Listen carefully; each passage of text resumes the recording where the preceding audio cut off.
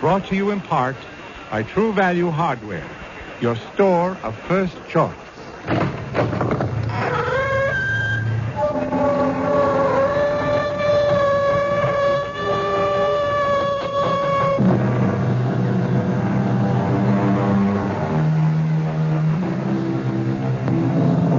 Come in. Welcome. I'm E.G. Marshall. Welcome to the world of your own terrifying imagination. There are people who suddenly find themselves tortured and taunted by a fragile wisp of a memory. It's the memory of something they may have said or something they think they did. Exactly what it was has been long forgotten. But now it must be paid for. And the price? Life itself.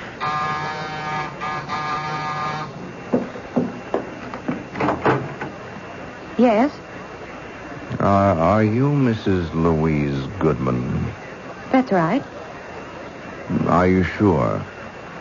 Why, of course I'm sure. It's just that I don't want to make a mistake. I'm Mrs. Louise Goodman. Who are you? And what is it you want? I want to keep my promise. Promise? What promise? I promised I'd kill you. Remember?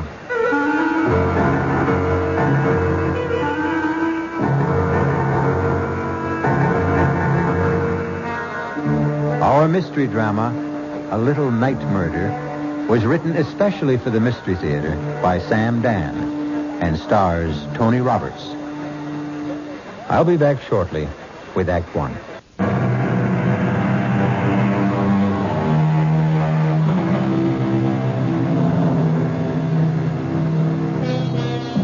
Downtown at night, the city is a deserted place.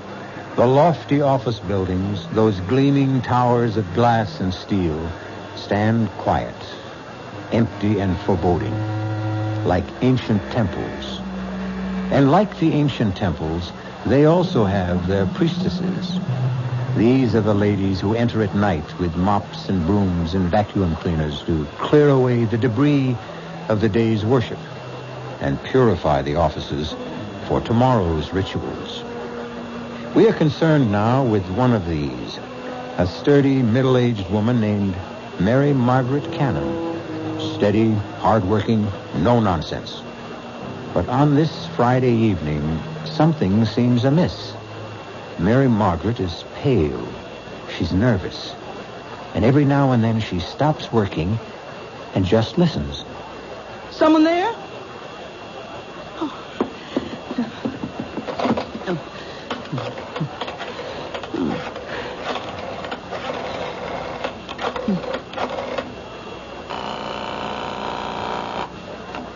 Hello? Terry, I'm scared. Scared? You? Oh, now, Mary, what did you be scared of? I don't know. It's these murders. Murders? These women who've been getting killed. Now, I'll come and stay with you if you want. Oh, please. I'm so nervous, so jumpy. I'm so scared. Yeah, but why? I just don't know. Terry. Yes? I hear someone coming. Are you sure? I hear someone. Terry. I'll hang up and call the police. Oh, no, don't. It's just the guard. Yeah, you see? Now, is everything okay? Oh, yeah. Look, you just forget I called and get your rest. Oh, good evening, Tom. Oh, you're not Tom. No. I'm the new man, Mrs. Cannon. Oh, well, what happened to Tom? He called in earlier today. He said he was sick. They sent me down to relieve him. How'd you know my name? Oh, Tom told me. I asked him, who's in the building tonight, and he said, just Mrs. Cannon. But what? Tom doesn't know my last name any more than I know his. We're just Mary and Tom. How did you know? Why shouldn't I know your last name? You know mine. How? How would I know your last name? It's Jackson. Remember? Little Peter Jackson? I never saw you before in my life. Oh, you did. Yes, you did. What do you want? I want to keep my promise. What promise? I promised I'd kill you. Why do you want to kill me? You don't remember? Well, let me refresh your memory, Mary Margaret Cannon.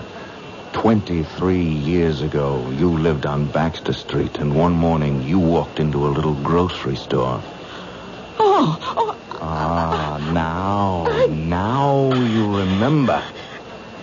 You have exactly 30 seconds to live. Oh, please don't kill me, please. Shouldn't you be saying your prayers? But I told the truth. If it was the truth, then God will forgive you. Pray, Mary Margaret Cannon. Pray. Oh, listen. My husband and I, we have a little money put aside. And I know exactly how you got Well, it. you can have it. All of it. Only don't Pray, Mary Margaret. Jackson! Peter Jackson! Maybe 30 years old, tall, thin, blonde. Don't shout. No one can hear you. They'll hear me. They'll arrest you and hang you. His name is Jackson. Peter Jackson. Oh, no, don't. They'll catch you, Peter. They'll catch you. Number 4. Mrs. Mary Margaret Cannon.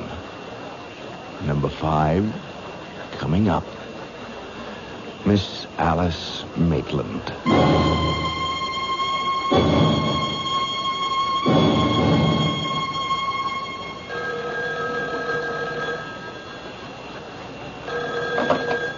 Captain Blake. Yes, Commissioner. Commissioner, I understand you... Listen, if you think somebody else can run it better, then get somebody else.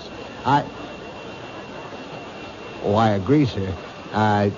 Yes, sir. No need for any of us to blow his stack. Absolutely, sir. Yes, I'll keep you informed. Wow, you got a pretty good one here. Is this your first mad killer assignment, Lou? Yeah, I guess so, Captain. Mad killers, mad bombers, mad stranglers, you name it. You get one every 10, 15 years. You can count on it. You get a rash of absolutely senseless killings. No motive, no rhyme, no reason. Should we talk to her husband again? What for? All he's going to tell us is what a great lady she was and how neither of them ever had any enemies. Captain Blake, just suppose it isn't a mad killer. 4 murders in 11 days. Number 1, Mrs. Martha Denson, shot while parking her car late at night. Number 2, Mrs. Janet Drew, shot in her backyard. Number 3, Mrs. Louise Goodman, shot in her apartment. Number 4, this cleaning lady, shot while at work. Well, could there be a connection? Did they have something in common? There's no pattern.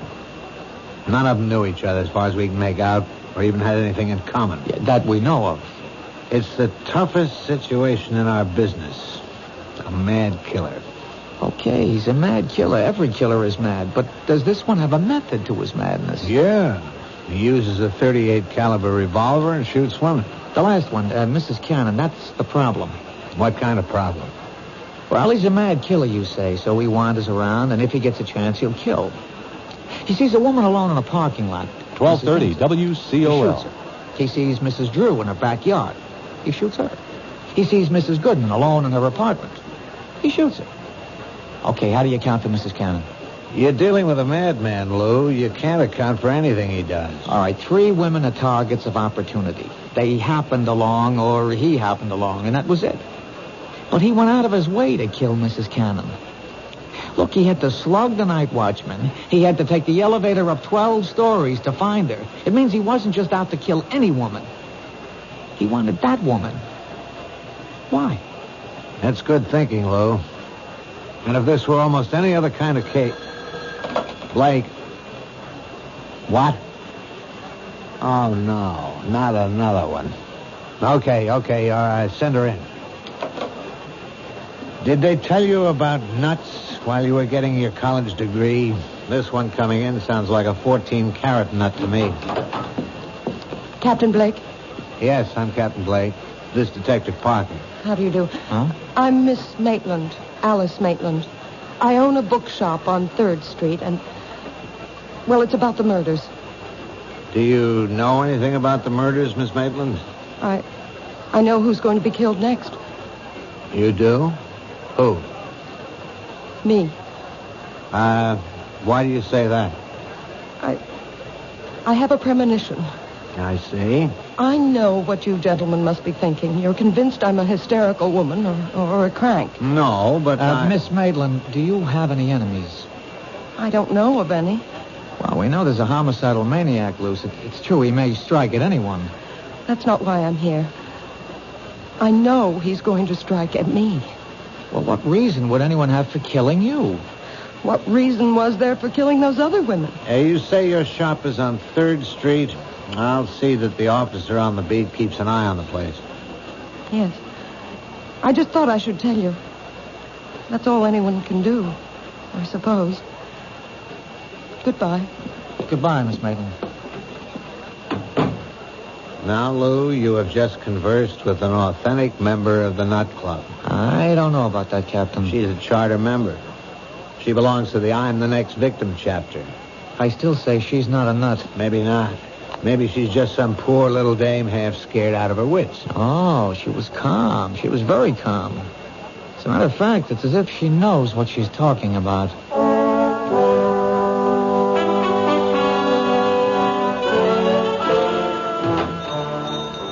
May I help you? Oh. Hello. Remember me? Yes. You're one of the detectives I spoke with. Yeah, Lou Parker.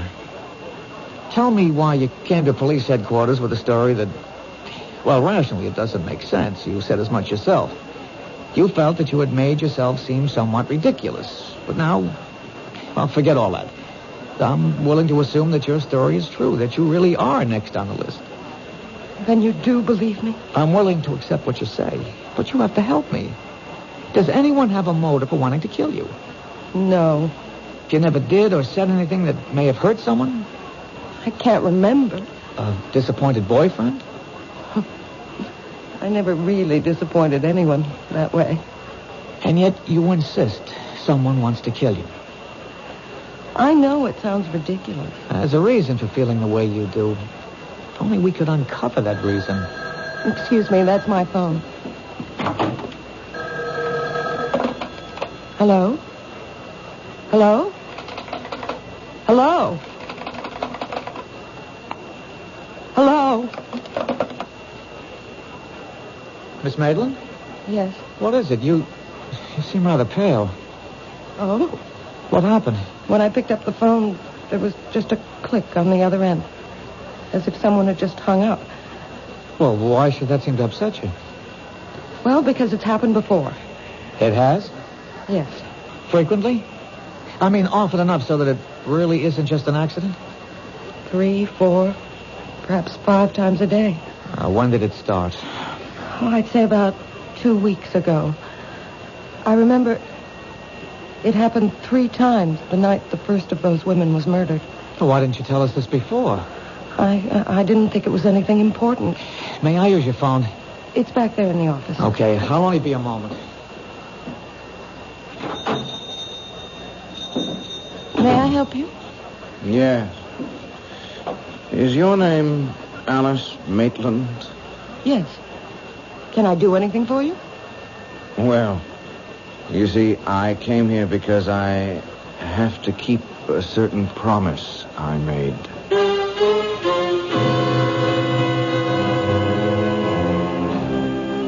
Say what you will about this young man. He has at least one redeeming feature. His word seems to be as good as his bond. But will he be able to keep this particular promise? This problem will be our primary concern when we return shortly with Act 2.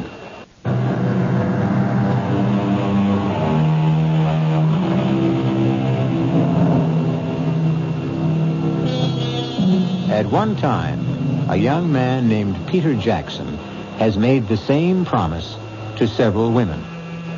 A promise that he would kill them. So far, he has kept his promise 4 times.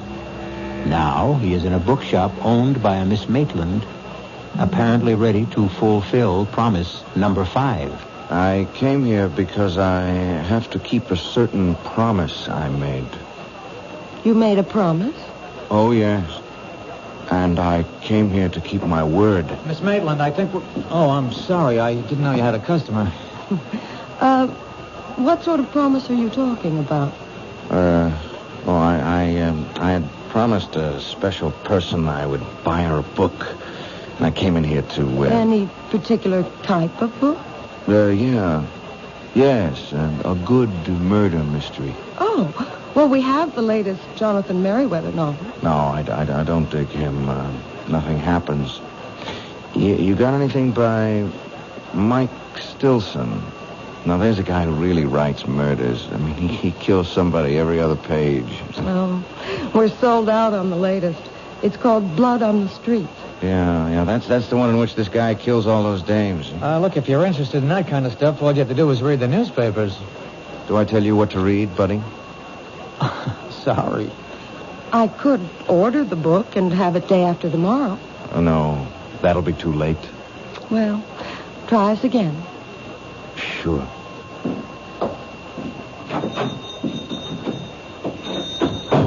Well, there's a guy with gruesome tastes. Well, takes all kinds. Hey, you know, he's a great Mike Stilson fan, and he thinks nobody knows it. Who? My boss, Captain Blake. You're kidding. Hey, this is the very first time I've ever seen you smile. Oh, I smile a lot. It's just recently. I told Captain Blake about the calls. And? Well, you never know. He just grunted and said, I'll stay with it. What time do you close? Just about now. I'll take you home. I live in this building, 2 flights up. Well, how about some dinner?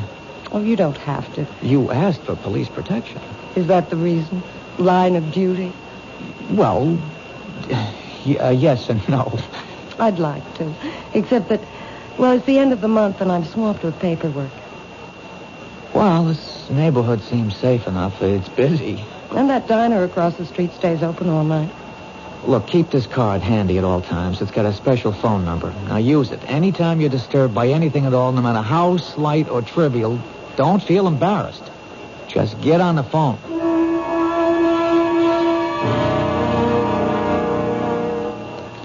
But I've already told the officers everything. Yeah, I know, Mr. Cannon, but I just have one more question. It's very important. What could be important? Mary's dead. You said that Mrs. Cannon had no enemies. I'll take that back. She had a great many enemies. But when we asked you last night, you said she had none. Sometimes when you think about a question, you see it in a whole new light. Can you name some of these enemies? She was good. She was honest. I'm sure she was, but just tell me this. During the past 10 days or so, would the phone ring and then go dead as soon as you picked it up? Yeah, now that you mention it, yeah, it happened. Often? At least 2, 3, maybe 4 times a day. I see. Is the name Alice Maitland familiar? Alice Maitland. Think. Alice Maitland. You know, there is something familiar about it. The Alice Maitland. Think of the type person with whom you could associate that name. Now, would she be a movie star, a librarian, a teacher, a woman who might own a bookstore? No, none of those. I think of a little girl. A little girl named Alice Maitland. Did she live in the neighborhood? You know, these past couple of years, my memory, it just comes and goes. Right now, it's gone. Well, if ever you remember why and how you know Alice Maitland, call the number on this card.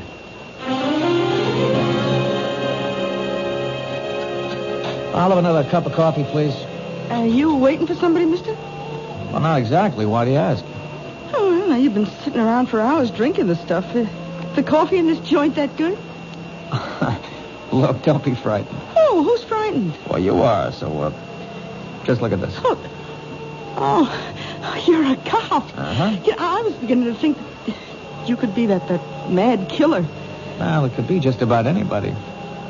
I hope I didn't scare you too badly. Well, the truth is, I wasn't that much scared for myself. No?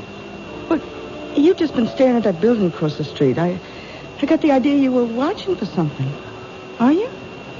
Well, maybe. Could I have change for the telephone, please? Thank you.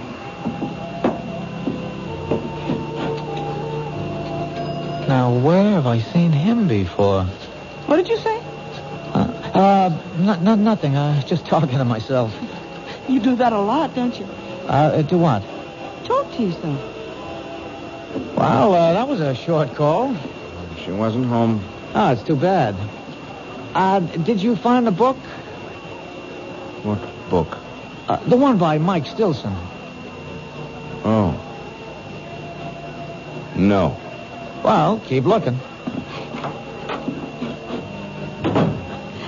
You know the best way to stop talking to yourself? No. Get married. The light went on in her room. What's that? He went to the booth. He only had time to dial, and the light went on in Alice's apartment. Who's Alice? It could be a coincidence. Wait a minute.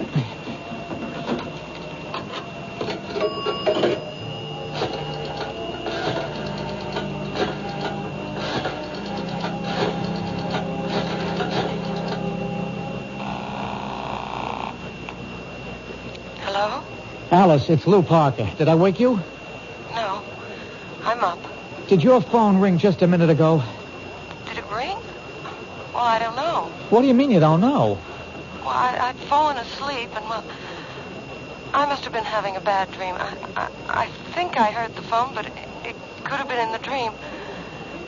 Anyhow, I did wake up suddenly, and I turned on the light, but I didn't hear the phone ringing anymore. Could it have been the ringing of the phone that woke you? I don't know. Did I hear it ring, or did I dream it was ringing? Why do you ask? Well, I'm just checking. Anyhow, I'm glad you're okay. I'll see you tomorrow. Good night. Well, that was a short phone call, too. Yeah. How is she? Who? Your girl. How do you know I called my girl? I told you I read character. Do you also read the future? Like an open book. Well, I sure hope so.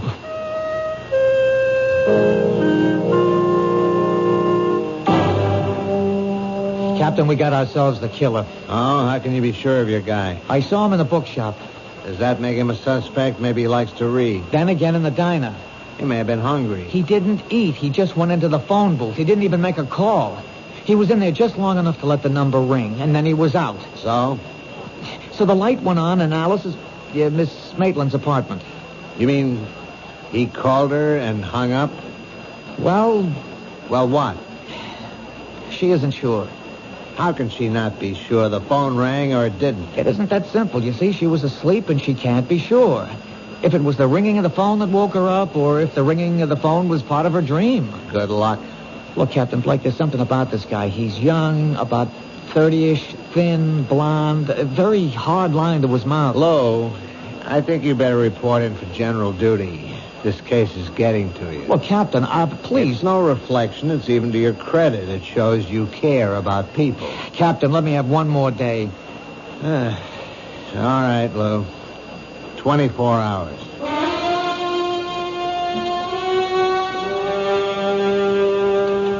I'm sorry I've caused you so much embarrassment, Lou. That's all right. Captain Blake is unhappy. He'll get over it. He thinks I'm crazy. Well, he thinks most people are crazy. Lou, you can't keep guarding me forever. He has to strike at you soon. That's the pattern. He's done 4 murders in 12 days. That's one every 3 days. This is the night of the 15th day. He's due. Unless... Unless what? Unless I've scared him off for a while. No, keep away from your window. Why? Well, if he's around, we'll be tipped off. But could I have scared him away? After all, how would he know I'm a cop? You never saw him before? Never. We have to assume he's our killer. And what is the only thing we know about him besides his general physical description? We know he wanted a book by Mike Stilson. Blood on the streets. But he could have made that up on the spur of the moment. People rarely make things up in the spur of the moment. He knows what he's doing. He's out to frighten you. The phone calls are a part of it. That book. There's something in it that would cause you to be frightened. But what? I don't know. I've never read it. Well, he figures you did. After all, you own a bookstore. I have to sell books by Mike Stilson, but no one can force me to read them.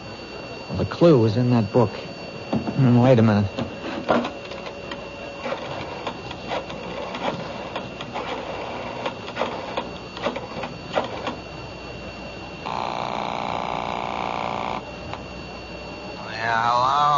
Captain Blake, it's Lou Parker. You know it's 2 a.m. Yes, sir, but I'm calling in the line of duty. You live dangerously, Lou. What is it? Captain, you've read all the books by Mike Stilson. What? Don't deny it, sir. It's a known fact throughout the department. You mean you woke me up at 2 a.m. just to ask? Line of duty, sir. If I read those books, it's only because I get a good laugh at how unrealistic they are. Captain, what's the story of blood on the streets? Lou, I hope your patrolman's uniform still fits. I'll be able to prove this is the line of duty. Yeah, Alice, pick up in your extension. Well, in a nutshell, a bunch of spoiled, rotten rich kids are kind of high. They're joyriding in this sports car, and they run down and kill this harmless old gent. The harmless old gent has a son. The son comes back from Vietnam. He swears he'll have revenge, so he shoots the joyriders one by one. That's it? That's it. And it better be line of duty. Well, Alice? No. I was never involved in anything like that. Does it remind you of something that might be similar? No. But it has to. Think. I hope you don't mind if I answer your phone. Hello? Detective? Yes. He's here. You know, Blondie. He's sitting at the counter. He's having a ham sandwich and a glass of milk. Thanks. He can't see me, but I can see him. Oh, he's headed for the phone booth. Oh, good work. We better hang up. What is it, Lou? Well, right now, right here and now, we're going to find out. If that telephone should ring...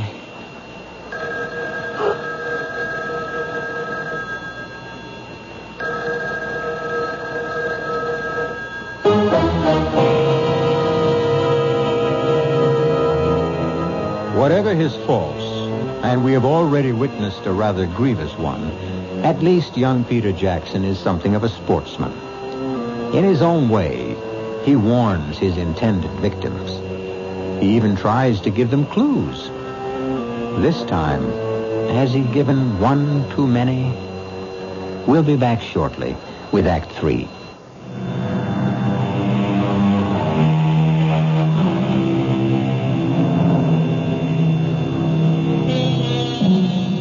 What would our civilization be without the telephone? Imagine your life without it.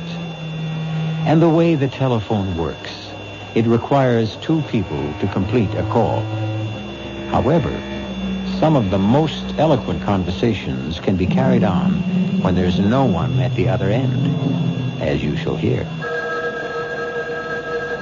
Answer it, Alice. Answer it. Hello? He hung up. Now I've got him. Where are you going? You stay here.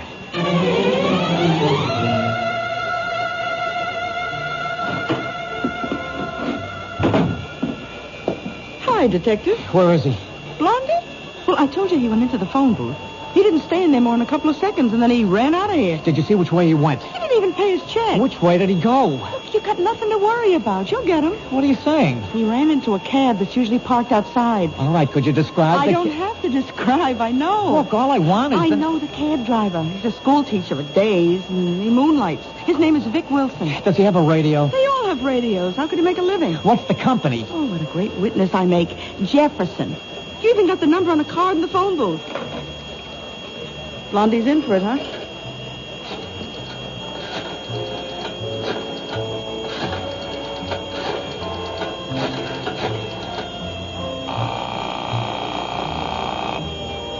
Jefferson cabs. This is a police call. You have a driver, Vic Wilson. He's on a job right now. The minute he checks in, have him report back to the diner at 3rd Street, to Detective Parker.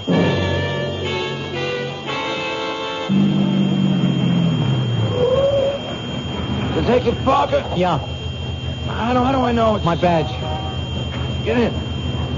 Can't be too careful. That maniac running around loose. Where'd you take your last fare?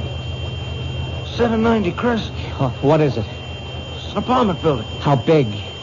6 family, I'd say. Attached? No, it's all by itself. There's an empty lot on either side. They're renovating the neighborhood. It's about time. He lives there, huh? Yeah, I've been taking him there for the last couple of days. He comes out of the diner, he gets into the camp, that's where he goes. That's good enough. Is he a bad boy? Well, you wouldn't give him a star for good conduct, teacher. Throw on the searchlights, Haggerty, and hand me that bullhorn. We know who you are, and we know you're in there. We'll give you exactly 60 seconds to come out. Walk out the front door with your hands in the air. Keep behind the car, Lou. A nut like this one might want to take some people with him. You've had your minute. Come out, or we'll come in. All right, let's get in there fast. Open up, police. All right, stand to the side of the door, Lou. Cover me.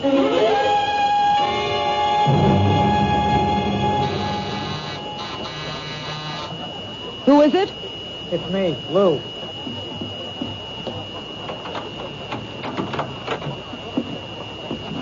Lou. Lou, what happened? Well, You didn't get him. no, we didn't get him. Maybe it was the wrong house. No, the cab driver insists that's where he's been taking him. Then what happened? Oh, he's smart. He has himself dropped off at a false certain address in case he's being tailed, and then he sneaks out. Makes sense. Of course, Captain Blake doesn't believe a word of it. But, Lou... Oh, come on. 6 families live in that house. 6 ordinary, law-abiding families, and we rouse them at 5 in the morning and search the place. How angry is Captain Blake? Well, if he ever gets over it, I may wind up working nights in charge of the property office. Otherwise, I'm pounding a beat down along the docks. It's my fault. No. How do I really know I'm in danger? Why isn't this the product of an overwrought imagination? And the phone calls? Coincidence. And the guy in the bookshop? And we see him again in the phone booth just before your telephone rings? It could all be coincidence. I can't accept that. Captain Blake does. As far as I'm concerned, you're in danger, and you're convinced of it too, aren't you? But I don't have to be right. We can't take any more chances. Now, I'm going to stay here with you for another hour. By then, the stores will be open, and we'll buy you a small .25 caliber revolver. No. I'll arrange for a permit, and I'll show you how to use it. But I can't stand the sight of a gun. Alice, if a man is determined to kill you, all the advantages are on his side. We have to reduce the odds. I couldn't own a gun. I couldn't use one even if it meant saving my life. Now, Alice, I don't want to say that sounds silly, but... I don't think I can ever forget. Forget what? Well, I was standing right next to a man once who was killed by a gun. When? Oh, years ago. I was about 6. Who was killed? A very nice man. He was our grocer, Mr. Jackson. It was the day after New Year's, and Mama sent me out to buy... To this day, I remember. A quart of milk, a half pound of butter, and a jar of strawberry jam. And then this man came in. He had a gun. It was a holdup. And suddenly, there was a loud explosion and a terrible flash of light. Oh, it was terrible. Mr. Jackson fell to the floor. He was dead. And the man ran away. Was he ever caught? Oh, yes. Just a few hours later. I had to go to the station house to identify him. Do you realize what you've just told me? This is it. You identified the man. He was sent to jail. Now, years later, he wants his revenge. But that's not what happened. No? Well, you see, I was so frightened. I wasn't sure. I really couldn't identify him. And he went free. So why would he want to kill me now? Then that gets us nowhere either. The others couldn't identify him either. The others? Yes. There were other people, but no one was sure of him. Now, if you had identified him and sent him to prison, it'd make sense to suppose he'd want revenge, but you didn't. Now, whoever and wherever he is today, he's happy.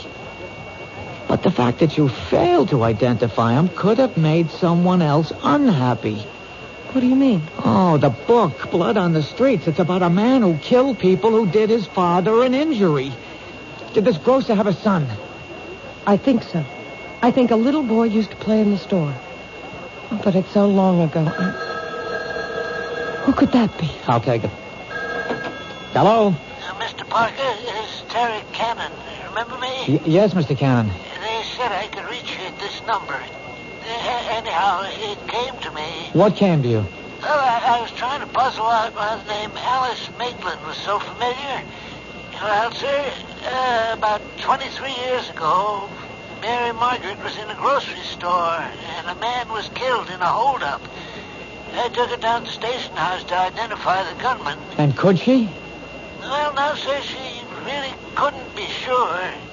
Anyhow, another one of the witnesses was a little girl.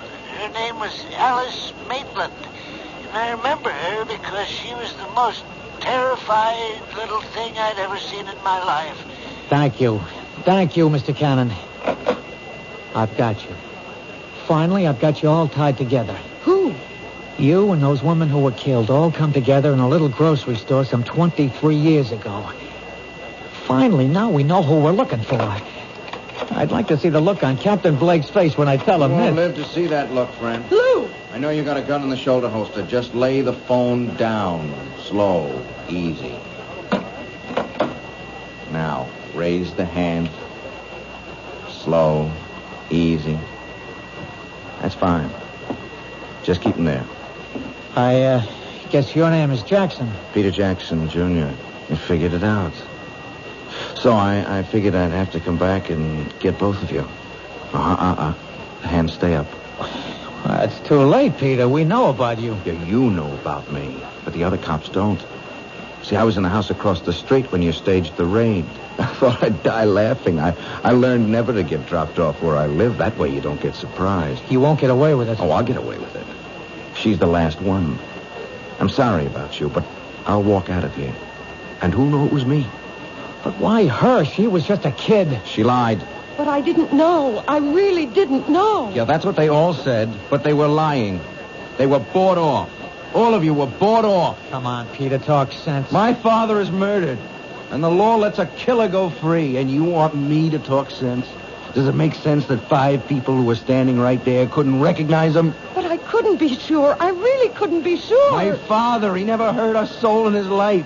If a hungry person didn't have a penny in his pocket, he could still walk out of that store with a loaf of bread or a bottle of milk. If your father was that kind of man, what would he think of you, killing innocent people? My father believed in justice. But you knew who the killer was. Why didn't you go after him? Yeah, I did, but I was cheated. I spent years on his trail, and when I finally caught up with him, he was in his grave. Well, my father wasn't going to be cheated out of everything. If I couldn't have the killer, at least I could get the people who helped him.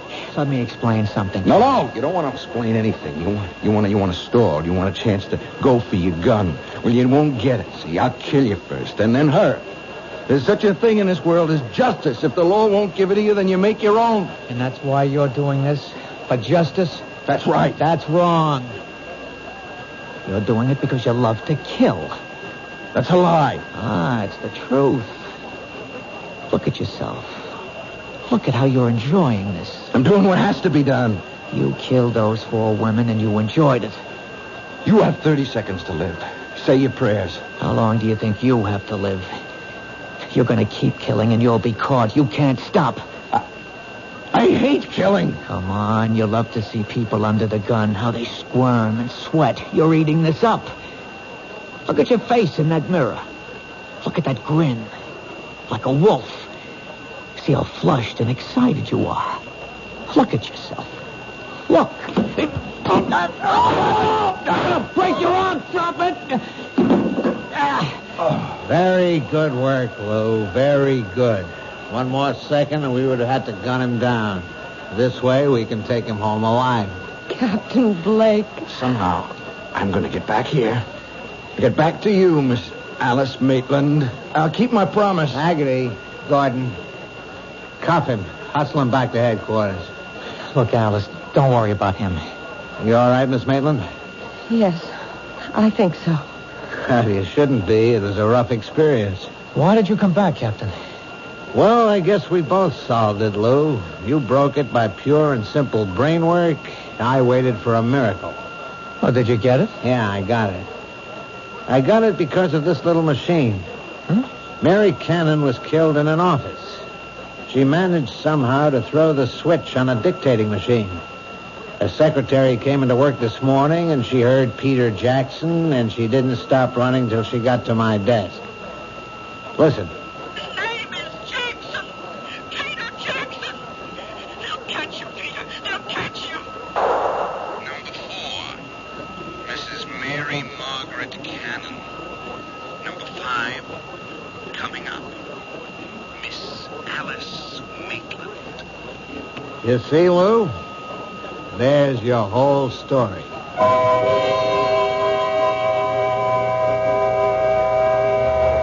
Of course, that isn't our whole story. For instance, you might want to know what happened to Peter Jackson. He's in a hospital for the criminally insane. For his sterling leadership in cracking the case, Captain Blake will probably become the next chief of police. Detective Parker will probably become Detective Sergeant Parker. And Miss Alice Maitland will probably become Mrs. Lou Parker. So you see, sometimes we can give you a happy ending. I'll be back shortly.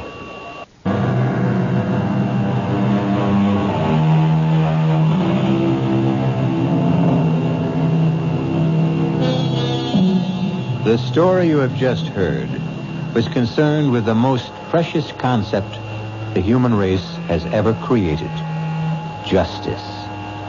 And when you think of Peter Jackson, perhaps he proves the point made by a great poet. When a man takes justice in his own hands, he will soon shape her to his own ends. Our cast included Tony Roberts, Susan Grossman, Jack Grimes, Bryna Rayburn, and Robert Dryden. The entire production was under the direction of Hyman Brown. G. Marshall inviting you to return to our Mystery Theater for another adventure in the macabre. Until next time, pleasant dreams.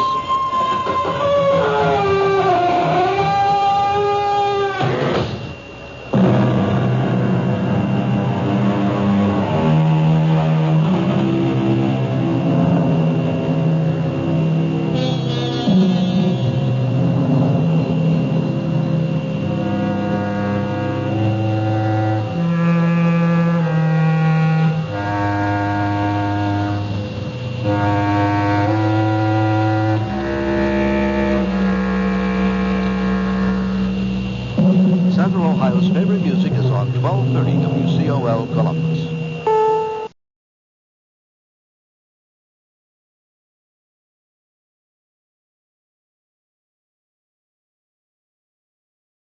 Another cup of Maxwell House coffee, George? Sure. Pour me a cup, Gracie. Maxwell House is always good to the last drop.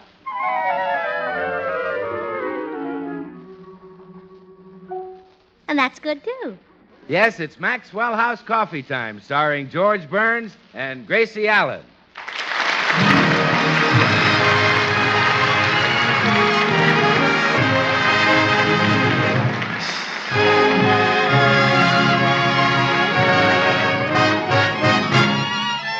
With yours truly, Bill Goodwin, our postman, Mel Blanc, and the music of Meredith Wilson and his orchestra. For your Thursday night enjoyment, it's George and Gracie. And for your everyday coffee drinking enjoyment, it's Maxwell House, with extra flavor in the blend because of choice Latin American coffee, skillfully combined. Extra flavor in the cup because Radiant Roast develops the full flavor of every coffee bean.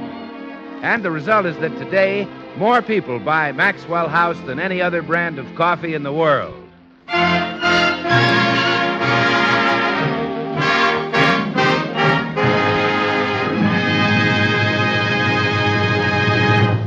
As we look in at the Burns home today, we find Gracie about to answer the door buzzer. Good morning, Mrs. Burns. Well, Mr. Postman, how are you today? Oh, I'm my usual magnificent self, happy as a lark. And like the lark, spring makes me want to burst into song. Oh, well, go right ahead. Thank you. Cement mixer, putty putty. Cement mixer, putty putty. Rooney. Cement mixer putty putty? Who wrote that? The Federal Housing Administration? I don't know who wrote it, but he must have been thinking of my wife and myself. Really? Yes, she's built like a cement mixer, and in her hands, I'm putty-putty. Well, anyway, I'm glad you feel like singing. The rain didn't dampen your spirits any. Oh, no, I love to walk along with the wind and the rain in my hair. I don't think your hair would hold much rain. It is a little thin on top. My wife says if I get completely bald, she's going to leave me. Oh, well, you better get busy and do something. I am. Whenever she's not looking, I pull out a few more. But here I stand talking when I haven't even given you your mail. I have quite a stack of it for you today. Uh-oh, those first-of-the-month bills. I mustn't let my husband see these. Yes, Mr. Burns might raise merry old Ned, if you'll pardon my profanity. Well, I'll hide the bills here in my apron pocket and then rush him along to the office before he's had a chance to discover them. When my wife doesn't want me to see something, she makes sure my eyes are closed. Well, how does she do that? With a left hook and a right cross. Well, good luck, Mrs. Burns. Remember, keep smiling. There.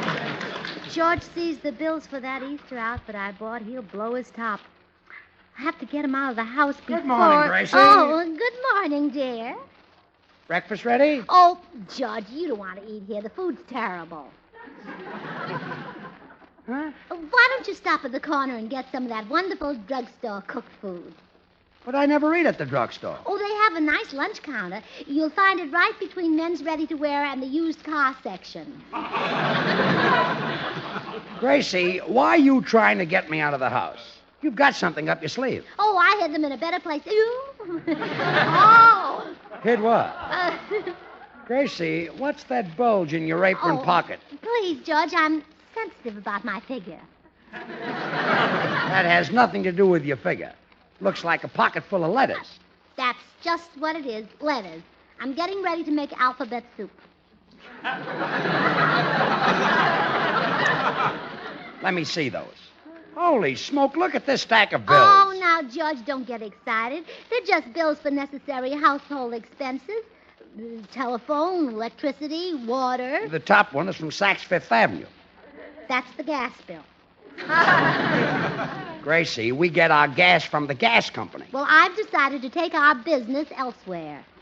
Did you ever smell that stuff they were sending us?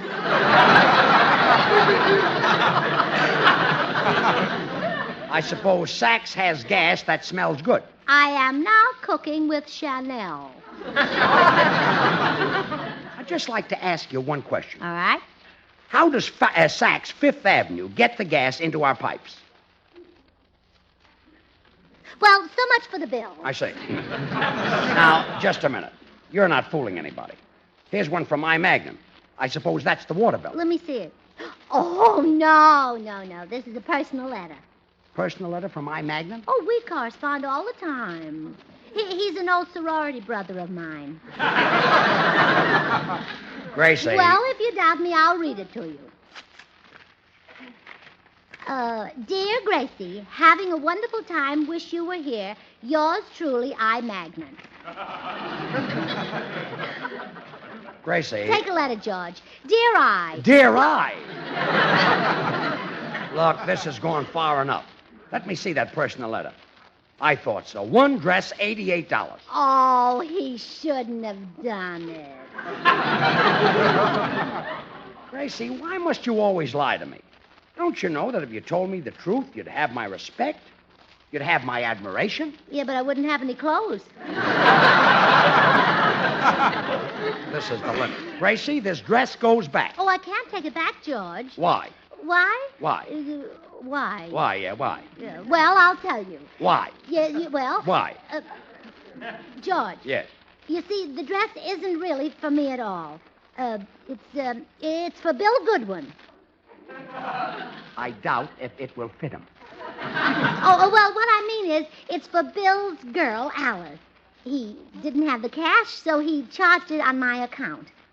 Bill's girl, Allyson. Oh, a lovely girl. They're engaged, you know. Bill bought her this dress for Easter. I see. Yes. Some girls get nice things. The rest of us, well, I'm not complaining. I have my health. Well, hiya, Burners. I had my health. We were just talking about you, Bill. Huh? How's Alice? Bill, let's go out to the kitchen and have a cup of Maxwell House coffee. George wants to be alone. No, he doesn't. He wants to ask Bill a question. How's Alice, Bill? Alice? Yeah. Oh, she's fine. Oh, I'll be darned. You mean you really have a girl named Alice? Well, to be exact, George, I have 5 girls named Alice. Well, I'm talking about the Alice you're engaged to. Oh, well, that narrows it down to 3.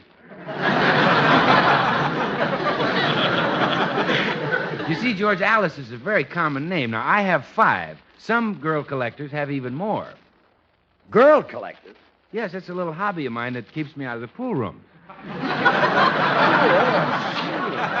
I have one of the largest collections in Hollywood, and some of my specimens are very rare. In fact, I'm the only collector in the United States who has a genuine silver digger. Silver digger? That's a girl who digs you only for car fare. Of course, the fella I envy is a collector in Burbank. He has a Northern Emmy Lou. Yes, well, they usually come from the South. Oh, yes, sure. South, you see. I pronounce my T's. Uh-huh. Now it's your turn to say something. I offered to swap him 4 Genevieves and a pair of Helens for her, but he refused. Bill, I'm only interested in one girl. The Alice you bought an Easter outfit for.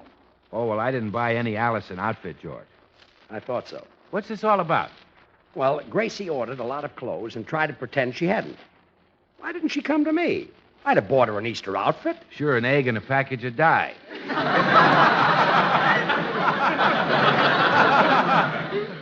Bill, I think you better leave. Gracie and I are going to have a little family fight. Okay. Scream if you need help, George. Goodbye, comedian. So long, caveman. So, you lied to me about the dress? Yes, dear, I lied to you. Bill didn't buy the dress for Alice. I thought so. Meredith Wilson bought it. Meredith Wilson bought a girl a dress? Oh, he's become very worldly. The other day I heard that he went to the burlesque show. Someone was pulling your leg. I'll bet it was Meredith. He's become very worldly. Oh, stop this nonsense. You don't believe Meredith bought Alice a dress, huh? I don't believe Meredith even knows a girl named Alice. You're lying and you know it. George, if I'm lying, may that chandelier fall from the ceiling this very minute. Hello, all. Oh, let's step in the next room, shall we? Meredith, I'm glad you dropped in. How's Alice? Alice? You mean Alice back in Mason City? Yeah, that's the one. Oh, she's fine. You see, George? Funny thing you're mentioning her. I got a letter from home yesterday, and Alice just had 8 kittens.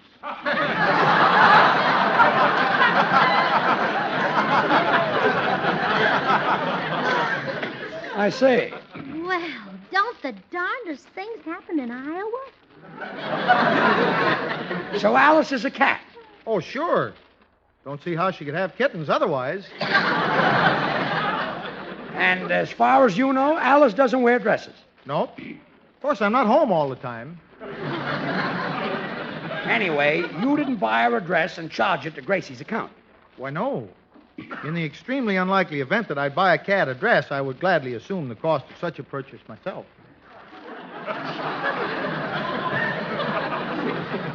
Yes, that's what I heard. Okay. However, if you know of some deserving puss who would like such... We don't.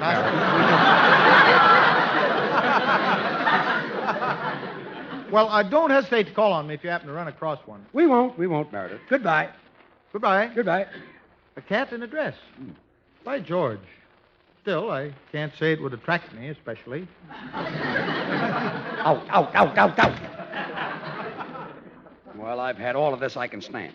I'm going to the drugstore and get some breakfast. Oh, dear, may I use the car while you're gone? You may not. I'm punishing you for all those lies you've told. Oh, yes, dear. So I order you not to take the car out of the driveway. Yeah, well, I promise, dear. And stick to it. Goodbye. And I won't take the car out of the driveway either. I'll take it over the lawn and across the sidewalk. How does that man put up with me?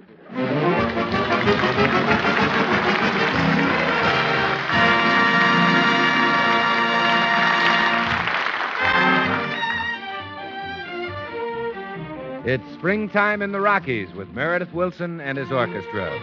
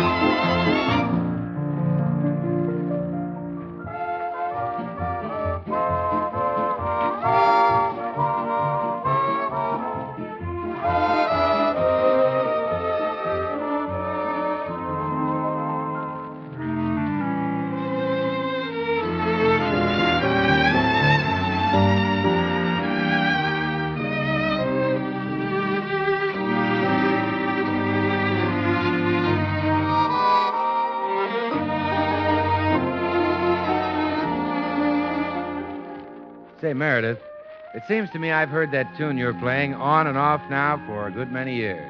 Guess you have, Bill. Springtime in the Rockies was composed 23 years ago, and I think it'll always be among America's favorite songs. It's not only a sweet, singable melody, but the idea behind the song, even its title, brings to mind wonderful pictures of one of the most beautiful sections of all America. Yes, that's true. Springtime in the Rocky Mountains is certainly one of the really great sights in this country. Cherry blossoms bloom against a green backdrop of majestic pine and hemlock, and in the distance, snow-domed peaks tower in the clouds. No wonder it's an unforgettable part of our American scene. And you know, I can't help thinking, too, how it's no wonder that Maxwell House coffee has become so much a part of the American scene. For Maxwell House is so richly mellow that its extra good flavor is bought and enjoyed by more people than any other brand of coffee in America. You see, Maxwell House is a skillful blend of these premium Latin American coffees, each chosen for its own distinctive contributions. Manizales for mellowness, Medellins for richness, other choice Latin American coffees for vigor, and Bucaramangas for full body.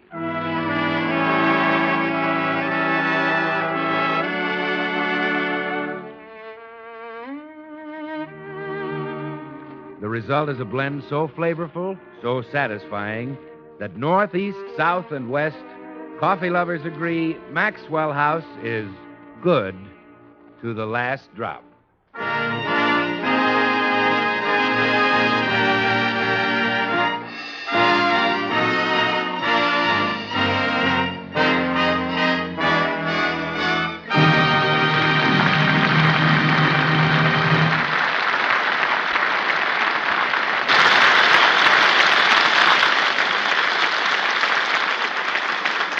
Gracie took the car out against George's orders and promptly smashed up the fender.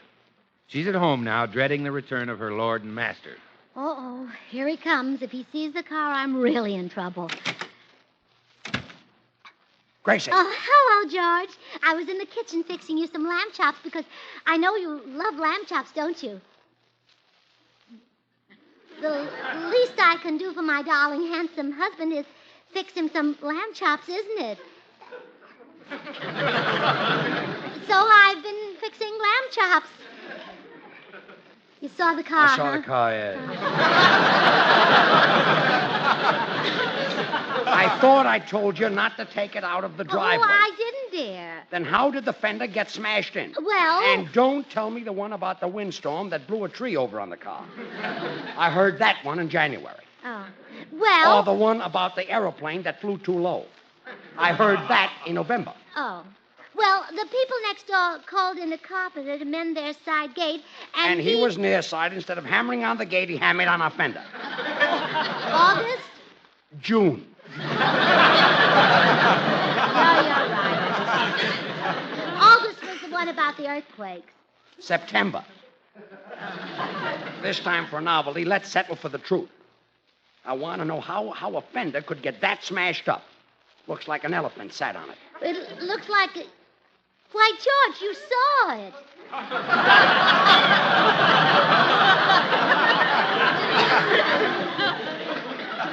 Huh? You saw the elephant come up on our driveway and sit on the fender. Gracie.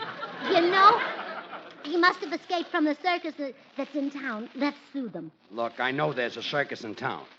But do you want me to believe that one of their elephants sat on our fender? Well, I hoped you might. It was your idea originally. This is the biggest whopper yet. An elephant sat on the fender. Well... Gracie, you've forgotten how to tell the truth. Lying with you has become a disease. A disease? Yes. Keep it up and you'll lose me. The kindest, sweetest, most generous husband a woman ever had. Must be a contagious disease. Oh, stop.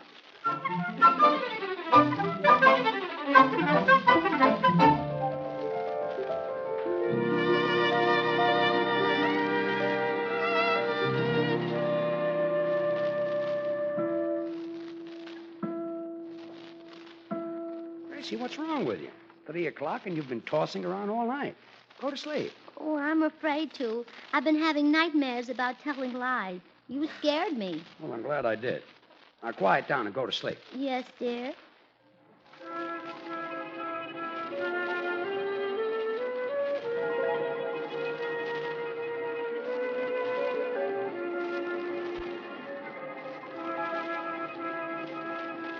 Gracie.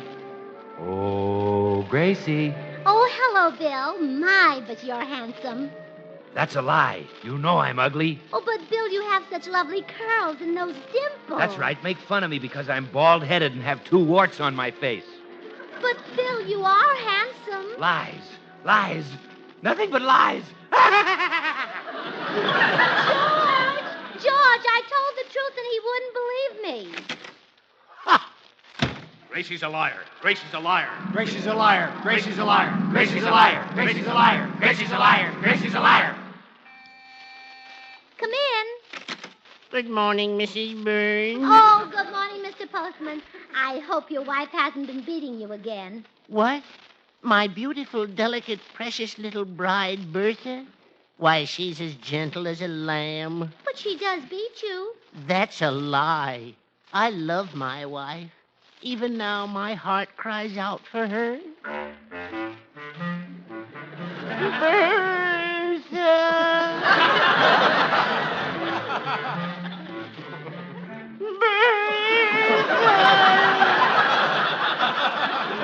Mr. Postman. Goodbye, Mrs. Burns. Remember, keep lying. George, I told the truth again. Gracie's a liar. Gracie's a liar. Gracie's a liar. Gracie's a liar. Gracie's a liar. Gracie's a liar. Gracie's a liar. Gracie's a liar. Good morning, all. Oh, hello, Meredith. Would you like to come to dinner tonight? Sorry, Gracie. Errol Flynn and I are taking a couple babes out. What? This is my regular night to give Errol a lesson in romance. But, Meredith, you're shy. You're bashful. You don't know anything about lovemaking. That's a lie. Us boys from Georgia are natural-born lovers. Well, you're not from Georgia. You were born and raised in Mason City, Iowa. Lies, you all.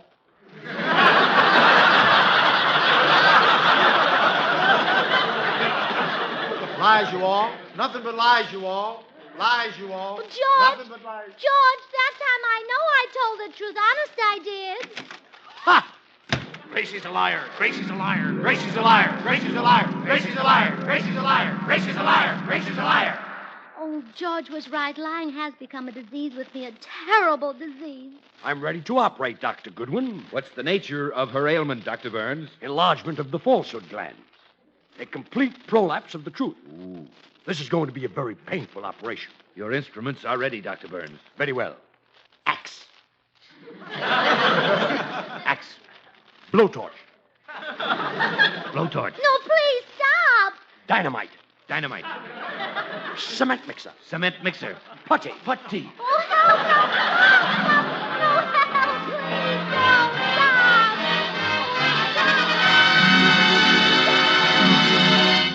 please, Gracie, Gracie, wake up. What's wrong with you? Oh, George, I just had the most terrible dream. I'll never tell a lie again as long as I live. Must have been quite a dream. Oh, it was terrible. I'm still scared. Ask me some questions right now so I can tell the truth and get rid of this awful feeling. Okay.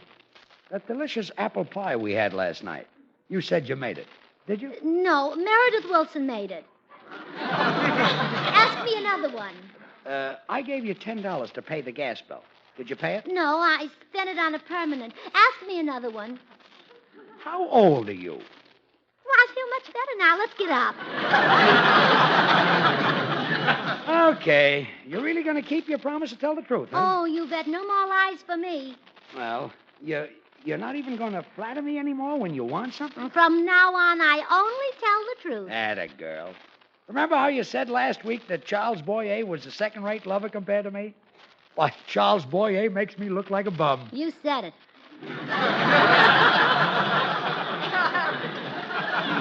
Of course, I'm not bad, mind you. I said, of course, I'm not bad, mind you. I heard you. Just that I don't compare to a really great lover like Boyer. You said it. Atta girl, stick to the truth. Yeah, I will. Believe me, it's better than those lies you were telling. I'm really proud of you, Gracie. Oh, thank you, George. And as a reward, could I take the car this morning? I guess so. Where are you going? Well, Bill Goodwin called last night and wants me to drive him somewhere. He said his car got out of whack. Okay. That's the switch, you know. Bill's car getting out of whack. Usually it's the whack who Getting gets out of his car. Well, drive carefully, Gracie. And remember, no more lies. No more lies, George. Goodbye, dear.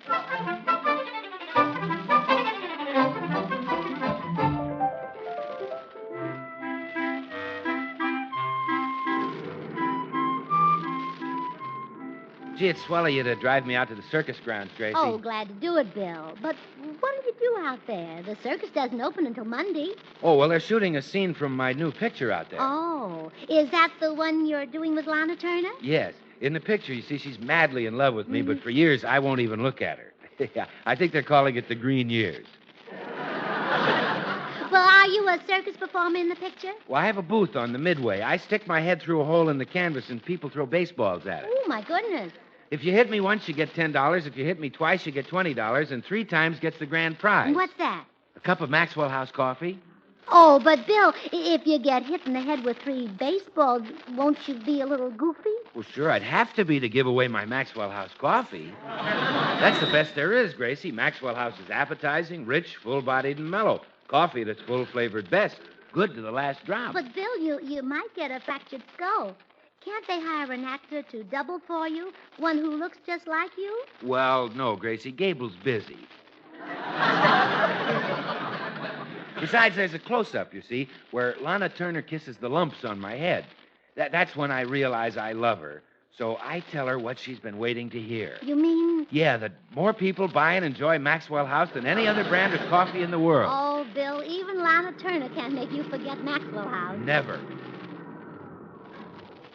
Well, here's the circus lot, Bill. Will you come in with me, Gracie, or would you rather get home to George? Oh, well, I do enjoy seeing freaks. Oh, rather get home to George, huh? Oh, no, I mean, I want to come in with you. Oh, well, you can leave the car parked right here, beside these bales of hay. Oh, look, Bill, here comes some elephants. Yeah. Hey, I guess they're after this hay. My, that one's getting awfully close to the car. Oh, well, there's nothing to worry about. They're very tame, Gracie. Get away. Get away. Hey, shoo, elephant. Shoo, get away. Get away. Oh, Bill, the elephant sat on my fender.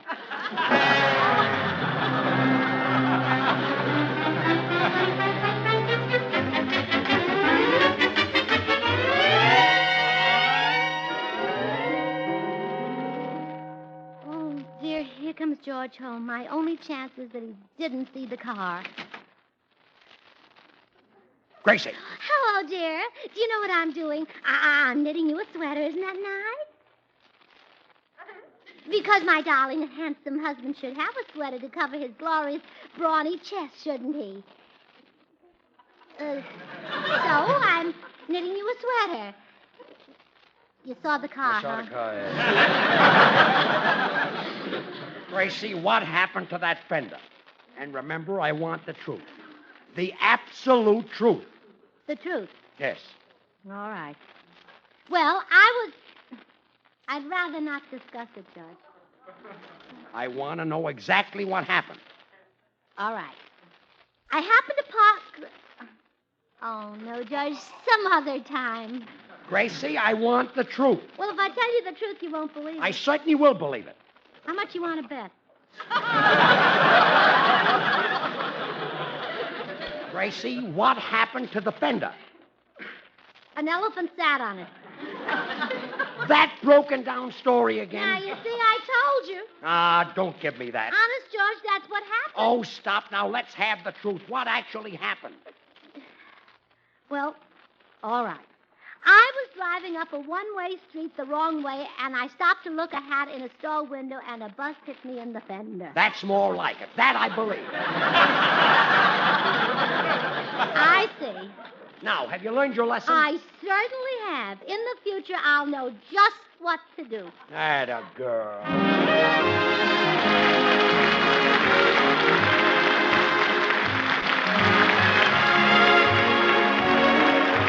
Until next Thursday, good night and good luck from the makers of Maxwell House, America's #1 brand of coffee. Always good to the last drop. Say, Gracie, did you hear Hedda Hopper the other night?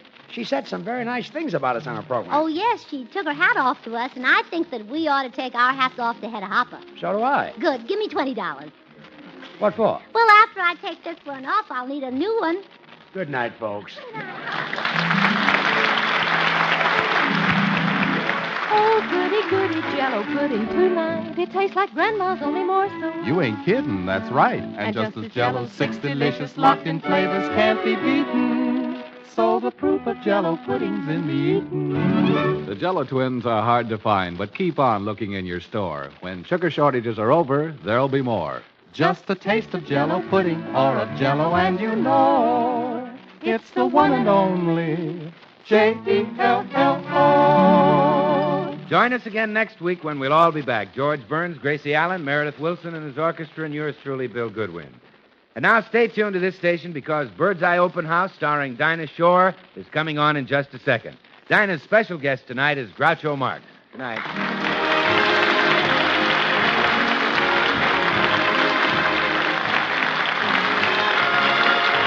This is NBC, the National Broadcasting Company.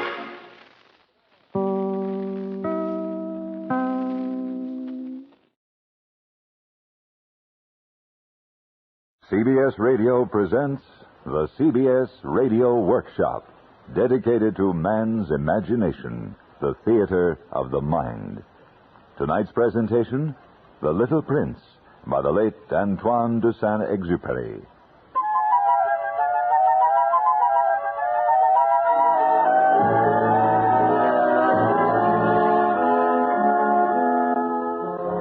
Years ago, I had an accident with my airplane in the desert of Sahara. Something was broken in my engine. Being alone, I set myself to attempt the difficult repairs. It was a question of life or death. I had only enough drinking water to last about a week. The first night, I went to sleep on the sand 1,000 miles from any human habitation. You can imagine my amazement when at sunrise I was awakened by an odd little voice. Please, draw me a sheep. What? Draw me a sheep.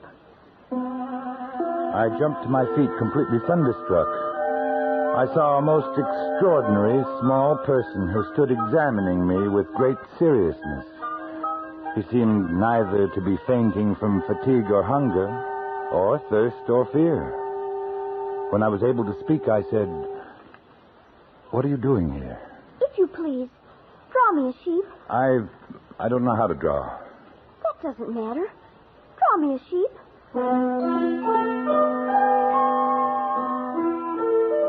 When I was only 6, I had drawn a picture of a boa constrictor from the outside, digesting an elephant. The grown-ups couldn't understand it. They told me it looked like a hat. They advised me to lay aside my drawing and devote myself to geography, history, arithmetic, and grammar. I did because it's tiresome for children to be always and forever explaining things to them. Would you please draw me a sheep? The little fellow was so insistent, I took out my pen and some paper. Since I had never drawn a sheep, I drew for him my picture of the boa constrictor that looked like a hat. No, no, no. I do not want an elephant inside a boa constrictor. A boa constrictor is very dangerous, and an elephant is cumbersome. Where I live, everything is very small. What I need is a sheep. Please draw me one. I made several attempts. Then, being in a hurry to start working on my engine, I tossed off a drawing of a box that had some air holes in it and explained that the sheep was inside. That is exactly the way I wanted it. Do you think this sheep will require a great deal of grass? Oh, there will surely be enough. It's a very small sheep I've given you. Not so small. Look through the air hole. My sheep has gone to sleep.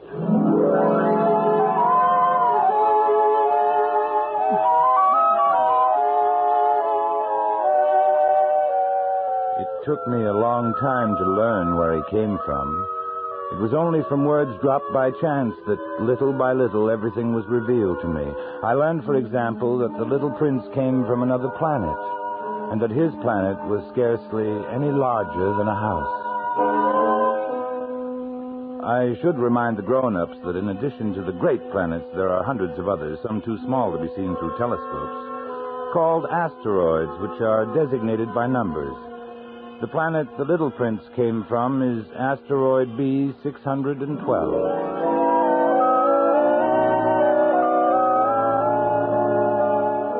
As each day passed, I would learn more about the little prince's planet. On the third day, I heard about the catastrophe of the baobabs. Isn't it true that sheep eat little bushes? Yes, that's true. Then it follows they also eat baobabs. Baobabs? But it would take a herd of elephants to eat anything as gigantic as a baobab. Before they grow so big, don't baobabs start out by being little? Entirely correct. But why do you want the sheep to eat the little baobabs? I knew a planet inhabited by a lazy man. He neglected 3 little bushes. What happened? Catastrophe. The baobabs spread over the entire planet, bored clear through it with their roots, split it in pieces. So you must be careful. It is a question of discipline. I must attend to my planet each morning, as I do myself. It's tedious. I need the sheep.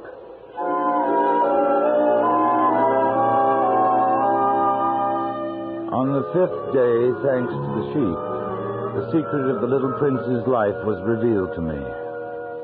If a sheep eats little bushes, does it eat flowers, A sheep eats anything it finds in its reach. Even flowers that have thorns? Yes, even flowers that have thorns. The thorns. What use are they? Don't you ever let go of a question once you've asked it. Can't you see I'm busy fixing my plane? There's so little drinking water left, I must finish the repairs. But you haven't answered my question. All right. The thorns are of no use at all. Flowers have thorns just for spite. Oh, I don't believe you. Flowers are weak creatures. They are naive. They reassure themselves as best they can. They believe that their thorns are terrible weapons. And you actually believe that the flowers... No, I don't believe anything. I answered you the first thing that came into my head. Now, don't you see I'm very busy with matters of consequence? Matters of consequence? You talk just like the grown-ups. The flowers have been growing thorns for millions of years. For millions of years, the sheep have been eating them just the same. It is not a matter of consequence to try to understand why the flowers go to so much trouble to grow thorns which are never of any use to them. Now, just a moment. If I knew one flower which is unique in the universe, which grows nowhere but on my planet, which one little sheep can destroy in a single bite some morning without even noticing what he is doing, you think that is not important? I'm sorry. I didn't realize. Now, the flower you love is not in danger. I'll draw you a muzzle for your sheep. I'll draw you a railing to put around your flower. I didn't know what else to say to him. Night had fallen. I'd let my tools drop from my hand. Of what moment now was my hammer, or thirst, or death? There was a little prince to be comforted. I felt awkward and blundering. I didn't know how I could reach him. It's such a secret place, the land of tears.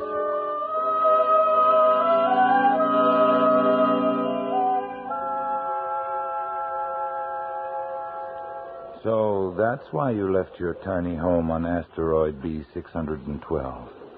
It was love. Love for a flower. A flower unique in all the universe. At first, I was captivated by her beauty. Very quickly, she began to torment me with her vanity. And soon I came to doubt her. Was she the only flower on your planet? Oh, no. But the others are very simple. They take up no room. Cause not one bit of trouble. Your flower was different. Very. She came from a seed blown to my planet from who knows where. From the moment she first showed herself, she became demanding. She commanded all of my time. Even that time I had always devoted to the baobabs in my volcanoes. Volcanoes? I have 2 active volcanoes. Very convenient for heating my breakfast.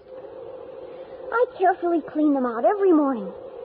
If they are well cleaned out, volcanoes burn slowly and steadily, without eruptions. I see.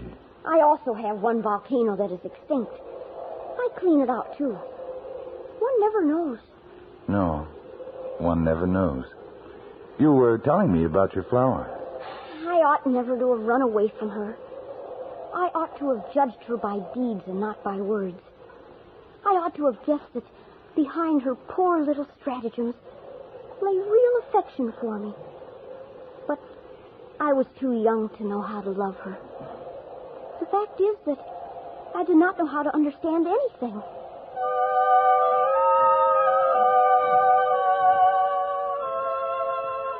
And so it was that the little prince fled from the proud flower he loved but could not understand.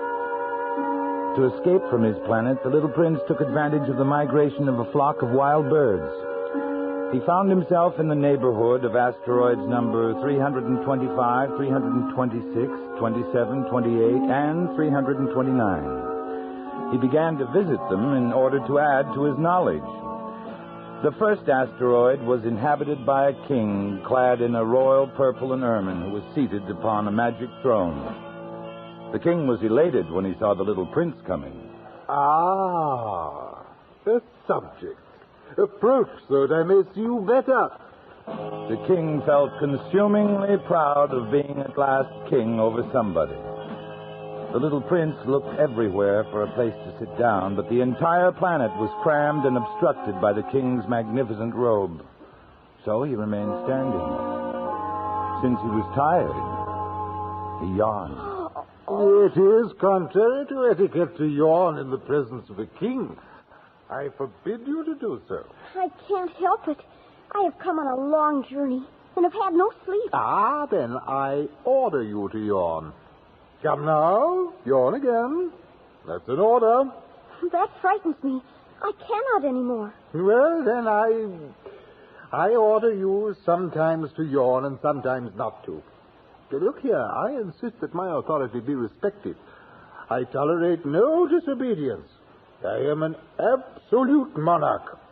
However, I always make my orders reasonable. That is very wise. Oh, of course. If I offered a general to change himself into a seabird and he did not, it would be my fault, not his. May I sit down? Yeah, I order you to do so. Here, I shall move my robe. Sire, I beg that you will excuse my asking a question. I order you to ask me a question. Sire, you are alone here. This planet is tiny. Over what do you rule? Over everything. Over everything? You mean the other planets and all the stars? Oh, over all that. Oh, that's marvelous. You can see a sunset whenever you wish. Oh, sire, I should like to see a sunset. Do me that kindness. Order the sun to set. If I ordered a general to fly from one flower to another like a butterfly, or write a tragic drama, or change himself into a seabird, and if he did not, which of us would be wrong? You. Exactly. One must require from each one only the duty he can perform. I have the right to require obedience because my orders are reasonable. But my sunset? You shall have it. I shall command it. When, sire? Well, I shall consult my almanac. Here we are. That will be this evening about 20 minutes to 8. And when I give the order, you see how well I'm obeyed. I see.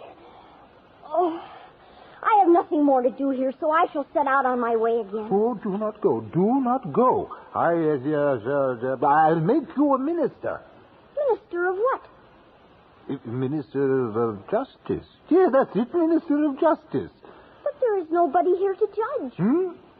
Well, then you shall judge yourself. It's far more difficult to judge oneself than to judge others. I can judge myself anywhere. I have good reason to believe that somewhere on my planet there is an old rat.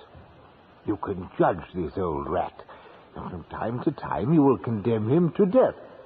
You will have to pardon him on each occasion. He must be treated thriftily. He's the only one we have. I wouldn't like that. I think I will go on my way. Oh, no. I am ready to depart. If your Majesty wishes to be promptly obeyed, he should be able to give me a reasonable order. Very well. I order you to be gone by the end of 1 minute. The conditions seem favorable. And here it is. I make you my ambassador. The grown-ups are very strange.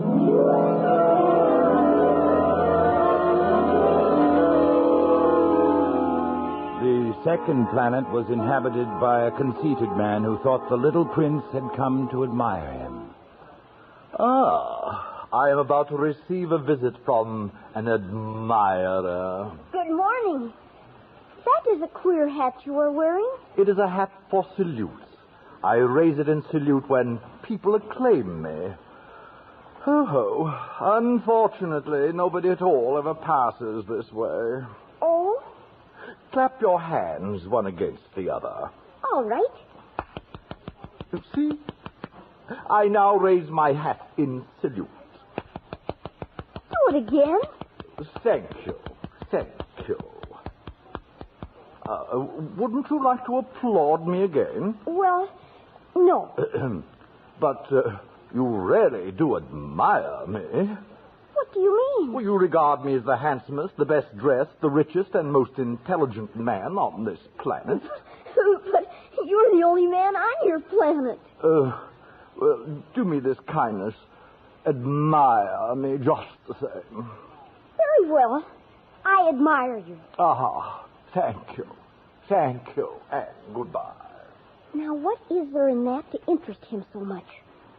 The grown-ups are certainly very odd.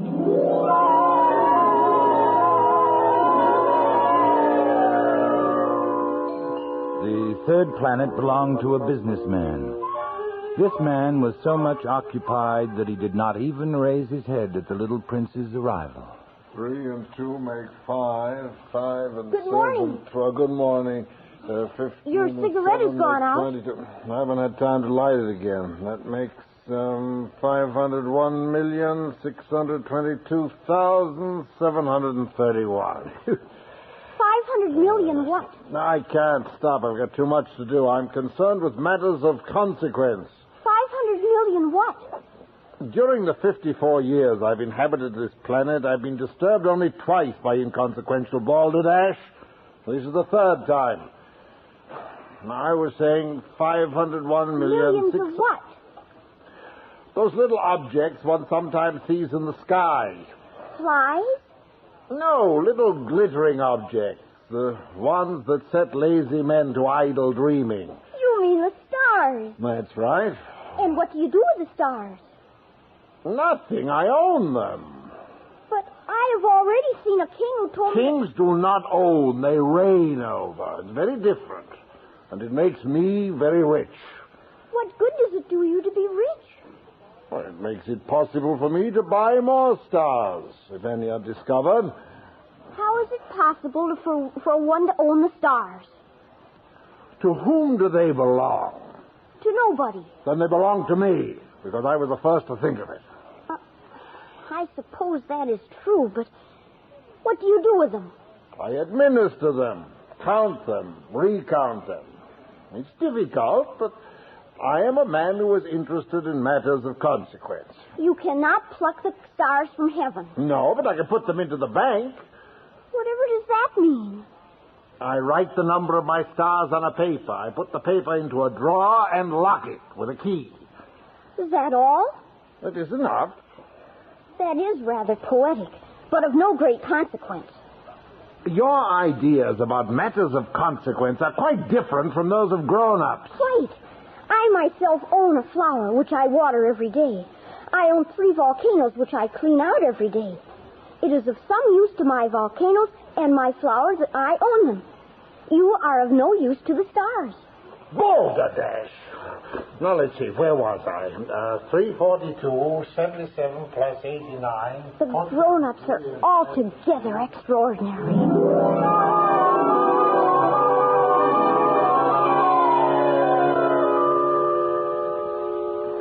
Tell me, how did you come to visit this planet, the Earth? It was recommended by a geographer on the 5th planet I visited. Do you like it? Do you intend to stay? It has been almost a year since I left my home, my flower, my volcanoes. I'm worried. Baobabs? I left them under control. Your flower, then? On my journey, I learned many things. I learned that flowers are in danger of speedy disappearance. Soon I must return.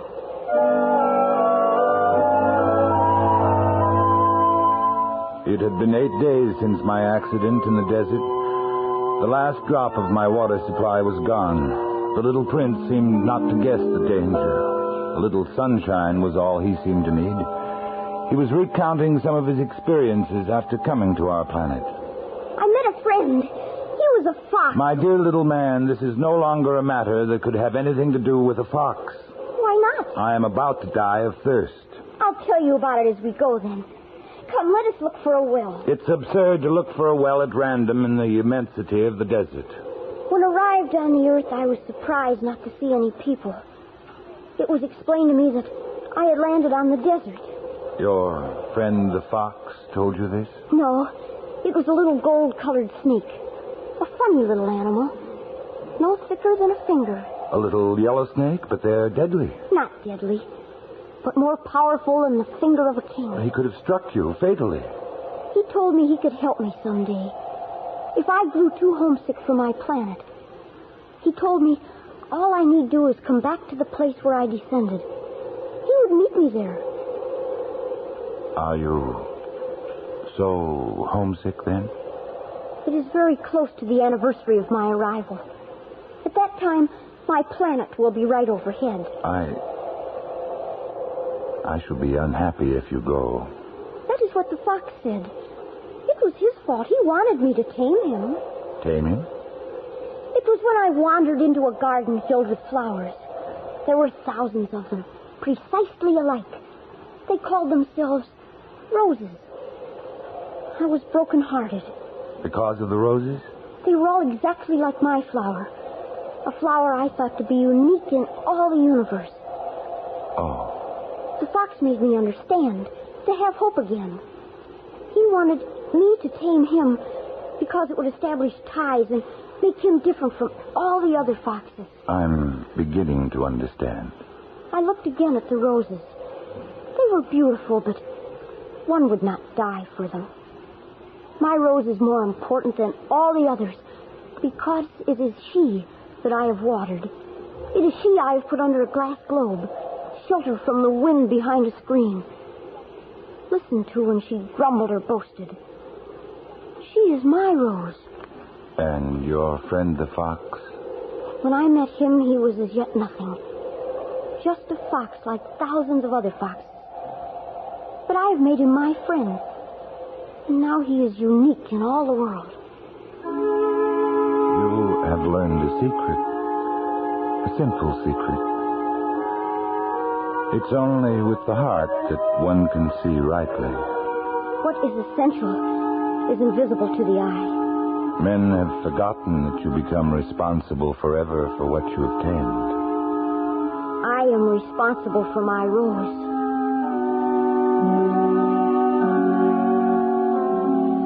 When we had trudged along for several hours in silence, the darkness fell and the stars came out. The little prince dropped off to sleep.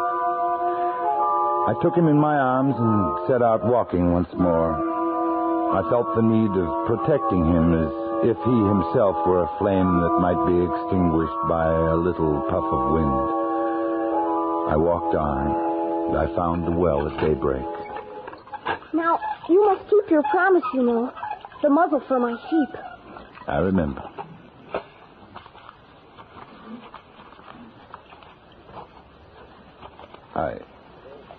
I'm afraid it's not very good. This will be all right. You have plans I don't know about. Tomorrow will be the anniversary of my descent to the earth. And your star will be just above? You must return to your work on the engine now. I will be waiting here. Come back tomorrow evening. I'm a little frightened. Remember the fox. One runs the risk of weeping a little if one lets himself be tamed. I was not reassured. I did not want to lose my little friend. I pretended to go, but returned and hid behind a rock. I could not see to whom the little prince was speaking. This is the exact spot. The right time. You have good poison. You are sure you will not make me suffer too long. My heart jumped to my throat. I looked around the rock. Before me, facing the little prince, was one of those yellow snakes that take just 30 seconds to end your life. I dug into my pocket for my gun and started to run. The snake let himself flow across the sand like the dying spray of a fountain and disappeared among the stones. What does this mean? Why are you talking with snakes? You will find out what is wrong with your engine today, and you can go back home. I, too, am going home today. It is much farther, much more difficult. I want you to stay a while longer. I have your sheep and the sheep's box, and I have the muzzle. Little man, I want to hear you laugh again. Tell me it's only a bad dream, this affair of the snake, the meeting place, the star. At night you will look up at the stars. My star will be just one of the stars for you. You will love to watch all of the stars in the heavens. They will be your friends. I am making you a present. Little prince, dear little prince. I love to hear that laughter. That is my present. Just that. What are you trying to say? For most people, the stars are silent. You alone will have the stars as no one else has them. I don't understand. In one of the stars, I shall be living. In one of them, I shall be laughing. It will be as if all the stars were laughing when you look at the night sky. Only you will have the stars that can laugh. I, too, shall look at the stars. They will all be wells with a rusty pulley. You will have 500 million little bells, and I shall have 500 million springs of fresh water. Now, let me go by myself. You're afraid, little friend? I am responsible for my flower. She is so weak, so naive. She has 4 thorns of no use at all. Don't go. Please. Don't go. I seemed unable to move. The little prince hesitated, took one step. There was nothing there but a flash of yellow close to his ankle. He remained motionless for an instant. He did not cry out. He fell gently as a tree falls. There wasn't even any sound because of the sand.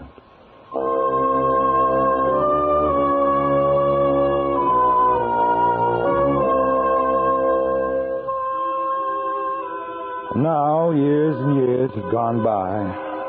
Until now, I've never told this story. My sorrow is comforted a little. Not entirely, but I know he did go back to his planet. His body was not there at daybreak.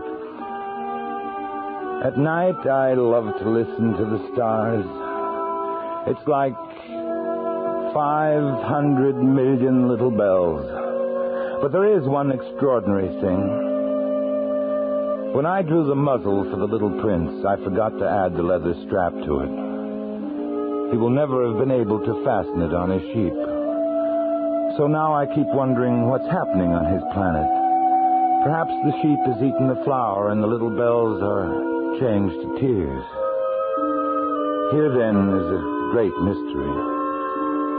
Nothing in the universe can be the same if somewhere a sheep that we have never seen has, yes or no, eaten a rose. And no grown-up will ever understand that this is a matter of so much importance.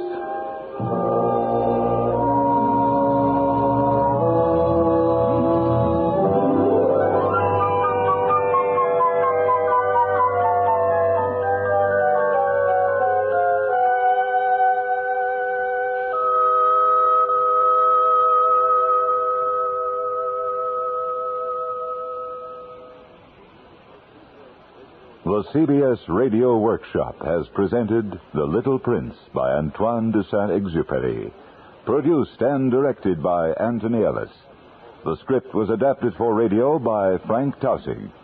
Richard Beals was heard as the Little Prince, with Raymond Burr as our narrator. Featured in the cast were Ben Wright, Joseph Kearns, and Hans Conried. Music for tonight's workshop was composed by René Garrigank and conducted by Wilbur Hatch. This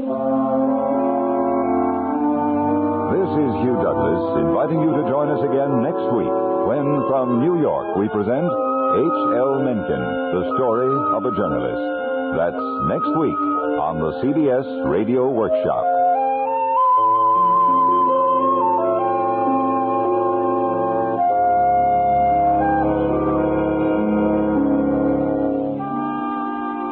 Stay tuned for 5 minutes of CBS News, to be followed on most of these same stations by My Son Jeep. America listens most to the CBS Radio Network.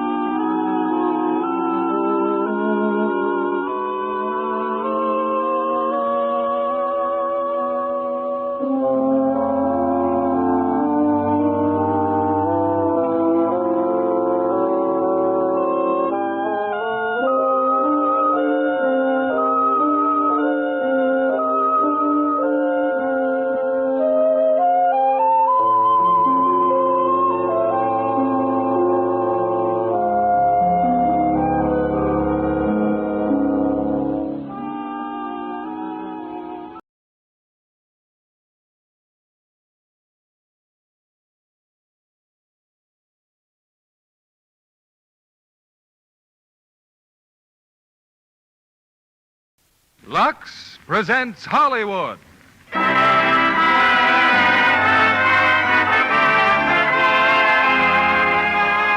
Lever Brothers Company, the makers of Lux Toilet Soap, bring you the Lux Radio Theater, starring June Allyson, Peter Lawford, Margaret O'Brien, and Janet Leigh in Little Women. Ladies and gentlemen, your producer, Mr. William Keeley.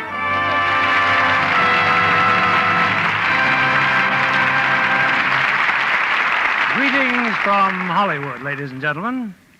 Little Women is one of the most enjoyable stories ever written. It has all the endearing qualities that make for real drama, laughter, romance, and tears.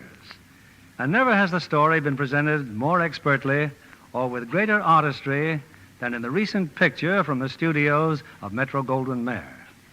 Tonight's play is based on this picture, and we have 4 of the original stars. First, June Allyson, whose warmth and sincerity have made her an outstanding attraction. Peter Lawford, with all his charm and talent. Margaret O'Brien in one of her most appealing roles. And lovely and gracious Janet Leigh, to complete one of the greatest cast we've ever presented. Little Women is the story of the March sisters and their romances. 4 girls whose loves and ambitions are completely different, but who are bound together by happy family ties. A story beloved by 3 generations of Americans. You know, every day we receive letters from modern Little Women telling us that Lux Toilet Soap is the complexion care in their homes. Mothers set the example and daughters follow. A good rule where Lux complexions are concerned. The curtain rises on the home of our Little Women, starring June Allyson as the unforgettable Jo, Peter Lawford as Laurie, Margaret O'Brien as Beth, and Janet Leigh as Meg, who tells our story.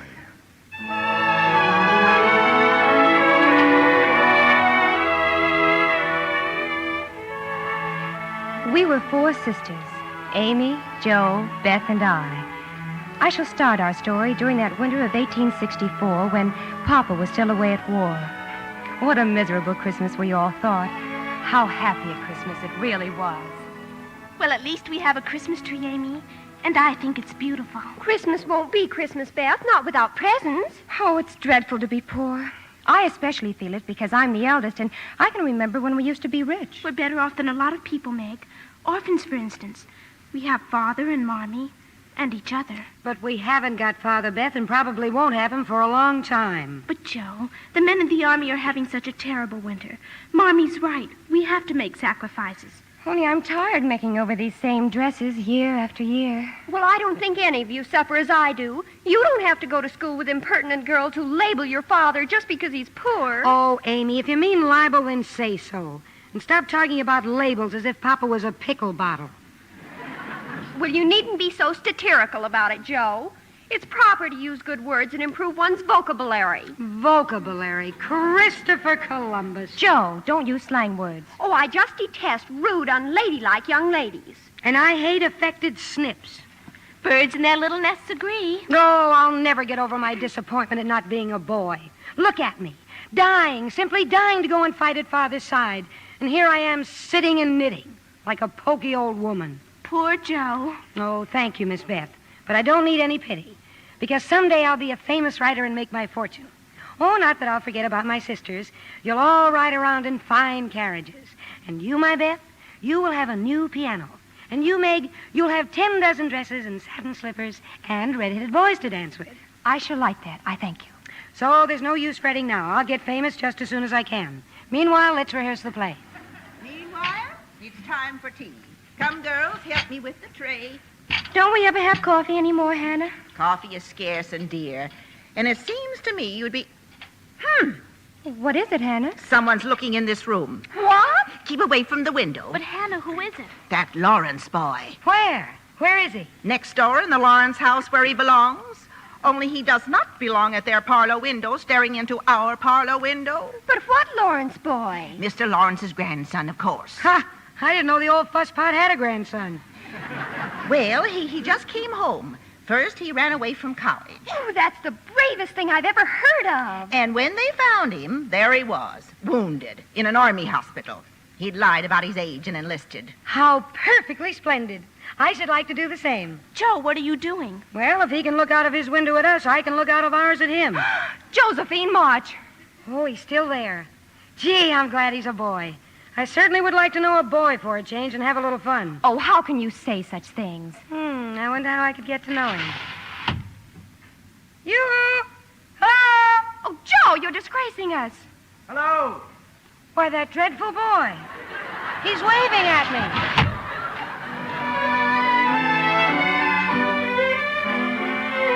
me. Marmee didn't come home until late that afternoon. She'd been in the village helping poor Mrs. Hummel. As soon as Beth had brought her chair up to the fire, I told Marmee my big news. News, Meg? What news, dear? I saw Mrs. King about the position, Marmee, and she's going to take me, $4 a week. Meg, I'm proud of you. Oh, they have a beautiful house, Marmee, and the children are sweet. I won't mind working at all. Was there any mail in the village, Marmee?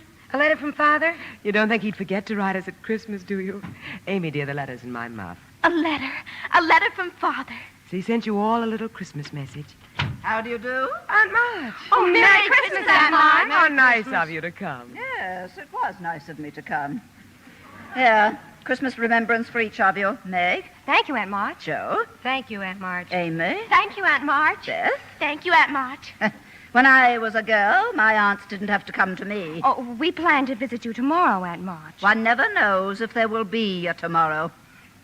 Well, have you heard from that foolish father of yours, waltzing away to war and leaving others to care for his family? We're very proud of Father, Aunt March, and there's nobody looking out for us. Joe. Hoity-toity. If your father'd listened to me, young ladies, you'd be better off today. I begged him not to invest his money with that swindler. If I told him once, Forgive me, Aunt March, but that was years ago and has nothing to do with now. Besides, it was our money that got lost, not yours. Don't be impertinent, miss. It's a waste of time to talk. Nobody listens to me anyhow. Merry Christmas. Merry Christmas, Thank you.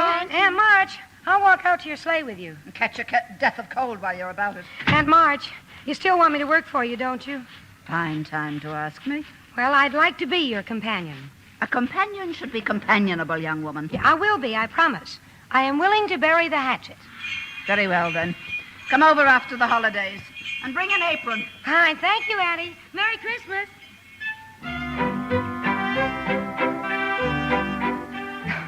For all her scolding, Aunt March had given each of us a new, shining silver dollar. Supper would have to wait that night as we dashed off to the village store. And later, after we wrapped the presents we were giving to ourselves, Marmee took out the letter that had come from Papa. And give my girls my love and a kiss. Tell them I think of them by day, pray for them by night, and find my best comfort in their affection at all times. I know they will remember to be loving children to you, will work diligently so that these hard times need not be wasted, and that when I return, I may be fonder and prouder than ever of my little women. How long this sad war will last? Mrs. March, ma'am. Yes, Hannah. A message from poor Mrs. Hummel, ma'am. She wants to know how soon can you come. Right away. Amy, get my boots, dear. My wraps, Joe. Good night, my children. Good night, Mom. Don't wait up for me. I may be late. Merry Christmas. Merry Christmas. A fine Christmas Eve. Papa far away and Marmee out taking care of sick people. And our presents. They look so lonesome under the tree. And there's nothing for Marmee. Nothing. And she needs a new pair of slippers. Well, I'm the man in the family while Papa's away, so I'll supply the slippers. But how? Our money's all spent. Well, I bought a book. I'll take it back. But I thought of the slippers first, Joe. So you did, Beth. Well, then, I'll buy her army shoes, the very best to be had. And I'll get her a nice pair of gloves. Pink ones. A little bottle of cologne for me. Both Marmee and I just love cologne. Oh, but won't the stores be closed? Who cares? Come on, me hearties. We'll storm the citadel.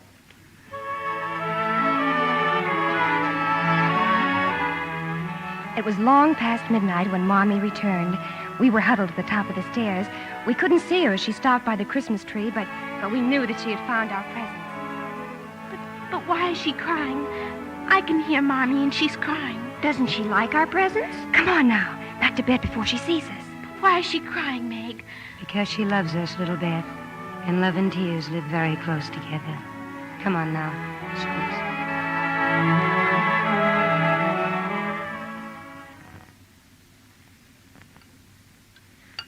Christopher Columbus, what a breakfast. Look, kidney pie and sausage. Popovers and coffee. And everything. Merry Christmas, girl. Oh, Merry Christmas, Hannah. Hannah, you do beat the Dutch. Oh, I can remember when I served a breakfast like this every day. We must have been enormously rich. Well, kindly pass the popovers, Meg. Now, wait for Marmee, Amy. Your mom's took breakfast and gone. She said she'll meet you all in church. Gone? Back to the Hummels. The baby finally come early this morning. Another baby? One after another. 6 children, half frozen, huddled in one bed, she said. Your mom took her breakfast to them. I'm not hungry either. Oh, Beth. I'm not hungry. But people are starving everywhere every day. Well, if you're going to let that worry you, you'll never read it all. I try not to think about it. Those people are far away, Meg, and we don't know them. But the Hummels are near, and we do know them. You're not thinking of giving our breakfast to the Hummels. Yes, we are, aren't we, Joe? Oh, no, you couldn't think of a thing like that. No.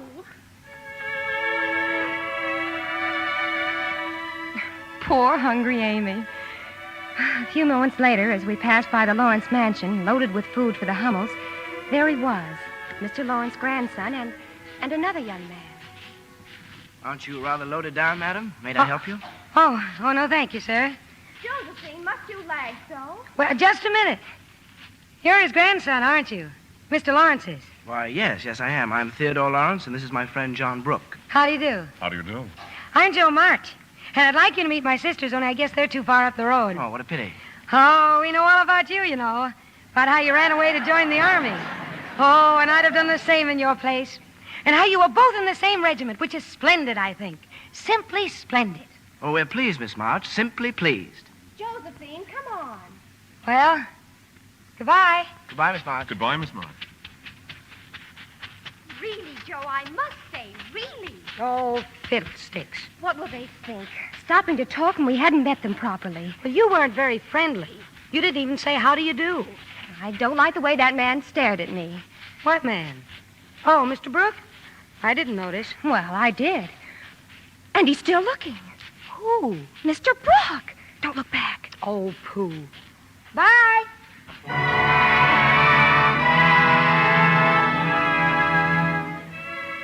That was a big morning in our lives, surrendering our breakfast to the Hummel children and meeting young Mr. Lawrence and Mr. Brooke. The next afternoon, Joe was out on the walk shoveling snow. Hello? Hello? Hustle yourself out here and help me. I can't. I have the quinsy. Oh, what a shame. Oh, it isn't contagious. I can have visitors, but I don't know anyone, though. Well, you know me. Well, would you care to come over and keep me company? Well, I'll speak to my mother, Mr. Lawrence. You may expect me, though. Thank you. Well, here I am, Mr. Lawrence. And I brought you some blamage. It's soft and will slide down easily. Quinsy, huh? Got some flannel around your throat? Oh, yes, you see. And thanks for the blamage. Well, I've come to entertain you. I'll read aloud and you can listen. I do love to read aloud. Well, I'd rather just talk, if you don't mind. Won't you sit by the fire? Oh, thank you. I love to talk, too. I always... Christopher Columbus. What's the matter?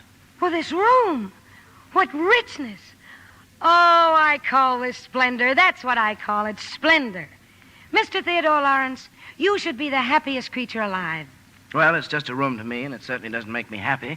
Some tea, Miss March? How many lumps? 1, please. 3. Now, do tell me all about yourself. Oh, of course, I know all about your school and the army. But before that, what? Well, I used to live in Europe with my parents before they died. Oh, I'm sorry. I'm going to Europe, too, Oh, really? When? Oh, well, I don't know exactly. You see, my Aunt March, I've decided to work for her as companion.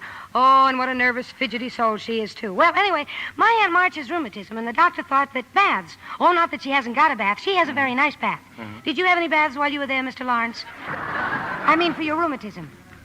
I haven't got rheumatism. Oh, well, neither have I. But you see, I figured that baths wouldn't do me any harm. That is to say, while I was there, because I've always wanted to go to Europe. Oh, not for the baths, of course. Not at all, but for my writing. Mm-hmm. It's so good for writers. You see, Aunt March... Oh, but you don't know Aunt March. What were you going to say, Mr. Lawrence? Well, it was so long ago, I've forgotten. But I'm not Mr. Lawrence. I'm Laurie. Oh, well, Laurie. How are you getting along with your grandfather, Laurie? Oh, fine, fine, once I got used to him. Isn't he a holy terror? Ha! You should see my Aunt Marge. This blamage looks too good to eat. Oh, it isn't. Meg made it. She's the oldest. Oh, she is? You know, John and I were wondering. Why should he wonder? Well, he seems quite taken by your sister's beauty, and, well, he wondered if there was anybody, that is, anybody she liked. Did he ask you to find out? No, I was just... Well, you may tell Mr. Brooke that we don't like anybody in our house. That is, we like a great many people, but we don't like young men. Oh, we like young men, too, but we don't like young men who wonder about who else we like. Oh. And Meg is too young and too fine, and far, far too clever to bother about who wonders about it. It's ridiculous. I beg your pardon, Miss Marge. Yes? You're on fire. What? Your dress in the rear. Oh, how clumsy. Let Well, me put it out. Oh, Don't just stand there. Oh, I'm sorry. I hope I didn't hurt you. Oh, that's the second dress I've scorched this week. You see, I like to toast myself, and I get too close. I think I better go home. Oh, please don't go. It's dull as tombs here. Is that why you stand at your window looking at us? Well, it's rude of me, I know, but you always seem to be having such a good time. When the lamps are lighted, it's like looking at a picture, Miss Marge. All of you gathered around the fire with your mother. Well, then why don't you come over? Then you'd be a part of the picture. And Marmee is so splendid. Well, my grandfather mightn't approve. He'd say I was imposing. But in spite of that... Oh, Bilge. Oh, I know his face frightens half of Concord, but it doesn't frighten me. Of course, every time I've ever seen him, he's been barking at something. Nevertheless, I rather like him. Well, that's something, isn't it? Oh, Mr. Lawrence. Thank you, madam. My face frightens half of Concord, does it? Yes, sir. Frankly, it does. You understand, I don't think you mean to frighten them, but your face is...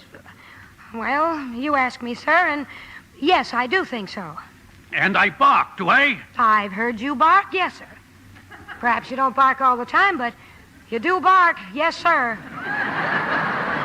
And with all that, you rather like me, do you? Yes, I do. I really do, in spite of everything. And I like you. Have a cup of tea. Oh, thank you. I had one. I was just going. Not so fast, young lady. I have something to ask you. Yes, sir. Unless you have already asked her, Laurie. No, sir. I've had difficulty saying much of anything, sir. Yes. Young lady, on Saturday night there will be a cotillion of sorts in this house. We shall be happy if you and your sisters attend. A cotillion? Here? Well, will you attend? Will we? I shall ask my mother, Mr. Lawrence. It's very grateful of you, sir. Yeah, I'll go home and ask her right now. A cotillion? Christopher Columbus. Well, you know, Laurie, I wonder if that young woman ever walks. Christopher Columbus, sir. I wonder, too.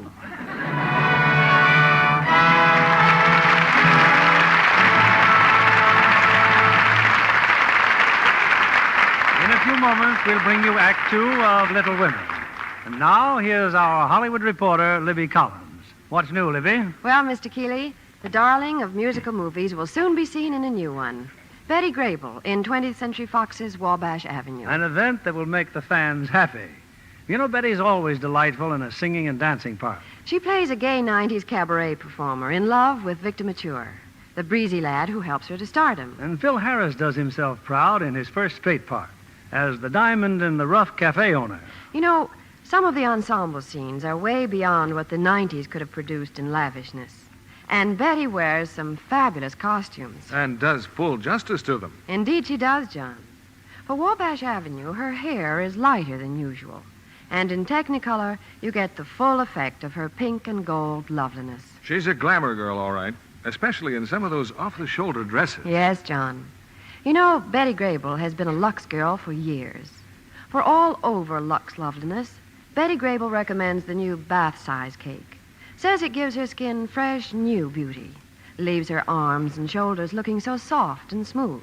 The new bath-size Lux toilet soap is really luxurious. Screen stars like its rich, creamy lather. And the delicate fragrance it leaves on the skin. A flower-like fragrance that lasts.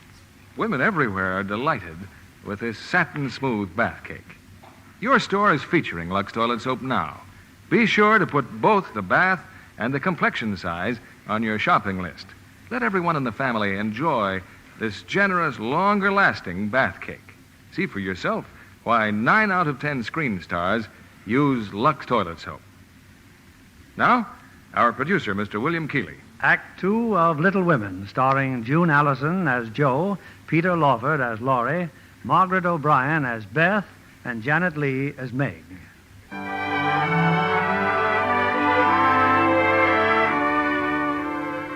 A party. An invitation to a party in the richest, most elegant home in Concord. Oh, no wonder we were so excited when Saturday night finally arrived. Yet, to be completely honest, only Amy and I really wanted to go. You look just lovely, Meg, dear. Thank just you, Marmee. lovely. Now, where's Amy? Oh, she's painting Joe's dress, Marmee. She's what? Joe's done it again. Stood too close to the fire. Her best dress, too. Oh, no. Beth and I patched it for her, and now Amy's painting the patch to sort of blend it in. Watercolors. Oh, that's splendid, Amy. Splendid. It's right as rain now. But it still shows, Joe. I don't know what you're going to do. Oh, it's very simple. I shall spend the evening sitting in chairs with Beth. Do I really have to go? Do I, Marmee? There'll be all those people. But it would hurt their feelings if you stayed at home. And besides, little Beth, you must learn not to be afraid of people. Well, you at least look most attractive, Beth. But look at me. My shoes are too tight. I have 19 hairpins sticking in my head and a patch on my back, and I feel dreadful. Joe, don't you have your white gloves? Oh, all right. Ooh, how I hate to be elegant.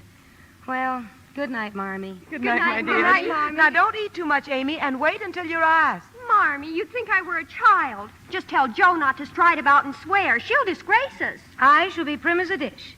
Come on, my dears. Let's be elegant or die.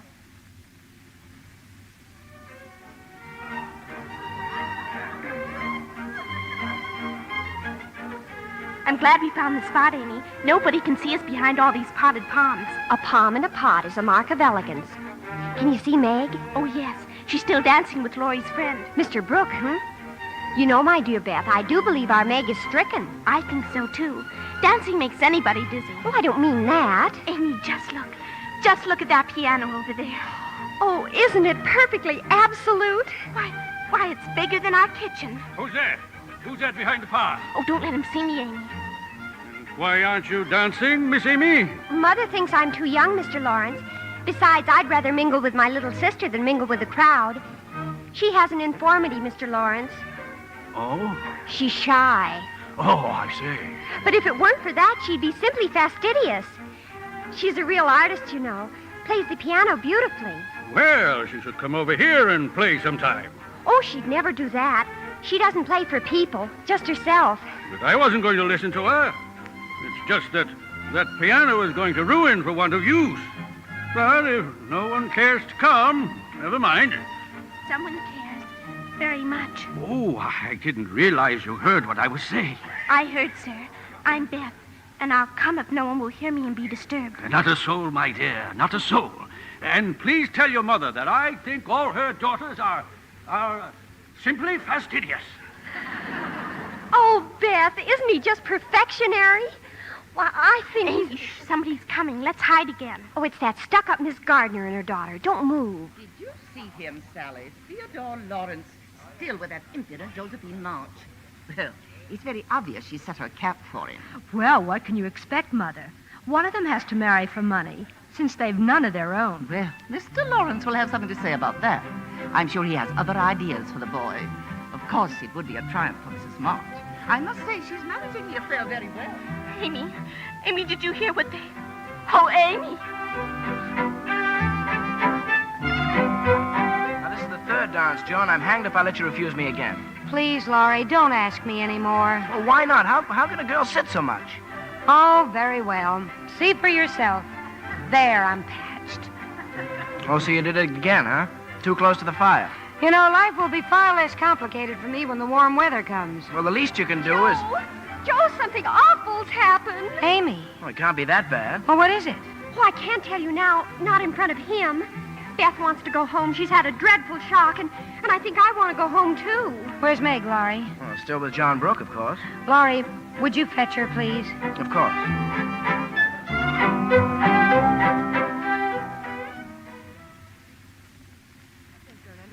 Joe, coming home from the party so early. Well, I'm glad you all had a nice time. Oh, yes, Marmee. It was splendid. Simply splendid. Mommy, you don't have any plans for us, do you? Plans? Well, you know, like wanting us to marry rich men or something. Well, yes, Joe. I have a great many plans. I want you all to be beautiful, accomplished, and good. Of course, I'd like to see you marry rich men, if you love them. But I'd rather see you as the happy wives of poor men, or even respectable old maids, than queens on thrones without peace or self-respect. Oh, I'm never going to get married. Never. Aren't you, my Joe? Now go to bed, sweetheart. Go to bed.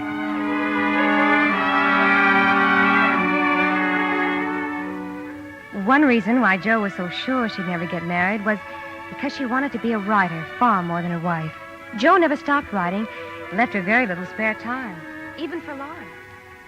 Laurie's here, Joe. He said that you said that Aunt March said you didn't have to go to her house today. Well, Beth, just send him away. He says he's just going to wait until you come down. Oh, I wish he'd realize I haven't time for his nonsense. And what's in that package? Slippers. I made them. Who for? A gentleman. A gentleman? What's the matter with everybody in this family? Oh, but this is an old gentleman. They're for Laurie's grandfather. He's been so kind about letting me play on that lovely piano. And in all the weeks I've been going there, I haven't even seen him. Well, go ahead then. Give him the slippers. If your story's finished, Joe, can I read it? Nope, not now.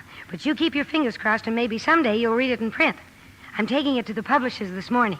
Now, you run along. Joe, but what'll I tell Laurie? No, tell him I went up and smoked.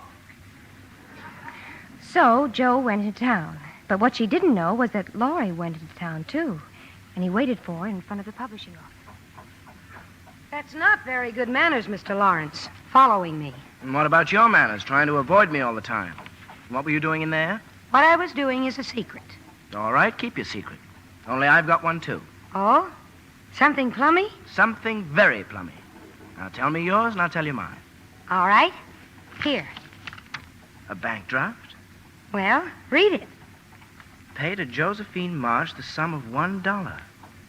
For what? Turn it over. In full payment for her story entitled The Phantom Hand. Well? $1? Oh, well, maybe it isn't much, but someday I'll get as much as $10. Joe, I just don't understand you. Cooping yourself up in the garret, missing a lot of fun with me, working, and for what? For one measly little dollar. It isn't the dollar. At least that's not all of it. It'll be read in print, and I wrote every word, and people will read it. People I've never even seen. Well, anyway, what's your secret? Well, you remember the glove that Meg couldn't find? Meg's glove? What about it? I know where it is. In somebody's pocket. John Brooks. It's very romantic, isn't it? No. It's horrid. You don't like it? Of all the sickly, sentimental rubbish. I'm disgusted. And I'm certainly glad Meg doesn't know. She'd be furious. Well, I'm not so sure. I believe she's very fond of John. She's perfectly happy with the way things are. And you'd better tell Mr. Brooke to keep away from us, or I'll let him know just what I think of him, trying to break up my family. Oh, just wait till someone falls in love with you, Joe. You'll feel differently then. A soft summer day with the sun setting through the trees and your lover's arms around you. I'd like to see anyone try it. Would you? And what would you do? I'd give him a good shove, just like this. Joe! Joe, wait! What are you mad at me for?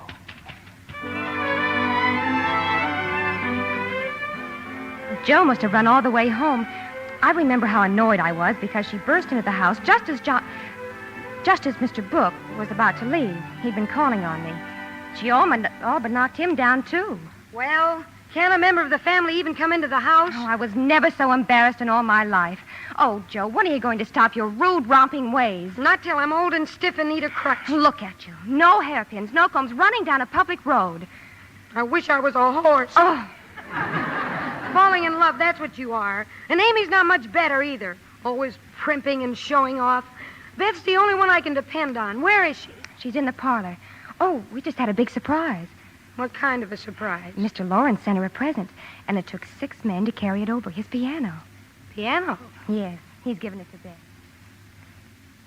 For me, Joe. He gave it to me, Mr. Lawrence. But his note, darling. We haven't even opened up the note he sent. Well, read it then. I can't. Will you read it, Joe? Miss Elizabeth March, dear madam. Oh, how elegant. I have had many pairs of slippers in my life, but never any that suited me so well as yours.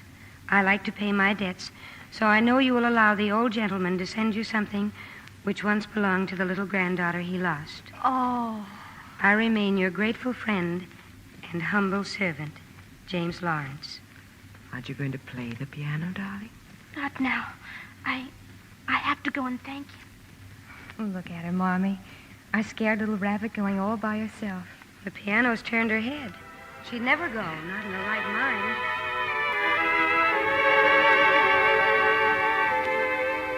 A young lady to see you, Mr. Lawrence. Miss Beth March, the pianist. Well, show her in. Show her in.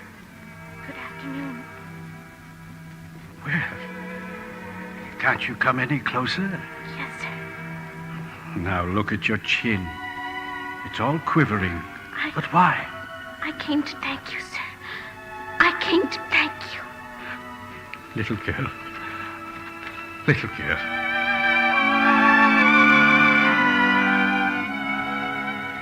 So many things happened in those fast fleeting days, and now in retrospect I see them far more clearly than when they were actually happening.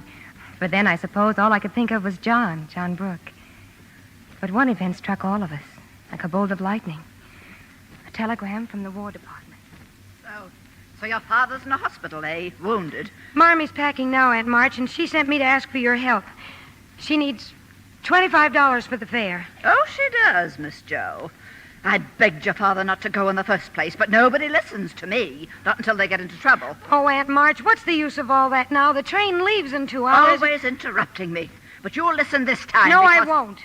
I only came here because Marmee says she's not too proud to beg for Father. Well, I am. I'm too proud to beg for anyone. I'd rather streak the sweets than ever come to you again. Stubborn, obstinate, rude. Josephine, come back here. Come back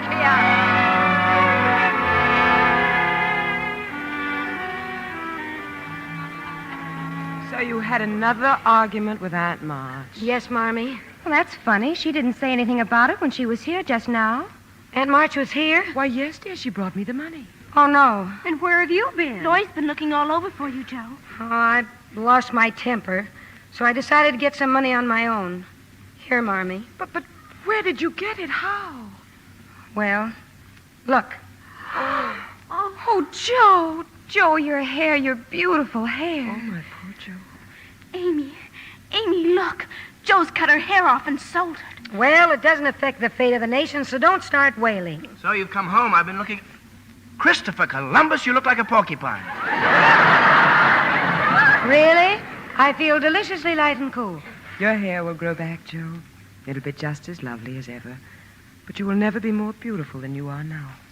Marmee, your train. I'll be glad to drive you to the station, Mrs. March. Thank you, Laurie. Goodbye, my darlings.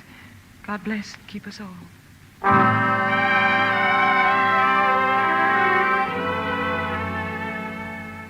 Never was our house as empty as now. Father wounded in a hospital. How badly we didn't even know, and now Marmee had left us too. And then came the worst disaster of all. Come on in, Beth. Lunch is all ready. How are the Hummels, dear? Did you help them like Marmee said? Don't come near me. Beth, what is it? The baby. The Hummels baby. The baby's dead, Joe. The baby's dead. Oh, no. I tried to warm her feet, but she was so cold and lay so still. Then I knew she was dead. The doctor gave it. He said it was scarlet fever. Oh, Beth. Look at her. Look at her face. No, keep away from me. I feel funny. Oh, I'll put her to bed. Joe, run for Dr. Barnes.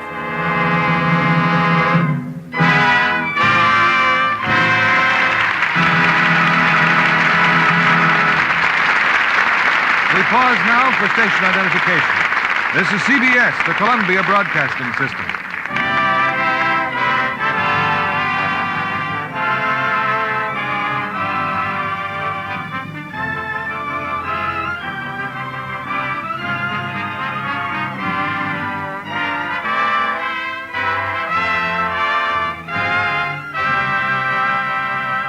In a few moments, we'll continue with Act 3 of Little Women. We're delighted to have with us tonight the well-known musical comedy star of stage and screen, Miss Benvenuta. Welcome to the Lux Radio Theater, Miss Venuta. Thank you, Mr. Keeley. I understand you've been appearing with Betty Hutton in Metro-Goldwyn-Mayer's new Technicolor musical, Annie Get Your Gun. Mm-hmm, and I think it was the most exciting experience I've ever had. Betty is certainly the girl to play Annie Oakley in the screen version of Irving Berlin's stage hit. And, of course, the picture has the famous Irving Berlin tunes from the show. Uh-huh. There's no business like show business and doing what comes naturally and many others. At the preview, the audience came out as thrilled as though they'd attended a Broadway opening. And at the same preview, feminine fans discovered a new romantic singing star when they saw Howard Keel as Frank Butler. And don't forget Louis Calhern as Buffalo Bill and Edward Arnold as Pawnee Bill. Weren't they wonderful? They were indeed. But this will interest you, Mr. Keeley. I know the whole cast feels that much of the credit for the picture should go to George Sidney for his fine direction. I agree. And I'm sure everyone in MGM's Annie Get Your Gun was charmed by Betty's high spirits and beauty. I'll wager that when they saw you and Betty, they said, what lovely Lux complexions. Thank you. Those of us who have camera close-ups to face give our skin the best care we know. Mr. Kennedy, both Betty and I are devoted to our daily Lux soap facials. Those facials really work, don't they? Yes, it's such a quick, easy care, but it certainly does the trick. Recent tests by skin specialists prove that. In actually 3 out of 4 cases, complexions became softer, smoother, in just a short time. Thank you, Miss Benvenuta, for being here tonight. I think women everywhere will welcome your beauty tip on gentle, protecting Lux soap care. Now, here's a suggestion. Your store is featuring Lux toilet soap now. Be sure to put both the complexion and the big bath size on your shopping list. See what quick new loveliness this fragrant white soap will give your skin. Remember, 9 out of 10 screen stars use Lux toilet soap. Now, Mr. William Keeley, our producer. The curtain rises on Act 3 of Little Women, starring June Allyson as Jo, Peter Lawford as Laurie, Margaret O'Brien as Beth, and Janet Leigh as Meg.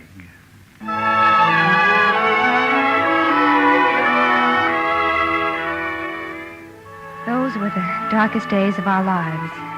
But our prayers were answered, and our little sister Beth was spared. Marmee was home by now, and then the glorious day when Papa came back to us, too. Thin and worn and weak, but home again. Well, Meg, I guess the March family is all together once again. Oh, I call that splendid. I do, really. If only you didn't... If I didn't what? Meg, are you expecting that man to call? Man? Well, if you mean John Brooke, Joe. Well, I hope you don't think you're in love with him. Because I can tell you that you're not. I'm not? Nope. You see, Meg, I'm a writer, and so I know. You have none of the symptoms. Your appetite's fine, you sleep like a log, and you don't mope in corners. Therefore, you're not in love. Therefore, do not go and marry that man. I don't intend to go and marry any man. You don't? Hooray for you. You're a trump. But what will you say to him when he comes begging for your hand? Well, I shall say, thank you, Mr. Brooke, quite calmly and decidedly. Thank you, Mr. Brooke. Let us be good friends, but nothing more. Good. Hand him the mitten, Meg, and then maybe things around here will be the way they were when... Oh, no. Oh, no, what? Joey's here. Look, the veranda. You're in luck. You can tell him off right now. Oh, if I could only see his face when you do. Poor John. I tried to send him away. I really did, but I didn't have a chance to. We weren't alone for 5 minutes before Aunt March descended on us and ordered me out in the hall. What was he doing? Proposing to you, wasn't he? Oh, please, Aunt March. He'll hear you. Well, let me tell you, miss. Accept that, Rook, Crook, or Brook, and not 1 penny of my money goes to you. I shall marry whom I please, Aunt March, and I don't care anything about your money. It is your duty, Miss Independence, to marry a rich man and help your family. You may be perfectly sure that fortune chaser knows you have a rich aunt, and that is why he wants to marry you. How dare you say such a thing? Why, my John would no more marry for money than I would. Do as you please, but the day you marry him, consider yourself disinherited. Now you've even made me forget what I came here for in the first place. Meg, I couldn't help it over here. Oh, John. Thank you for defending me, Meg. For proving that you do care. I didn't know how much until she said those dreadful things. Meg, my dearest Meg.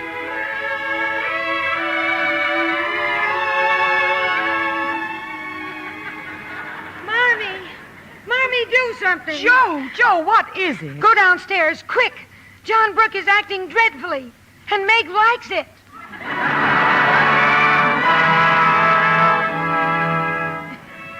John and I were married 3 months later. There was a reception afterwards at the Lawrence home, and I saw Joe steal away from the crowd, and then Laurie going after her. I was so sure then that another wedding would not be far distant. Oh, don't feel too badly, Joe. She's still your sister, and there isn't a finer man in the world than John Brooke. She married him after all of her promises. Well, you've still got me, Joe. I'm not good for much, I know, but I'll stand by you all the days of my life. You don't know what a comfort you are to me, Laurie. Joe, will you listen to what I want to tell you? No, Laurie, don't say it. Oh, but I will, and you must hear me. It's no use, Joe. Please. I've loved you ever since I've known you. I couldn't help it. I've tried to show you, but you wouldn't let me. And now I'm going to make you give me an answer. Oh, I never wanted you to care for me so. I've tried to keep you from it when I could. And I only loved you more for it. Oh, I know I'm not good enough for you, Joe, but if you love me, you can make me anything you like. Oh, Laurie, I wouldn't change you. You should marry a lovely, accomplished girl who adores you. Someone who would give you the sort of life you really want. I wouldn't. We'd quarrel, Laurie, and... Oh, no, we wouldn't. Oh, we always have, you know, and everything would be horrid. Oh, it'd be heaven.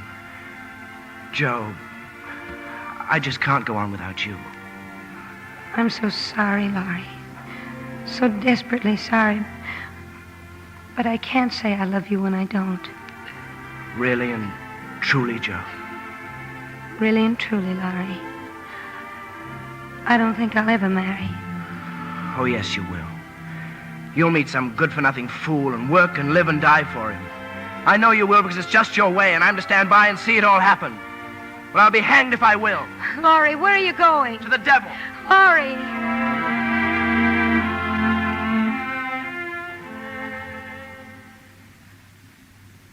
The months went by, and Laurie and Joe scarcely saw each other. And then, through Aunt March, Joe heard of a position in New York. A good family in need of a governess. Oh, I've always wanted to go to New York, Marmee. Why, they have the finest libraries and theaters there. And in my spare time, I can write. Let me talk it over with Father, my darling. I've already asked him.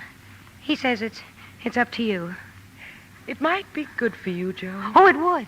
And I won't stay forever. A year, maybe. And when I come back, why, everything will be just the same as it used to be.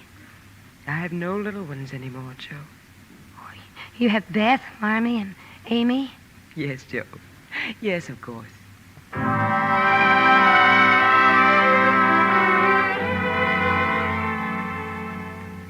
So, Joe left Concord. We heard from her regularly, and always an inquiry about Laurie. And after a while, always a passing mention of a tutor in the household, a foreigner named Professor Bear.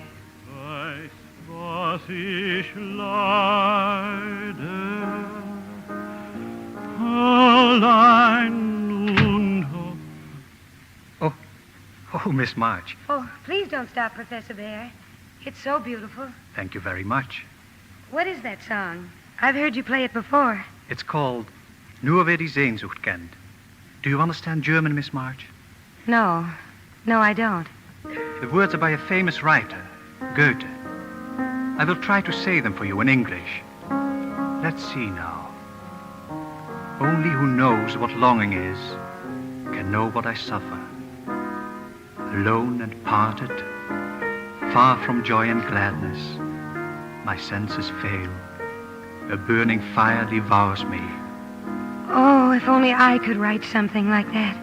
Something that would set other hearts on fire. You truly like to write, do you not? Oh, it's my life, Professor Bear. Sometime you will show me what you have written. Oh, yes. And I've just sold another story.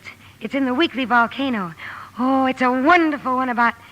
Well, if you'd really like to read it... The Weekly Volcano? It's a magazine, and it's the best story I've ever done. How happy you look, Miss March. I'm so glad for you. I am happy. Then you have not missed your home so much lately? Or your old friends? No, I haven't. And you are most responsible for that. Thank you, my little friend. Oh, showing me this wonderful, exciting city. The museums, the theaters. I will tell you something, Miss March.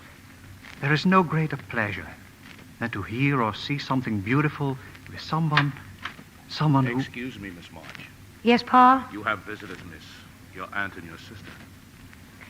Yes, Amy and Aunt March were in New York, but not for long.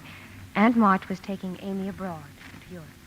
Of course, I know I promised to take you to Europe, Joe. But then Amy and I get along famously. And I never did get along with you, now did I? Oh, it's all right, Aunt March.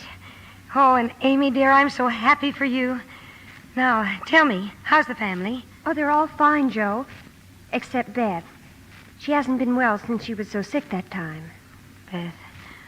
Oh, but she must get well. She must.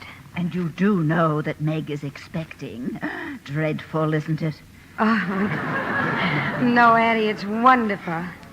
And, how's Laurie? Laurie? Well, didn't you see him when he was here? Here? In New York? Mm-hmm, 2 weeks ago. He and Mr. Lawrence are on their way to England. And he didn't come to see me? Oh, can you blame him after the way you trotted off? He didn't even try to see me.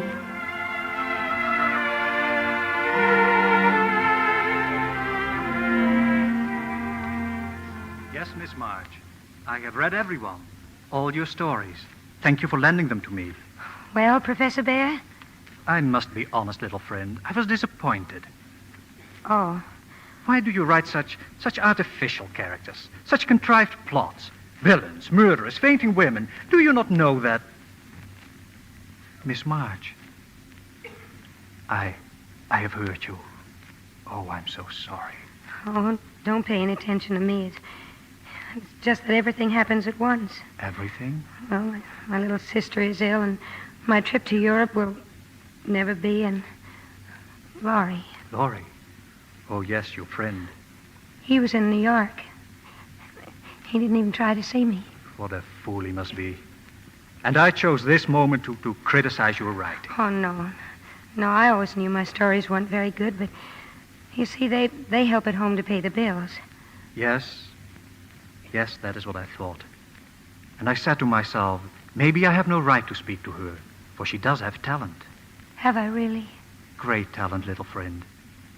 And I say to you, sweep first the mud in the street before you are false to that talent.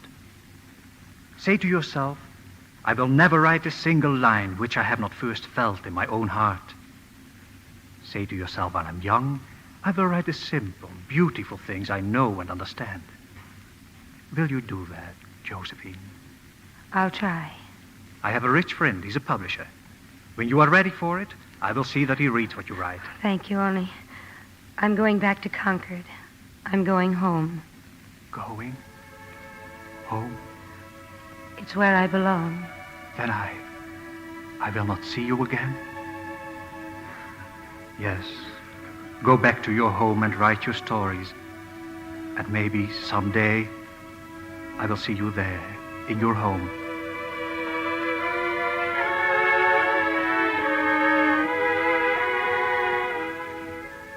Joe was back, and the old house in Concord was briefly lighted again. But there was a great darkness impending. Oh, Beth. Our little Beth. Don't cry, Joe. I don't want you to cry for me. I'm not crying for you, darling. I'm just lonesome for Amy and Meg and our old happy times. I'll be all right. It's no use, Joe. I know what the doctor must have said. Please don't tell Marmee or Father, but I know. Oh, Joe, you mustn't be afraid. Doesn't it sound funny, me saying that to you, when you've always said it to me? You've always reminded me of a seagull, Joe. Strong and wild, fond of the wind and storm, and dreaming of flying out to sea. And Marmee said I was the cricket on the hearth, content to stay at home. I can't express it very well. I guess I shouldn't even try, except to my Joe. But it seems that I was never intended to live very long. I never planned what I would do when I grew up, like the rest of you did, because I could never bear the thought of leaving home. But I'm not afraid anymore, Joe. I've learned that I won't lose you, that nothing can really part us, though it seems to, and that we'll always be a family. even though one of us is gone. But, Joe, I think I will be homesick for you, even in heaven.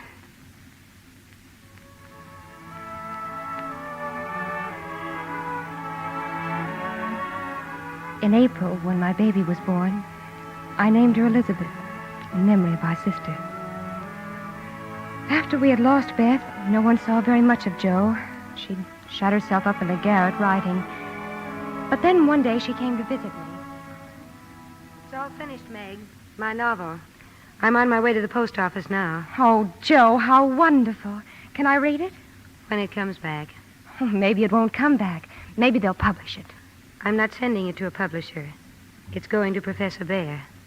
Oh, you write to him often, don't you? Yes, I do. And he knows what I'm writing about.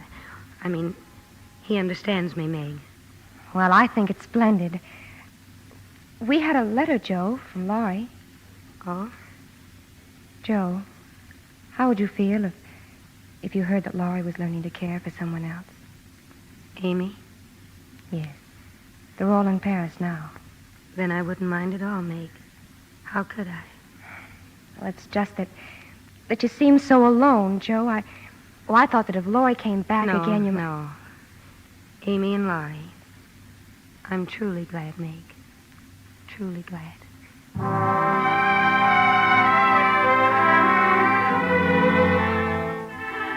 In June, Amy and Laurie were back in Concord as husband and wife.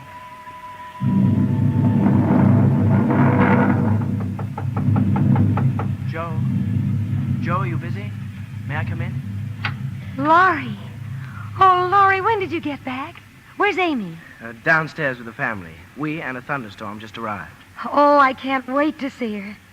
Joe, dear, I want to say one thing. Then we'll put it by forever. You don't need to say it, Laurie. It was always meant to be this way. You tried so hard to make me understand. You were so impatient and stubborn.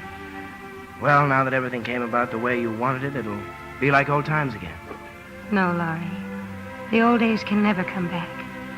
We can still love each other and help each other all the rest of our lives. Dear Joe, for the rest of our lives.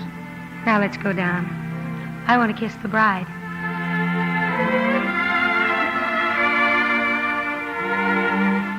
It was a wonderfly happy reunion that day. Even Aunt March was reasonably cheerful. Only if Beth... During the party, Laurie heard someone at the front door. I beg your pardon.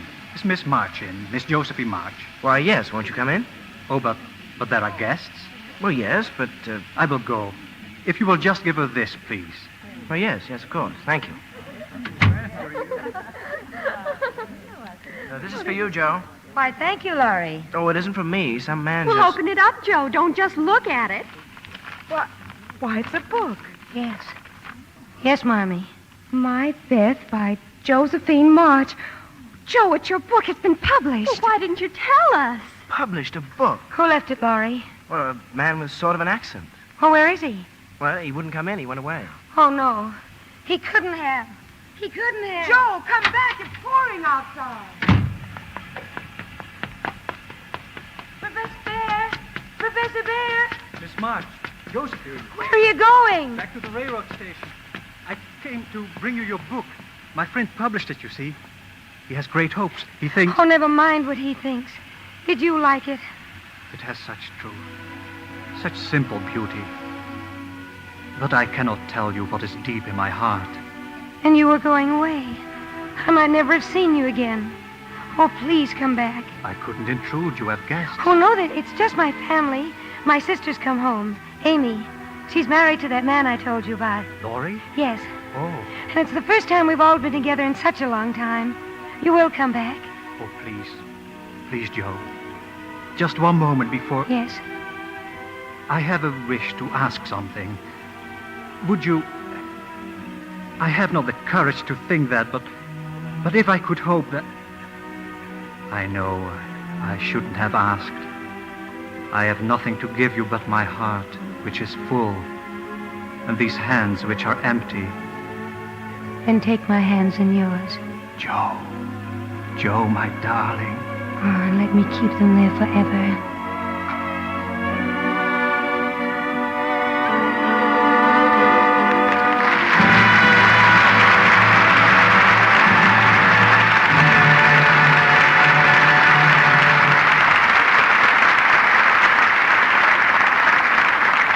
We reluctantly draw the curtain and bring our little women forward for a bow. And here they are, escorted by Peter Lawford, June Allyson, Margaret O'Brien, and Janet Leigh. June, we'll never forget your performance as Joe March. Well, it's an unforgettable part, Bill, but thank you anyway. And you, Peter, you're an extremely lucky fellow to star with three such charming girls. Oh, I know it, Bill. I hurried home from New York the moment I heard you were going to produce it. Margaret just got in from New York, too. You must have followed her out here, Pete. Oh, dear, I hope some columnists won't make an item out of this.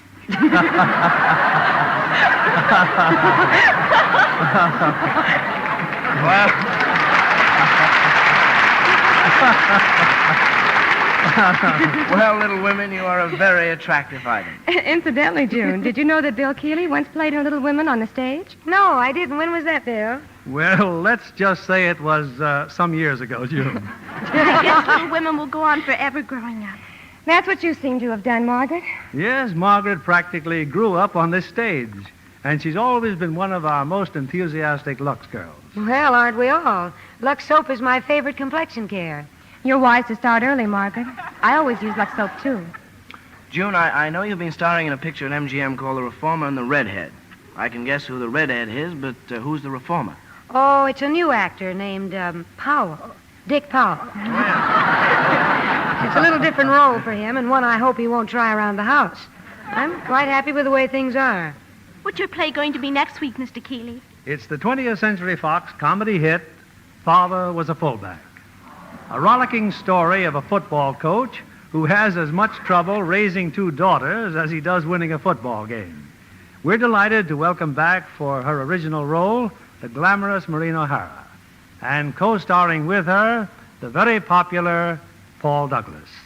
It's a comedy the whole family will enjoy. Well, we'll be listening, Bill. Good night. Yes, we said good night. Good night. It's a wonderful evening.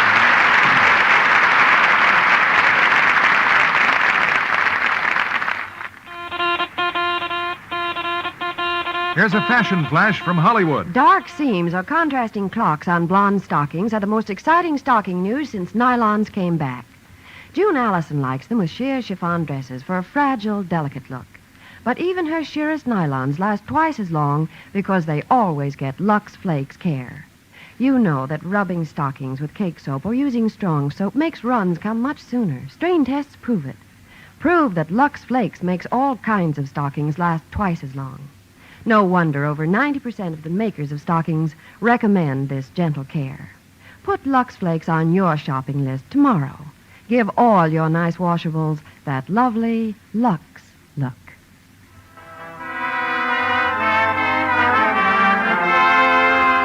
Lever Brothers Company, the makers of Lux Toilet Soap, join me in inviting you to be with us again next Monday evening when the Lux Radio Theater presents Paul Douglas and Maureen O'Hara in Father Was a Fullback with Betty Lynn.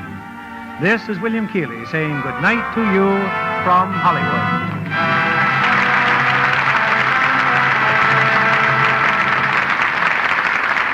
June Allyson, Peter Lawford, and Janet Leigh appeared by arrangement with Metro-Goldwyn-Mayer, producers of Nancy Goes to Rio, starring Ann Sothern and Jane Powell. Heard in our cast tonight were Rhoda Williams as Amy, Betty Lou Gerson as Marmee, and Robert Boone as the professor.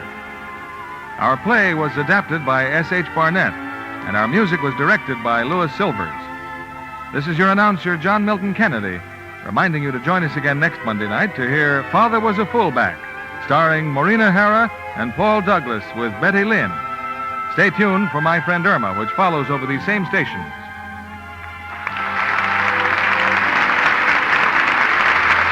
This is CBS, the Columbia Broadcasting System.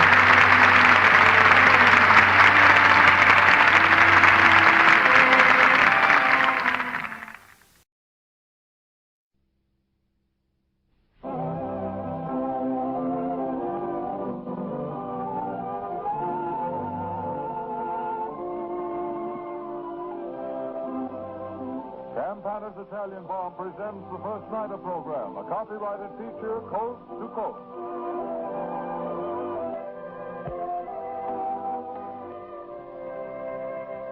Theater Time, Broadway. Once again, you're invited to attend the opening night performance of a new play in the Little Theater off Times Square.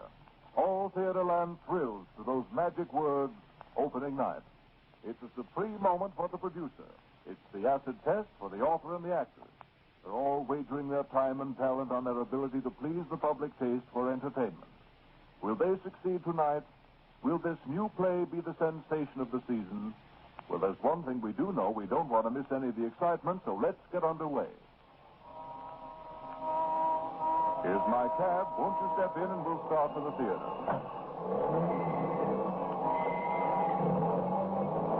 Off Broadway, across 42nd Street, beating to the rhythm of commerce in the daytime and to the gaiety of nightlife after sundown, and on just a short distance to the Little Theater off Times Square.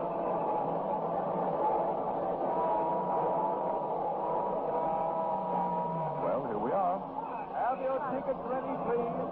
Have your tickets ready, please. Look, is that Mr. Woodruff going in the door? Hey, that was so cool. Good evening, Mr. First Nighter. The usher will show you the about. Thank you. We'll go right in.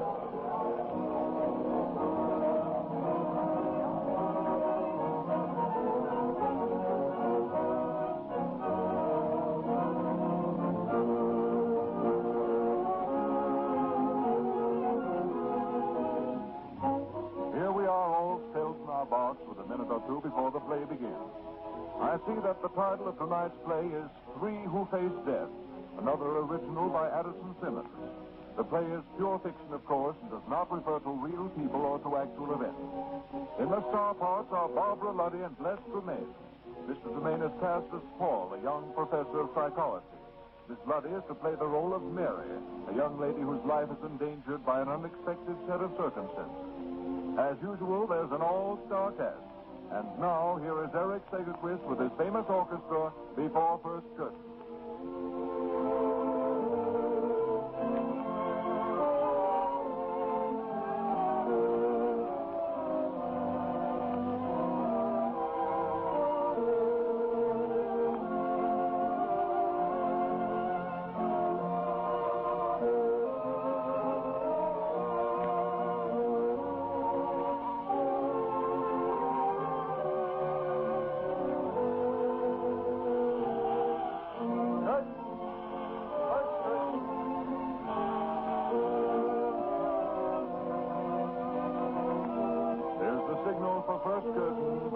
Are out, and here's the play.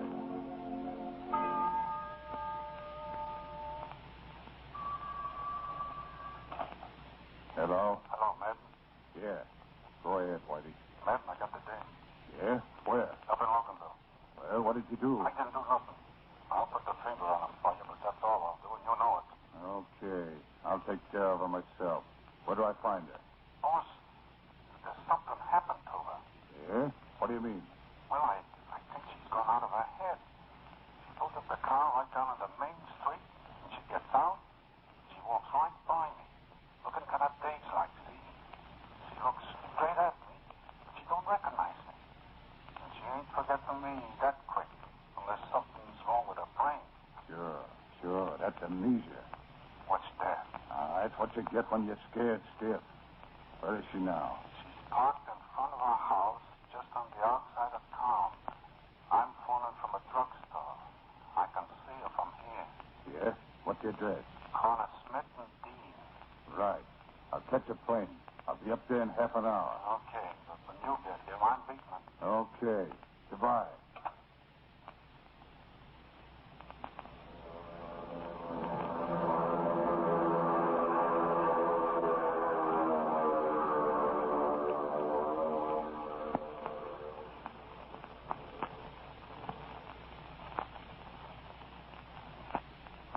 Well, son, I'm glad you made me get out and take a walk. We both need it, Dad. Psychology books and psychology classes. If I didn't have my walk every night, I'd need to be looked at by a psychologist myself. I must join you more often, son. Dad, there's a car in front of the house. A roadster. Who's in it? Dad. That's Mary. No. It is, Dad. Come on. Mary. Mary, honey. It is Mary. Mary, you'll come back home. Mary, come on. Get out of the car. Paul, there's something wrong. Mary, what's the matter? Bring her inside, Paul. Yes. Come on, dear. Come in the house.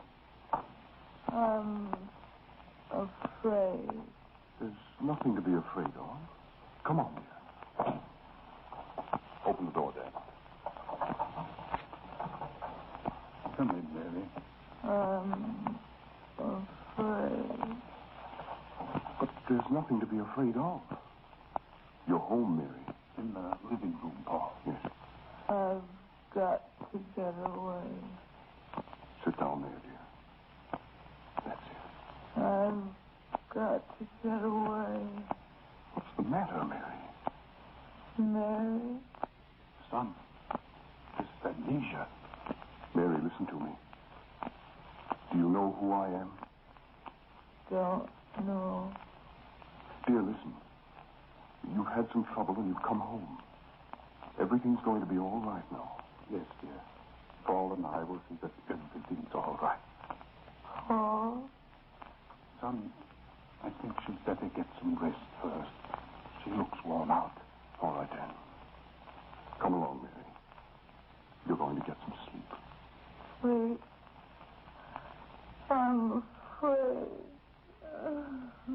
Well, if you could only tell us what you're afraid of, Mary. Come on, try. I don't know. Who would that be? You stay with her, Dad. I'll go. All right, son. Now, don't cry, Mary. Good evening. Come in. Yeah. Who are you? What do you want? I want my wife. Your wife? Mary? Yeah, Mary. Where is she? What is it, Paul? Something wrong? Dan, this man says he's Mary's husband. That's what I said. Just a minute. Who are you? I said I'm Mary's husband. Isn't that good enough? Dad, I know who this man is. Oh, yeah? Dad, take a good look at him. He's that gangster. You've seen his picture in the paper any number of times. Why? Yes. Madden. That's right. Now, where's my wife? Madden, I don't believe Mary's your wife. And you're not going to see her. I tell you, she is my wife, and I want to see her right now. Mr. Madden, let me tell you something about Mary. She was born and raised in this town. She was an orphan, and I raised her here in this house, a member of my own family. So what? Mr. Madden, Mary loved my son. His is my son. She went away to the city for a singing career. When she had enough of it, she was coming home to marry my son. Oh, don't bother to tell him that. Just a minute, Paul. Madden, Mary didn't go to the city to mingle with such as you, let alone marry you. Listen, White Whiskers. In my day, I smacked down plenty of guys for talking back to me. Yes, and we know just how you smacked them down. With a gun. Better look out how you talk. Nobody ever proved I used a gun on anybody. We know all about that, too. You've been tried for murder 3 times, but you shake off a murder charge like a duck shakes off water. You know all about me, don't you? All I want to know. Dad, phone for the police. I'll see that he stays where he is. Well, now, ain't he the brave boy, though? Listen, White Whiskers. Before I came in here, I cut your telephone wires. So don't bother trying to telephone. Madden, this will get you exactly nothing. Mary. Mary, get back in there. I'm afraid alone. Yeah, well, you don't have to be afraid anymore, Mary. I've come to take you back home. Home? Who are you? Now, Mary, don't tell me you don't know your little Danny. Mary? Mary? You see, poor kid. She's sick talking like that. She's sick, all right. And unless I'm mistaken, you know what she's sick about. Yeah? What does that crack mean? Suppose you tell me. All right, smart guy. Maybe I will tell you. I thought you could. Mary, please go back in there and close the door.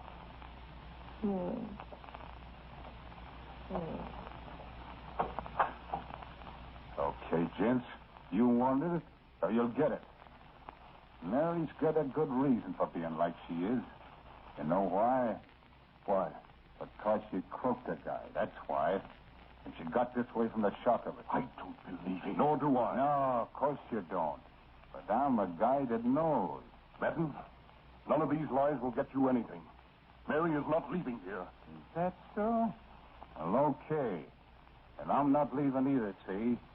She's my wife, and if she stays, I stay. Get it?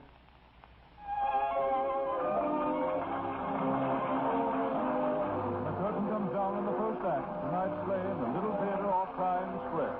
Smoking in the outer lobby or downstairs, please. Let me ask this question. Would you be surprised to know that Campana has spent over $600,000 exclusive of advertising in the last 5 or 6 years for the sole purpose of educating women on how to use Italian balm correctly? Perhaps you'll say, well, that sounds silly. All you do is put Italian balm on your face and hands, just like any other lotion. Well, the truth is you don't use Italian balm just like any other lotion. Italian balm is rich, full-bodied, and just a little goes a long, long way. Too much for application does not give satisfactory results. That's why Campana invented the dispenser idea, now in use in over 3 million homes, because the Italian balm dispenser gives you just 1 drop at a time. That's why each Italian balm carton says, use sparingly. This product spreads widely. And let me say this to you. We know that Italian balm is a definitely superior preparation. It contains the costliest ingredients to be found in any of the largest selling brands. Yet its cost to use is so small, because it goes so far, that you can't find any greater economy in any lotion. Right now, you can get the famous Italian balm dispenser at your drug or department store in a special package containing a 60-cent bottle of Italian balm and the dispenser. Here is the ideal and convenient way to use this soothing skin softener. It lets down exactly the right amount for an application to both hands. And the 60-cent bottle contains nearly 500 dispenser applications. Save money. Ask for the dispenser package tomorrow.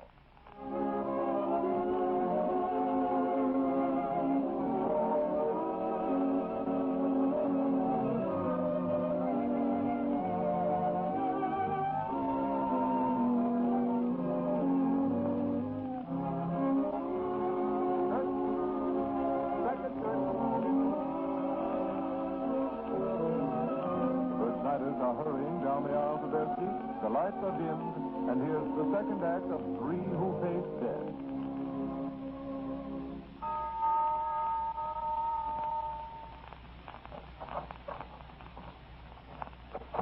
Come in, Dad. Where's Maitland? In the living room. How's Mary? Asleep? No, just lying there with her eyes closed. She speaks now and then. Mumbles. Son, what are we going to do? What if Maitland is married to her? You don't believe that, Dad? After all, we don't know.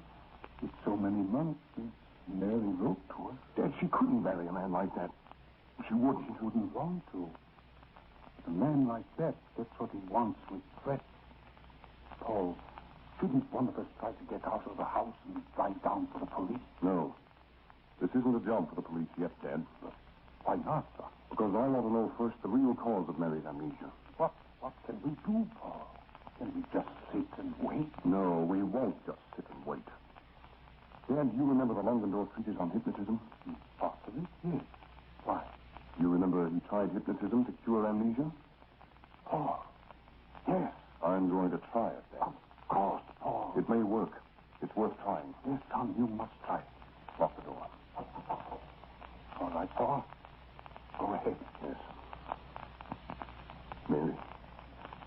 Mary, are you awake? Mary. Mary. Come, dear. Get up. Yes. Together. Yes, that's it. I want you to sit right here. Sit here. Just sit there and relax. Dad, light one of those candles. Yes, all right. Put it on the mantel and turn off the other lights. Now, Mary, look here. Mary. I'm going to help you. I want you to trust me, dear. I want you to do exactly as I say. I want you to sit there and relax and fix your eyes on the flame of that candle. Candle. That's it. Keep looking. Looking. Looking. Mary, in that candlelight, in that yellow flame, is peace. Sleep. Sleep. You're going to sleep, Mary. A sweet, deep sleep. You're going to rest. You will go to sleep. Sleep. And when you wake up, all your troubles will be gone. Now sleep.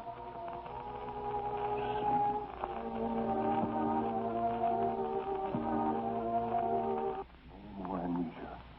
You remember everything. Your name, everything.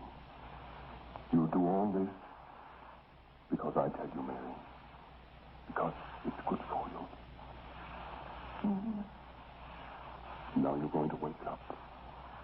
You're going to wake up. All right. Wake up. Wake up. It's a wreck. Mary. Oh. Dad, the light. Oh. Father, what am I doing here? Mary, how do you feel? Oh, how did I get here? You've been a victim of amnesia. What? You came here because you knew we'd help you. Now you tell us what the trouble is. You tell us about Madden. Madden? How do you know about Madden? Madden's here in this house, Mary. Here? He followed you here. Where is he? In the living room. He wants to take you away. Oh, no. He said you were his wife. That's not true. I don't even know him. It's not true. You knew it wasn't true, Mary. Oh, Madden came here to kill me. To kill you? Yes. I saw him shoot a man. I saw him commit murder. Murder? You saw it? Yes, in the street. I walked around the corner just as he did it. Did Madden see you? Yes. There was another man, too. He hollered out, Madden, the girl saw you. And then I ran back and got into my car, and Madden shouted, get her. Oh, I was terrified. I drove away as fast as I could. I saw the other man get into a car and come after me. I remember driving the 2 blocks, terrified, and then I don't remember anymore. That's when amnesia struck you, dear. You drove home instinctively. This Madden's here. He'll kill me, Paul. Oh, we've got to have him arrested. Other people have tried that, and they are dead. Hey, open that door. What's the idea? Open the door. Mary, listen. That's Madden. Oh. You've got to pretend amnesia. You're bewildered. You echo words. You're stunned. Can you do it? Yes. Come on, open it up. Just a minute. Careful now, Mary. What's the idea of locking the door?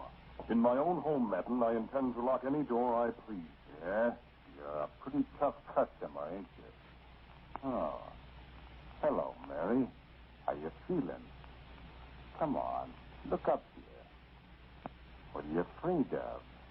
Afraid? Ah, there's nothing to be scared of. I'll take care of you. Nobody's going to hurt you. Come on now. Get your hat and coat on. I'm taking you out of here right now. You're not taking her out of here? Oh, yes, I am. What's more, I got a couple of little jobs to do right here before we go. What are you talking about? I'm talking about you and your old man, Mr. Smart Guy. Just where do you think I was when you were pulling that hypnotism act? Yeah, Mary. You ain't so full of amnesia now, are you? I was outside that door listening to the whole thing. So you told what you knew, didn't you? I didn't mean it, Madden. Listen, Madden, you can take me out of here. You can do what you want with me, but please let them alone. Mary, just a minute. He's not going to take you out of here. No? I suppose you're going to stop me. Yes, I'll stop you. Madden, put away that gun. Yeah? Listen, my friend. There are 3 people who know that I bumped off Al Malone. Now, if you don't think I'm going to do something about those 3 people, you've got another guess coming.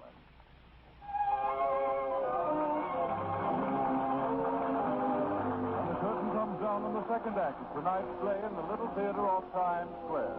Smoking downstairs or in the outer lobby, please. Now then, let's talk over something important. I'm authorized by Campana to make a startling offer tonight to every woman in this coast-to-coast audience. Listen carefully, please, for here's the sensational news. Campana wants to give you, absolutely free, a full 20-cent jar of their amazing facial cleansing pads, Dress Skin Coolies. You get this jar without 1 penny of cost. It's a gift. This is Campana's way of allowing you to judge for yourself how convenient Coolies are. Why so many women call Coolies the greatest advance in face cleansing methods in years. Coolies, you know, are soft, round discs of cloth saturated with dress skin. They're quick, convenient, and sanitary. Each pad gives you a complete 60-second facial, removing dirt, shiny oil, makeup, leaving your skin perfectly prepared for fresh makeup. Coolies are ideal for use on the go, traveling, shopping, dancing.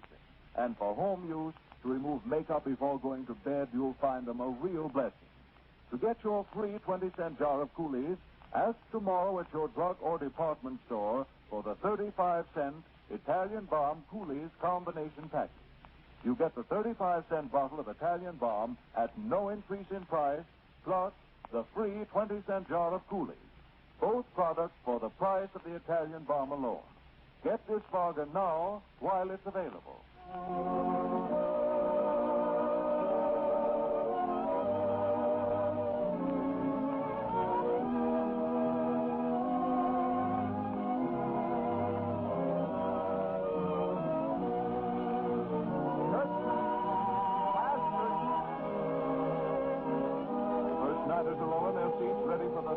Last act, and there goes the curtain.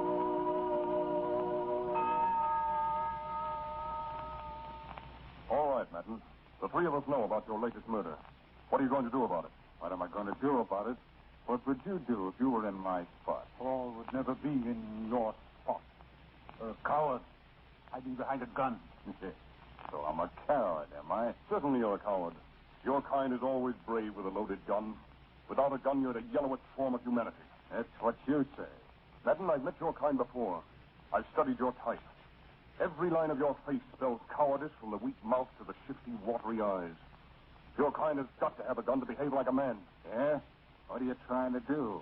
Get me to put up this gun and handle you with my bare hands? Oh, no. A yellow rat doesn't give up his only source of security. You're pretty smart, ain't you? All you got to do is make me ashamed of myself for a coward. I put up the gun and we go at it with fists. And then somebody clips me on the head from behind and it's all over. Ain't that a smart trick now? It's certainly something a coward wouldn't risk. Yeah? You know what, smart guy? I think I'm going to give you your wish. I think maybe there'd be fun bashing in that face of yours. The fun's waiting for you if you want it. Sure, I want it. But it ain't going to work out the way you think. Now, listen, all three of you. Once there was some people that turned me into the cops and figured they'd be witnesses in a nice little murder trial for me. You know, it's a funny thing, but something happened to them before they could get down to the courthouse to testify.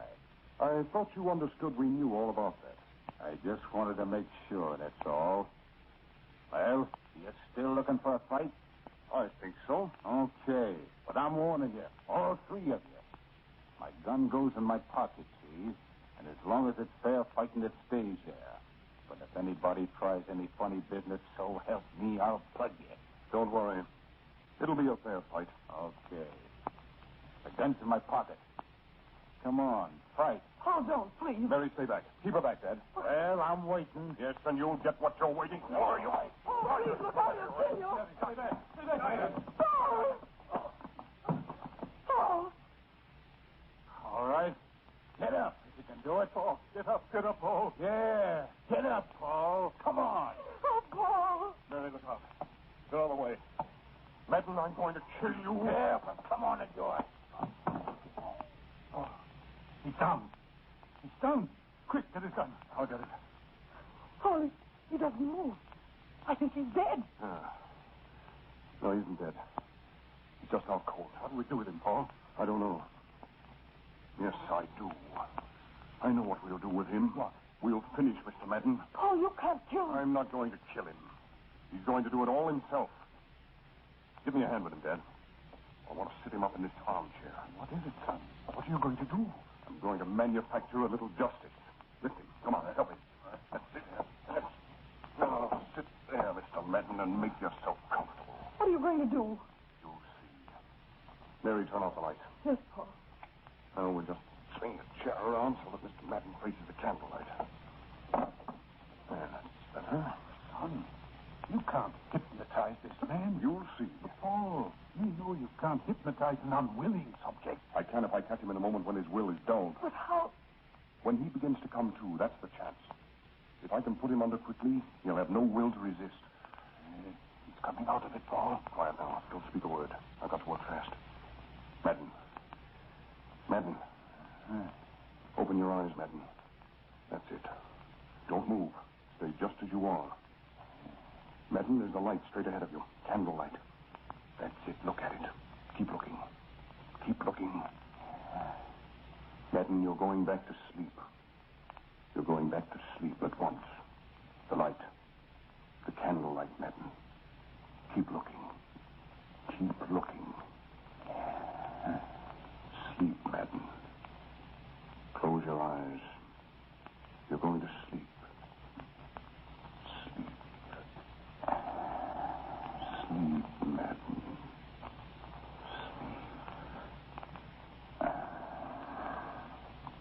He's out, Paul. Yes. Madden, now open your eyes. That's it. Now look at me. That's it. Now listen. Listen to every word. Madden, I'm going to send you away from this house. It won't be your own will that takes you away. It will be my will. Because you're going to do what I say. Exactly what I say. You're going to leave this house with only one purpose ahead of you. From now on, you're going to tell the truth. You're going to speak the truth and nothing but the truth. Do you hear, Madden? You're going back to the city where you came from. And you're taking only one thing with you. Truth. For you, the deadly truth. There's a grand jury sitting, Madden. You'll go to them. You'll confess to the murder of Hal Malone. You'll confess to your other crimes, and you'll stick to your story. You'll stick to the truth until the truth makes a finish of you. You hear me? Answer me. You hear me? Yes. The truth, you understand? Yes. All right. Get up. Madden, the door to the street is open.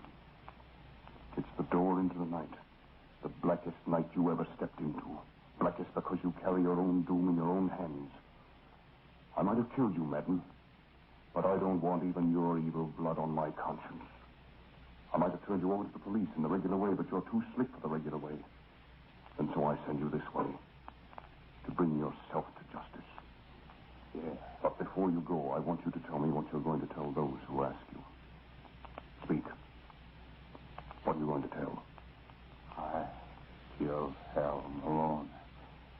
I killed Red Adams. I killed my own brother. My own brother. Madden, take that story and the rest of it to those who want to know. Down there at the next corner, you'll meet a policeman. Tell it to him. He'll help you on your way. Now, good night, Madden. And may God have mercy on you.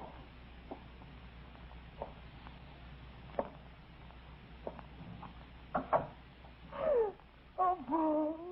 Mary, dear. Mary, don't. Let her cry, Father. It'll do her good. Come here, Mary. Come, dear.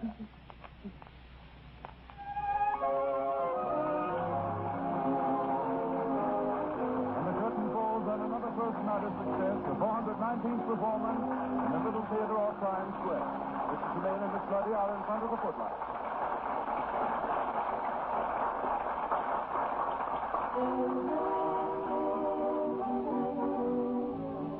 And now, before we move on to a smart party at an uptown supper club, remember that daylight saving time becomes effective day after tomorrow.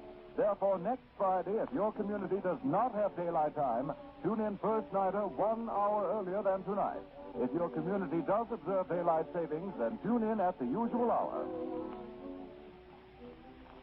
And now we move out of the theater and into the street. Here's your cab, Mr. First Nighter. Thank you. Good night.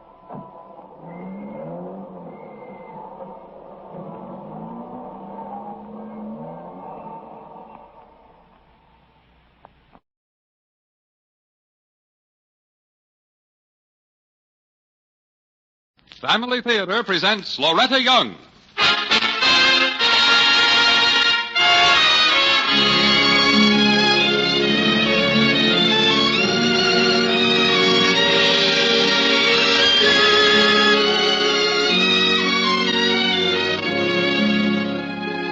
From Hollywood, the Mutual Network, in cooperation with Family Theater, presents Miss Loretta Young in Charles Tazwell's story of a small boy who became the littlest angel.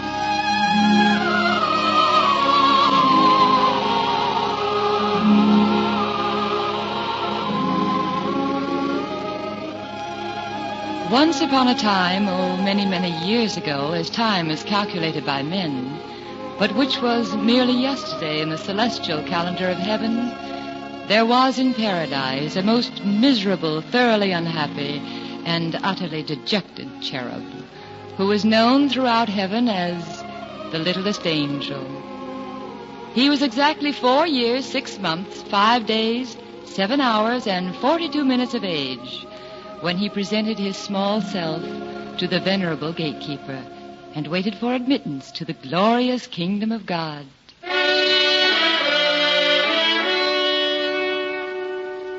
Standing defiantly with his short brown legs wide apart, the littlest angel tried to pretend that he wasn't at all impressed by such unearthly splendor, and that he wasn't at all afraid. But his lower lip trembled, and a tear disgraced him by making a new furrow down his already tear-streaked face, coming to a precipitous halt at the very tip end of his small, freckled nose. But that wasn't all. While the kindly gatekeeper was entering the name in his great book, the littlest angel, having left home as usual without a handkerchief, endeavored to hide the telltale evidence by sniffling. Oh, a most unangelic sound, which so unnerved the good gatekeeper that he did something he had never done before in all eternity. He blotted the page. From that moment on, the heavenly peace was never quite the same, and the littlest angel soon became the despair of all the heavenly host.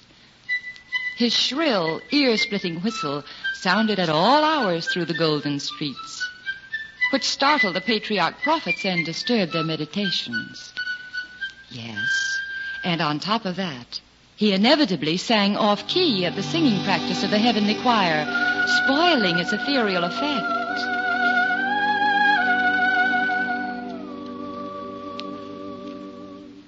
And being so small that it seemed to take him twice as long as anyone else to get to nightly prayers, the littlest angel always arrived late and always knocked everyone's wings askew as he darted into his place.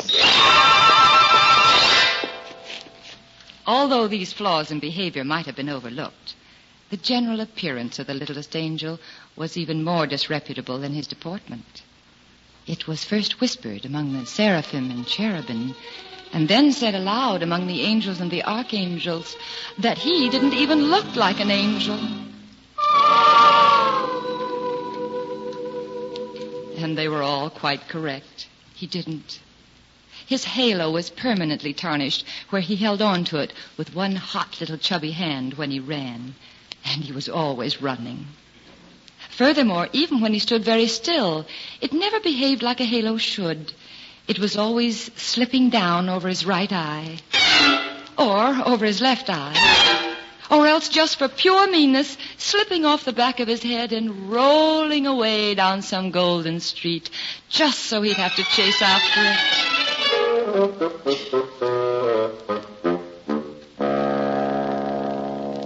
Yes, and it must be here recorded that his wings were neither useful nor ornamental.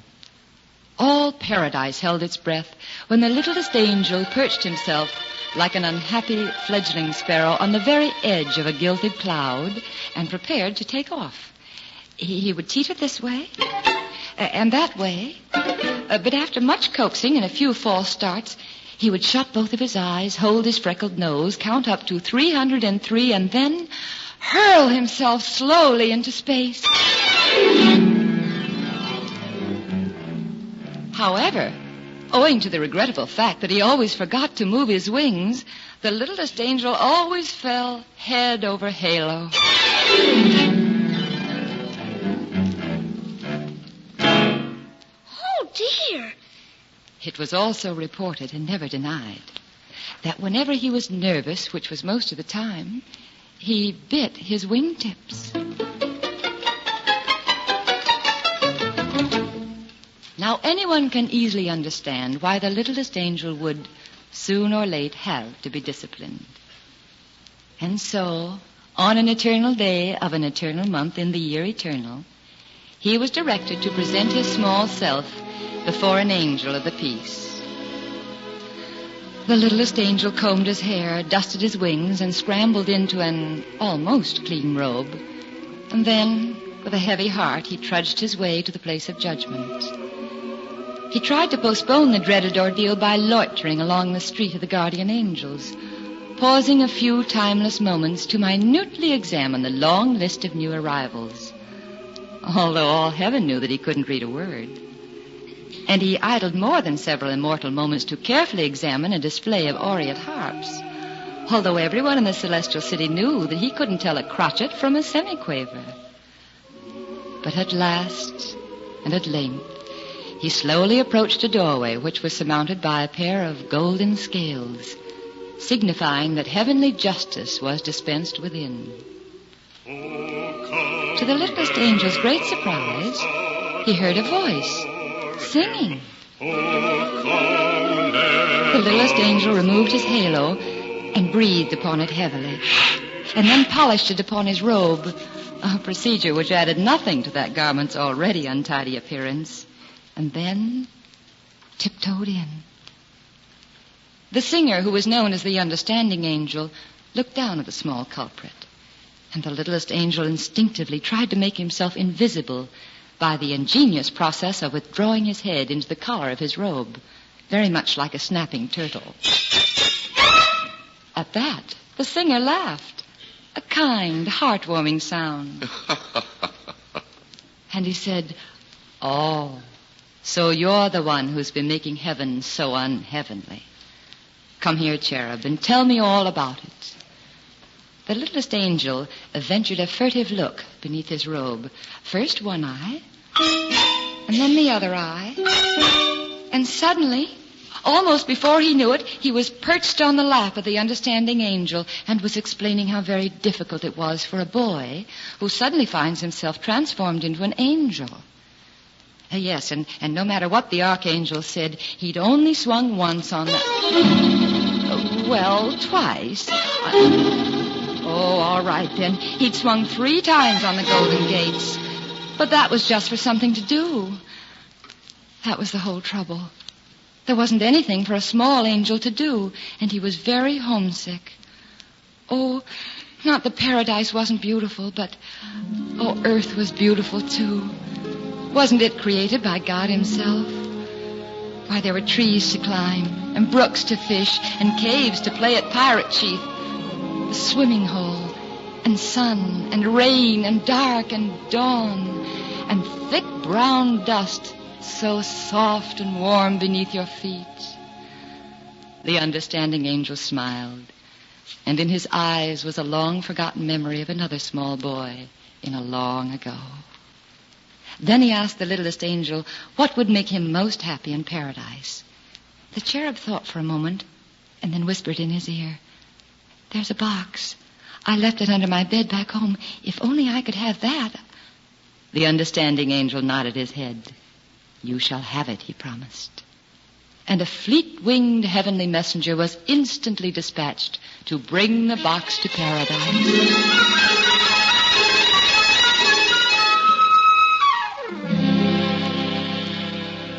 And then in all those timeless days that followed, everyone wondered at the great change in the littlest angel. For among all the cherubs in God's kingdom, he was the most happy. His conduct was above the slightest reproach. His appearance was all that the most fastidious could wish for. And on excursions to illusion fields, it could be said, and truly said, that he flew like an angel.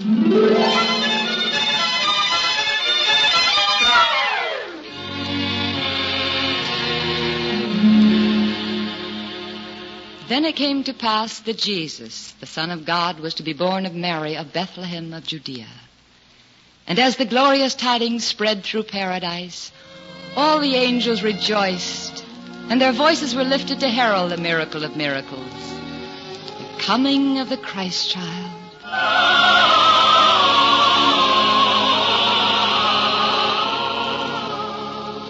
The angels and archangels, the seraphim and cherubim, the gatekeeper, the wingmaker, and yes, even the halo smith, they all put aside their usual tasks to prepare their gifts for the blessed infant.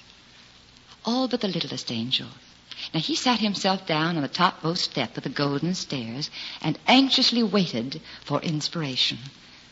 What could he give that would be most acceptable to the Son of God? At one time, he dreamed of composing a lyric hymn of adoration.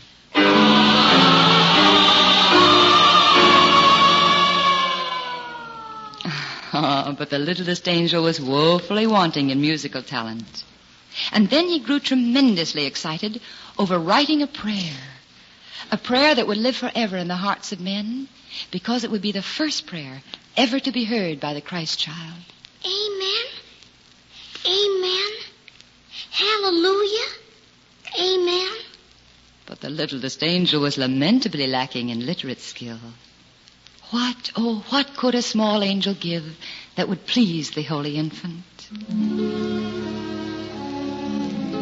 The time of the miracle was very close at hand when the littlest angel at last decided on his gift. And then on that day of days, he proudly brought it from its hiding place behind a cloud, and humbly, with downcast eyes, placed it before the throne of God. It was only a small, rough, unsightly box, but inside were all those wonderful things that even a child of God would treasure. A small, rough, unsightly box, lying among all those glorious gifts from all the angels of paradise, gifts of such rare and radiant splendor and breathless beauty that heaven and all the universe were lighted by the mere reflection of their glory. And when the littlest angel saw this, he suddenly knew that his gift to God's child was irreverent, and he devoutly wished he might reclaim his shabby gift. It was ugly. It was worthless. If only he could hide it away from the sight of God before it was even noticed. But it was too late. The hand of God moved slowly over all that array of shining gifts, then paused, then dropped, then came to rest on the lowly gift of the littlest angel. The littlest angel trembled as he saw what the box was opened, and there before the eyes of God and all of his heavenly host was what he offered to the Christ child. And what was his gift to the blessed infant? Well, there was a butterfly with golden wings captured one bright summer day on the high hills over Jerusalem, and a sky blue egg from a bird's nest on the olive tree that stood to shade his mother's kitchen door. And there were 2 white stones found on a muddy riverbank when he and his friends had played like small brown beavers. And at the bottom of the box, a limp, tooth-marked leather strap, once worn as a collar by his mongrel dog, who had died as he had lived, in absolute love and infinite devotion.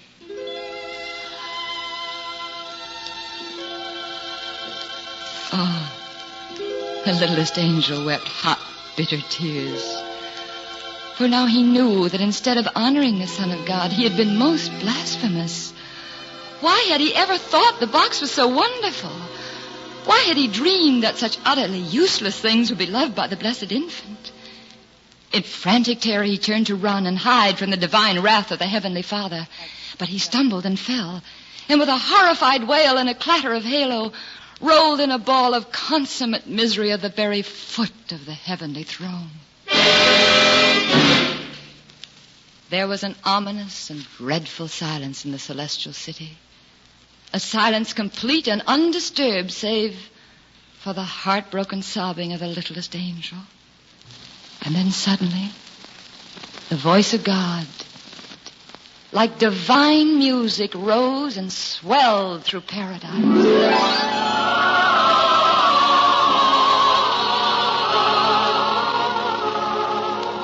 The voice of God saying, "Of all the gifts of all the angels, I find that this small box pleases me the most. Its contents are of the earth and of men, and my son is born to be king of both. These are the things my son too will know and love and cherish, and then regretful will leave behind him when his task is done. I accept this gift in the name of the child Jesus, born of Mary this night in Bethlehem."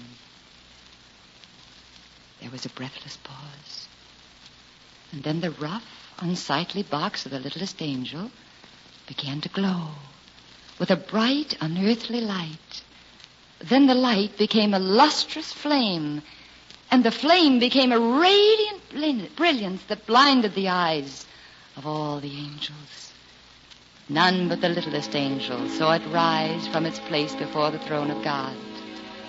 And he, and only he, watched it arch the firmament, to stand and shed its clear, white, beckoning light over a stable where a child was born.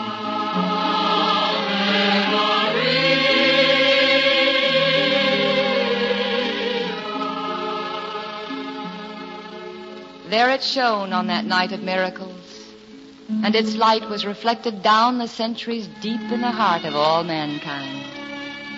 Yet earthly eyes, blinded too by its splendor, could never know that the lowly gift of the littlest angel was what all men would call forever the shining star of Bethlehem.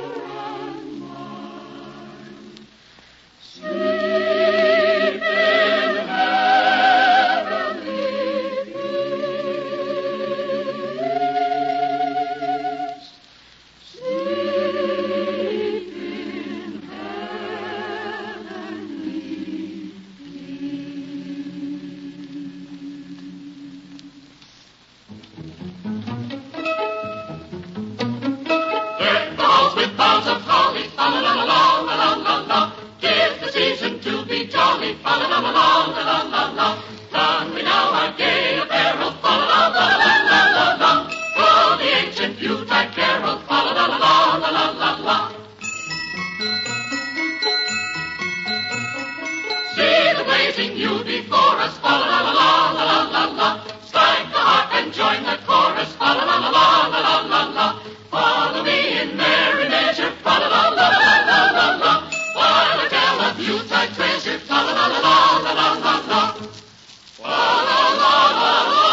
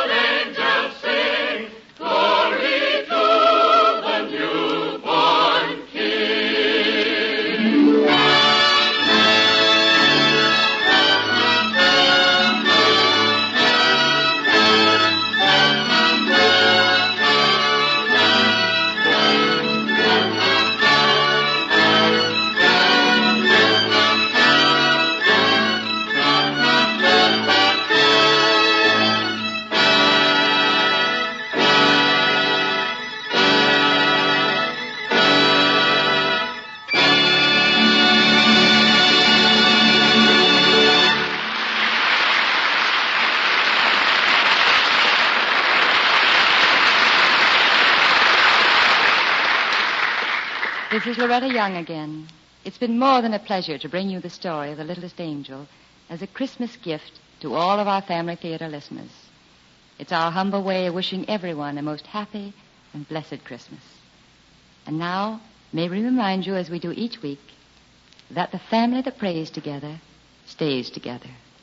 More things are wrought by prayer than this world dreams of.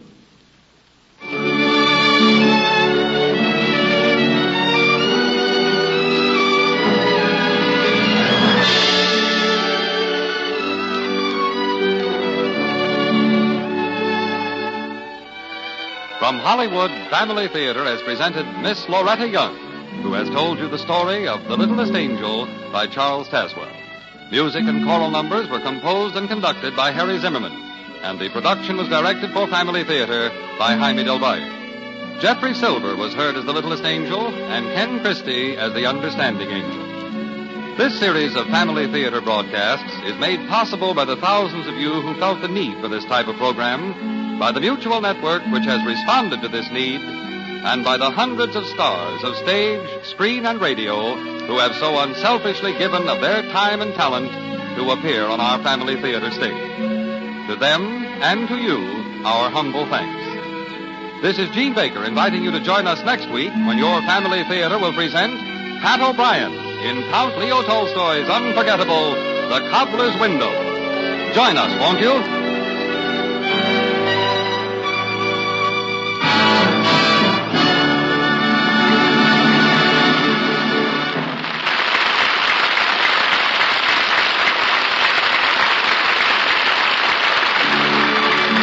Family Theater is heard in Canada through the facilities of the Canadian Broadcasting Corporation and is broadcast to our troops overseas by the Armed Forces Radio Service.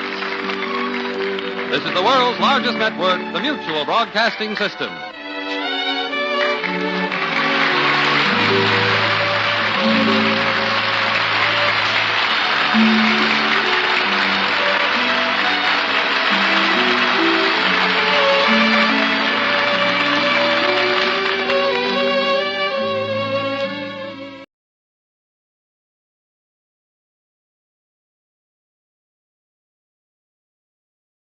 Theatre.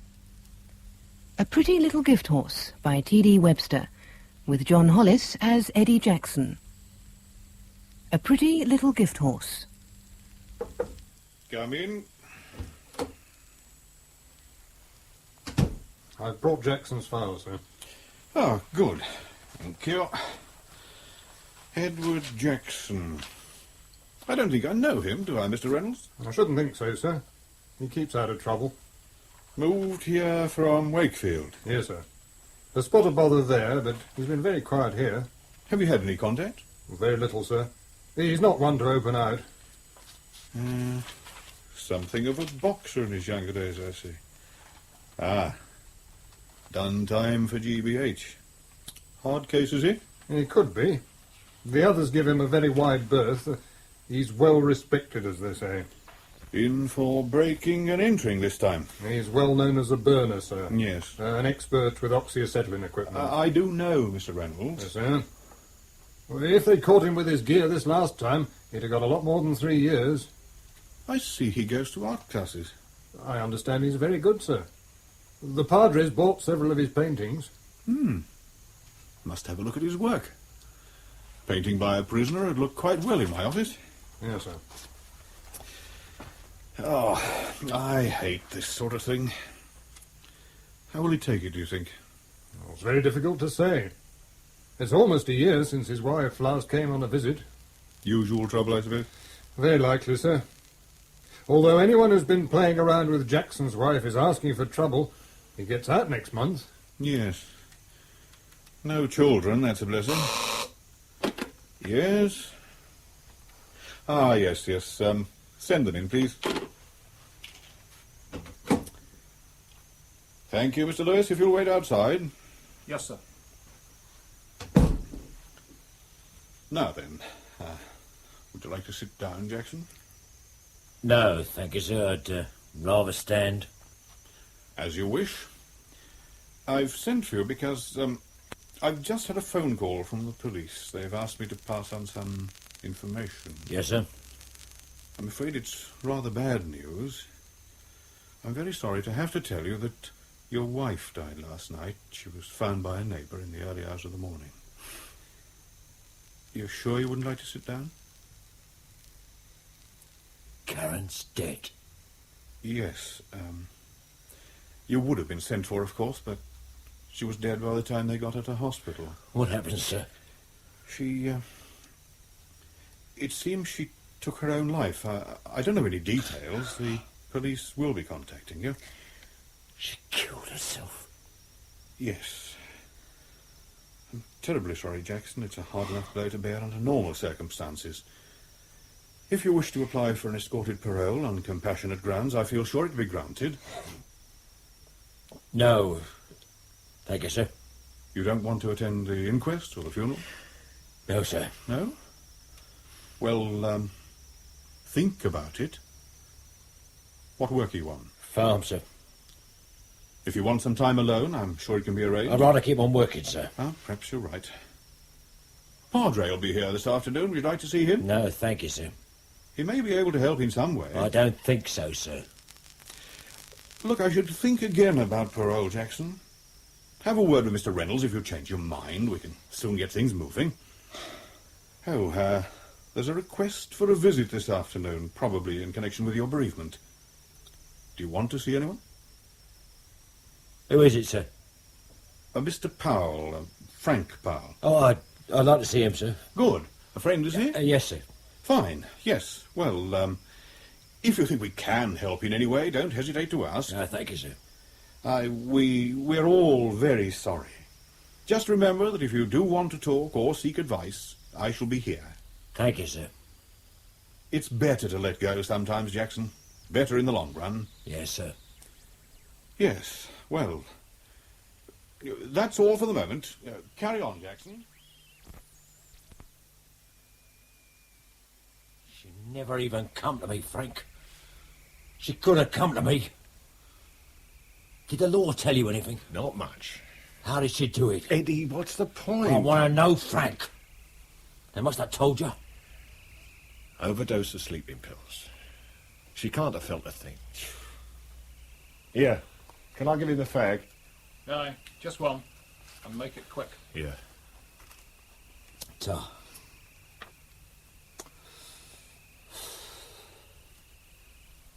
If only she'd come to me. Was it money? No, I don't think so. She just couldn't cope. Look, Eddie, it was always on the cards, you know that. Not suicide. The way Karen was, anything was possible. What was she on? Heroin. Bloody hell. When I first knew her, she didn't even drink. I heard it was heroin. I've not seen much of her recently. Didn't she ever come to see Betty? Not lately. Well before Christmas, when we last saw her. When we went in a pub, she used to drink tomato juice. Now, listen, Eddie, don't start blaming yourself. Or kidding yourself. Things weren't all that great between you and Karen before you come in here. She was already taking stuff. Yeah, only pills, though, not bloody heroin. You wouldn't have stopped her. She was already on the way. She wouldn't have done it if I hadn't been in here. No, there's no way of knowing, Eddie. Who was it, Frank? I've told you. I've hardly seen her. Frank, I'm not stupid. Stands to reason she found someone. She stopped coming to see me. One or two of the lads in here have dropped hints, but I've not pushed it. I've not asked them, and I've not asked you, because I knew that once I did know, I wouldn't be able to think of anything else. And that's enough to send you round a bend in here. But I'm asking now, Frank. Who was it? I heard she was knocking around with Jim Henderson. Yeah, that figures. He always fancied Karen. I bet he was sniffing round her the moment I went inside. He was seen with her several times up west. She probably got the drugs through him. He has enough contacts. Well, I'll settle that bastard, big man or not. Just keep your voice down, old son. Take it easy. It's down to him, right? I suppose so. Right. Try and forget Henderson. You start thinking about yourself. Are they letting you out on parole? No, I said I don't want it. I couldn't face Karen's family. And I reckon I might clear off after him. I'll wait. That's sensible, for a change. No point in messing things up with only 3 weeks to do. I'll get in touch with Karen's family about the funeral. See if they need any help with cash. Well, they won't take it, but thanks. You just keep your nose clean. And your voice down, all right? Yeah, all right. Won't be long before you're with me at the garage. Just keep your mind on that. Now, what date is it you get out? The 7th. It's a Thursday. I'll try and send a motor, but Thursday's a bad day. No, I'll be all right. I'll get a taxi into Norwich. Okay for cash? Oh, yeah, I had 20 quid on me when they brought me in. Well, only 3 weeks. It'll soon pass. The only time. Thanks for coming, Frank. Just take it steady, eh?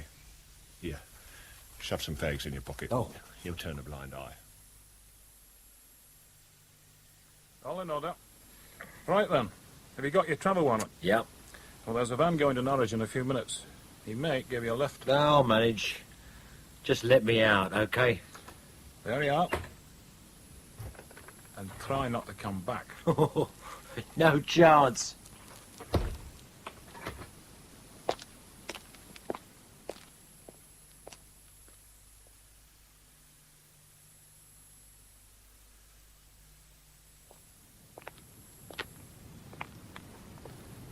Well, that looks like trouble. You could say that. I must have driven over some glass.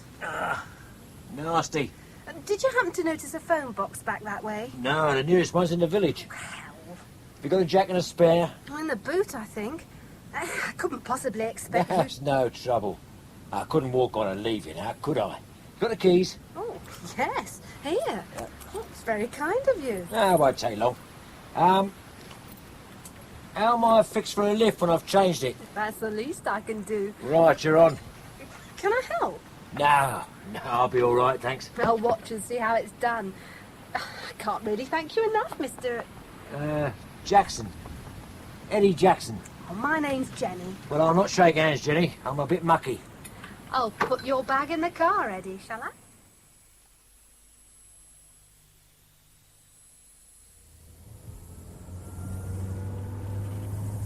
It's a nice car.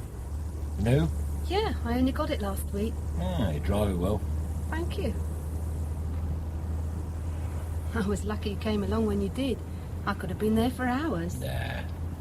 Garage in the village would have sent somebody out. Maybe. Where are you heading? London. You going that way? Yeah, eventually. I've got to call somewhere first.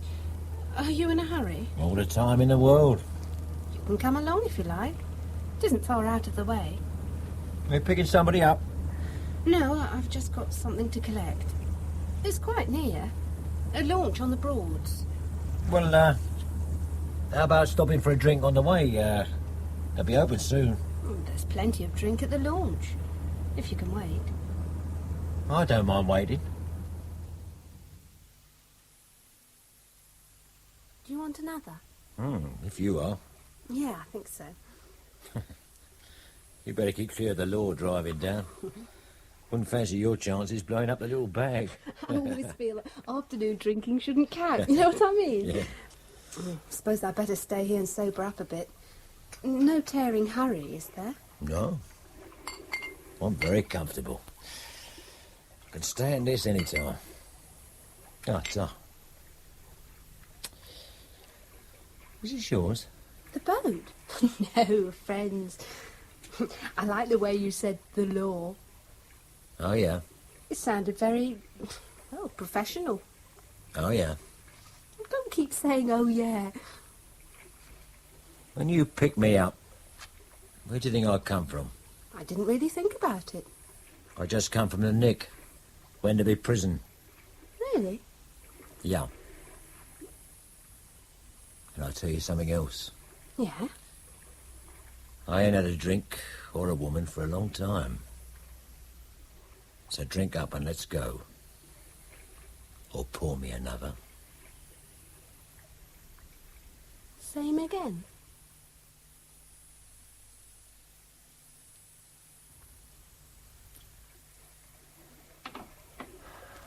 Who's that?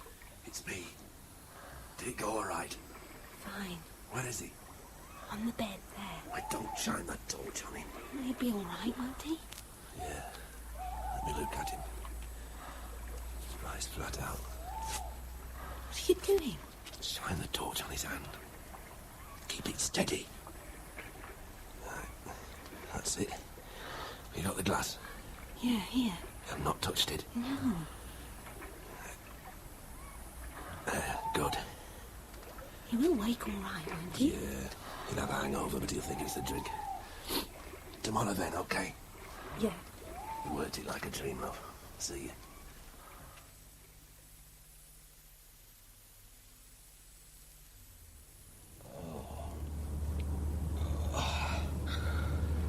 How much did I have? Well over a bottle.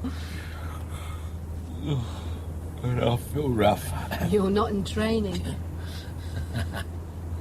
I didn't hear any complaints. I meant the drinking. Yeah. I did go at it a bit strong. Didn't help being dragged out of me pit at this time. Oh, I'm sorry about that. I had to make an early start. I did tell you. Yeah. Made a day of it, didn't we? Yeah. You married? Don't ask personal questions. Where are you going to in London? I'm not going right into town. Will it be all right if I drop you off at Upminster? Upminster? Yes, I can drop you there without going out of my way. I'm going through the Dartford Tunnel. Upminster, that district line. You'll be able to get a train into town. Well, where are you heading? Only Mile End. Do you live in London? No. I'm sorry. I'd take you in, but I'm late as it is. No, it's all right. I just wondered, any chance of meeting you again? Yes, I should think so. You leave me your phone number and I'll give you a ring the next time I'm in town. Well, I don't know where I'm staying yet. I'll give you the Vic's number. That's a pub. Don't know where to contact me.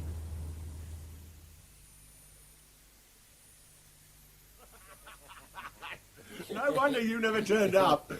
And you've been with us since yesterday morning. Right up to when she dropped me over the station. You always were a jammy beggar.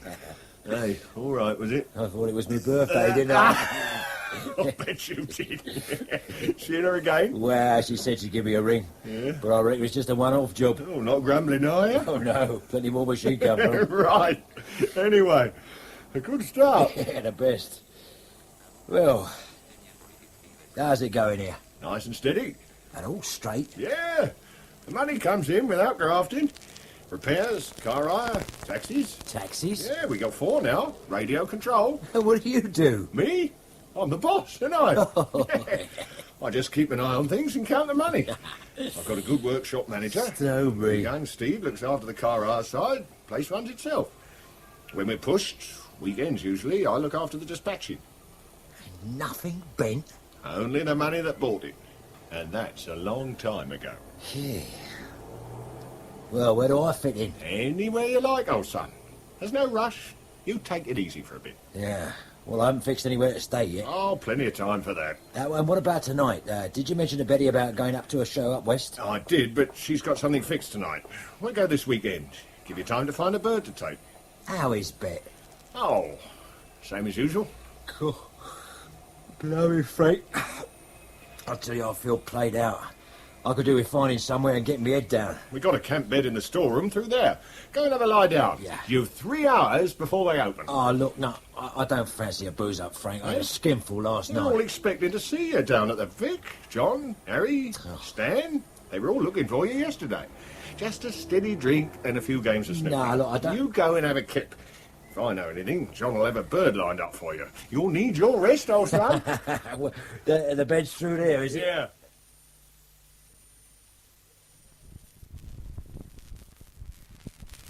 Nearly ready? Yeah. We're wasting drinking time. Oh, right. Oh, wow. Cash. That should see you all right. I only want what's owed me, Frank. That's all it is. Plus a bit of interest. Well, thanks. Right. Just one thing before we go, Frank. Yeah? Well, I won't get a chance to ask you when we get down there. About Karen. Did you find out any more? Only what they said at the inquest. Look, old son, it's over. Done with. We'll see. It said nothing at the inquest about where she got the drugs from, did it? What do you think?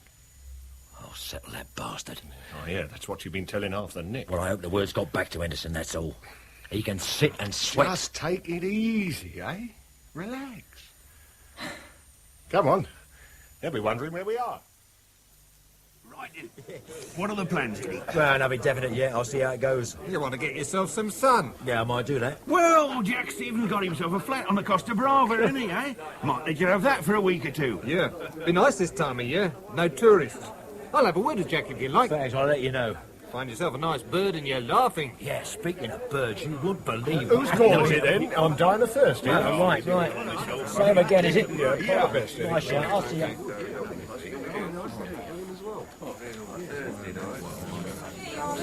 25 whiskies, £3.60 for you, Eddie. £3.60. Oh, have one yourself, Doris. Oh, Tar, I'll have it later if that's all right. Yeah. No time to turn around here. Like a tray. Oh, Tar, yeah. It's nice to see you back again, Eddie. Oi, Doris, come on, girl. Coming. All right then, Eddie. Huh? Oh. Hello, Billy. How's things? Oh, up and down. Here, I reckon you put weight on. How you reckon? All that good living? You come across old Taff inside, didn't you? Not to speak to, no. He was in the other wing. Yeah. Bit of news that will interest you, Eddie. Yeah. Ain't got round yet. What's that then, Billy? Jim Henderson. What about him? Shot dead. Early hours of this morning. Where'd you hear that? Mick Andrews, he worked for Henderson. He just heard an hour ago. Police all over the shop. Mitchell's on it. He's detective inspector now, of course. They moved him out that way. Where was he shot? At the club? No, at home. Wife was away. He was there by himself. Shotgun. Both barrels. Cleaning woman found him this morning. Shocking mess. Where does Henderson live? Well, he bought this big place last year. Where was it now? It's Farside Horn Church. Upminster? That's it. Yeah, Upminster. Bit of a turn-up, eh, Eddie? You sure about this, Billy? Sure as I stand here. All over the papers tonight, you'll see. And the telly. Yeah. Here. Get yourself a drink, Billy. Well, that's very good of you, Eddie. All the best, mate. Doris, sharp. Driest chicken. And about time, Eddie. Look, Where you lads. been? Since you'd emigrated. I'll leave your drinks on the bar, near Billy Cochran there. There's something private I've got to discuss with Frank. Just come up, all right? Yes, fine, Eddie. Well, don't be too long, old man. I'll meet you about them birds. I'll be here soon. Just a couple of minutes, okay? Okay. Right. What's the big secret then? Jim Henderson is dead. What? Killed early hours of this morning. Shotgun job. Who told you that? Billy Cochran. Just now at the bar. He'd tell you anything for a drink. He knows better than to have me on. He heard it from Mick Andrews. Mick's reliable enough. All right, so it's true. Not shedding any tears, are you? No, not for that bastard. It's me I'm bothered about. How do you come into it? Mitchell is on the case, that's all. So? As soon as he realises I'm out, he's going to be looking for me. You and how many others? Eddie, there's a queue of blokes waiting to do Henderson from way back. Besides, what are you worrying about? You were with that bird, Jenny. Well, no problem then. I don't know nothing about her, Frank. Not even her second name or where she lives, nothing. So when Mitchell comes asking, what's he going to say? Sounds like a fairy story. All right, so Mitchell doesn't like you. But he's straight. You tell him about her, he'll find her. For a start, there's the launch. Have you ever been to the Broads? There's thousands of bloody launches and everywhere looks the same. You must have some idea where you went. I wasn't clocking the road, was I? Well, Mitchell will find her. If he ever gets round to you. He'll come as soon as he knows I'm out. Don't get your knickers in a twist, old son. For all you know, they may have got somebody. It stinks, Frank. Henderson has enemies, right? Yeah. Why does he get done just after I get out? And why does this bird just happen to turn up and keep me busy until this morning? And why does she just happen to drop me off near where Henderson lives? You're making a mystery out of nothing, Eddie. Somebody is bound to remember seeing me on Upminster Station at that time. It's all circumstantial, old son. Yeah, people have done life as circumstantial before now. A tenor says Mitchell won't even come to see you. Well, I'm not waiting to find out. Well, what are you going to do? I'm going to keep out of the way until I see what's happening. That makes it look even worse. I'm not spending the weekend in stir, Frank. It's going to look bad at the filth, old son. Sweating it out in the interview room with Mitchell looks bad to me as well. Well, you going now? Yeah, I'll be in touch. I think you're making a big mistake, old son. You're going to come out of this looking a real prat. But have it your own way. Do you want a car? No, too easy to trace. There's no point in getting you involved. Look, we're mates, aren't we? If you're in trouble, it's my trouble, right? Yeah, like you say, it may be nothing. Be in touch if I need help. Anything. Oh, and ring the garage, not home. Okay. What do I tell the others? Tell them I've got to see a bird. I'll see you, Frank. All right, Eddie. What about Viv Granger? Emigrated 2 years ago. Australia. How the hell did they come to let a villain like that in? Phillipson. Died of an heart attack last May on holiday abroad. Did he? Detective Inspector Mitchell's office, Sergeant Fox speaking. Yeah? What about the ones on the desk? And the glass? Right, as soon as you can, please. The prints on the door handle are the cleaners. Yeah. Anything on the others? No, not yet. Right. Who else have we got? We've cleared Nolan. There's Jackson. Eddie Jackson? Thought he was inside. Yeah, so did I, but he came out on the 7th. Yesterday. Ah. Where was he? Wenderby. Right side of the country. Less than 2 hours from Henderson's place. Motive? Word is, Henderson was knocking off Jackson's wife up to a few months ago. Jackson's bound to have heard. Yeah, a shotgun, not Jackson's style, is it? Well, he's violent, quick-tempered. Well, he's never used firearms, as far as I know. Still, there's always a first time. Yeah, it's worth looking at. Get on to Wenderby and find out what they can tell us about Jackson, the exact time of release and so on. Are we fetching him in, Guff? Yeah, I think so. 1:45. Where does he drink? The Vic, usually. Right. Find out who's nearest and tell him to look in.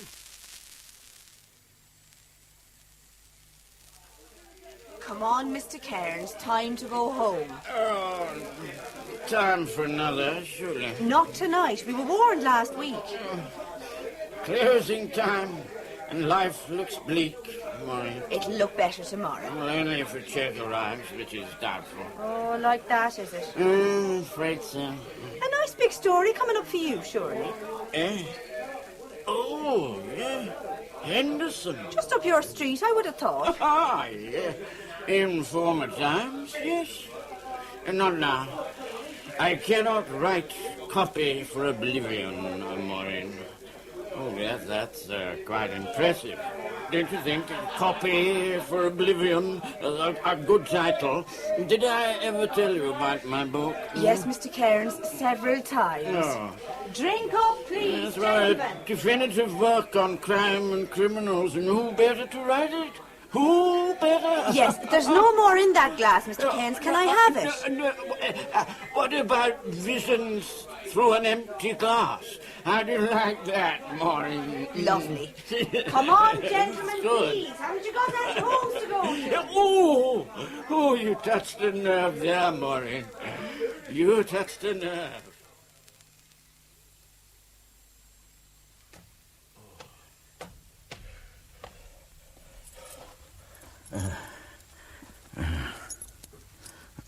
Mr. Cairns.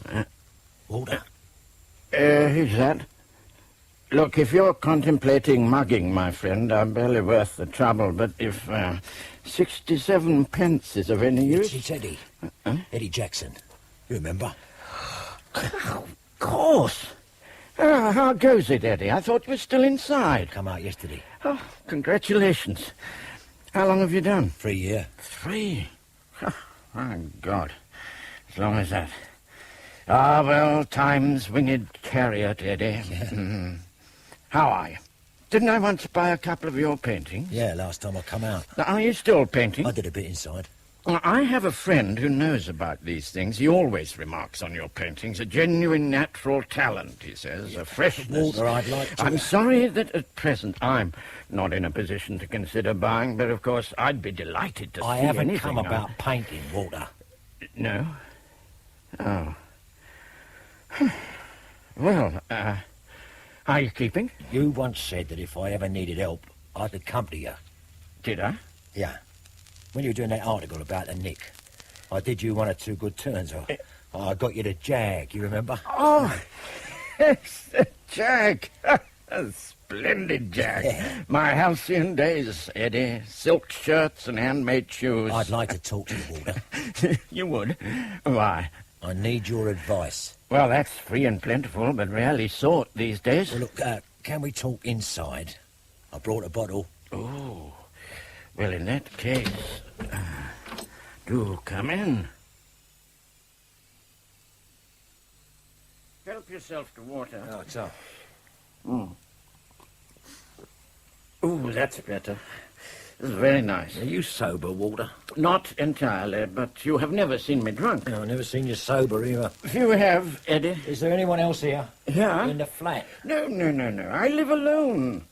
These days I see myself increasingly in Shakespearean terms. Sometimes a Falstaff, sometimes a touchstone, but often as a Leigh, left alone, dependent on the occasional check from a remorseful child. Not that Leigh was dependent on checks, but you know what I mean. No, I don't. Walter, if you'll just listen. Now, before you start, Eddie, I should explain that I am no longer a man of influence. I claim that I am working freelance, but the truth is I am unemployed. So if you're hoping for a big story saying you served 3 years for nothing, I can't help you. No, it isn't that. I'm in trouble. Already? With which side? Both. Intriguing. But I don't see how I can help. Of course I'll lend a sympathetic ear. There could be something in it for you. Oh, a story, you mean? Yeah. Well, these days it would have to be something special before any editor would let me in the building, Eddie. It is something special. How will go on? Have you heard about Henderson? Oh, yes. Is it about Henderson? The law thinks it is. They think I killed him. Oh. And did you? I know nothing about it. Then why are the police looking for you? I've been set up. Eddie! I've heard that one so many times I could set it to music. Not from me, you haven't. True, but it's a fairly constant theme from some of your colleagues. My last big story was on those lines. This man is innocent. 2 days later, he coughed the lot and sold his story to a rival paper, which is one of the reasons for my present situation. So, I tend to be rather dubious of stories of people being fixed and of police corruption. It isn't the police. No? Well, that makes a welcome change. Right. I'm sitting comfortably.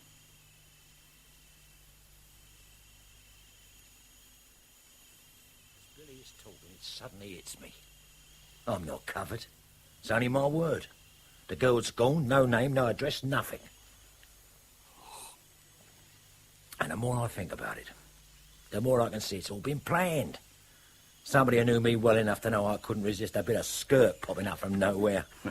Oh, she must have said something about herself. Yeah, well, perhaps she did. I wasn't taking notes, was I?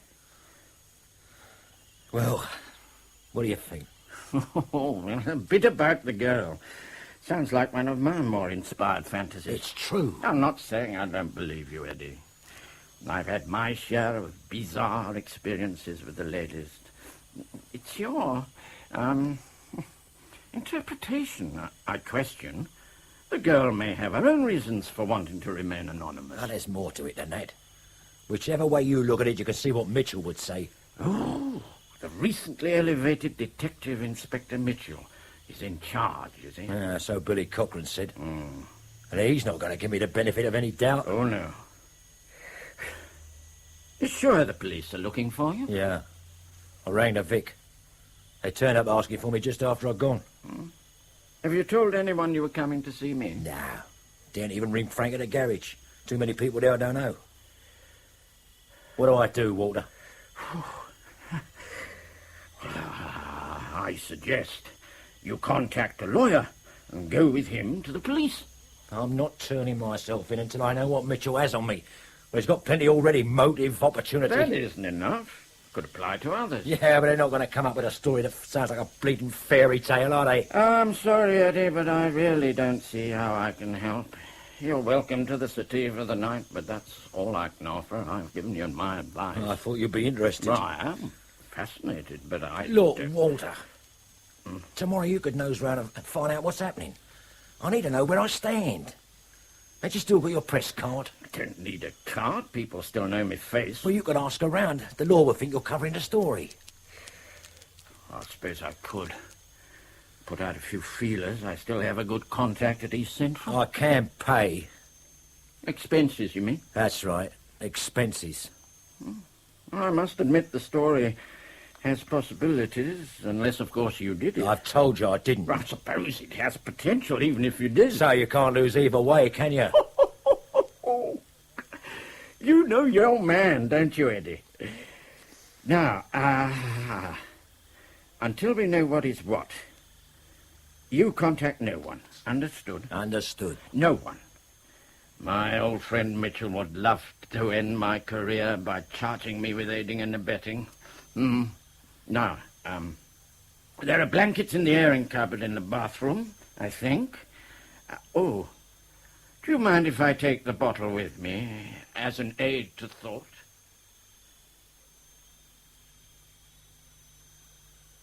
Would you call Jackson a close friend? Yeah. Well, then you must have known what he was going to do on the day he was released. Travelling arrangements and so on. He said he'd make his own way home. And where is home? He said he'd come to the garage. But why did he arrive a day late? I don't know. Oh, come on. You must have asked him where he'd been. None of my business. What time did he turn up at the garage? Early. 9. Something like that. And what did he do? Nothing.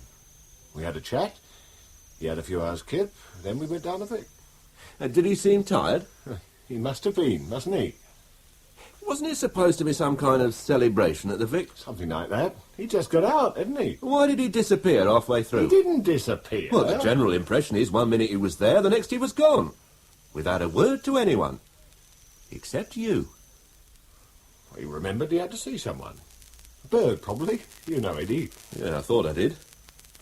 Never saw him as a killer. He had nothing to do with that. Then why has he vanished? I don't know, do I? I told you he might have taken off with a bird somewhere.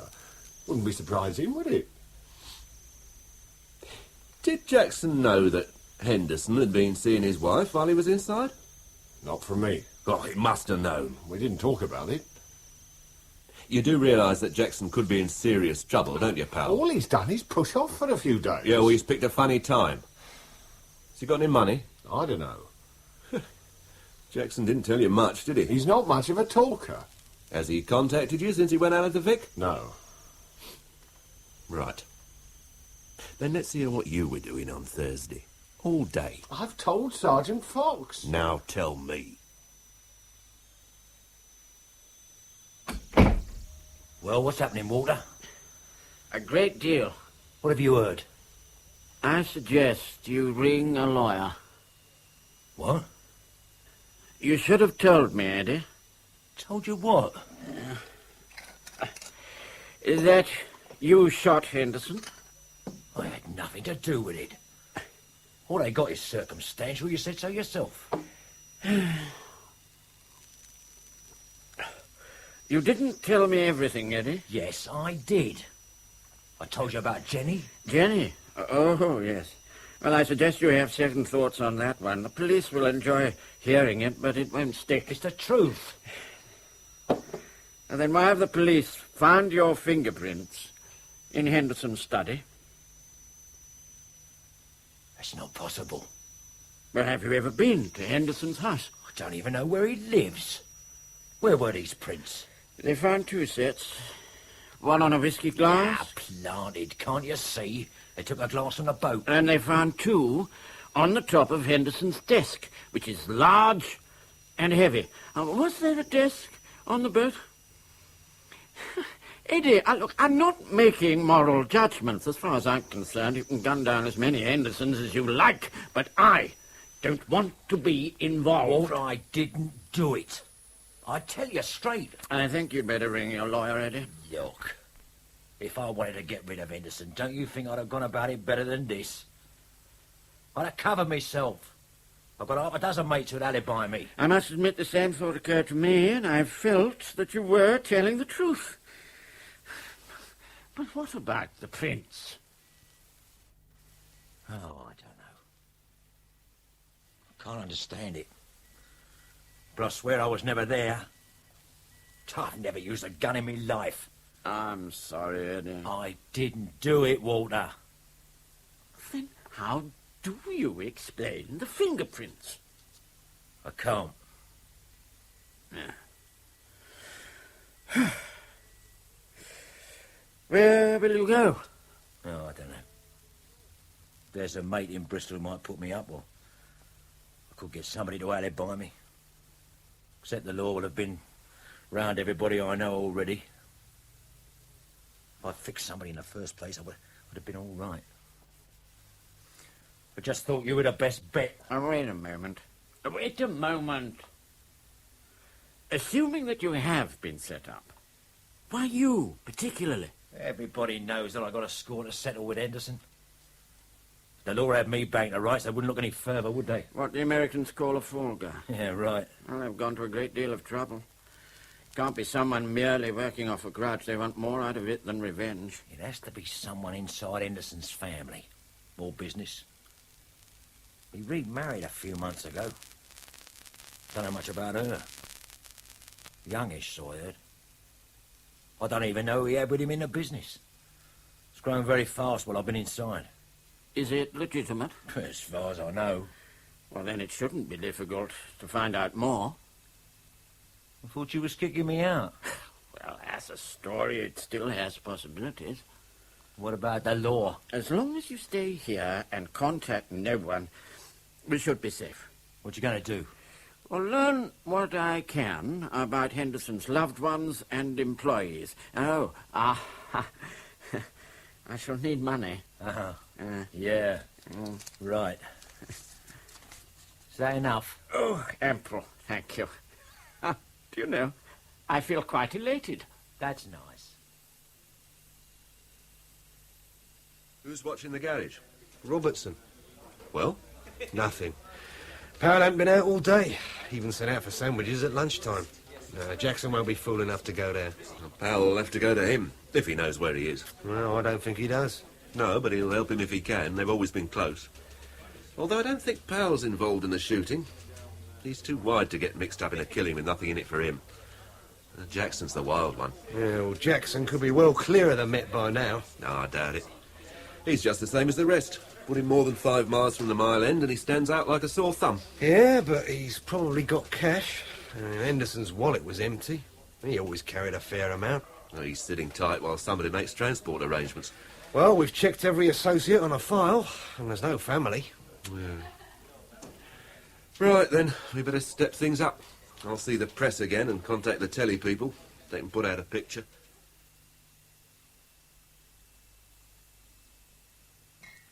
You took your time. Well, I've had to cover a lot of ground. I've brought you provisions. I can't sit drinking all day. What about something to eat? Sweet FA in a fridge. Well, I rarely eat in. Well, I rarely eat. There you are. Cold chicken, French bread, salmon, soup, pate. Where'd you go for this lot? Harrods? No. There's a very good little shop on the corner, run by a foreigner, needless to say. I brought you an evening paper. Oh.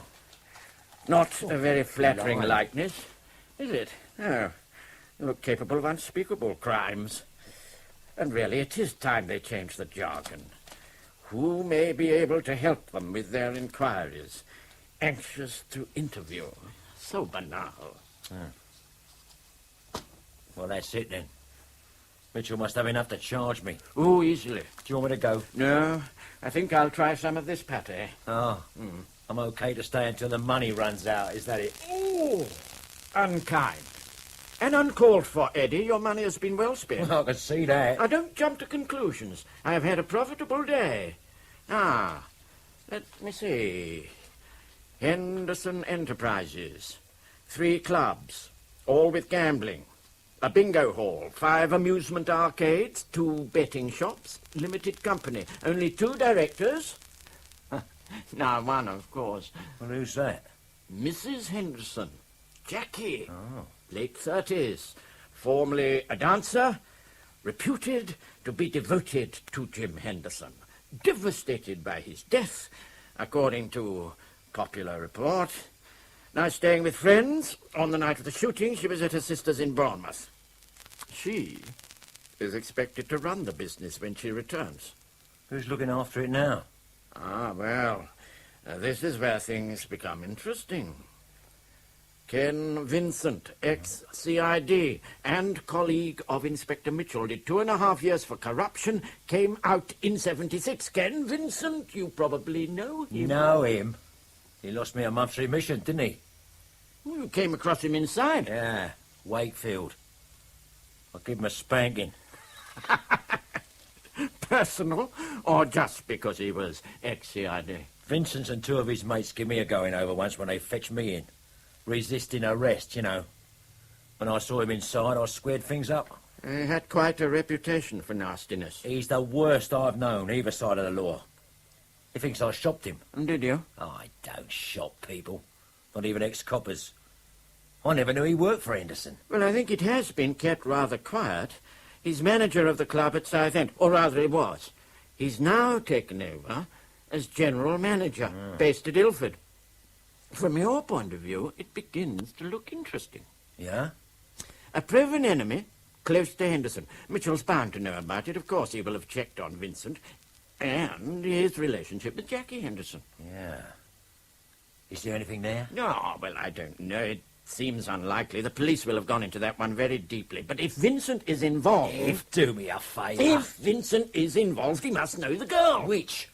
The one who picked you up. What was her name? Jenny? Yes. Well, that won't be her name, of course, and she'll have pushed off somewhere dead smartish. I try to write down what I remember about her. Here. Well, it ain't much.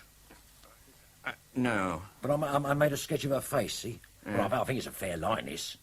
She's not very tall, about 5'2". Oh, well, that's better. I can see now why you stopped her. Pretty little gift horse, isn't she? She's a lying cow. Yes, but pretty. Yes, she must be very close to Ken Vincent to do that for him, and she must have quite a nerve. Not to mention dubious morals. Yes. I'll keep this. No, you won't find her. Nevertheless, I shall try. She's worth looking for. Where will you start? The club at Southend. Tonight? Yes. Vincent is such a lovable character that someone there's bound to want to tell me about him. Ah, yes. I shall have to take a taxi, of course.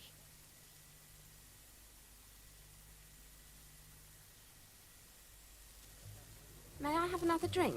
In a moment. I don't suppose we could slip outside for a real drink. I'm sorry, it's not allowed. I know. I know you're supposed to sit with me and see that I keep buying, while you sip cold tea and I drink what tastes like watered-down Algerian whiskey. You know all about it, do you? I'm afraid I do, Elaine. Are you the police? No. I hope I don't look it. No, I just thought... Well, you haven't come here to enjoy yourself, have you? Does anyone? No, I'm looking for a girl. Oh, yes? Yeah, purely business. This girl. Oh, that's good. Did you draw that? Yes. It's a sketch from memory of a girl I once met here. At least I think it was here. It was rather a heavy night. Do you know her? Why do you want to know? I'm a commercial artist. She's just what I need for some drawings I have to make, fashion drawings. Honestly? Oh, yeah. I did discuss it with her. She gave me her name and phone number, but I lost them. I feel sure I met her here. Do you know her, Elaine? Yes, I think so. I'm almost certain. It looks like Judy. Judy Pearson. She used to be an actress, of course. Lovely poise. Judy Pearson. Well, that's it. Oh, dear. Is she still around? No, not at present. But normally she works here. Yes, behind the bar. She here tonight?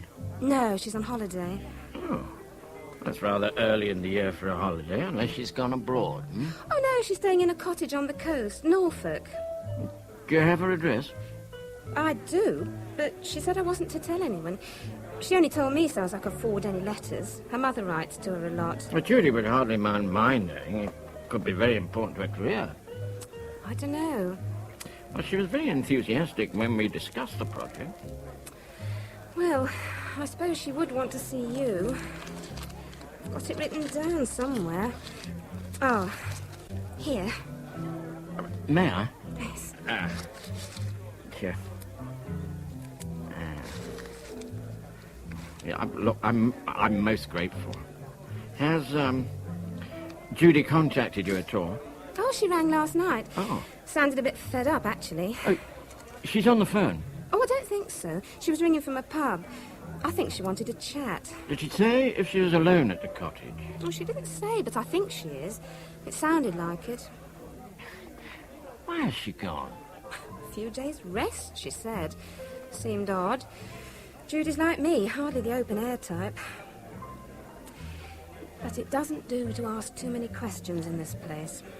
Oh? No. You ought to be careful as well. Oh. Why is that?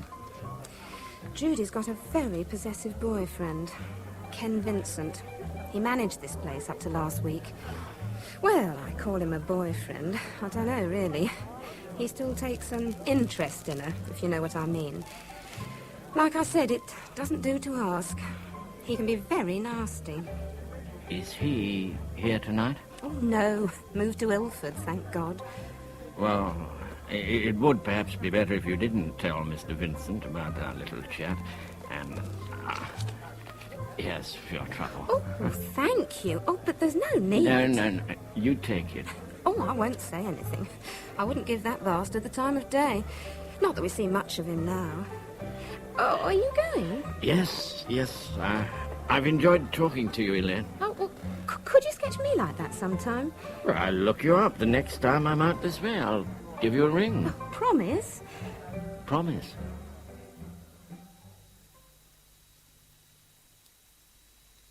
That's it, then. It's got to be her. It certainly looks like it. Right. Let's go and find out. Where'd you keep your car? It's parked in the forecourt, but look, just slow down a little, Eddie. We need to think. Look, it's obvious. She's Vincent's bird and he used her to set me up. If it's so obvious, all we need to do is tell the police. Oh, not yet. Why not? If the police turn up at her door, all she has to say is she knows nothing about it. Vincent would have made sure she's got a story ready. You said you told Frank Powell about the girl picking you up. Yeah. Will he have been questioned by the police? Almost certain. Why? Well, if Frank has told them what you said about the girl, that puts you in a better position now. We can tell the police where she is and let them get on with it. You reckon Mitchell's going to go swanning round Norfolk to clear me? Well, he will. If he already knows there's a girl involved, when he finds her, he'll know what kind of questions to ask. Can't you see that? Yeah, but I don't think Frank would have told him. Why not? Well, a golden rule. When in doubt, tell him nothing. Oh, yes. But we need to know. Well, I could ring Frank and ask him to tell Mitchell about Jenny. Oh, then as if by magic, we produced this girl he's just heard about. You know what Mitchell would say to that. Yeah, suppose so. So what do we do? Telephone Frank. Ask him if he's told Mitchell about the girl. If he has, then we leave it to the police. Agreed? All right. But what if he hasn't? Well, I shall go and see her before we inform the police. We'll go. There's no way I'm staying cooped up here. Besides, you're not sober enough to drive, you never get there. Well, shall we argue that one out after you've telephoned Frank? Yeah. Well, I'll try the garage first. He's often there Saturdays. Well, say as little as possible. Yeah, all right.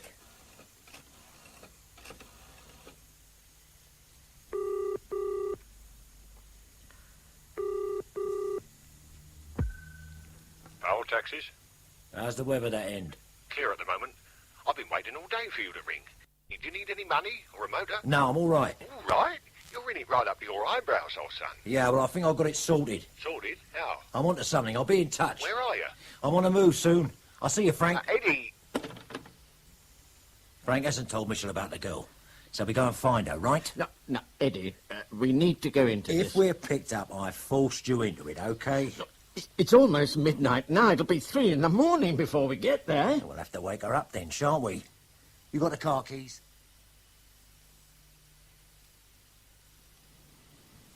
Well? This is it, all right. Fairview. Name's on the front door. She may not be alone. There's no car park there. What can we do with this godforsaken hour? Do you really think she's going to open the door to anyone at this time? No chance. I'm going in. No, listen, Eddie. There's a window round the back, only needs a push. Look, I think I should see her first. You just said she won't open the door. If we sit and wait until morning, the odds are somebody will see us and get on the blower to the local nick. And if you do see her, she'll just deny everything and then go straight on to Vincent. She could just as easily deny everything to you. You think so? Now, I won't condone violence, Eddie. I won't need to touch her. She can admit what she likes to you. She needs to tell it to Mitchell of her own free will. If you drag her to the police, she'll only have to scream intimidation, and you're in worse trouble than before. Remember that. All right. You never know. I might find a bed for the night if I'm gentle enough. You wait in the car.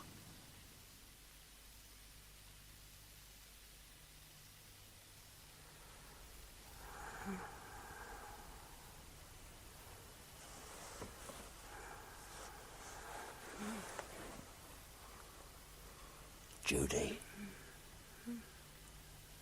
Judy. What? Just take it easy, darling.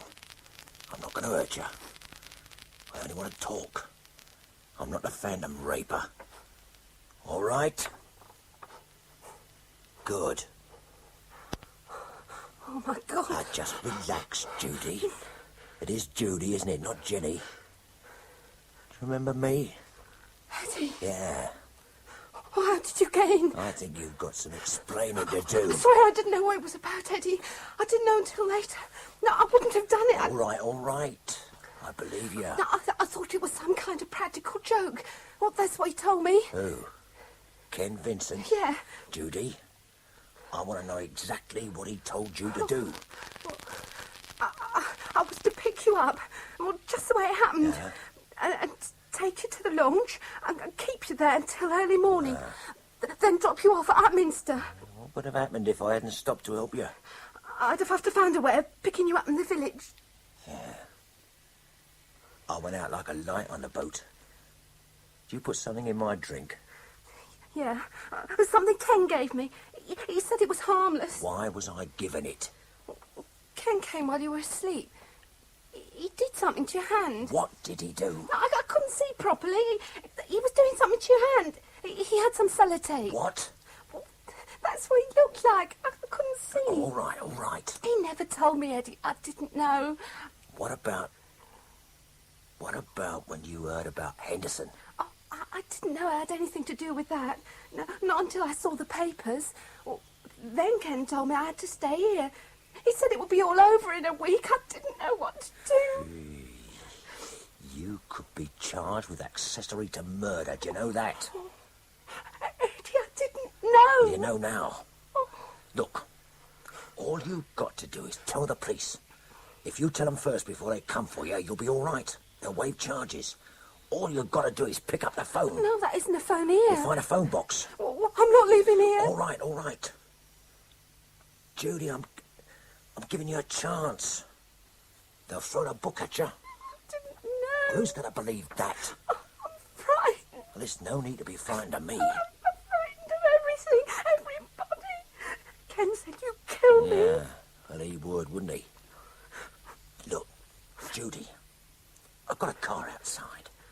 I'll take you to the police. No, I won't leave here. But just calm down. Take it easy. Listen to me. Listen. How about this? I'll ring the law and tell them to come and see you here. All you've got to do is to tell them what happened. That I was with you all night. Okay? Yeah, okay. Look, now, why don't you come with me? It could all be over. No, you phone them. Will you tell them the truth? Yeah, I will, but please go. But I won't be long. Sure. Afterwards, we can have a good laugh about all this. Please go. Right, I'll find a call box. And just sit and wait, all right? Good. All right. All right, I'm going.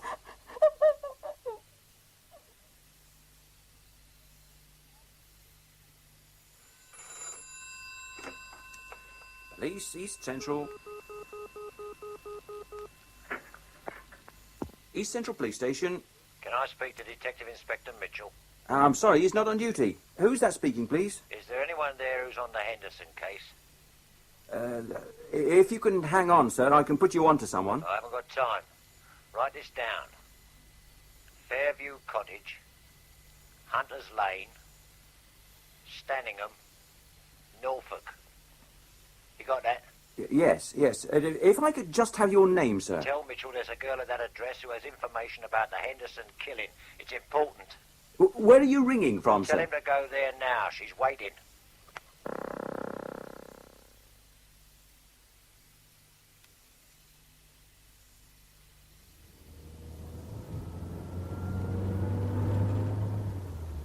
We should have stayed and watched.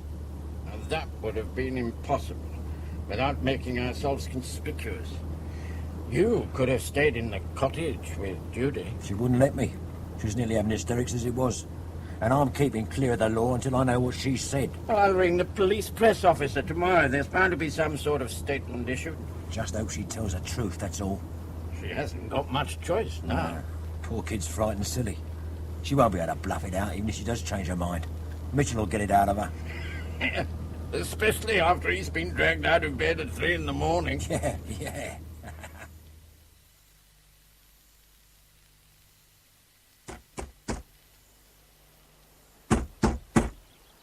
Try the handle. It isn't locked. Yeah, wait. Thompson, round the back. Scott, you come with us. Sir. Hello? Anybody in?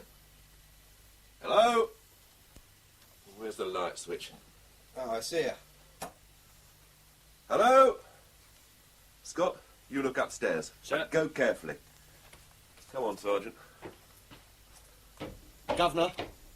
Here. What? Oh. Yeah, well, don't move her more than you have to. Yeah, she's dead. Rigor mortis just started. Let's see. Yeah, she's gone. Blow to the face. She could have fallen. No sign of bleeding. All marks on the throat. Could have been smothered, I suppose. Plenty of cushions about. There's one there beneath her chair. Yeah, leave it where it is. Looks as if she was expecting somebody. Fully dressed, makeup on as well. Get back to the car and put a call through. Doctor, ambulance, photographer, the usual circus. Yeah, we could have done without this. Yeah, so could she. Well, thank God we gave the local nick a call that we were on their patch. Yeah. They're going to love us. Right, get moving, Sergeant. Okay. Oh, nothing upstairs, sir. The bed's been slept in. Oh. Oh, indeed. First dead body you've seen? Yes, sir. Well, you'll see worse than that before you draw your pension. Yes, sir. Did you find that, or do you usually carry one? Sir? The handbag. Oh, yeah, I found it upstairs, sir. Let's see. Ah, yeah. They're on their way. None too pleased. Oh, any joy? Well, if this is hers, she's Judy Pearson, or was. Miss. Local? No, an address in Southend on her driving licence. Your old stamping ground. You know it? Yeah. It's a couple of minutes' walk away from Henderson's club. Well, where Ken Vincent was manager? Yeah. Right. Let's get things moving. Phone? You'll have to use the one in the car, Gov. There isn't one here. You know, I could well make the Sundays with this. Jumping the gun a bit, aren't you? Oh, I should have to wait until after the trial, of course. But an in-depth article with my own byline should re-establish me. How did you get the chop? Oh, I made a spectacular botch of a couple of very big stories. I wasn't where I should have been, and when I was, I didn't know what I was doing there.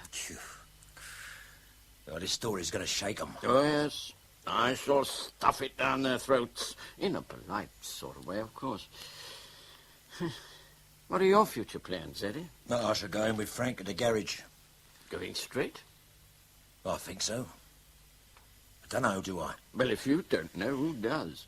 You've spent, what, a total of 12 years in prison? Yeah, about that. 12 years out of 44? It's what businessmen would call a poor return on investment. Oh, I've got a share in the garage.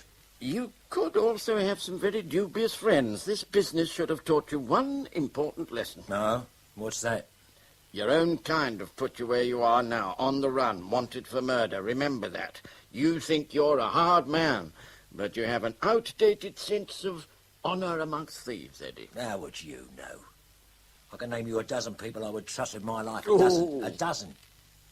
My own kind. Vincent ain't my own kind. He come from your side. And do you think he's done this without any help? No, well, we'll see. And I can do without the sermons. I'll get enough of that from Mitchell. Want a fag? No, thank you. Well, I thought there would have been something on the 1 o'clock news. I told you. That was very unlikely. The police could hardly issue a statement saying that an important witness had come forward, etc., etc. Vincent would be very interested. Well, nobody's going to tell you anything then, are they? I have a good contact at East Central. I helped to get his son into journalism, if that can be called a favour. Look, try again. Where are you going? To the Eagle. It's almost opposite the station. There's bound to be someone in there. You spent half your life in pubs. Oh, echoes of my wife, Eddie. No, don't worry. Truth is right and shall prevail. You sound stoned even when you're sober, do you know that? Just try the phone again first. You get in the pub, I won't see you again till chucking out time. Oh, all right.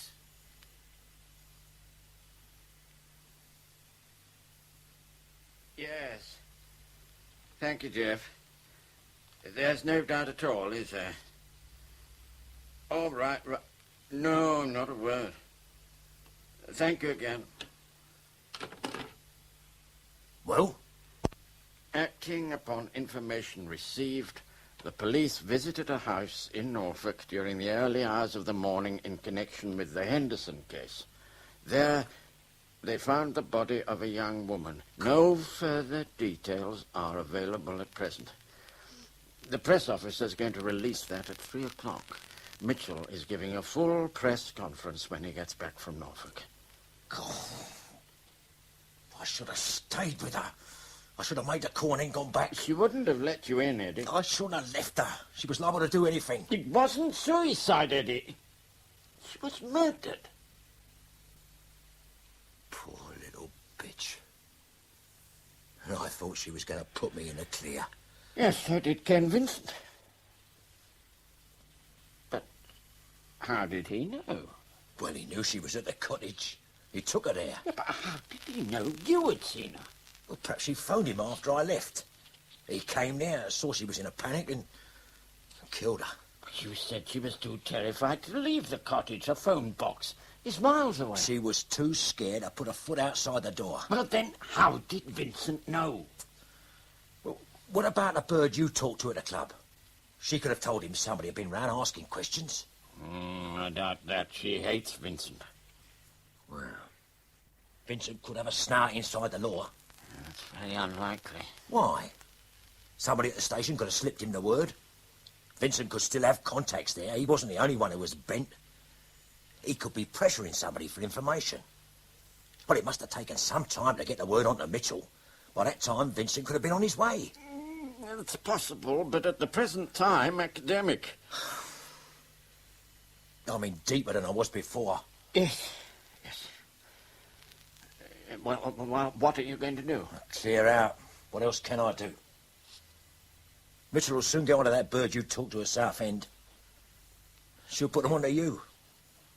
Mitchell knows you know me, and I probably left Dabbs at the cottage. Elaine may not be able to give the police much of a description. Walter, you're the sort of bloke people remember. She'll remember enough. Your voice for a start. Mitchell will soon be onto that. The law will be round here before the day's out. Oh, I'm sorry, Walter. I've landed you right in it. Eddie, your only chance now is to go to Mitchell yourself and tell him the whole story. No chance. I shall be able to substantiate some of what you say. Not the bits that matter. You'll have to say that I was at the cottage and I was alone with Judy. That could put me away my life. But the police are bound to establish a connection between Judy and Vincent. They may come up with something there. Vincent will have an alibi, watertight. Look, Walter, give me a couple of hours. Then go to the law and clear yourself with Mitchell. Tell him I conjure. Tell him anything you like. Where can you go? Well, clear of the Met for a start. Once I've got some more money in a car. Just give me a few hours, okay? Middle-aged, heavily built, well-dressed, greying hair. Well, it's not much to go on, is it? Well, the girl didn't get a very good look at him. The light was poor. Well, he doesn't fit any of the known associates in Jackson's file. Hey, he said he'd done the sketch. No, it was Jackson's. This character was hawking it round for him. But why a drawing of this particular girl? Well, Judy could have been an ex-girlfriend of Jackson's holding money for him. Jackson needs money. Well, if he knew her that well, he'd have an address or a phone number. No, I can't see Jackson and Vincent sharing the same girl. No, there was trouble between them inside. You sure Vincent's clear? Looks like it. And Jackson left prints all over the cottage. We even know how he got in. Why should he kill her? To shut her up. Well, what could she say that will put him in a bigger mess than he's in already? Well-dressed, grey hair, cultured accent. Well, she actually said cultured. Yeah. Sounds like a con man. Well, I'll have another look in the file. Hold on a minute. Well, it's Cairns. Walter Cairns. Cairns? Does he know Jackson? Well, yeah, before your time. Walter was always on about Jackson's paintings. I've seen Cairns recently. When you talked to the press. Right, let's have him in.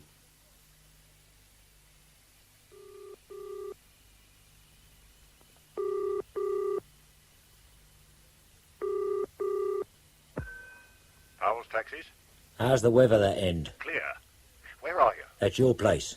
I ain't seen any law. Are you at Member Street? No, Elm Close. Ah, you won't see any law there. They still think I live at the flat in Member Street.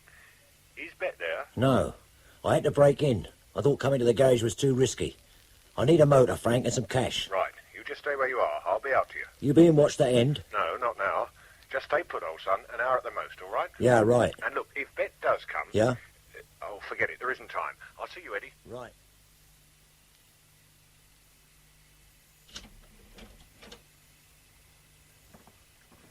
Hello, Bet. Eddie, what are you doing here? I didn't mean to scare you.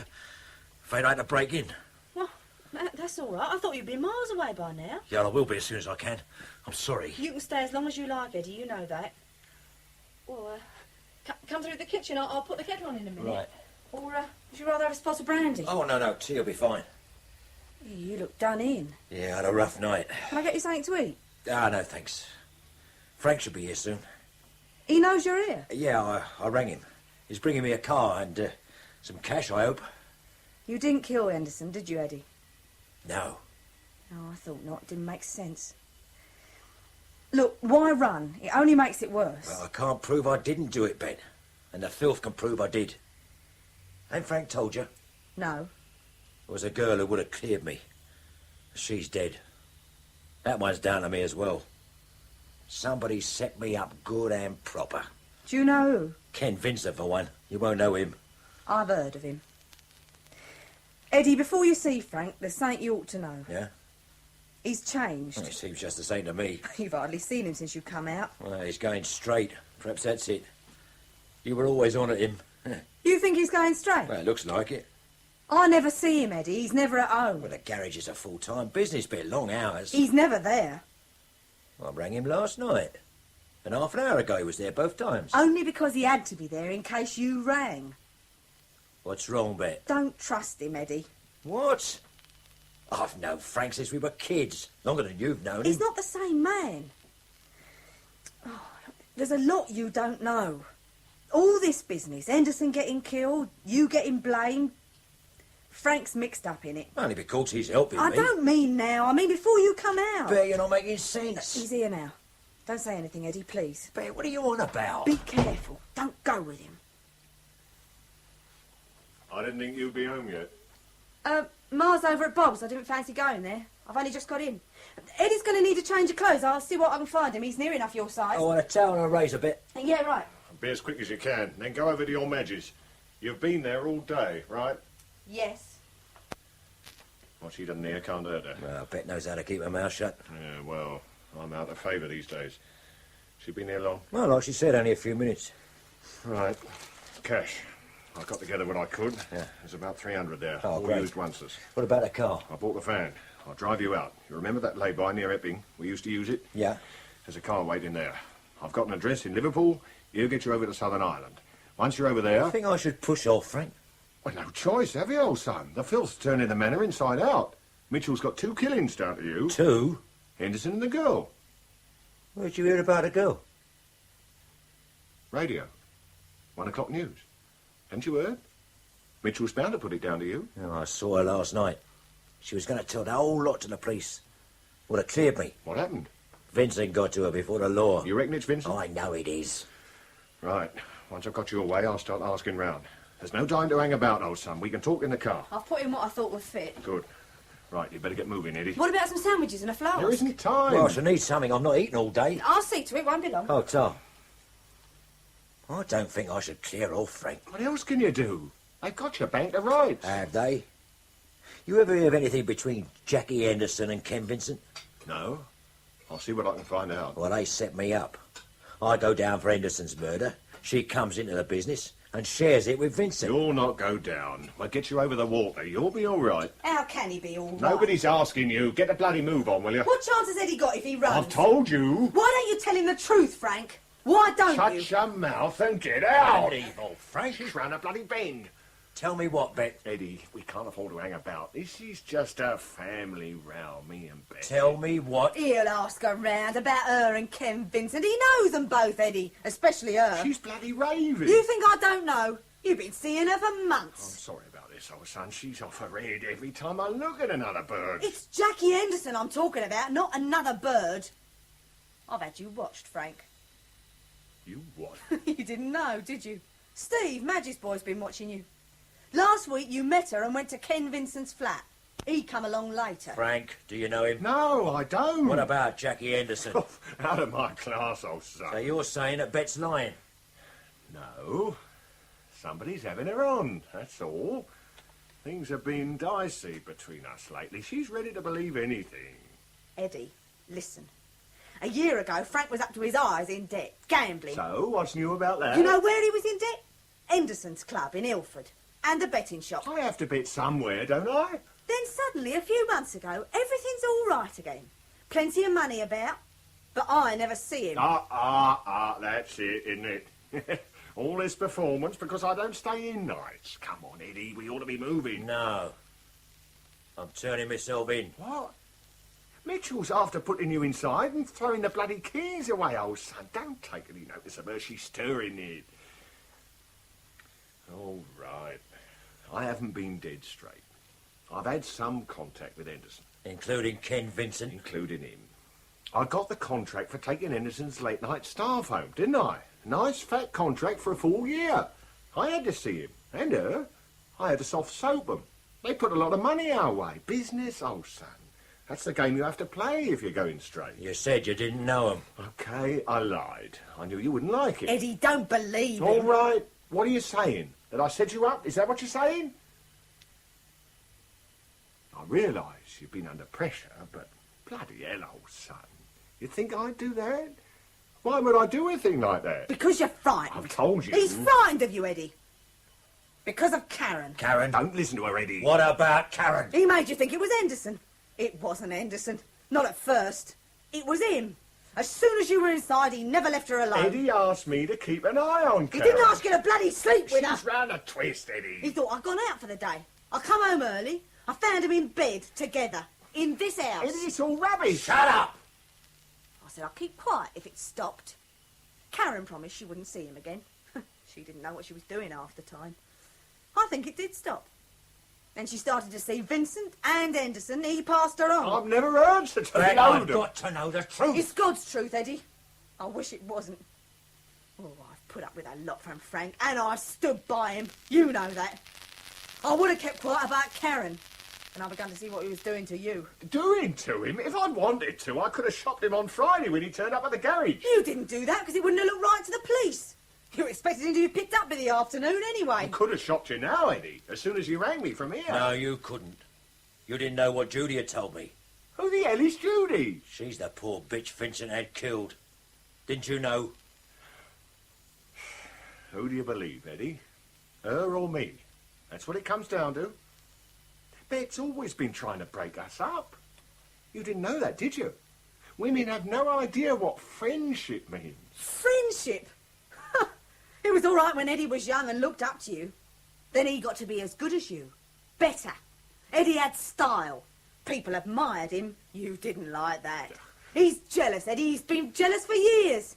That's why he took Karen, because she was yours. You cow. You lying cow. You keep away from me and I'll use this, I will.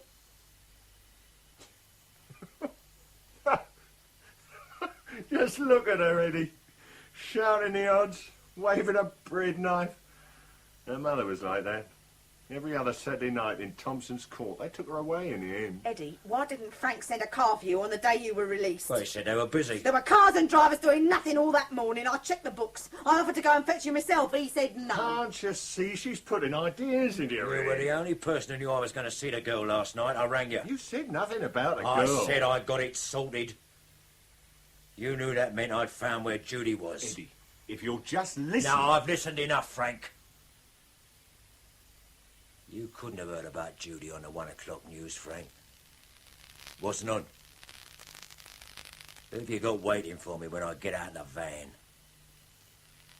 Prove me wrong, Frank. I don't have to. As far as Mitchell's concerned, it's all down to you. Not when he hears what I've got to say. And Bet. He won't hear Bet. You think I won't tell him? You won't get the chance. You once told me only mugs carried shooters, Frank. You carry one day you'll use it, you said. I said a lot of things. You fire that thing, somebody's going to die on 3 nines before you get to the end of the road. I don't need to run. You should have cleared off while you had the chance, Eddie. Bloody hell, Frank. Just keep back. You're finished, Frank. Why don't you just take the van and go? Finished? Not me, old son. You. You've been holding me and Bet at gunpoint because we wouldn't help you. I rushed you, you shot Bet, then I got the gun and used it on you.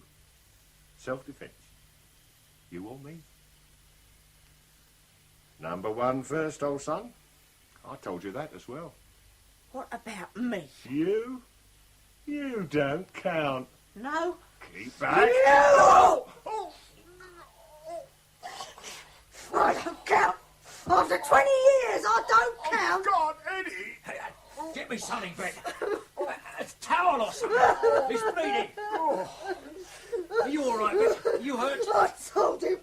I told him. Bet, get me a towel. Now, move your hands, Frank. I need another towel, Bet. Bet!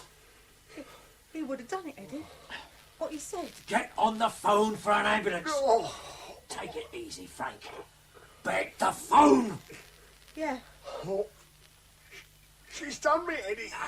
Don't talk, Frank. Just keep still. Oh.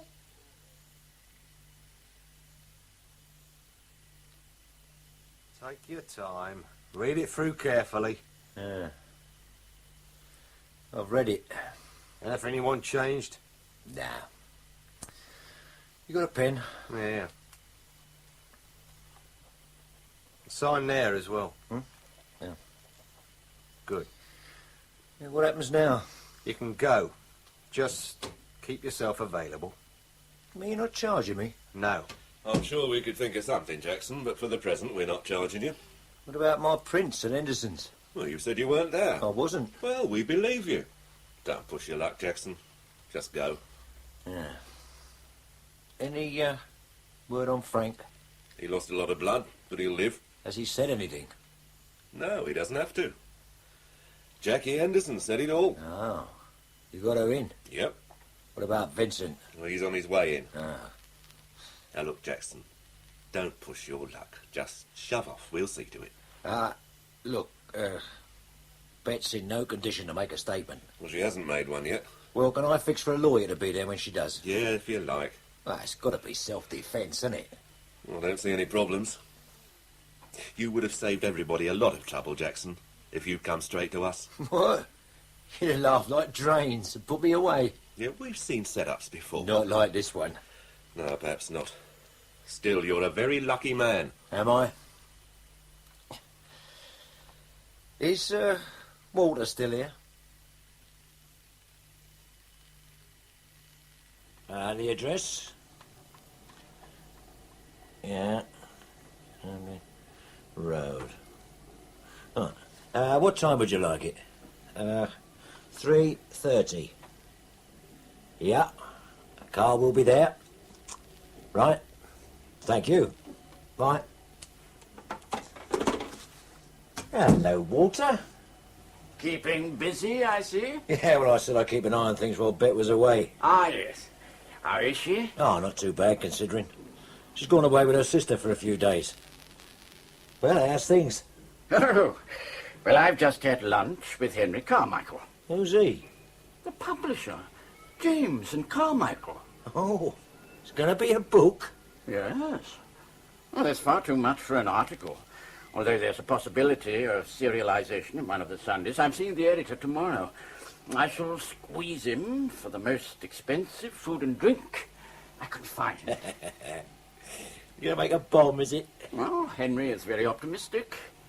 Oh, some money will come your way, of course. Oh, nice. Yes. Yeah. Oh, yes. And Henry is very keen on using your sketch of Judy as the cover. It could lead to bigger things. Oh, I'll start looking round for a studio straight away. You started writing it yet? I've drafted an outline. There's plenty of time. It's still sub judice. I'm gathering background material at present. Did you get anything out of Mitchell about my prince? No. No, he's been very cagey. But, I've had a chat to an ex-CID man. He came up with something after I mentioned what Judy had said about sellotape. How was it done? Well, he said... Look, have you got any tape? Tape, somewhere. Ah, good. Here you are. Good, good. Vincent had a strip of tape, like this. Give me a hand. Yep. When you were asleep on the launch, get to the world, he got a mirror or something like that, pressed your fingers down, so... Yeah. Got your prints, stuck the tape over them, Yeah. put the mirror in a plastic bag, then took it very carefully to Henderson's and transferred the prints from the tape. So. And your prints turn up on the desk. Clever? As easy as that? Well, in actual practice, I don't think it is easy. Vincent must have perfected the technique, but it's been done before. Vincent probably came across it when he was in the CID. And who did the killings? Well, that won't emerge until the trial. Although I understand that Jackie Henderson was very talkative when the police interviewed her. At a guess, I would say that they brought in somebody from the north for Henderson's murder, but Judy was probably killed by Vincent himself.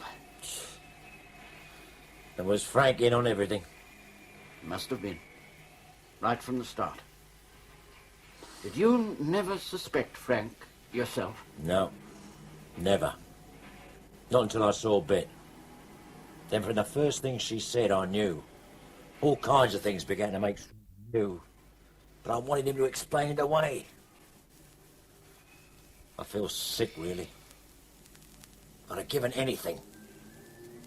No honor amongst thieves, Eddie. Yeah, you told me. Not much honor anywhere, is there? Let's go and have a drink. In A Pretty Little Gift Horse by T.D. Webster, Eddie Jackson was played by John Hollis, Walter Cairns by Hayden Jones, and Frank Powell by Michael Kilgarriff. Inspector Mitchell was Stephen Thorne, Sergeant Fox, Terry Malloy, Judy, Hedley Nicklaus, and Betty Powell, Maggie McCarthy. Elaine was Elizabeth Marlowe, the prison governor, Ralph Lawton, the chief warder, Andrew Staines, Billy, Adrian Bracken, and Detective Constable Thompson, Peter Brooks. The play was directed in our Birmingham studios by Roger Pine.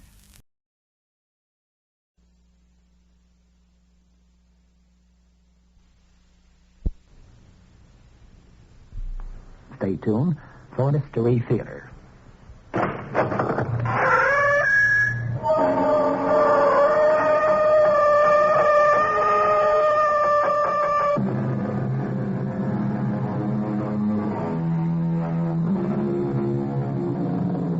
Come in.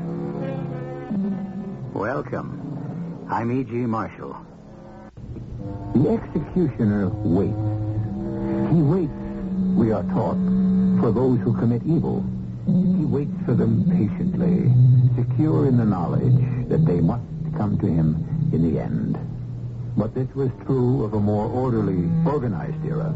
Today, the executioner still waits, but not only for the criminal. Patiently, calmly, he waits for any of us, for all of us. He could be waiting for you. He could be waiting for me. But why? What have we done? Who knows? Today, there are executioners who have reasons of their own. Mr. Weller? Hey, how did you get in here? Are you Mr. Arnold Weller? Yeah, I'm Arnold Weller. Couldn't do for me to be mistaken. I've come here to present you with a gift. Yeah? The most precious thing in all this world. It's called justice. I have come to give you justice. Hey, put away that gun. Are you crazy? Justice, Mr. Arnold Weller. I give you justice.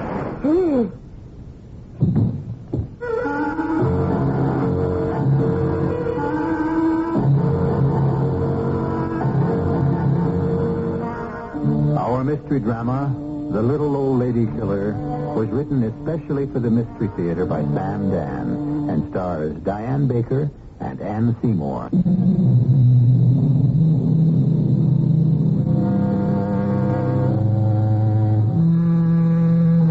Some people die for serious reasons, and some people die for trivial reasons, and some people die for no reason at all.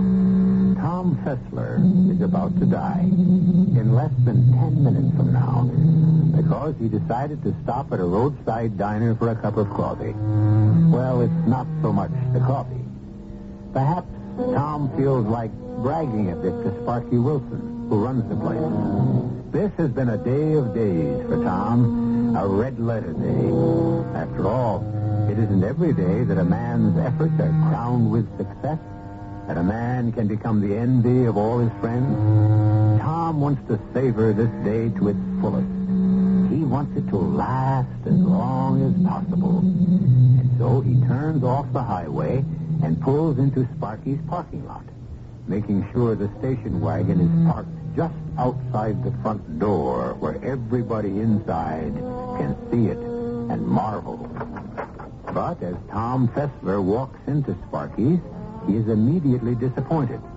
The place is usually jammed with a hunting crowd, but tonight there isn't a soul, save Sparky himself and a gray-haired lady sitting at the counter. Evening, Tom. How's it coming, Spark? Can't complain. Who'd listen anyhow? Coffee? Yeah, cream and sugar. Anybody been around? Dinner's gone. Anybody bag anything? Oh, they'd be bragging if they had. Well, Spark, take a look out the window. Yeah? See what I got on top of the wagon? Oh! Yes, sir. That's a 10-point buck. Oh, he must weigh. Look at it, a buck that tips the scale at 350. You're terribly proud of yourself, aren't you, mister? I beg your pardon, ma'am? What have you done, actually? You transformed a magnificent animal into a mass of decaying carrion. Oh, look, ma'am, I don't ask what you do for pleasure. Pleasure? To butcher an innocent living creature. This is how you find pleasure? Ma'am, look, I'm not bothering you, and... I'm afraid you are. Your very presence, indeed, your very existence is an insult. Now, look, Mom, this is a public place. I'm sure it is indeed. Much too public for my taste. How much do I owe you, sir? Tea and toast and tax. It's 37 cents, Mom. Please, be my guest. I'd rather not, thank you. There's a judgment and there is a judge. And you have been judged. Your eyes will beg for mercy, as did the now sightless eyes of that poor beast. And the mercy you will receive is the mercy you have shown. None. Goodbye, ma'am. The creepy old dame. Yeah. This one's nothing. You should see some of the others who come in here. This rolls off your back. Tell me, where'd you bag him? What'd you use? I'll never believe it. My .30 caliber carbine. You're right. I'll never believe it. 10 points. You can kill anything with a 30 if you hit him right. Yeah, that had to be a lucky shot. Why not? My lucky day.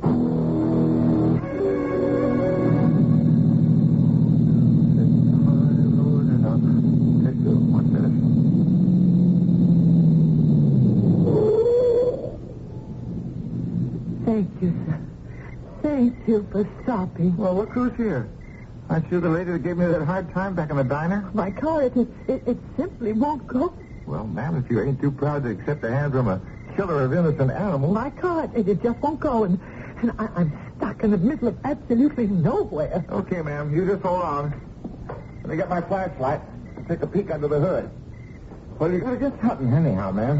It's a good clean sport. Okay. Now, let me check her out and see what's wrong. You want to get in there and turn on the ignition? No.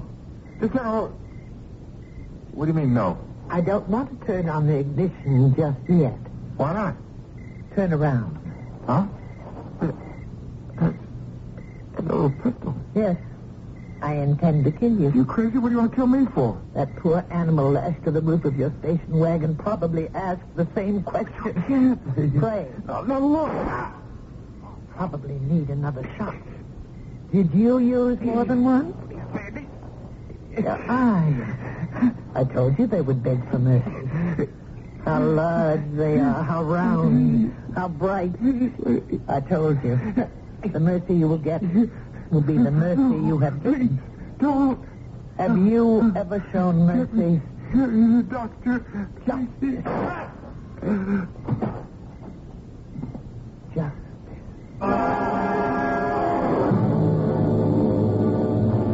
What do you have, miss?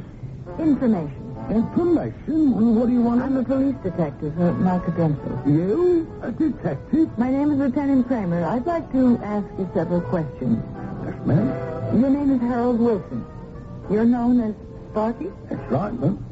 Last night, a man was shot to death at the side of the road a mile and a half south of here. Yeah, it's Tom Pressler. You knew him? Oh, we were old buddies. I guess I'm the last one who saw him alive. That is, aside from the killer. When did you see him? Well, he was in here. It was about 10:30. When he left here, was there anything unusual about his manner? No, he was laughing and joking. You know, he bagged himself a beer and then... He was in this place at 10:30. Was anyone else around? No. You and Tom Fessler were alone? Yes, ma'am. All the time he was here? Well, yes, we were alone after she left. After who left? Oh, I don't know, some dame. A dame? Yes, a crazy old dame. How old? Oh, she could have been 60, she could have been 70. How crazy? Well, she had this thing against hunting. What thing? Well, Tom had the dead buck on top of the station wagon. She didn't go for that. No way. What do you mean? She said, you are going to be judged. Your eyes will beg for mercy. But you ain't going to get none at all. Something like that. Can you describe this woman? Just an ordinary-looking old dame with white hair. She was wearing? A trench coat. And what do you call them things? My wife wears one. A kerchief. A kerchief around her head. Oh, what color was the trench coat? Trench coat color. Well, you know, we're cocky. What color was the kerchief? Well, it was blue. Yeah, kind of a bright blue. Yes. You'd never seen her before? No, I tried to keep nuts out of here. I don't mean nuts exactly. I'd starved to death. I mean the kind of nuts that starts fights. You didn't say she started a fight. Well, she was going at it pretty good, you know. This and that and the other thing about butchering poor innocent animals. She walks out of here mad. How mad? Well, mad enough to kill somebody. Except she wouldn't do it. Why do you say that? Well, how could she? She's so dead set against killing. We know it was a woman, Inspector. Look, Louise, just because Fessler had a few words with an old dame back in a diner. Put the old lady aside for a moment. Look at the rest of it. It's late at night. He's got this dead animal on the roof of his car. Suddenly he stops. Why? You can see he was speeding by the skid marks. He pulls over to the shoulder. You can see the tire treads clearly in the dirt. And there was another car there, too, parked and waiting. How can you tell? They were tire marks. You can see what happened. A woman flagged him down. Why do you insist there was a woman? Well, he wouldn't have stopped for anyone else, given the lateness of the hour and his rush to get home. So, it's a woman in trouble. What kind of trouble? Car trouble. Well, that's good theorizing, Louise, but you need something solid or specific to support But it. I do have something solid, and it's in the report. What? Found at the scene. A flashlight with Fessler's name stamped on it. But that flashlight doesn't necessarily prove... Picture it, Inspector. A woman flags him down. She says she has car trouble. The normal thing for him to do is to take the flashlight so that he can look for it. From what we know about Fessler, he was a big-hearted guy. He might have also stopped to help out a man. The gun. What about the gun? A .22 caliber. It's not a man's gun. Oh, now, Louise, I know of guys who committed murder with those little pistols. But your average killer, who's a man, likes a good-sized weapon. It's all part of his psychosis. Now, go back to my little old lady in the diner. Yeah? She's basically afraid of guns, so she uses the smallest one possible. Why does it have to be your little old lady? Suppose she was young, good-looking. He fixes her car and says to her, now, wouldn't you like to thank me? He forces her to thank him. With a couple of .22 caliber bullets. Yeah. But your young lady doesn't exist. My old lady was in the diner. She goes around passing judgment. She loves animals. She hates hunters. She goes down the road a mile or so, pulls over, waits, and flags him down. How are we going to find an old lady in a khaki trench coat and a blue kerchief? Inspector, I'm afraid we haven't heard the last of her.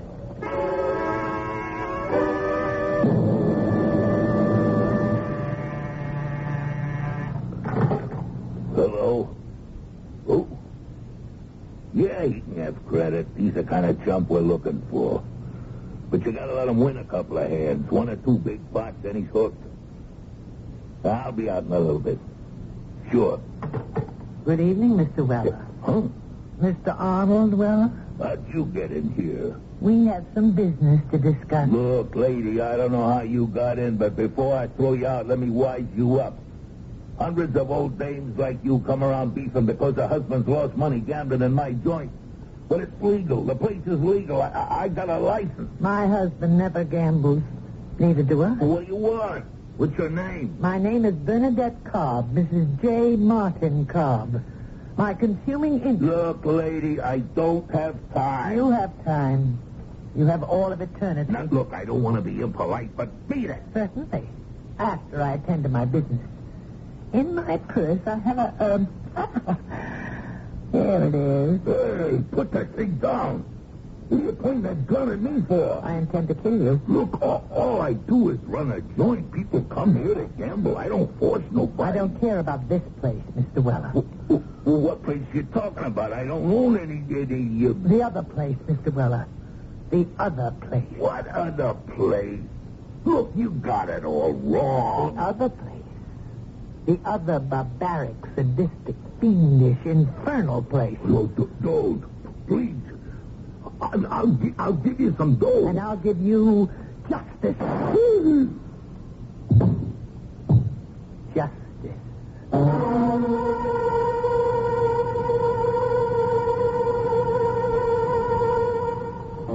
Justice, says the lady. Well, obviously we have here a freelance dispenser of justice. Mrs. Martin J. Cobb. Justice and humanity. She certainly seems to have the purest of motives, but somehow, like so many dedicated reformers, it all comes down to the same thing in the end. Murder. Evidently, Mrs. Cobb agrees with the poet who, in describing nature, depicted it as a place where every prospect pleases and only man is vile. Well, we may consider Mrs. Cobb an extremist in her attitude towards animals, but let us be fair. Animals in general have not been getting a good deal from us members of the human race overall. And so even if they have found a somewhat over-enthusiastic partisan, it still isn't going to seriously change the basic balance of things. Well, what with Mrs. Cobb as the killer and Lieutenant Louise Kramer as the detective, it appears to be Ladies' Day in our little show. The ladies will present us with more Check and Mate when I return in just a few moments with Act 2. Wasn't it one of our outstanding men of letters, Mr. Henry David Thoreau, who said, "If a man does not keep pace with his companions, Perhaps it's because he hears a different drummer. Let him step to the music he hears. Well, now, this is one of those philosophical gems which sounds fine on paper. It may be all right to listen, but to march is something else. Mrs. J. Martin Cobb has been marching to the beat of her own drummer lately, and so far, she has killed 2 people. Because by this time, you have become a fine, highly perceptive, experienced, and discerning audience, you know that we shall hear her deadly little .22 caliber pistol bark again. Oh, Martin, what color you give those strings. Darling, I was merely one of the players in the violin section. Is there anything new in the newspaper, my dear? Nothing new. The same murder, robbery, assault. Same saber-rattling, threats and squabbling. Changed only are the names of the people and the nation. Is there anything of purely local interest, Margaret? Well, if murder is interesting, we seem to have a minor crime wave. Indeed. You recall a hunter who shot to death last week? I consider that supreme and sublime justice, a hunter. You must not take on so at the mere mention of the word hunter. If it weren't for the stupidity and arrogance and carelessness of a depraved hunter, you would not be condemned to spend the rest of your life in a wheelchair. Darling, the man meant no harm. I should have known better than to stroll through the woods during the height of the deer season. That's what I mean, Martin. You had no right to stroll peacefully, but he had the right to stalk and kill. At any rate, the same person who killed the hunter killed a rather unsavory individual named Arnold Weller. How does the police know that? They have scientific tests of one sort or another which reveal that the bullets were fired from the same gun. And do the police have any idea as to who the murderer might be? According to the newspaper, they're following certain significant leads, which is another way of saying that they're completely in the dark. These 2 victims of no great loss to civilized society. Well, the hunter wasn't a bad fellow, according to the press. Thoroughly depraved. You should have seen that poor dead beast slung across the top of his car. Darling, you talk as if you actually had seen it. Well, I read the description and, well, my vivid imagination. The latest one, he was a professional gambler. He operated a rather questionable establishment. He also did other things. What do you mean? Well, I assume he did other things. My dear, you become much too emotional about these sensational crimes. I don't think we'd better even discuss them anymore. They're too traumatic for a person of your delicate nature. Well, Louise, how do you square your little old lady with Arnold Weller? Inspector, there has to be a connection. Show me. Your own reports, you can't find any link between Fessler and Weller. You can't even find any evidence that Arnold Weller ever hunted. I'm convinced that my old lady killed Tom Fessler. But with Arnold Weller, your cruelty to animals premise goes out the window. And without that, you don't even have the little old lady. I know why she could have killed Fessler. I agree, but why should she kill Arnold Weller? He didn't hunt or fish. He never even owned a cat or dog. He was never involved with animals in any way, shape, or form. That we know of, Inspector Farley. That we know of.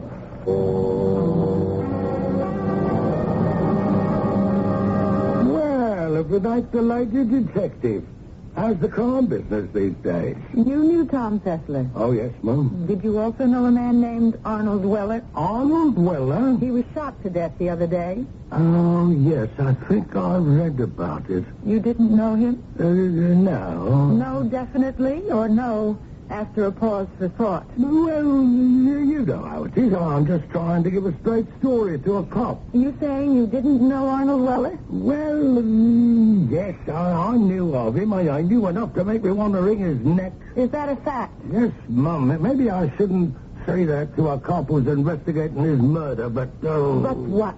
Oh, he had a little action going there. I just couldn't see it all. He used to run dog fights. Dog fights? Oh, it's against the law, but who am I to tell you? But he used to stage those things.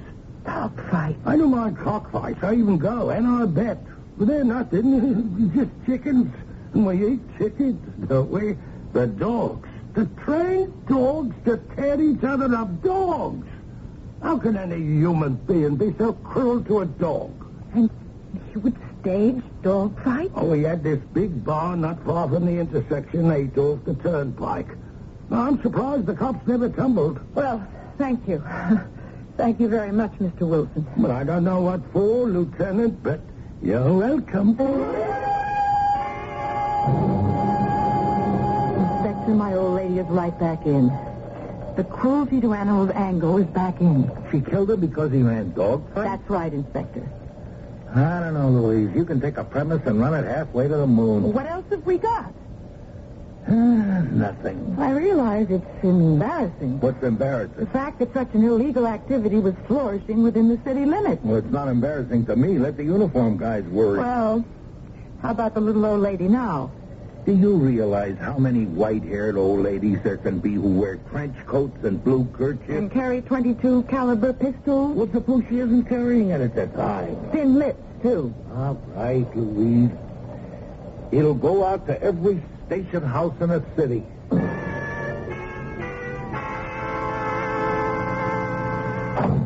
Bernadette? Yes.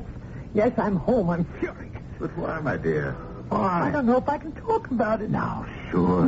No, it was too terrible. Perhaps if you told me. No, I mustn't. My darling, when you share a load with someone, it's only half as heavy to carry. No, there's no point in making you as furious as I am. Darling, perhaps a nice hot cup of tea. Usually in those matters, I have been prepared to act almost on the spot, but this time I lacked the proper... Yes? The proper what? My dear, you two talk in riddles, you know. Her day of reckoning is soon to be upon her. Day of reckoning? My dear, you two say the strangest things. Oh, I'm sorry. I shouldn't have upset you, Martin.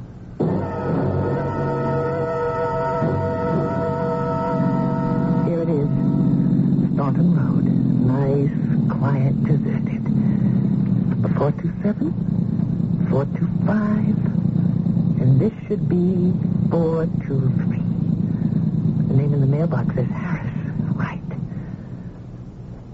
We shall go around the back way, summon to the back door, and... Aha! There's the dear girl hanging up the clothes. Mrs. Harris? She doesn't hear me. Wait. It's better that she doesn't hear me, because if she heard me, she'd turn down her transistor radio, and in that case, someone might quite possibly hear the shot. No, this way. I am hidden by the trees in her yard, and the shot will be masked by the sound of the music. So, Mrs. Harris, Mabel Harris, I say to you, justice. Justice.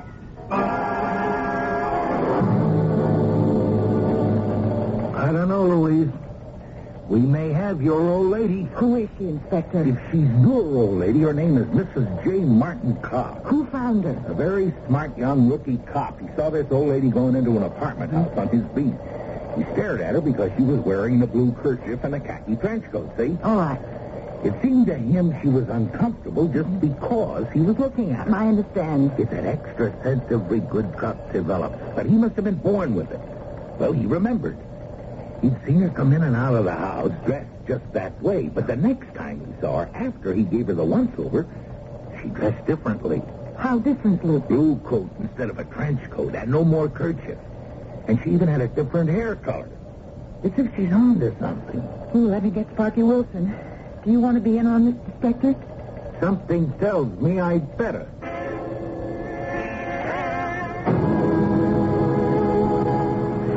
I appreciate your giving us your time, Mr. Wilson. Well, look, if it helps us bag Tommy Fessler's killer, you can have all day.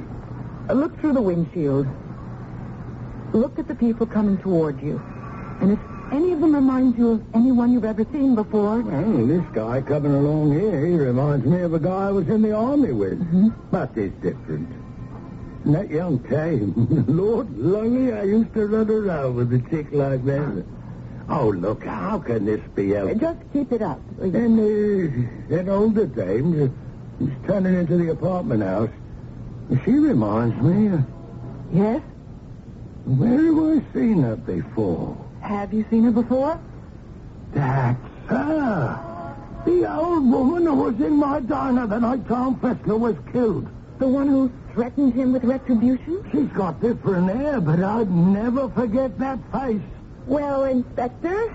Well, what, Louise? Do I pick her up? I suppose she doesn't have the gun.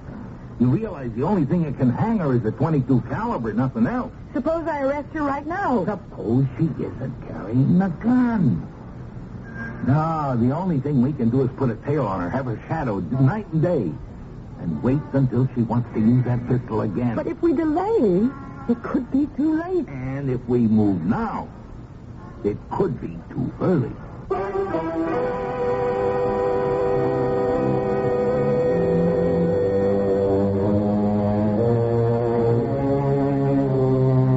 Timing, as most people would agree, can be the most important thing in life, and in death, too. For all of Lieutenant Kramer's insight, and for all of Inspector Farley's experience, these two, unfortunately, don't know what we know. As it happens, when she turned into the apartment house just 30 seconds ago, Bernadette Cobb did have the deadly little .22 caliber pistol in her bag, because she had just returned home from a fresh murder, the murder of a Mrs. Harris. And who is Mrs. Harris? A seemingly inoffensive suburban housewife who was, as we saw, obviously minding her own business while she was hanging her clothes on the line. It seems that all occupations are becoming more and more hazardous, especially with Mrs. Cobb on the loose. More hazards in Act 3 when I return.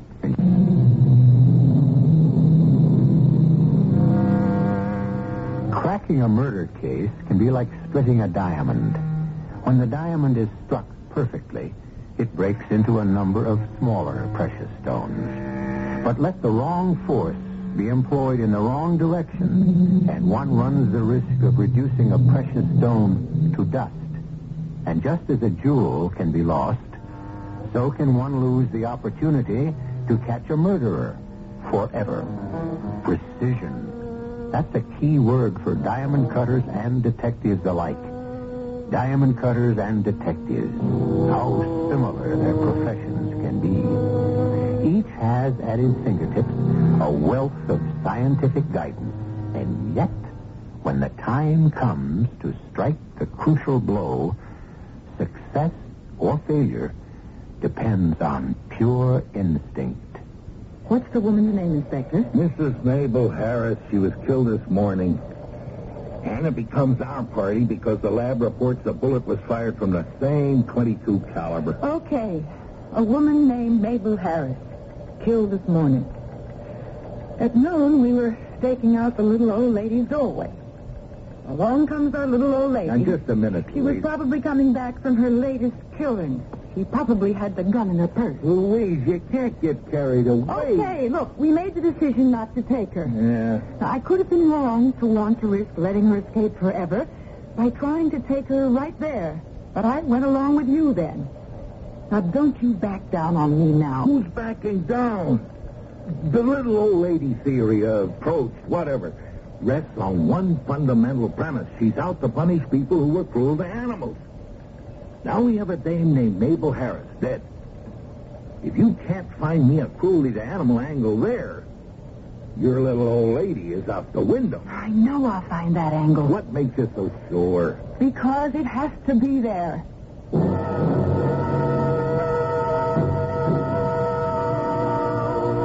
Bernadette? Yes, Martin, my dear.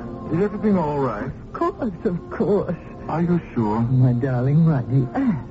Because you seem so out of sorts lately. Oh? Do I?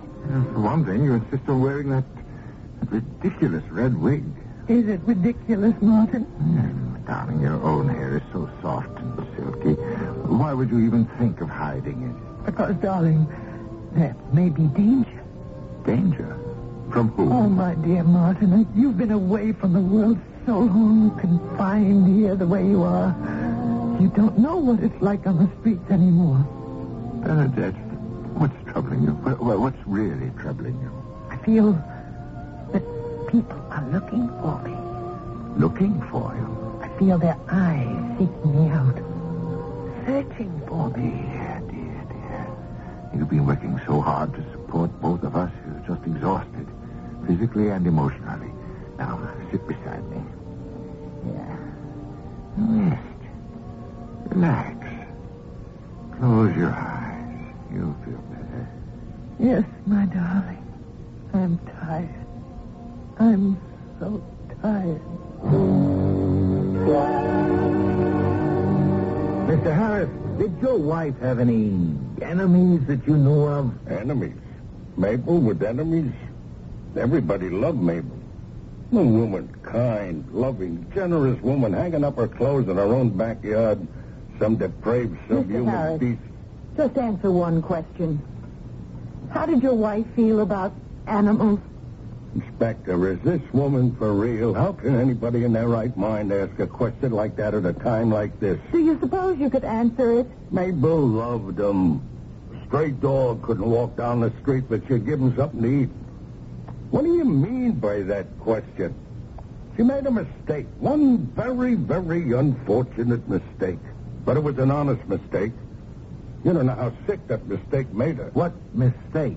Well, that's why when this lieutenant asked the question about animals, it was as if she was trying to make poor Mabel be some kind of a monster. I'm afraid I don't know what you're talking about. Genghis Khan. Genghis Khan? Her big Doberman pincher. He was big, mean-looking, and that's why she called him Genghis Khan.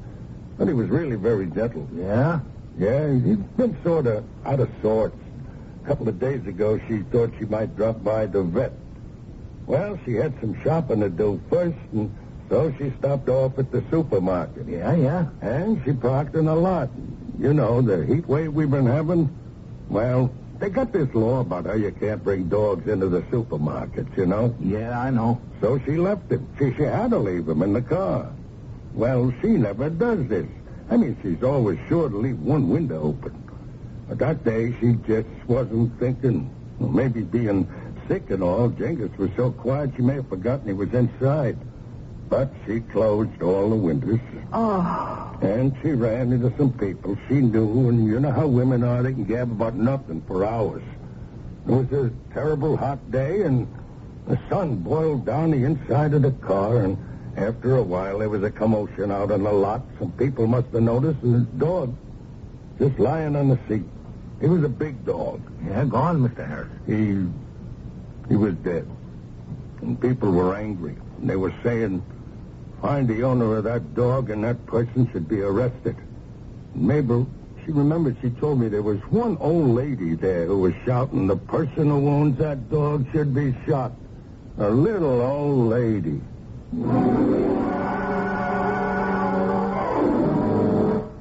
What are you doing here, Louise? Waiting for her, Inspector. You don't have to. We got it staked out all around the clock. Collins and O'Neill are on watch now. I want her, and I'm not taking any chances. Louise, you're a lieutenant. This isn't your kind of work. Look, I'm on my own time, Inspector. Yeah. Well, sooner or later she has to try to make another move, and then we got her. We've been waiting for 2 weeks. We'll wait for 2 months. More if we have to. I wonder.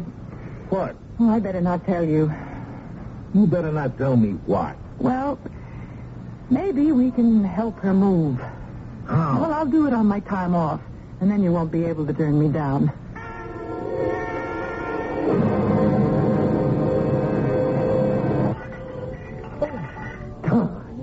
Darling, you're so nervous. That was one of the few plates we have left from our wedding. You remember my sister Martha presented Yes, darling, I remember. No, it's broken. My darling, the ultimate fate of any dish is to be broken one day. Now, tell me, why are you so nervous? What's upsetting you?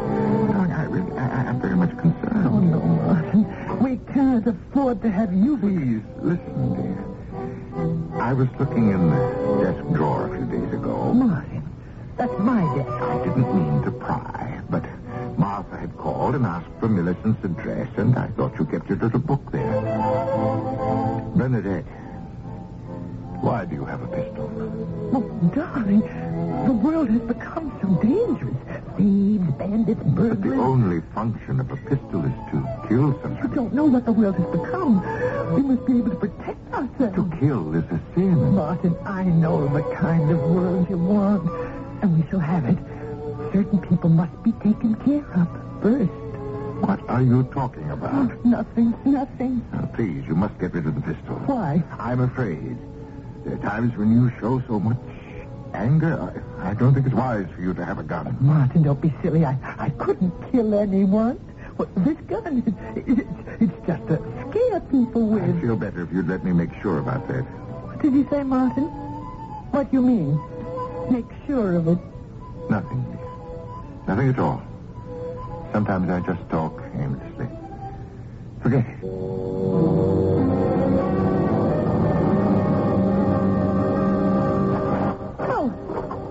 Excuse me, ma'am. Would you know the price of this cocoa? It's marked on the side. Oh, of course. Here it is. It's so strange. Strange to be paying anything at all for cocoa. I was just down in South America where it kind of grows wild, you know. That's where I shot this cavarina.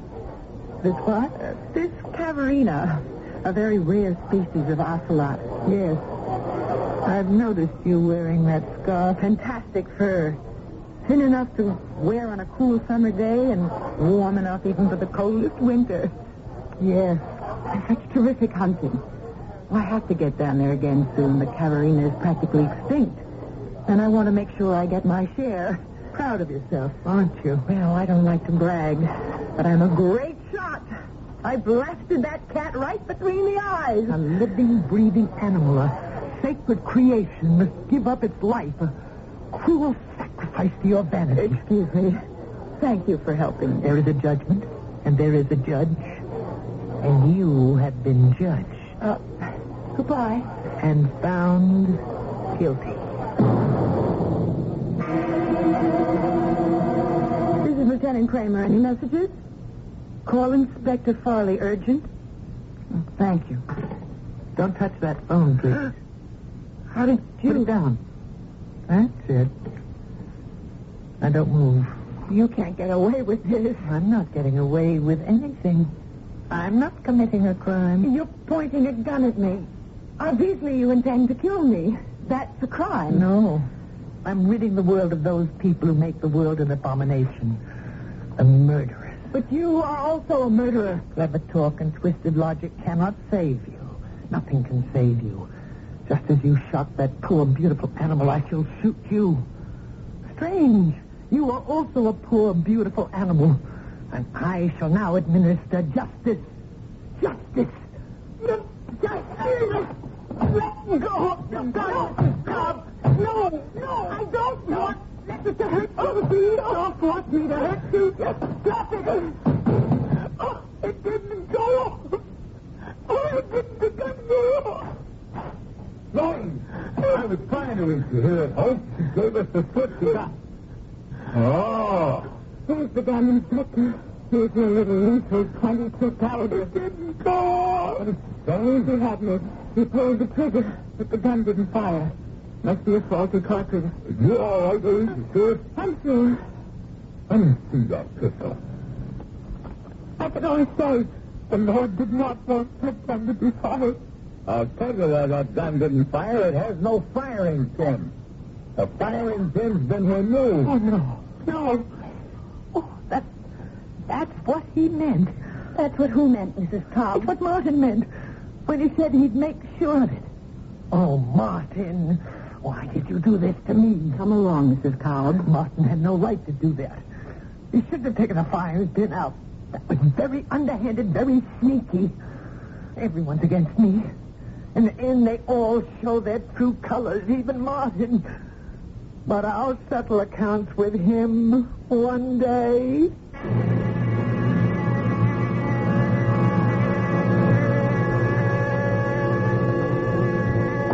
Eventually, I think she forgave Martin. As you might suspect, the little old lady killer has been committed to an institution. And since Martin would be all alone in the world, he lives there too and helps take care of her. However, it's hard to say. She could be biding her time and awaiting her opportunity, as are so many other people, all of whom are certainly acting from the purest of motives. What a world it used to be, that only demons and devils and the blackest-hearted villains were the killers. But what do you know? It seems that some very fine people are moving into it also. And so, if you should be rudely snuffed out, the chances are that you might have been murdered by a very nice person. I shall return shortly.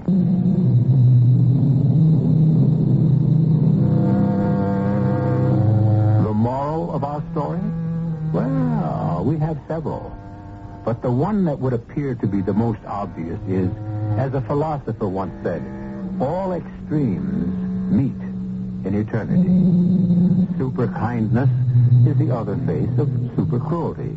Obsessive love is the other side of super hate. And isn't it strange sometimes that so many people who so strongly protest cruelty to animals tend to overlook cruelty to one of the most prevalent animals on this globe, Homo sapiens. Well, why not? After all, since when was consistency one of mankind's most deeply ingrained virtues?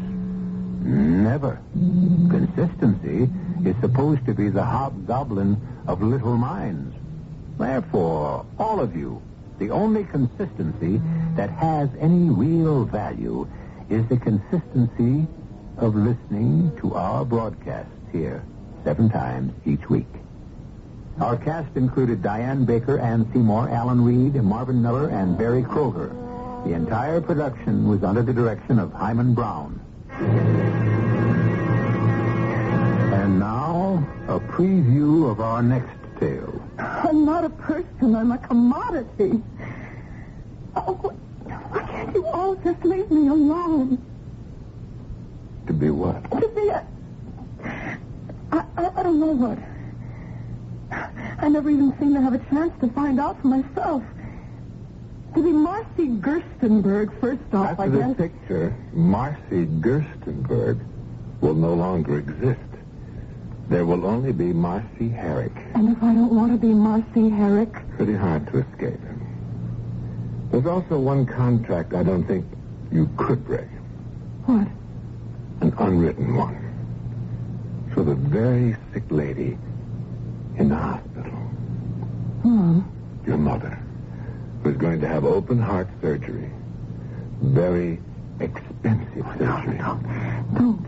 This is E.G. Marshall inviting you to return to our Mystery Theater for another adventure in the macabre. Until next time, pleasant dreams.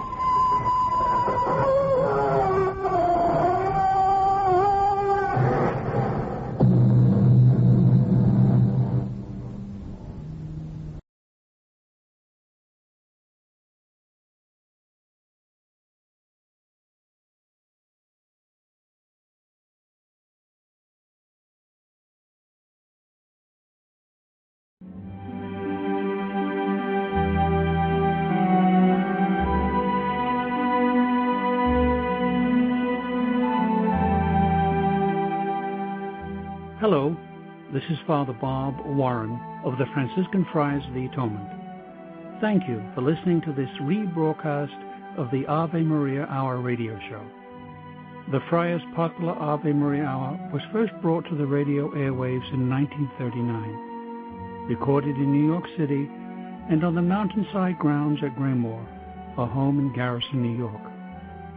These timeless classic stories of the Bible and the lives of the saints came to life each week through dramatic reenactment by professional actors and actresses. You know, friends, Christ once said, "Do not hide your treasure under a bushel."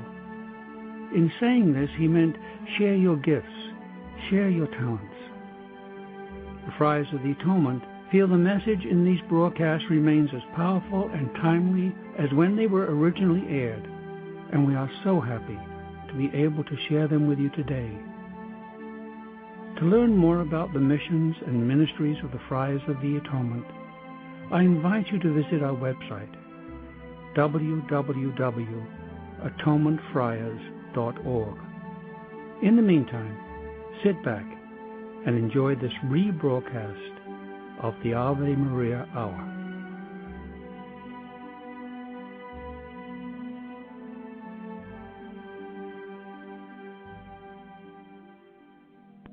And now, in the Ave Maria Hour's New York studio, we begin the story of St. Teresa, the Little Flower.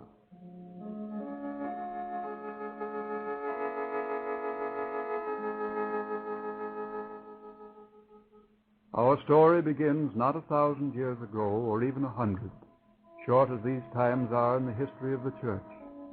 For the story of St. Teresa of Lisieux is a tale of only yesterday, a tale of radiance shining through the grubbiness of a modern commercialized world. And so we take you back over the span of a few short years.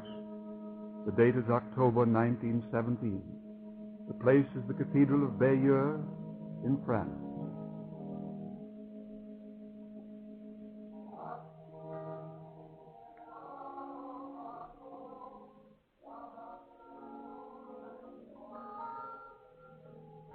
Outside the cathedral, a vast throng is gathered. This is the overflow, the many thousands who could not be accommodated inside the sacred building. Many in the vast multitude bow their heads in prayer as they wait for news from within. The mood is solemn, yet exultation is on many of the faces. What is the meaning of this great gathering? What ceremony is going on inside the cathedral so sanctified that pilgrims from all over the world are in attendance? Let us journey inside to discover.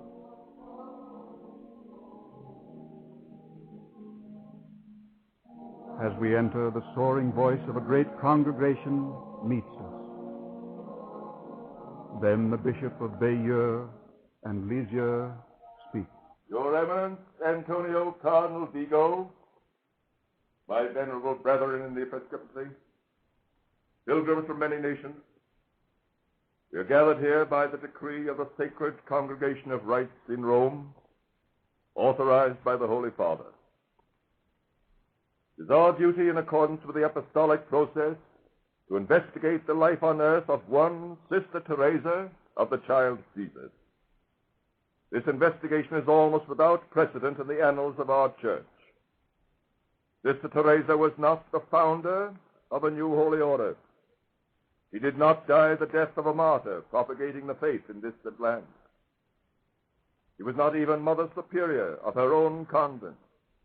She was nothing more than the novice mistress, hardly out of her novitiate herself.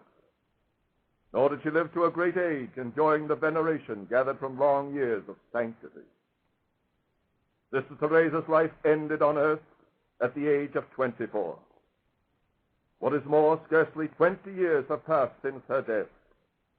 Yet so far and so fast as news of this little flower of Jesus traveled, so many have been the remarkable favors she has bestowed upon the faithful, that His Holiness has, by special decree, set aside the canonical law, which requires 50 years to elapse from the time of death before authorizing beatification, and order this investigation to proceed immediately.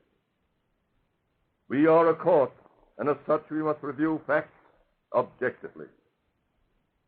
We are concerned here with the evidence upon a single question: whether or not Sister Teresa, during her short stay upon earth, practiced virtue in an heroic degree. Upon that one point will her elevation to the category of saints depend. The stand supporting the claims of Sister Teresa will be taken by the Advocatus Dei, God's advocate. Opposed to him will be the Advocatus Diaboli, the devil's advocate. The investigation will now begin with the Advocatus Dei taking the stand, and God himself as the judge. Monseigneur, for my first witness, I will call Mother Agnes of Jesus, Prioress of the Carmel of Lisieux. Mother Agnes of Jesus, Take the stand. You are Mother Agnes of Jesus, are you not? I am. And in life, you were blood sister of Sister Teresa, were you not? I was. Your sister, christened Marie-Françoise Teresa, was born at Alençon, France, on January the 2nd, 1873, and died at Lisieux on September the 30th, 1897, at the age of 24. Is that right? It is. Now, Mother Agnes, will you draw upon your reminiscences and tell the court something about your parents and early life? We must prove beyond a doubt that the home you and your sister Teresa were brought up in was a truly Christian home. My father was Louis Martin, a devout and good man. My mother, before her marriage, had presented herself at the convent of the Sisters of Charity in the hope of gaining admission. But the Mother Superior, guided by the will of God, turned her away, knowing she was wanted in the world. And my mother, accepting the judgment, "O my God, since I'm unworthy to be thy spouse in the religious life, I will enter the marriage state to fulfill thy holy will. I beseech thee to make me the mother of many children, and to grant that all of them be consecrated to thee." And so, Mother Agnes, your mother married Louis Martin, and her prayer was answered. Of the 9 children born to her, Sister Teresa was the youngest, was she not? She was. As you were older than your sister Teresa, and doubtless have many vivid memories of her, can you tell the court what she was like as a child? Oh, she was always pure in heart. She was humble, shy, retiring, and sensitive to a degree that, it's terrible to remember. Take heart, Mother Agnes. Remember, she is now in heaven. Make her virtue live for us here on earth. Well, then, you must know that a great bond existed between my sister Teresa and our father. Our mother had died shortly after Teresa's birth, and our father had dedicated himself to be both parents to his grieving children, especially his youngest. Teresa was the apple of his eye, and she reciprocated with a like affection. He called her his little queen. She called him her king. One day, when she couldn't have been more than 7 or 8, I heard her calling through the house. "Oh, Papa!" "What are you calling Papa for? You know he's out of business and won't be back until this evening." "But he is back. Look, he's standing outside. Come over to the window, Agnes, and see for yourself." "Teresa, you're imagining things again. How could it be, Papa? It's only 2 o'clock and... Agnes, I'm frightened. Take hold of my hand. What's the matter, Teresa, you silly little child? That man there. That's like Father. Why does he stand with his back to the house? Why doesn't he turn and come toward us?" "What man? I don't see any man." "But you must. Out there in the black clothes. Agnes, he is turning." "Oh, Teresa, what is it?"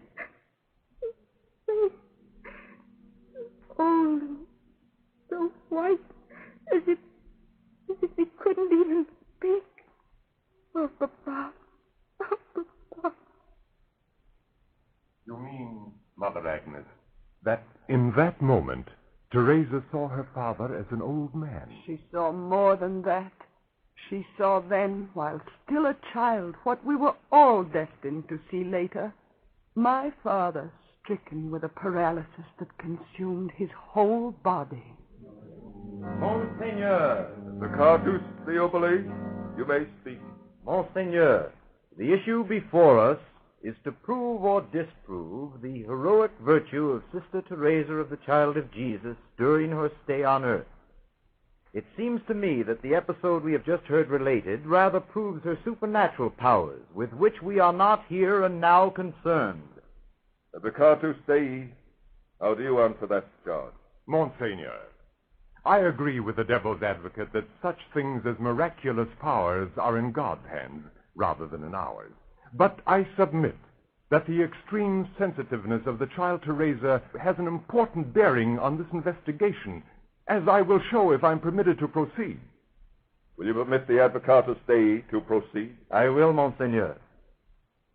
And now, Mother Agnes, it is only natural to suppose that a child as sensitive as your sister Teresa, and already at that tender age so deep in the love of God, was thinking of the joys of serving him in some religious order. She may have been contemplating that in her heart, but if so, we did not know about it until later. And when was that?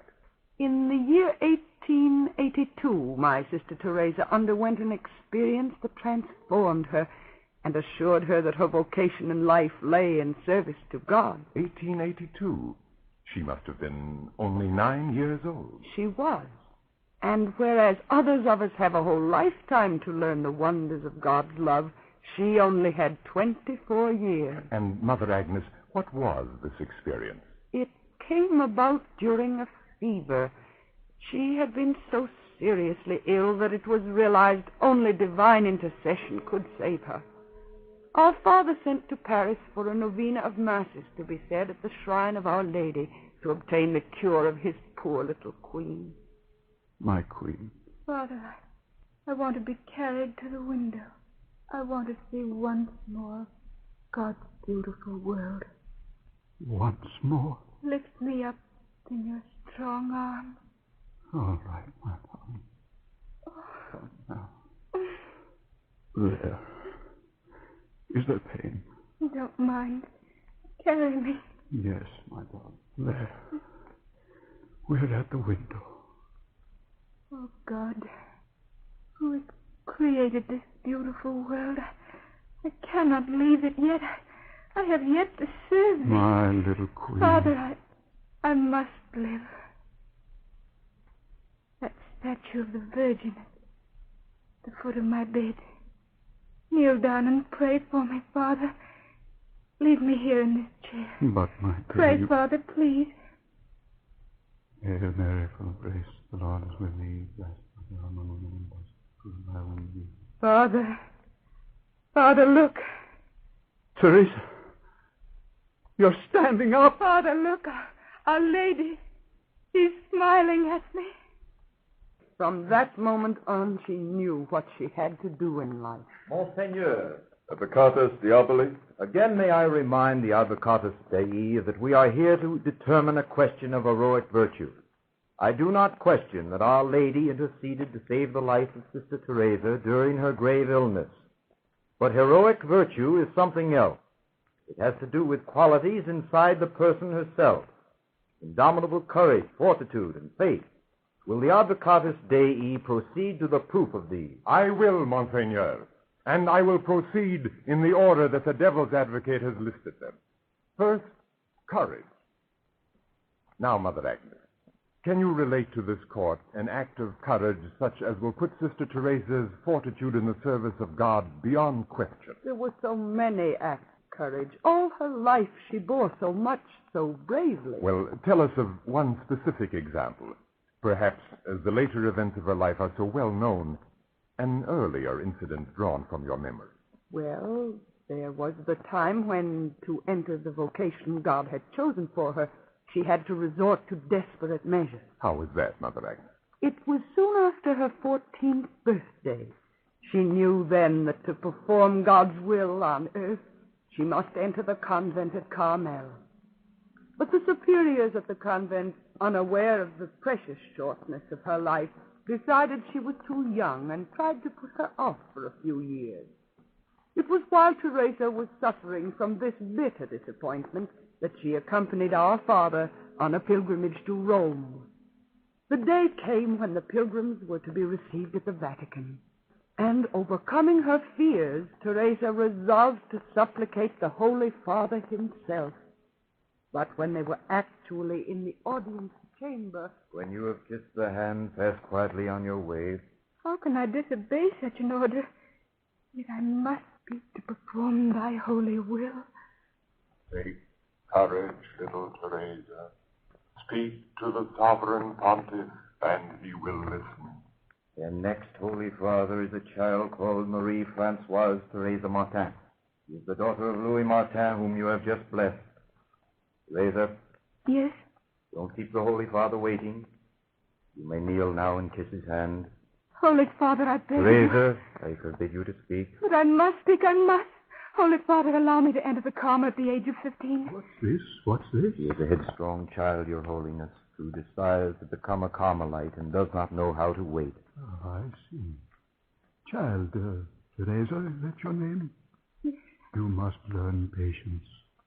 You must obey your superiors in this matter and do what they decide best. But one word from you, Holy Father. I can't wait.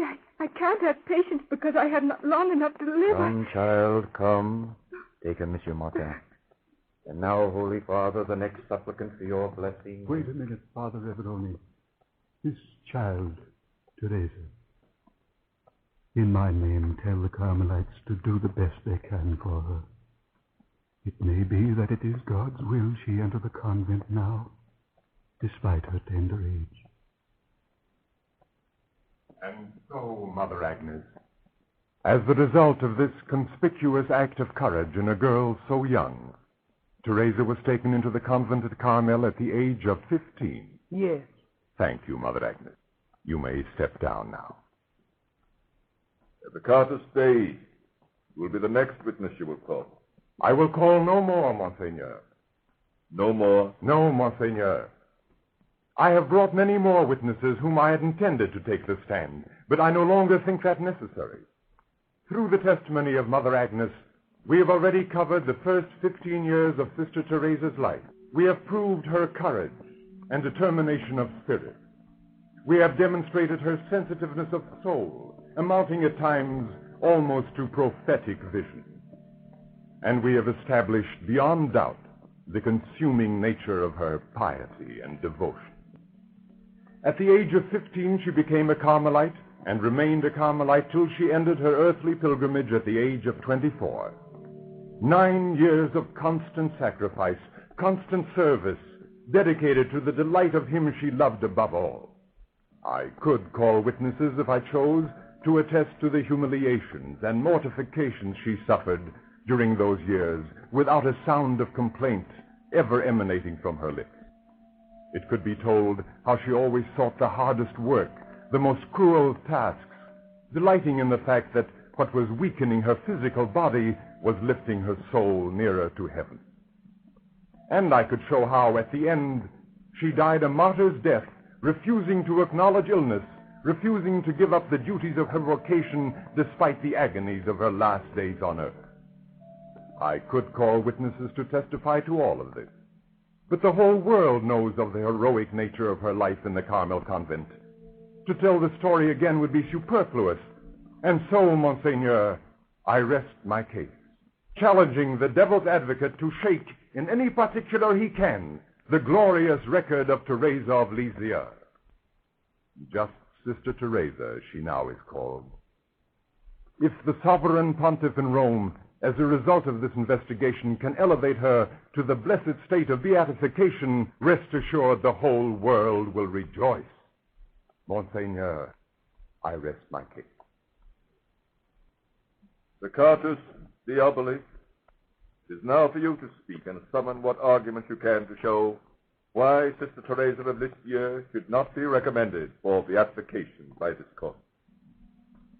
Monseigneur, prelates of the church, priests and pilgrims from many lands, I am called the devil's advocate because it is my duty to examine critically the lives of those pure spirits for whom popular claim demands sanctification. The Advocatus Dei has sought to show that Sister Teresa was humble, self-sacrificing, virtuous, courageous, devout, unswerving in her great love for God. That she was all this, indeed far more, I do not for one moment contest. And yet I claim, for the purpose of this investigation, these qualities are not enough. We are here to pass upon whether Sister Teresa practiced virtue to an heroic degree. That means that her life, in order to be worthy of veneration, must in some way have served as a model, as a symbol, which will have meaning for future generations of men.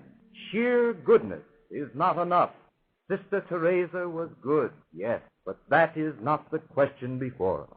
Did her life have meaning in the heroic sense? Yes, yes. Mother Agnes, What do you mean by this interruption? Her life had meaning. I see it now. I must speak. You should have spoken before, when you... But, Monseigneur, it was only now, as the devil's advocate was speaking, that I knew. Well, it's against all procedure, but... Avocatus diaboli, will you give way to new evidence? Gladly, Monseigneur. If Mother Agnes can prove that Sister Theresa's life had heroic meaning, I will gladly give way. Mother Agnes, you may take the stand again. Now, what is it you have to tell? The symbol. It was when she was saying goodbye to our father as she was leaving to enter the convent. They were walking in the garden. Oh, my little queen, I'm going to lose you. Oh, Papa, you make it so hard. Oh, I'm sorry, I didn't mean to. It's just that parting... Well, never mind what I said. I should rejoice that you go to serve the father of us both. Oh, what happiness that will be. The father in whose eyes we're both little blossoms in his garden. Then, little blossom, take this. And if you keep it always, I will always be with you. A little daisy. Yes, the humblest of all God's flowers. Papa, I will keep it as a relic, and I'll try to model my life after it. Teresa, the child of Jesus, will be a humble flower. And I'll try to live so that always afterwards, humble people, the little souls, can imitate me. I'll do nothing that's out of the ordinary. I'll dedicate my life to praying for and working for the little people of this earth. And after my death, I'll always be where they can reach me. In paradise, I'll scatter flowers upon them. Silence! Silence! What is the meaning? Oh, Monsieur, look. Rose petals are falling from the vault of the cathedral.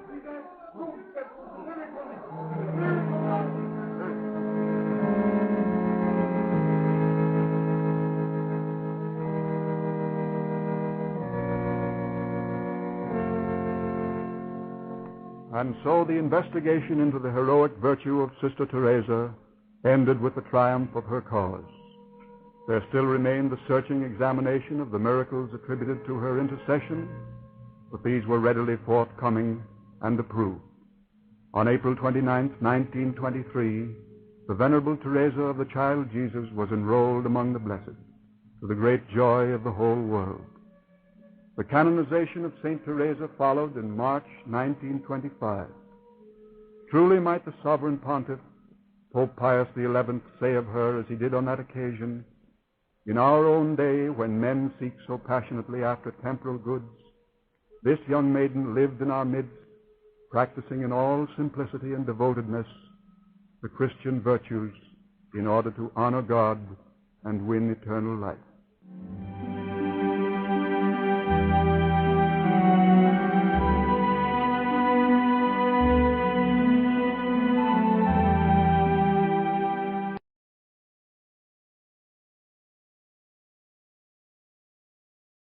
The Columbia Workshop presents two sections from T.S. Eliot's Four Quartets.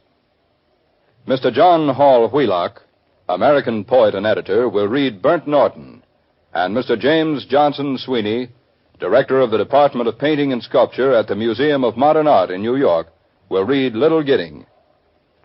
The Columbia Workshop has asked Mr. Sweeney, who is now completing a new study of T.S. Eliot, to tell us something about the man and his work before we actually present the poems. Mr. Sweeney. Ironically enough, an American-born writer, Thomas Stearns Eliot, is today commonly acknowledged England's leading contemporary poet. And with further irony, Eliot, for years regarded as a poet of disillusionment, the author of The Waste Land, during the last 10 years has produced perhaps the greatest English religious poem of the 20th century, Four Quartets, from which work we are today offering the first and final sections. Eliot was born in St. Louis in 1888. After graduating from Harvard University, he studied philosophy at the Sorbonne in Paris, at Oxford in England. In 1915, he married in England and was settled there, later becoming a British subject. In 1922, his long poem, The Waste Land, was awarded the Dial Prize in New York. The same year, he founded the Criterion in London, which was to become the leading literary magazine of the next decade and a half. During this period, his reputation as a literary critic and poet steadily grew. Eliot, as a poet, is notable for his interest in everyday conversational rhythms and homely imagery, for an understatement that is frequently unappreciated in quarters where rhetoric is demanded of poetry. But if his expression, he is essentially a man of his own period, he recognizes the timelessness of art. And in the two sections of the four quartets which you are going to hear this afternoon, Burnt Norton and Little Gidding, Eliot builds up word pictures and word rhythms around the theme of eternity. From the title, Four Quartets, it is evident the author wishes us to see in each of these sections a pattern of ideas and relationships such as we are accustomed to find in musical compositions. In Burnt Norton, he symbolizes the timelessness of reality by the constant return of childhood memories. In Little Gidding, by the deathlessness of love. But in poetry as rich as Eliot's, as in all true art, sensuous appreciation should come first and intellectual consideration later. For this brief reading, therefore, let us suggest a concentration on the word pictures and word music of the poem, as we might approach two quartets of Beethoven. Mr. John Hall Wheelock, himself well known to you as a poet, will open the reading of Eliot's four quartets with the first section, Burnt Norton. Time present and time past are both perhaps present in time future, and time future contained in time past. If all time is eternally present, all time is unredeemable. What might have been is an abstraction, remaining a perpetual possibility only in a world of speculation. What might have been and what has been point to one end, which is always present. Footfalls echo in the memory down the passage which we did not take, towards the door we never opened into the rose garden. My words echo thus in your mind. But to what purpose disturbing the dust on a bowl of rose leaves, I do not know. Other echoes inhabit the garden. Shall we follow? Quick, said the bird, find them, round the corner. Through the first gate, into our first world, shall we follow the deception of the thrush? Into our first world. There they were, dignified, invisible, moving without pressure over the dead leaves, in the autumn heat, through the vibrant air. And the bird called in response to the unheard music hidden in the shrubbery, and the unseen eye-beam crossed, for the roses had the look of flowers that are looked at. There they were as our guests, accepted and accepting. So we moved, and they, in a formal pattern, along the empty alley into the box circle, to look down into the drained pool. Dry the pool, dry concrete, brown-edged, and the pool was filled with water out of sunlight, and the lotus rose quietly, the surface glittered out of heart of light, and they were behind us, reflected in the pool. Then a cloud passed, and the pool was empty. Go, said the bird, for the leaves were full of children, hidden excitedly, containing laughter.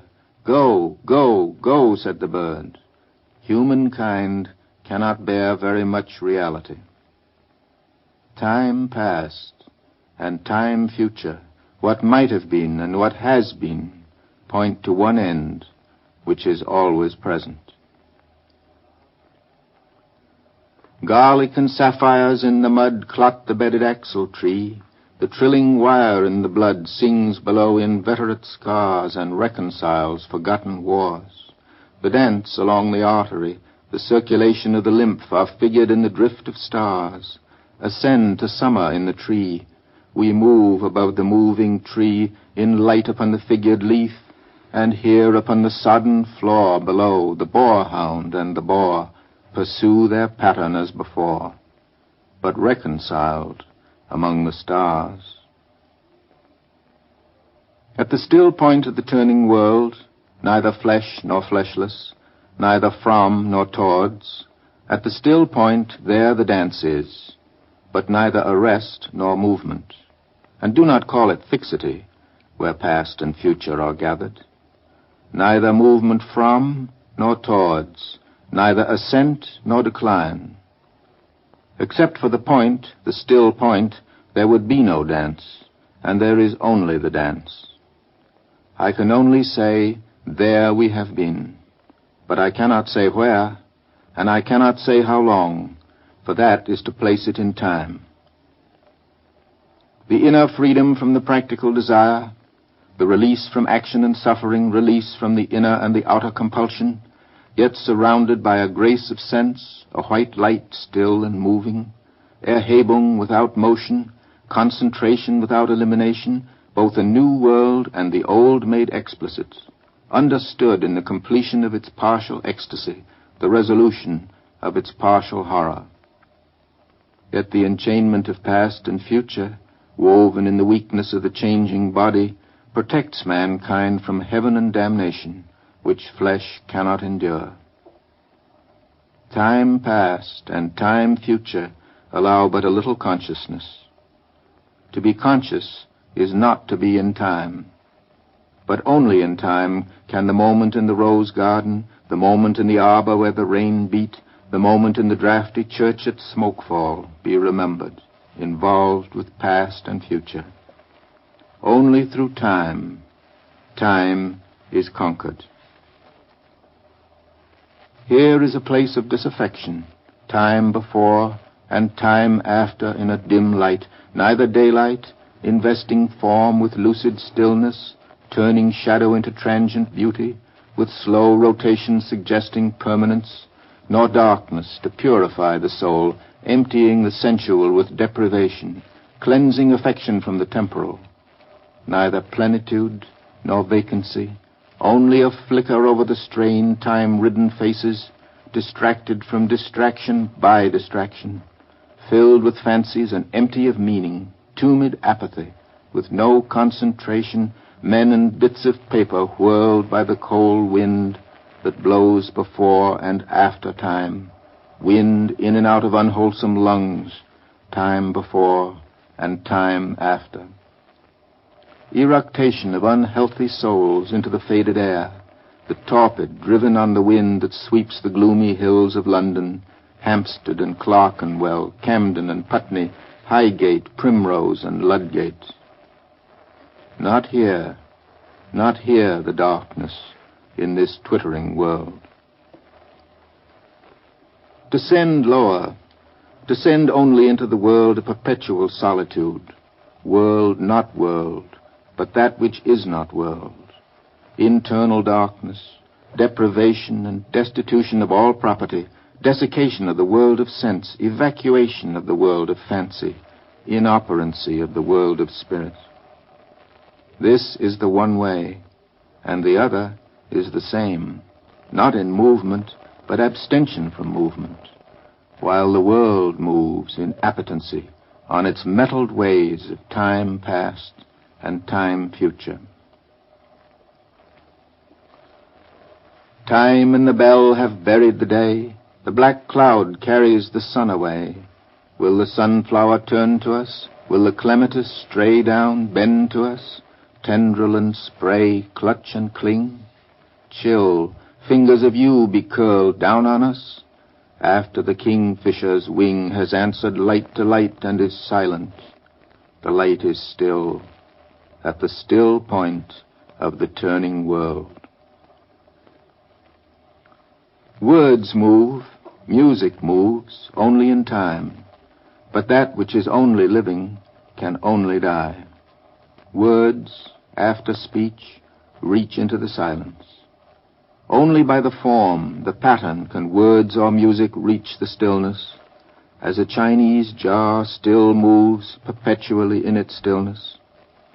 Not the stillness of the violin while the note lasts, not that only, but the coexistence, or say that the end precedes the beginning, and the end and the beginning were always there, before the beginning and after the end. And all is always now. Words strain, crack, and sometimes break under the burden, under the tension, slip, slide, perish, decay with imprecision, will not stay in place, will not stay still. Shrieking voices, scolding, mocking, or merely chattering, always assail them. The word in the desert is most attacked by voices of temptation. The crying shadow in the funeral dance, the loud lament of the disconsolate chimera. The detail of the pattern is movement, as in the figure of the 10 stairs. Desire itself is movement, not in itself desirable. Love is itself unmoving, only the cause and end of movement, timeless and undesiring, except in the aspect of time, caught in the form of limitation between unbeing and being. Sudden, in a shaft of sunlight, even while the dust moves, there rises the hidden laughter of children in the foliage. Quick now, here, now, always. Ridiculous, the waste, sad time stretching before and after. James Johnson Sweeney continues the Columbia Workshop's presentation of T.S. Eliot's 4 quartets by reading the final movement entitled Little Gidding. Midwinter's spring is its own season, sempiternal though sodden towards sundown, suspended in time between pole and tropic. When the short day is brightest with frost and fire, the brief sun flames the ice on pond and ditches in windless cold that is the heart's heat, reflecting in a watery mirror, a glare that is blindness in the early afternoon. And a glow more intense than blaze of branch or brazier stirs the dumb spirit, no wind, but Pentecostal fire in the dark time of the year. Between melting and freezing, the soul's sap quivers. There is no earth smell or smell of living thing. This is the springtime, but not in time's covenant. Now the hedgerow is blanched for an hour with transitory blossom of snow, a bloom more sudden than that of summer, neither budding nor fading, nor in the scheme of generation. Where is the summer, the unimaginable zero summer? If you came this way, taking the route you would be likely to take, from the place you would be likely to come from, if you came this way in Maytime, you would find the hedges white again in May, with voluptuary whiteness. It would be the same at the end of the journey. If you came at night like a broken king, if you came at day, not knowing what you came for, it would be the same when you leave the rough road and turn behind the pigsty to the dull facade and the tombstone. And what you thought you came for is only a shell, a husk of meaning from which the purpose breaks only when it is fulfilled, if at all.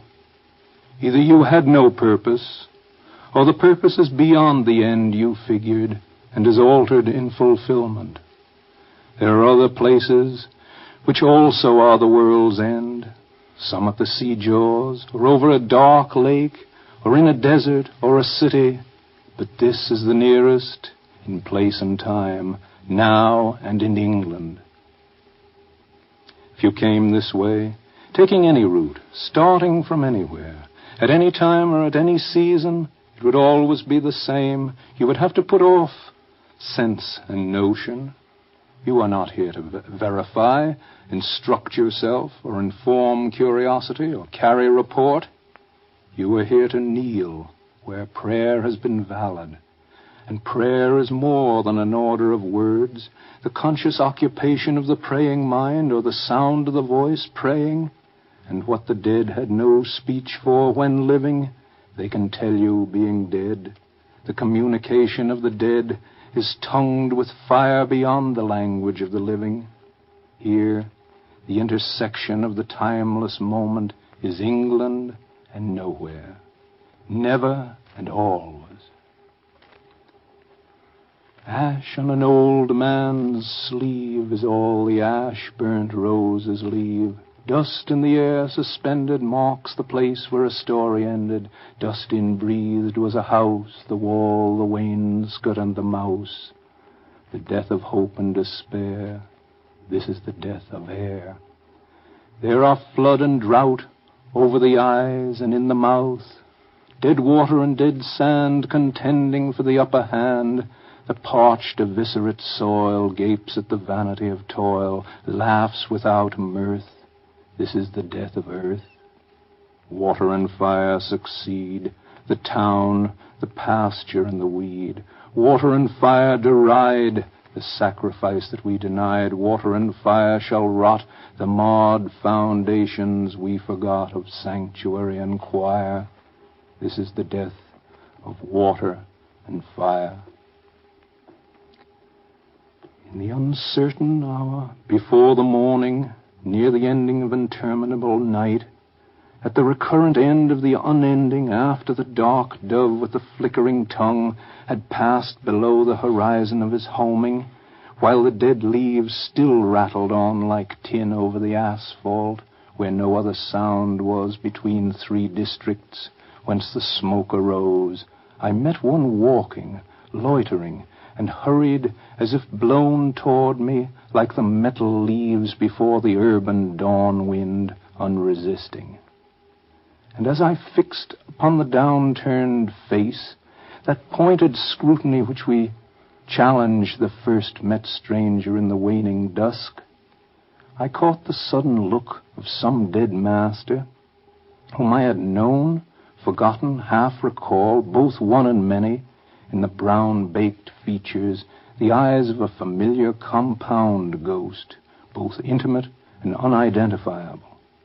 So I assumed a double part, and cried, and heard another's voice cry, "What, are you here?" Although we were not. I was still the same, knowing myself, yet being someone other, and he a face still forming. Yet the words sufficed to compel the recognition they preceded, and so, compliant to the common wind, too strange to each other for misunderstanding, in Concord at this intersection time of meeting nowhere, no before and after, we trod the pavement in a dead patrol. I said, "The wonder that I feel is easy. Yet ease is cause of wonder. Therefore speak. I may not comprehend, may not remember." And he, "I am not eager to rehearse my thought and theory, which you may have forgotten. These things have served their purpose. Let them be. So with your own, and pray they be forgiven by others, as I pray you to forgive, both bad and good. Last season's fruit is eaten, and the full-fed beast shall kick the empty pail. For last year's words belong to last year's language, and next year's words await another voice. But as the passage now presents no hindrance to the spirit unappeased and peregrine between two worlds become much like each other, so I find words I never thought to speak, in streets I never thought I should revisit when I left my body on a distant shore. Since our concern was speech, and speech impelled us to purify the dialect of the tribe, and urge the mind to aftersight and foresight, let me disclose the gifts reserved for age, to set a crown upon your lifetime's effort. First, the cold friction of expiring sense without enchantment, offering no promise but bitter tastelessness of shadow fruit, as body and soul begin to fall asunder. Second, the conscious impotence of rage at human folly, and the laceration of laughter at what ceases to amuse. And last, the rending pain of reenactment of all that you have done and been, the shame of motives late revealed, and the awareness of things ill done, done to others harm, which once you took for exercise of virtue. Then fool's approval stings, and honor stains.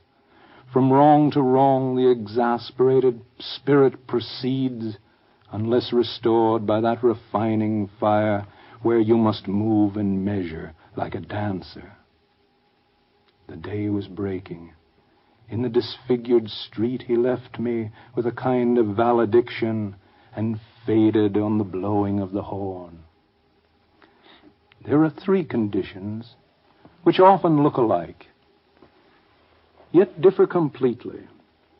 Flourish in the same hedgerow, attachment to self and to things and to persons, detachment from self and from things and from persons, and growing between them indifference, which resembles the other as death resembles life, being between 2 lives, unflowering, between the live and the dead nettle. This is the use of memory for liberation, not less of love, but expanding of love beyond desire, and so liberation from the future as well as from the past. Thus, love of a country begins as attachment to our own field of action, and comes to find that action of little importance, though never indifferent. History may be servitude, history may be freedom. See now they vanish, the faces and places, the self which, as it could, loved them, to become renewed, transfigured in another pattern. Sin is behovely, but all shall be well, and all manner of things shall be well.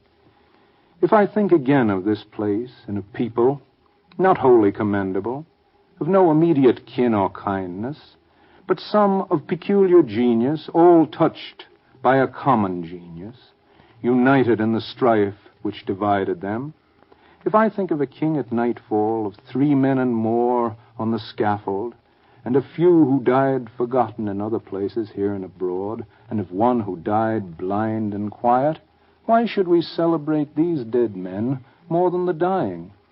It is not to ring the bell backward, nor is it an incantation to summon the specter of a rose. We cannot revive old factions.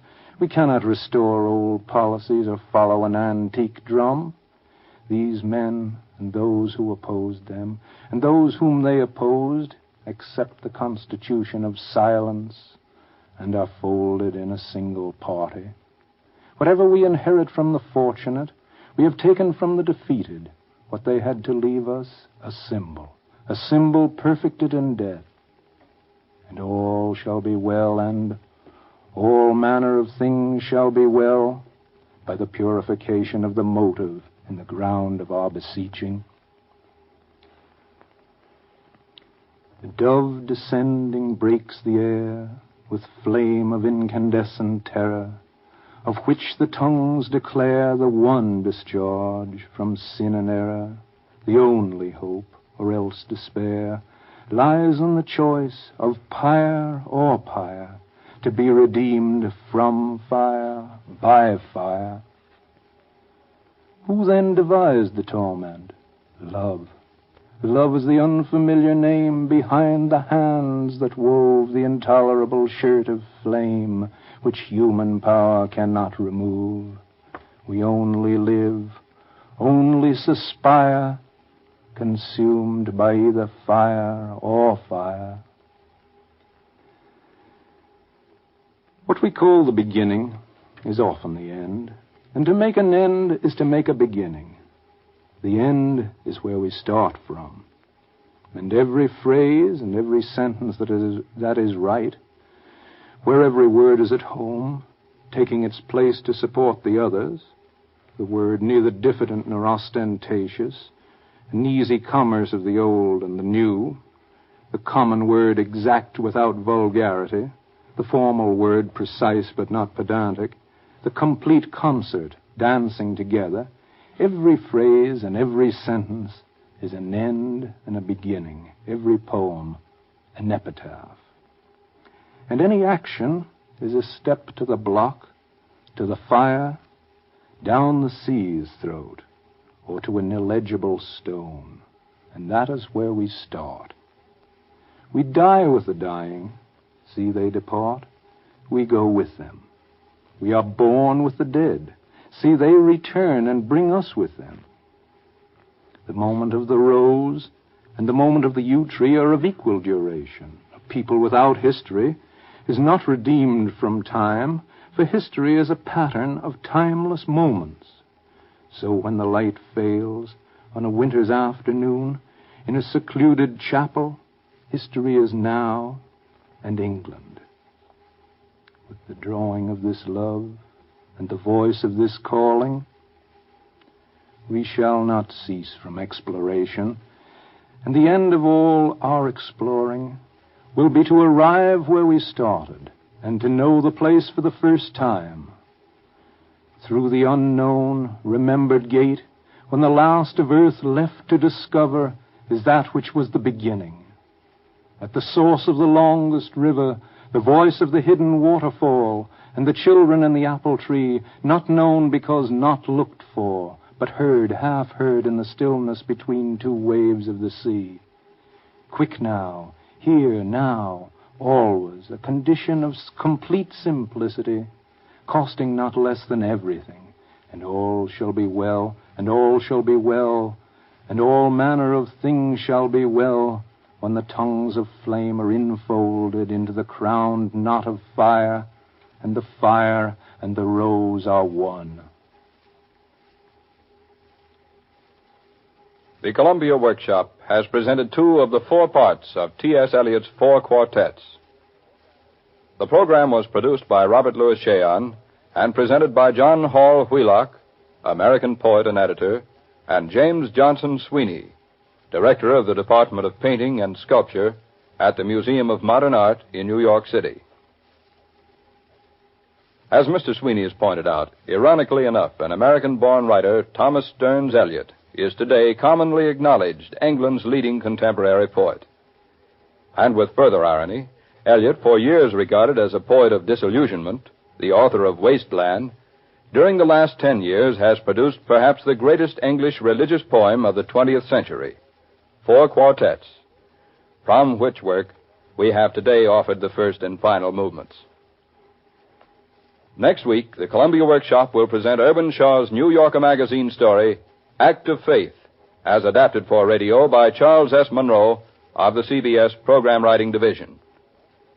John Dietz will direct for the workshop. This is CBS, the Columbia Broadcasting System.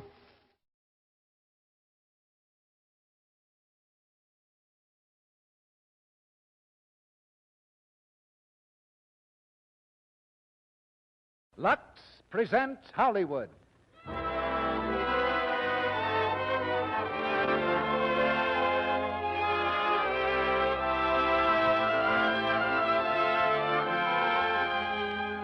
The Lux Radio Theater brings you Gloria Jean, C. Aubrey Smith, Helen Parrish, and Frank Albertson in A Little Bit of Heaven. Ladies and gentlemen, your producer, Mr. Cecil B. DeMille.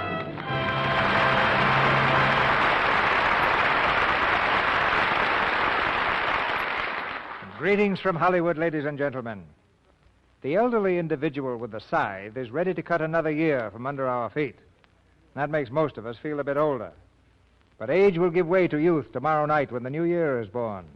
So tonight, we get the jump on Father Time, because the Lux Radio Theater is bustling with youth. The youthful spirits of 12-year-old Gloria Jean, of Helen Parrish, of Frank Albertson, and another who stayed young longer than any boy I know, C. Aubrey Smith, who is now romping past the 25th milestone of his motion picture career. Our play is A Little Bit of Heaven, recently released nationally by Universal Pictures. It's a good title, especially for the Christmas season, and it's guaranteed because the songs of Gloria Jean are really a little bit of heaven on earth. Gloria went back home to Pennsylvania to spend Christmas with her family and friends, but she had to promise that she wouldn't forget us in the excitement of the holiday. And she kept that promise by showing up for the first rehearsal just about letter perfect in her part. In A Little Bit of Heaven, she plays a very young radio singer who becomes a star overnight. That's what actually happened to Gloria in pictures, so she knows wherever she acts, although she didn't have quite the same complications in real life as in the play. In another leading role in this merry production is a star of many years' standing, the star behind the scenes of the Lux Radio Theater, Lux Flakes. It's setting new records in popularity every day with housewives. Week by week, year by year, its fan mail increases as more and more women discover its magic talents. And we can't ask for any better evidence that we've got a winner. So if you're not acquainted with Lux Flakes yet, well, I suggest that's one way of starting the new year right. I'll even go out on a limb and predict that Lux Flakes will make your new year happier. Now for a little bit of heaven. We ring up the curtain on the first act of tonight's play, starring Gloria Jean as Midge, C. Aubrey Smith as Grandpa, Helen Parrish as Janet, and Frank Albertson as Bob.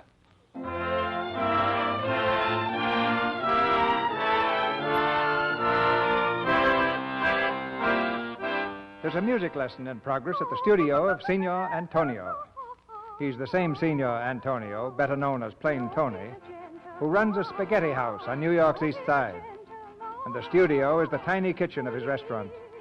The pupil with the crystal clear voice is Midge Loring, one of the neighborhood kids, a nightingale among the pots and pans.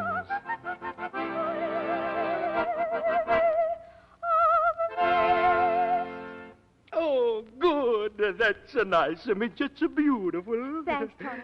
Well, I gotta go now. Goodbye. Goodbye? Hey, what do you mean? You got to take the lesson yet. Oh, I can't, Tony. I've got to go round up all my uncles and tell them about Wednesday. Wednesday? Oh, Wednesdays don't account. Oh, but Tony, it's the surprise party for Mom and Pop. The whole family's going to be there. Mom and Pop and Grandpa and Janet and Uncle Dan and Uncle Ed and Uncle Jack and Uncle Bert and Uncle Mike and... Oh, you got too many uncles. And I got to tell them all about it. All right. But tomorrow we have a long lesson, no? Sure, Tony. Sure. And when the party comes, I make a spaghetti a la Tony. I close up the restaurant for the whole night, special for your mom and pops, eh? Oh, and that reminds me. I meant to ask you, Tony, do you think you could afford to trust Janet for the party? Oh, you sister, she lose her job again, no? Yeah. A customer came into the store and bawled her out for something, and, well, you know Janet. She's a ball out the customer, I know. Yeah, she's getting more like Grandpa every day. Anyway, she's out of a job. Well, that's all right. Sure, I'm going to trust her. But what she needs more as a job is a boyfriend. A fine fellow who's got a job and who can buy her a nice little house, and then they can get married. There is nothing so good like a marriage and kids. That's what Mom says. She says Janet ought to find someone compatible. You think so, huh? What's compatible, Tony? Are you compatible? Oh, Mitch, of course not. I'm an American, and I'm going to stay American, please. Hey, Midge! Hello, Jerry. Come on out in the street. Big doings. Hurry up. What is it, an accident? No, a street broadcast. Broadcast in the streets? Yeah, they're asking everybody questions. Come on, Midge. See you tomorrow, Tony. Goodbye. Hey, wait for the Tony. Hey, wait a minute. Oh, that was marvelous, Mrs. Mitchell. No, now, don't go away. Just stay right here at the microphone, Mrs. Mitchell. I've got one more question for you. All right, go ahead. Well, Mrs. Mitchell, will you complete the following quotation from the classics? Mary had a little... Mary had a little... Oh, now, don't tell me. No coaching, please. Mary had a little... What do you eat with mint sauce? Huh? Oh, lamb! Lamb it is. Fine, Mrs. Mitchell. Absolutely 100% perfect. Thank you very much, Mrs. Mitchell. What do you say, Cotton? Who's next? Right here, Bob. This is Mrs. Schultz. Thank you, Cotton. Ladies and gentlemen, my partner has just brought a very lovely lady to our microphone, Mrs. Schultz. Now, Mrs. Schultz, before we start, would you mind imitating a rooster? Why? Why should I imitate a rooster? Oh, no reason at all, but it's silly. Well, yes, it's ridiculous. I wouldn't do it. Oh, thank you, Mrs. Schultz. Now, surely someone feels the urge to crow. Who'll it be? I can do it, mister. Well, that's the girl. Go right ahead.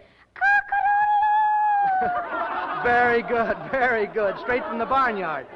What's your name, young lady? Midge Loring. What's yours? Bob Cayley. Oh, but we're not here to talk about me. Suppose you tell us something about yourself. Well, I live up there across the street on the second floor. There's quite a lot of us.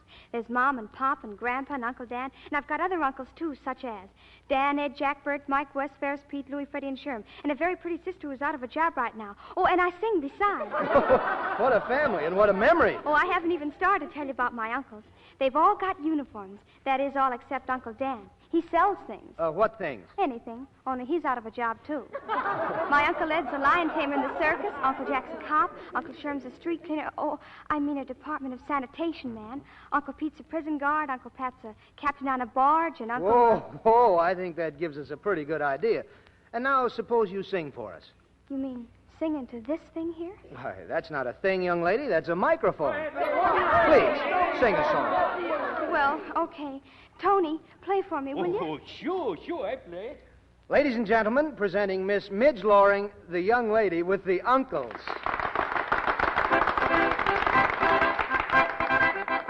We're marching along with a smile and a song and a cheer loud and clear for the penguins. We're loyal and true in whatever we do.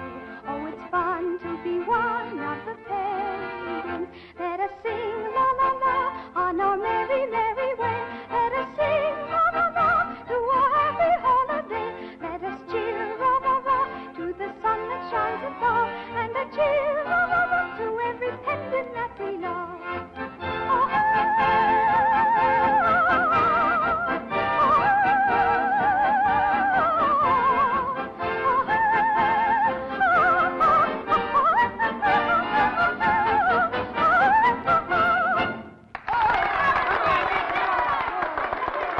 Miss Loring, that was swell. Thank you very much. Well, that's all right, but I've got to go now and see my uncles. Goodbye. Oh, wait a minute. Don't go. Hey, Cotton, grab that girl. She's a sweetheart.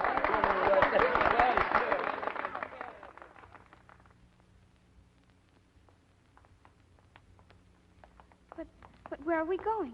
What are we going to do? Young lady, we're going to make you famous, aren't we, Cotton? I'll say we are. And there's nothing to be nervous about. Not a thing. Oh, I'm not nervous. Of course not. Harrington's a great guy, isn't he, Cotton? Yeah, he'll love you. He loves everybody. Who's Mr. Harrington? Oh, he's our boss. One of the nicest fellows you'd ever want to meet. Huh, Cotton? Inside and out, he's a prince. A prince.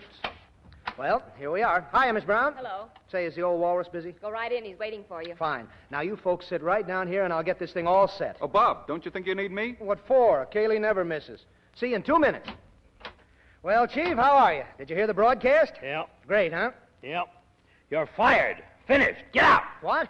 Oh, but that girl, that voice. Grab that girl. She's a sweetheart. Did anyone ever tell you this is a quiz program?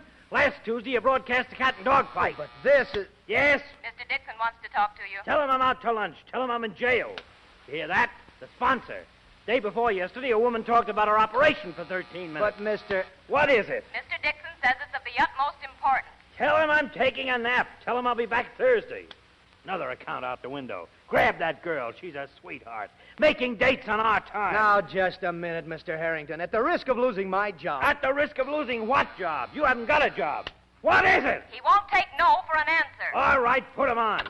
Now, listen, Mr... You shut up. Hello. Hello, Mr. Dixon. Say, I'm mighty sorry about that program today. It was all a mistake. One of my men... Huh? Oh, you did? Oh, well, certainly. That's the way we planned it. Oh, we did, huh? Quiet. Of course, Mr. Dixon, we're just trying to keep her under cover. You never catch me with my pants... You never catch me with the grass growing under my feet. Never mind that stuff. I want to tell you... Quiet. All right, Mr. Dixon. I'll call you as soon as it's all settled. Say about lunchtime tomorrow? Fine. Goodbye. He likes her. He wants her on his show. Where is she? Don't look at me. I don't work here anymore. Now, Bob, don't be hasty. Trouble with you is you're always flying off the handle. Why should you want to quit at a time like this? Quit? You fired me. That's beside the point. Where's that girl?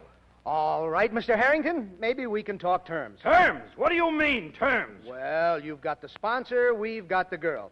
I'll call you up when it's all settled. Say about lunchtime tomorrow. Oh, wait, Bob! So long, Mr. Harrington. Come back here. Come back!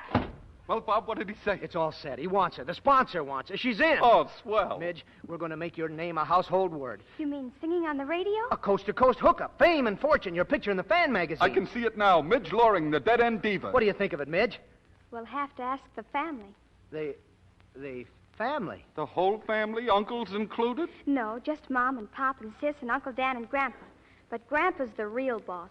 Whenever something makes him mad, he starts breaking canes over the furniture. Oh, well, does he break many of them? 2 or 3 a week. Uh-oh. Cotton, prepare to meet Grandpa.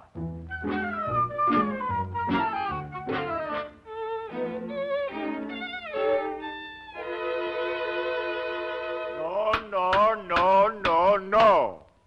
I've said my granddaughter's not going to do it, and that's all there is to it. But for the love of Jezebel, did a little extra income ever hurt anyone? Yes, it's like trying to cage a nightingale or a lark. They stop singing. How about canaries? Oh, bosh. Look, we'll leave it to the family. Mr. Loring, you're Midge's father. What do you think? Well, personally, I think that It doesn't matter what he thinks. He's only got into this family by marriage. What about me? I was born into it. Nobody asked my opinion. Nobody wants it. This is my Uncle Dan. Oh, how do you do? Hi. Now, look, I understand you're a businessman. Sure, when I work. Then you ought to see the possibilities of this thing. Think of it, $100 a week. You said 200. Who did? You did. I did not. Cotton, don't argue. All right, it's 200. Mrs. Loring, let me ask you. Yes?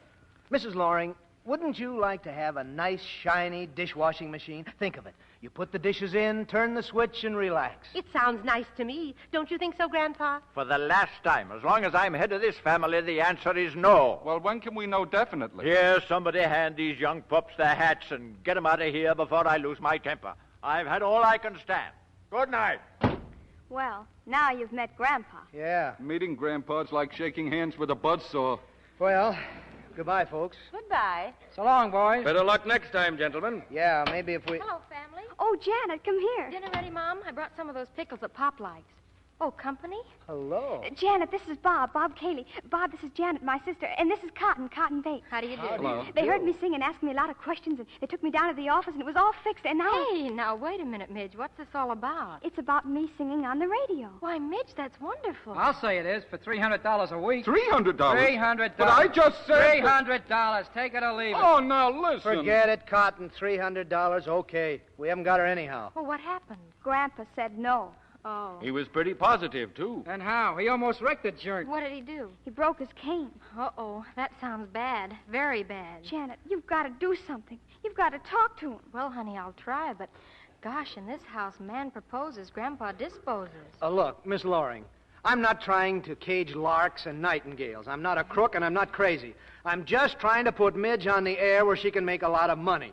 Now, do you see anything wrong with that? No, it sounds perfect to me. Well, can't we do something with that old, with Grandpa? I'd like to help, but when he starts breaking canes, I don't know how to approach him. For the love of Jezebel, there must be some way. Look here, Miss Loring, why can't you and I, well, what I mean is, it's been swell meeting you and all that, but I'd like to see you again soon. And while some people don't care for nightclubs, other people often find them very enjoyable. Maybe you Wait could, a minute. Now, what's this all about? Well, I've got 2 tickets for the opening of the Martinique tonight. Can you be ready at 9? Why, I don't know. How about it, family? Yes.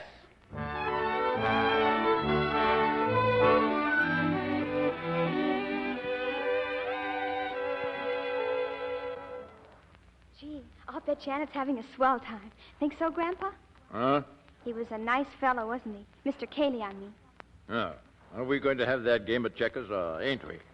Oh, all right. Grandpa, how does a dishwashing machine work? Well, it works by electricity. You put the dishes in, you turn it on, and that's all there is. And the dishes don't break? No. Gee, that's wonderful. Too bad we don't have one. Huh? You know, Grandpa, I love to sing. And we'll love to hear you. I bet you if I sang loud enough, they could hear me maybe 2 blocks away, huh? I suppose so. And if you could sing loud enough to have people hear you maybe 1,000 miles away in Chicago or Iowa or, gosh, maybe even Africa, that'd really be something, wouldn't it? Why, that certainly would. And if they wanted to pay you for, so for instance, we could get a dishwashing machine and Pop could get a new suit and we could have all sorts of nice things. Listen here, young lady. There's no need for you to bother your head about that. At your age, you ought to be having fun and getting educated. How long does it take to get educated? Well, it starts the day you're born and stops the day you die. Kind of keeps you busy, doesn't it? The important thing is to find happiness and hold on to it. If you don't find it by just having nice new things. Here, let me tell you a story. Okay, Grandpa. Once there was a prince that was very sick, and the doctor said the only thing to cure him would be to find a happy man and buy his shirt and wear it. The prince searched and searched and searched, but he couldn't find a single happy man. One day, when he was just about to give up in defeat, he passed a field and saw the farmer plowing. And the man was singing at the top of his lungs. "Why are you singing?" said the prince. "'Cause I'm happy," said the farmer. "Let me buy your shirt. I'll pay you anything you like for it," said the prince. I'm sorry, said the farmer, but I haven't got a shirt. There you are. Don't you like it? It's okay. Just the same, I wish we had that dishwashing machine.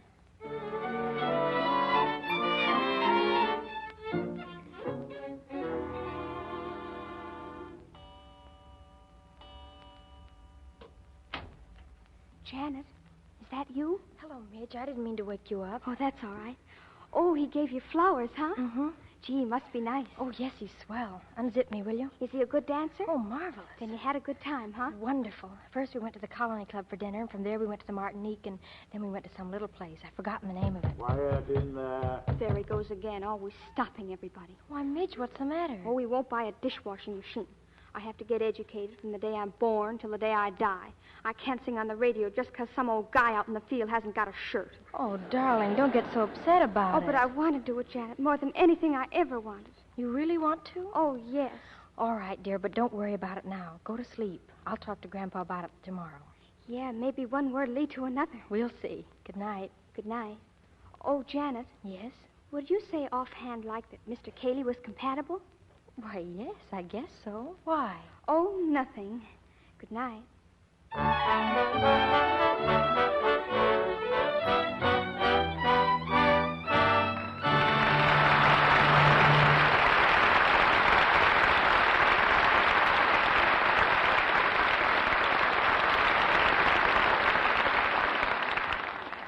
And so the curtain falls on Act One of A Little Bit of Heaven, starring Gloria Jean, C. Aubrey Smith, Helen Parrish, and Frank Albertson. Now for one of our old-time American tunes, played by Lou Silvers and our orchestra.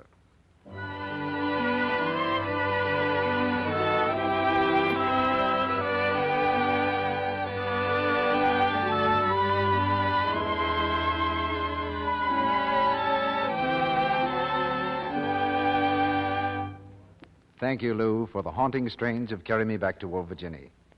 You know, I asked Lou to play that because I have some news from Virginia, from its beautiful capital city, Richmond.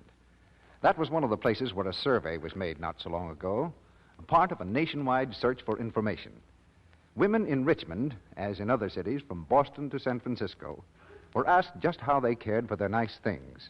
And when all the results from all the cities were added up... The answer was 2-1 for Lux Flakes. Right, Sally. All over the country, it's 2-1 for new Quick Lux. Twice as many women use Lux Flakes for stockings, underthings, sweaters, and so on, as use any other flakes, chips, or beads. Well, you must admit we women are bright, Mr. Ruick. Well, I always admit that, Sally. But seriously, it's true that there are very good reasons why American women prefer Lux for their nice things. Well, new Quick Lux is so much faster. Yes, in water as cool as your hand, it dissolves 3 times as fast as any of the 10 other leading soaps tested. It goes further, too. Right again, Sally. New Quick Lux Flakes give more suds, ounce for ounce, than any of these other soaps, even in hard water. And, of course, it's so safe. Safe for anything safe in water. For your nice things and your everyday washables, too.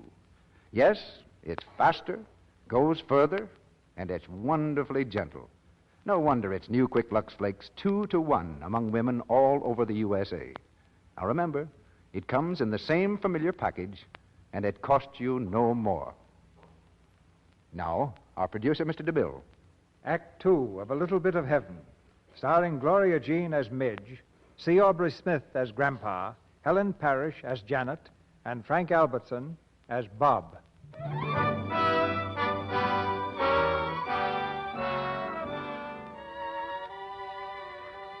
Fame and fortune stood on the Loring threshold, and Grandpa slammed the door. But the family pressure proved too much for him, and Grandpa finally had to give in. Now the family has come to talk terms in Mr. Harrington's office. Copies of the contract have been handed to Midge, Mom, Pop, Janet, and Uncle Dan. The Lorings work strictly as a unit.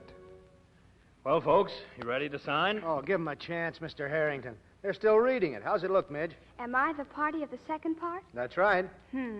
How's it by you, Dan? I don't know. There's a lot of stuff in here that don't make sense. Comp mentis, nunc pro tunc. It ain't even American.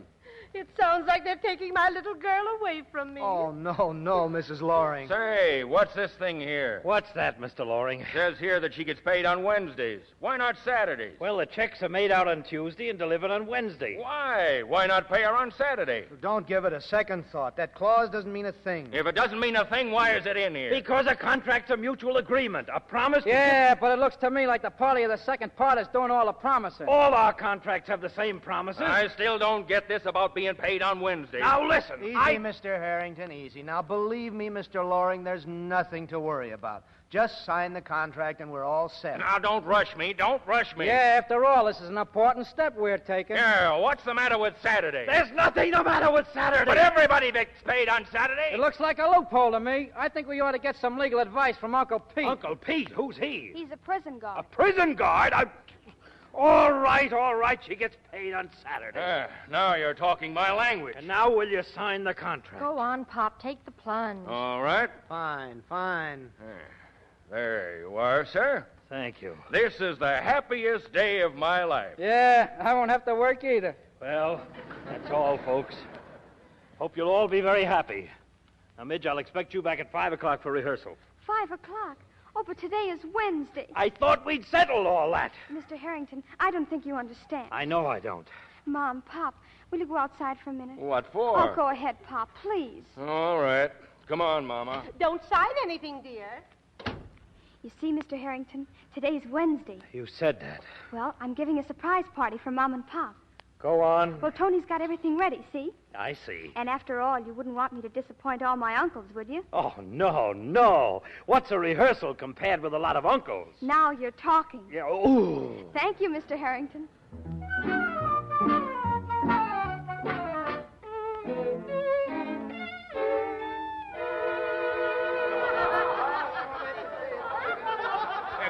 Quiet, please, everybody. Quiet, please, quiet, eh? Quiet, eh? Thank you. And now, my beautiful little pupil, she's going to sing.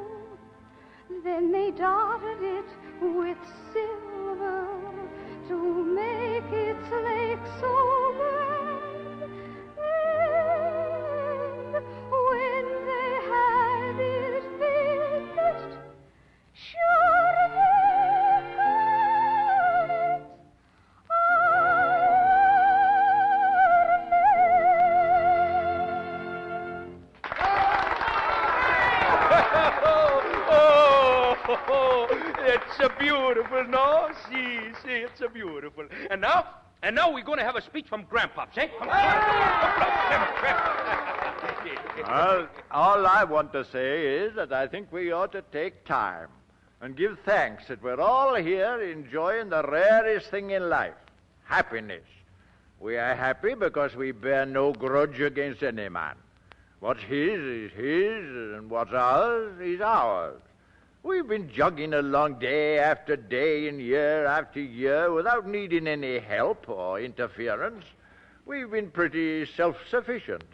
It's nice to think that we've made a little bit of heaven for ourselves, and let's hope that we stay that way and get on with your tomfoolery.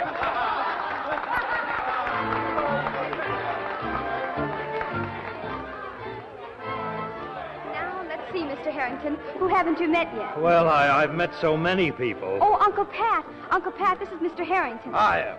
How do you do? Uncle Pat's a barge captain. Is that so? That's right. 16 years a seagoing man. One price between Hoboken and Staten Island. And this is Uncle Ed. Hi. How do you do? Uncle Ed works in the circus. Yeah, line taming's my dodge. I take care of Leo the line. One of the finest specimens in the world. Got a head 5 feet around. Very interesting. Very interesting. Oh, and this is my Uncle Pete, the prison guard. Oh, the legal advisor. Hi. Hi. Well, is that all of them? Let's see. Dan, Ed, Bert, Mike, Wes, Francis, Pete, Louie, Freddie, Sherman. What about the one you said was a deep sea diver? Oh, Uncle Walt? Oh, he hasn't come up yet. And this is Uncle Jack. He's a traffic cop. Hi. Hi. Well, I guess that's all. Have a good time, Mr. Harrington. Yeah. Say, Mr. Harrington, I understand you're in the radio dodge. How'd you like to audition the Policeman's Glee Club sometime? Thanks, but if it's all the same No to you... trouble at all. I'll send him up someday. Of course, you know, I can't leave my horse. Oh, that's too bad. Well, Grandpa, I guess between us we arranged a pretty fine family. Aye. They're a bit giddy and mixed up, but you and I, we'll keep our eyes on 'em, eh? Sure we will.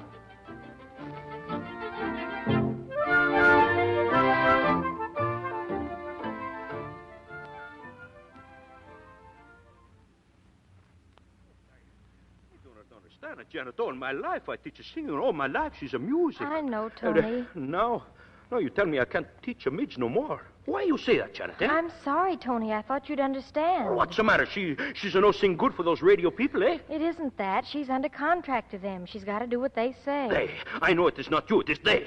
They make you do this to me, eh? Try to understand. Francois is only continuing the work you've already done, Tony. Francois? Who's a Francois? Maybe he's a hear of me, but I never hear of him, eh? Don't feel you've lost her. Midge will come down and see you as often as she can. Coming down? Oh, yes, we're moving. Uptown to a much bigger place. Oh, I see. Nice, swell house now, huh? That's in a contract, too, yes? Huh? Oh, no, it isn't, Tony, but... Hello, Sid. Sorry I'm late, Tony. How about starting with Santa Lucia today? No, Santa Lucia. All right. The arpeggio, legato, and staccato.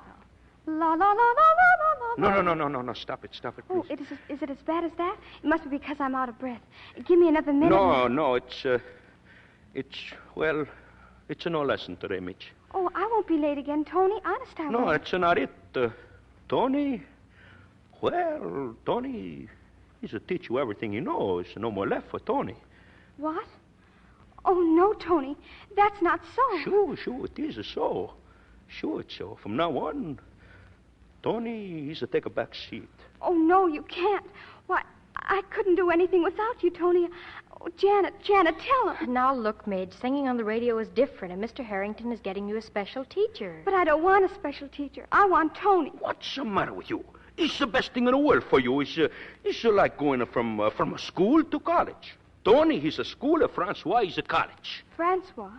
Who is he? What? You never hear of Francois?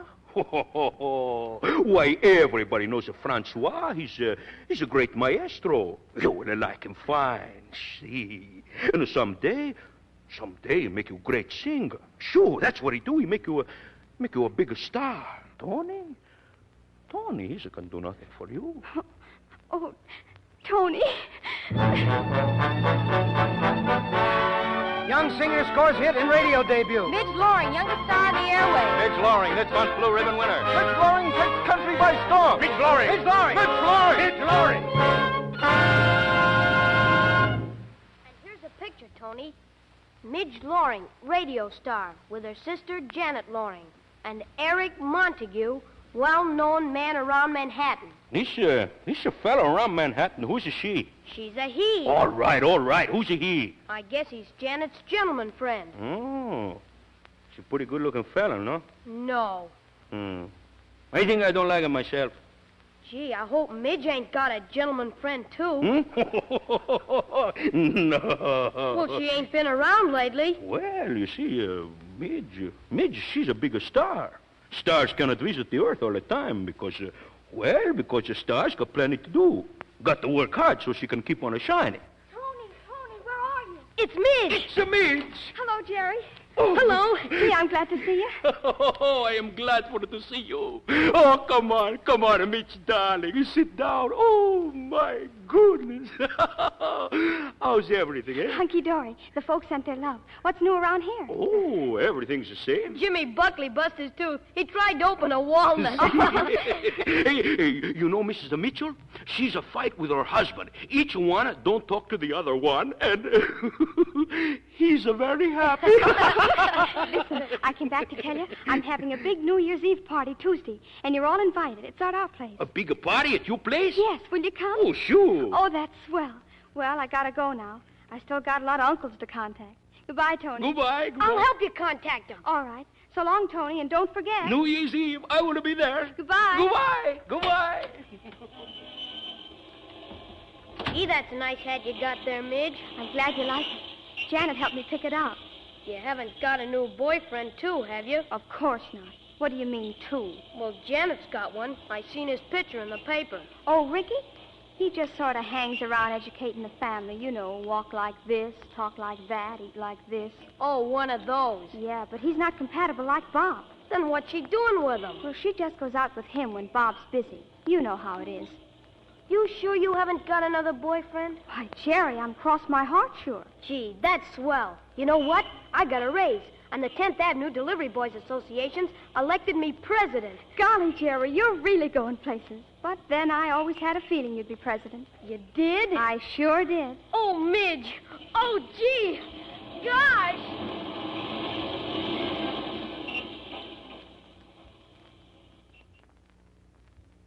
Steak and mashed potatoes would be all right for Midge's party, don't you, Janet? Oh, but, Mother, we should have something fancy for people like the DeWolves. Maybe Ricky's got a suggestion. Yes, what do you say, Ricky? Well, perhaps terrapinelli riviere for the main course, then pâté de foie gras with the salad, and bomba rum for dessert.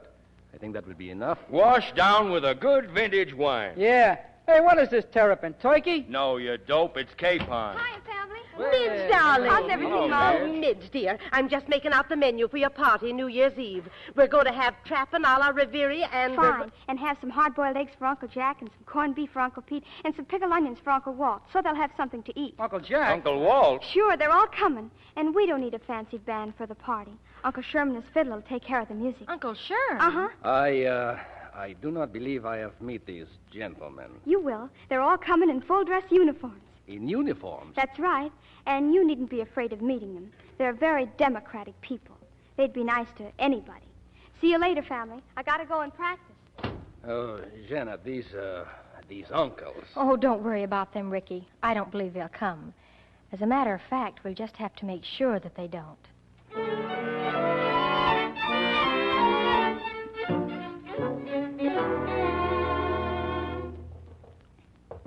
Hey, Midge, hurry it up. We're on the air in 2 minutes. Hello, Bob. Hello, Connie. Hiya, Midge. Shake it up, honey. How do you like my dress? Oh, swell. Great. I got it special for the party tonight.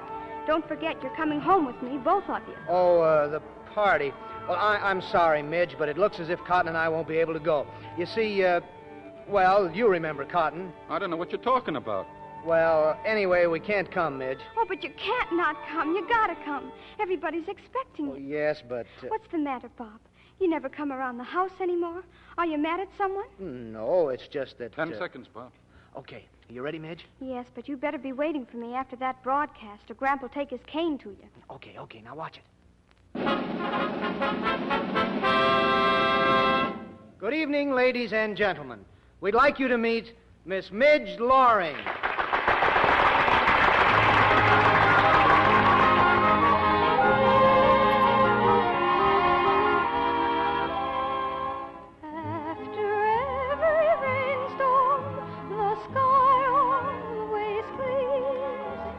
After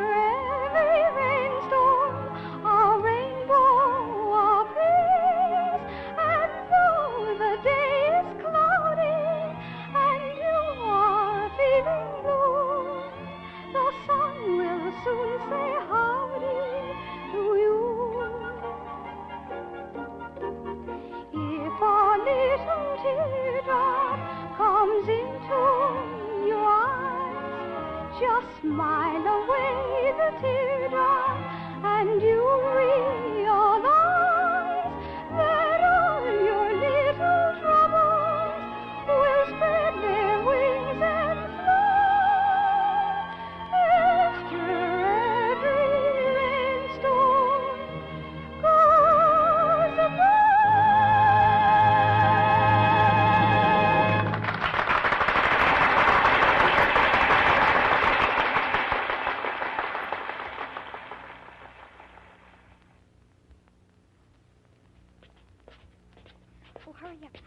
they all here already? Midge, are you sure we're expected at this party? Yeah, how's about it? Oh, don't be silly. Come on.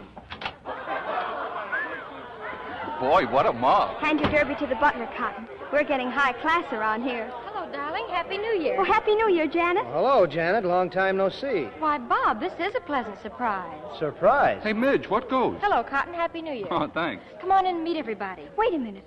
Janet, where is everybody? Why, everybody's here, dear. Well, greetings, my little nightingale. How's it, kid? Hello, Uncle Dan. Say, where's Uncle Pat and Uncle Sherm? Happy New Year, Midge. Hello, Mom. Where's Tony and Uncle Ed and everybody? Why didn't they come? Well, Midge, quite a gathering you've got here, eh? Hello, Grandpa.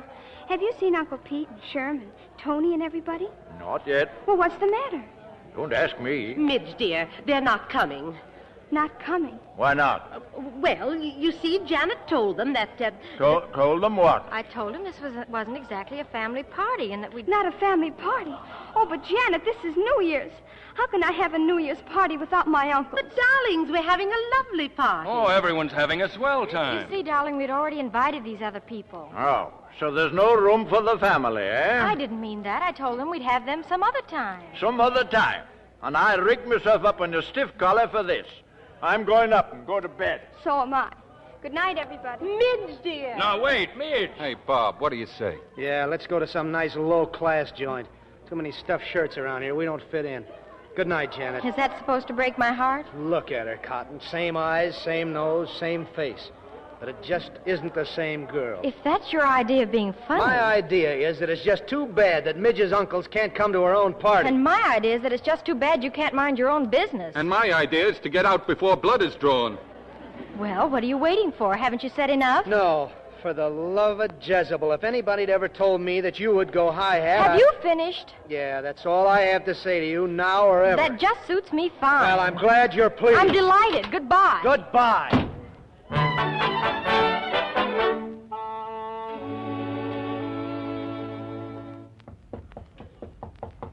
Come in. Hello, Midge. Gone to bed? Yes. Everybody left? All gone. I was wondering if you'd seen my glasses. I've mislaid them somewhere. You've got 'em on. Huh? Oh, I'll lose my head one day. Come now, lass. Crying never cured anything. Grandpa, what's happened to everybody? I don't know. They've just changed. Golly, maybe I've changed, too. Not you, honey. Never. Then what's the matter with them all? Well, so long as they were struggling along, they were satisfied with very little. They had their work to do, some of them, and that kept them busy. Then you went on the radio, and the money began to roll in. Does money change people? Not always. Sometimes it depends how you use it. But sometimes it makes people sort of lose their bearing. You mean we're not like that man out in the field anymore? We've got too many shirts? Aye, that's what's the matter. Then, Grandpa, you've got to do something. You've just got to. It's got me stumped. Oh, but, Grandpa, we just can't give up. When you're my age, you'll find out you can't change human nature. Oh, that's pretty tough, huh? Pretty tough. Grandpa, what if I'd never learned to sing? What if I'd never gone on the radio and made a lot of money? What if I lost my voice all of a sudden? Well, I suppose we'd be back where we were. And a lot happier. Uh-huh. What'd you say? Oh, nothing. Just, uh-huh.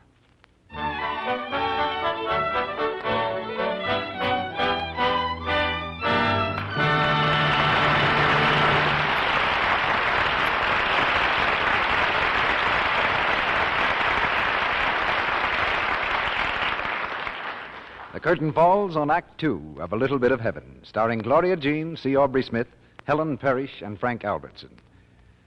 During this brief intermission before Mr. DeMille presents Act 3, we bring you another of our real-life stories. Mrs. L. Blythe of Toronto, Canada, has written us a delightful story about a New Year's party she gave last year.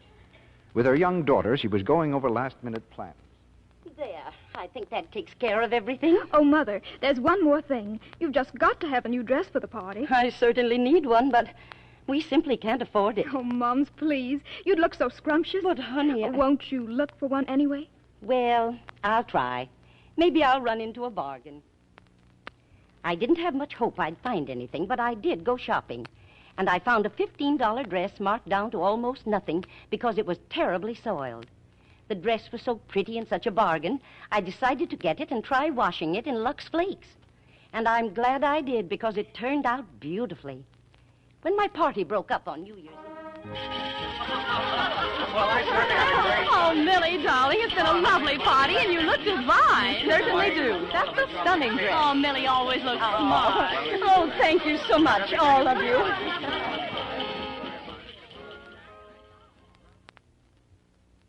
Well, naturally, that made me very happy. Just think, I had a lovely new dress, and I saved many dollars, thanks to Lux Flakes. Yes, New Quick Lux does save money. It helps you keep all your washable dresses smart-looking longer. It's safe for anything safe in water alone. It has none of the harmful alkali found in many ordinary soaps. It's fast, and it's thrifty, too. A little goes so far. About a penny's worth of Lux Flakes will freshen a dress, leaving it immaculately dainty, just as you like all your things to be. Keep the generous big box of New Quick Lux handy, and you'll keep your clothes budget down. We pause now for station identification. This is the Columbia Broadcasting System.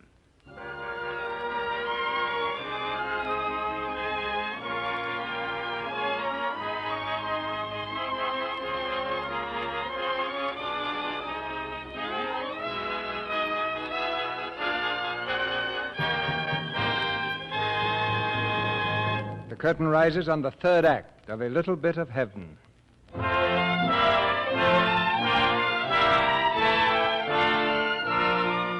The fertile brain of little Midge Loring is hard at work on the problem of changing human nature.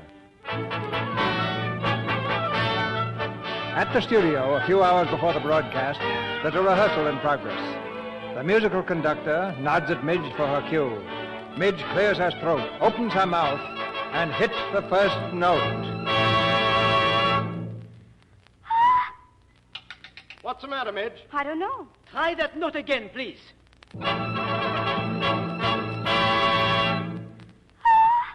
That's funny. Nothing comes out. Maybe you swallowed your chewing gum. I didn't have any chewing gum.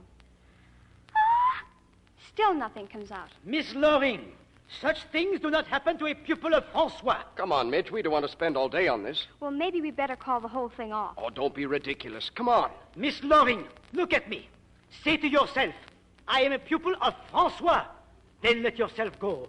Float on the wings of song. But I don't feel floaty. I feel sinking. Nonsense! Sing! Wait a minute. This is serious. Open your mouth and say, ah. Ah. Let me see. Ah.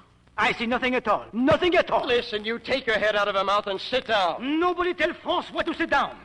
My dear Miss Loring, let me remind you we have impending a most important concert at Philharmonic Hall. That's right. Now make her nervous. Oh, I'm not nervous. It's just that nothing comes out. Enough of nothing. This concert is your great opportunity. You will discipline yourself. You will discontinue your behavior. You will proceed with the rehearsal. You will sing. Don't you understand? I can't sing. That's what's the matter with me. I just can't sing. Something bust inside of me. In here. That's what's the matter with me. I've lost my voice. Don't you see?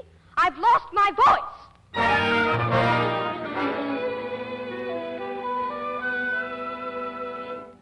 Just keep that ice bag around your throat, darling. What happened, Midge? Nothing happened. I just lost my voice. All of a sudden. Nothing came out. What did the doctor say to you? He said I larynxed my tonsils. Nothing like this ever happened in our family before. Just keep her in bed, that's all. I think she ought to gargle with honey. What she needs is a good home remedy, like goose grease or pork. Yeah, what was it that Ed used when he lost his voice from roaring at the lion? Oh, something Grandma whipped up. I'll suppose you all go and find out what it was. I'll stay here with Midge. Well, she'd better be kept quiet. Don't let her take that ice bag off. Yeah, and be sure to hold your feet up high. Be sure she keeps covered up. All right, all right. I know when to come in out of the rain. Go on. Well, young lady, Well, Grandpa? so you lost your voice, eh? Yes, sir. That's what it did. Oh, you can cut out all that stuff now. You know, you're not supposed to tell fibs. I know, but somebody had to do something. So you larynxed your tonsils, eh? Uh-huh. It's a bad case. But, Grandpa, do you figure it'll be safe for me to get my voice back in time for the concert? Because I got to sing at that concert. I guess you can have it back by then, sure. Grandpa, you know what? What? It's going to be tough eating milk toast all the time.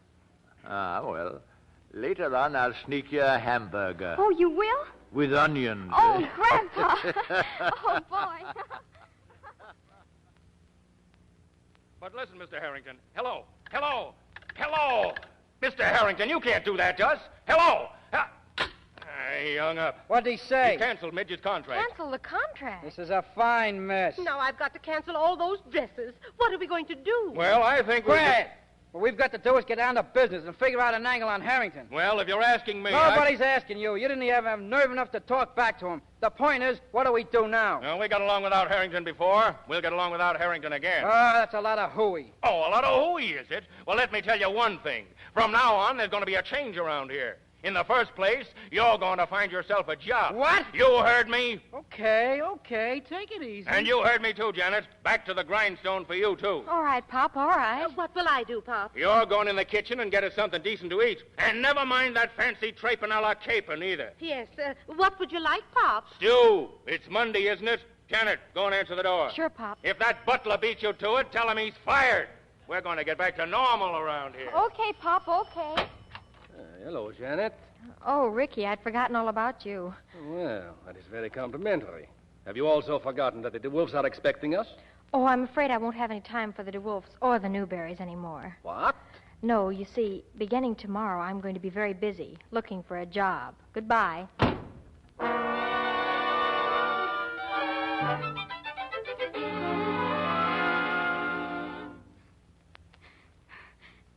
And I had to make believe I lost my voice. And I lost my chance to sing at the concert, too. They're going to get Madame Lupitsky. Oh, Midget, don't cry. Please don't cry. Here, have some nice spaghetti, eh? No, thanks, Tony. I never thought that somebody else would sing in place of me at that concert. Oh, that Lupitsky, she's not a somebody. She's a cow. She looks like a cow. She sings like a cow. Tony knows. He's a hearer. Moo, moo, moo, moo, moo, moo, moo, moo.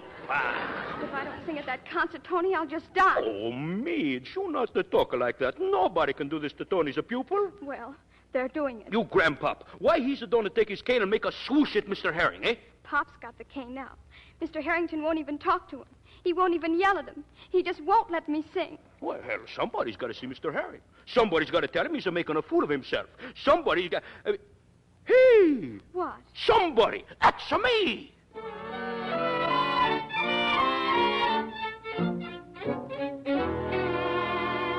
No! Yes! No! Yes! No! Yes, Midge is gonna sing tonight. No! I told that lunatic family I was through with them. Now get out! And I'm telling you, you can't do this. Midge is gonna sing tonight. Don't you tell me what I'm gonna do. Out of this office! That cow Lupitsky is not gonna sing tonight. You lunk-headed spaghetti whirler, I don't care whether she's a cow or whether she's a horned toad. Lupitsky sings. Lupitsky, the cow, sings tonight. You mustn't get mad. You too fat. But the Midge is going to sing tonight. Over my dead body. That's a good idea, but you got to hurry up because the Midge is going to sing tonight. I say Lupitsky sings for the last time. She's don't even sing for the first time. She's in a jail. Listen, she's going to say... Huh? In the jail. She's arrested. Lupitsky? Who arrested her? Uncle Jack. He's a cop. How you like that? Listen, you can't get away with that. I'll get on this phone and have her out of there in 5 minutes. Oh, you think so, huh? First, you got to speak to Uncle Pete. He's a prison guard, and he speaks to nobody. Get out of my way. I'll go down to that jail. No, please, you don't leave her from this office. Who says so? Leo is say so. Who's Leo? Hey, Uncle Ed, bring in a Leo. Hiya, Mr. Harrington. Help!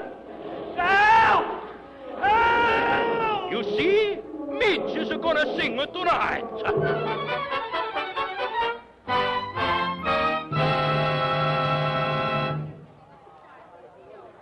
Hey, Bob, the audience is getting restless. Where's that Madame Lupitsky? How should I know? Well, you better go out and make an announcement. Yeah, Kaylee's last stand. Come on, Midge. Hurry. Hey, what in the... Hello, Bob. Hello, Cotton. Is it time for me to sing? Oh, but your voice, what... I think you'll find her voice is all right, son. She's cured, and so's the family. Me especially, Bob. Janet. Yeah, Bob, honest.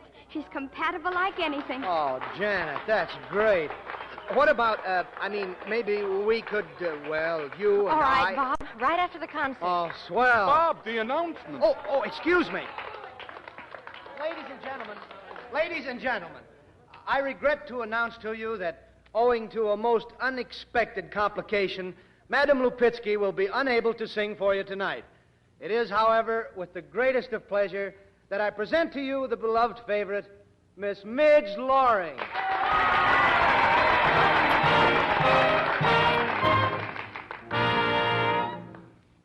I were only a swallow over the hills and the hollow, I would not fly to a summery sky.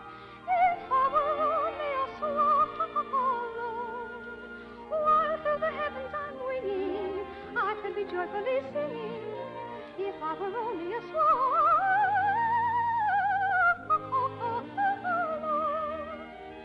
But now, alas, just a maiden I, not a bird, so I cannot fly. Like a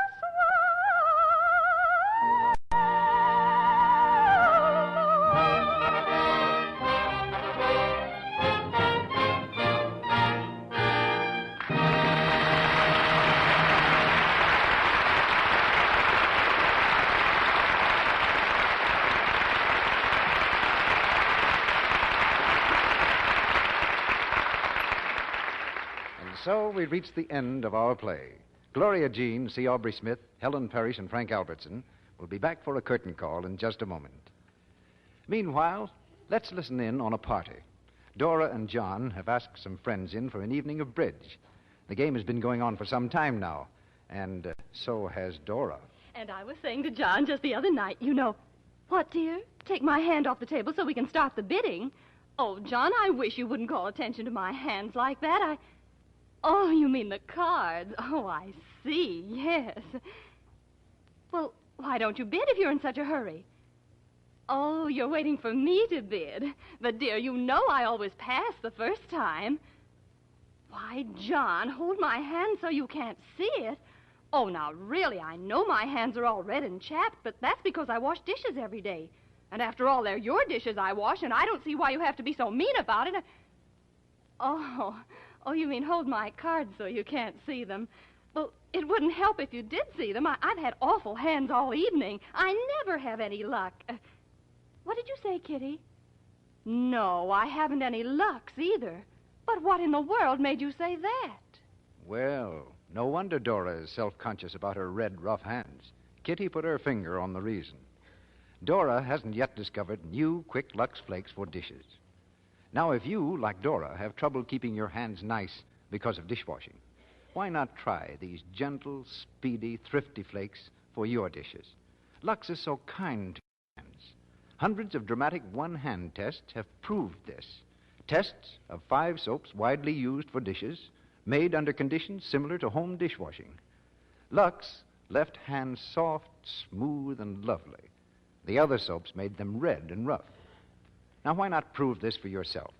Change from harsh soaps to new Quick Lux. You'll be amazed at the way your hands stay pretty in spite of dishwashing. Get the big box of Lux Flakes. It's extra thrifty. Now, Mr. DeMille is bringing our stars to the microphone.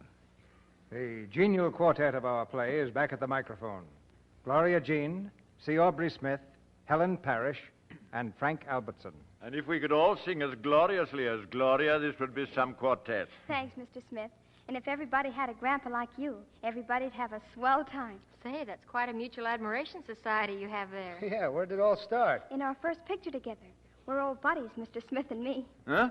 Gloria, Mr. Smith and I. Oh, yes, sir, I'm sorry. I'll have to remember that. In exchange for those grammar lessons, Gloria, maybe you should give Grandpa Smith some singing lessons. I did ask him to sing a duet once. What did he say? He said I was 50 years too late. That's awful late, isn't it? Well, I wouldn't want to wait that long on the corner. Well, CB, we've all had a great time here this week. What have you got on the file for next Monday? 3 solid acts of thrills and romance, Aubrey. Our adaptation of the RKO screen hit, Vivacious Lady. And it's a very exciting comedy. Who's in the cast, Mr. DeMille? We're going to have Alice Faye and Don Amici, both in great parts. You'll hear Don Amici as a young college professor, and Alice Faye as the nightclub singer he marries. That marriage comes as quite a shock to the college, but it will bring us a lot of fun next Monday night. Well, Vivacious Lady was great on the screen, Mr. DeMille. I think it'll be a hit here next week. Well, good night. Good night. Happy New Year, CB. Good night. Good night. Good I know you'll all have a happy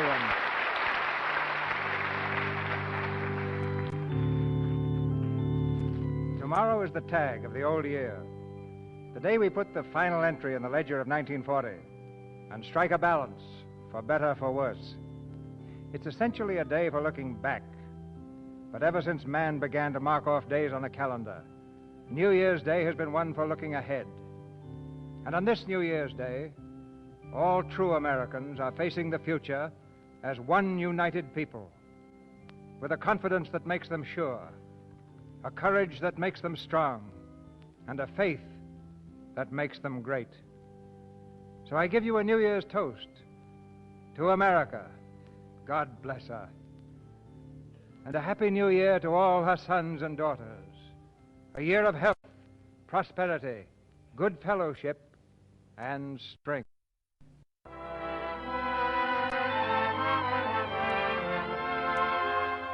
Our sponsors, the makers of Lux Flakes, join me in inviting you to be with us again next Monday night when the Lux Radio Theater presents Don Amici and Alice Faye in Vivacious Lady. This is Cecil B. DeMille saying good night to you till 1941 from Hollywood.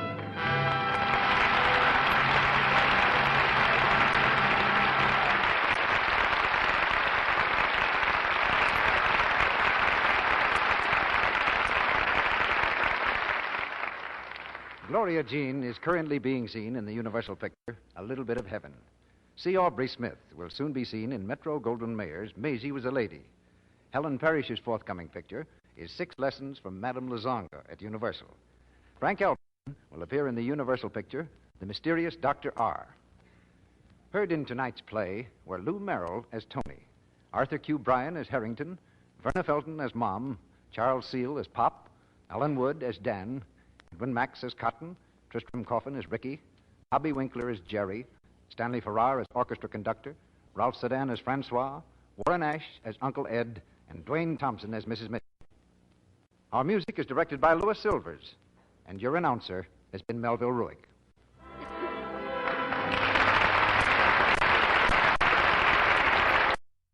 The Columbia Broadcasting System.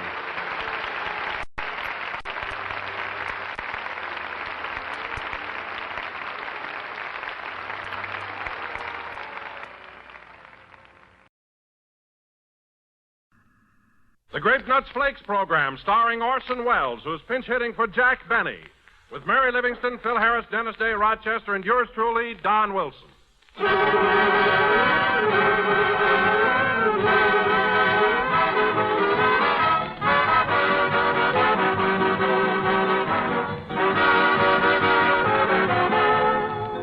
Friends, you've all heard that line about stretching a point, haven't you? Well, here's where I turn out to be the best little stretcher bearer of a precious ration point you ever heard about. All you have to do to save a ration stamp at breakfast is to make it Grape Nuts Flakes every morning. For Grape Nuts Flakes are non-rationed, nourishing, whole-grain cereal. But that's only half the story. You'll also find Grape Nuts Flakes are a whole box full of particularly tempting, toasty brown goodness. It's your old friend, that sweet as a nut Grape Nuts flavor, turned out in extra crisp, extra appetizing flake form. In a word, Grape Nuts Flakes are a breakfast treat your whole family's going to enjoy right down to the last crisp spoonful. And when you buy this swell and ration stampless breakfast cereal, be sure you ask for the big 12-ounce economy-size package of Grape Nuts Flakes.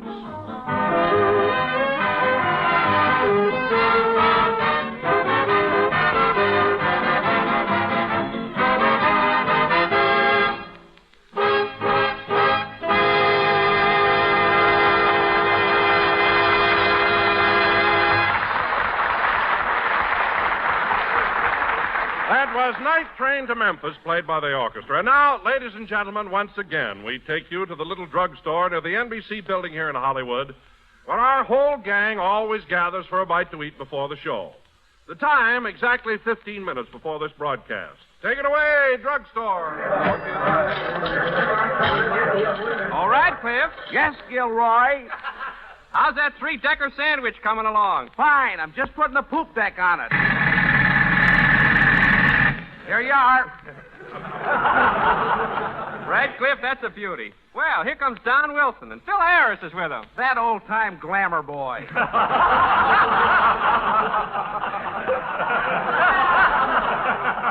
If he pulls any of his Lulus today, I'll smack him right in the kisser with his lemon pie. Radcliffe, put that down.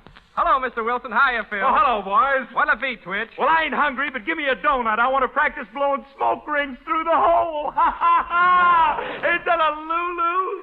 You asked for it, brother. Radcliffe. Bullseye. Wait a minute. Oh, now who threw this? Who hit me with that pie? Now, calm down, Phil. Here's my handkerchief. Wipe your face. As soon as I get this stuff out of my eyes, I'm going to murder somebody. Duck, Radcliffe. He's plenty mad. Here I go, under the counter. Whoop, bumped my head. That's what's wrong with him. He's always bumping his head. I wonder what happened to Mary. She promised she'd meet us here. If you're looking for Miss Livingston, she's over there in the phone booth. She got a call a few minutes ago from old man Benny in Phoenix, and she asked me to tell you to be sure and wait for her. Yes? Yes? Well, how do you feel, Jack? Well, what do you mean you still have your cold, but you've got your strength back? Oh, now you can blow a hole right through the Kleenex.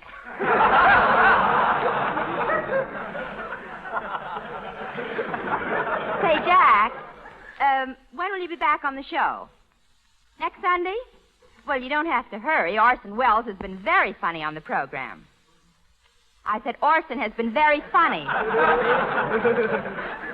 Oh, Jack, for heaven's sake, stop crying. Of course we'll be glad to see you again. Goodbye. What's that? No, Jack, I won't. I don't care. I won't do it. I will not send your old sailor suit so you can get a cut rate on the train. Goodbye.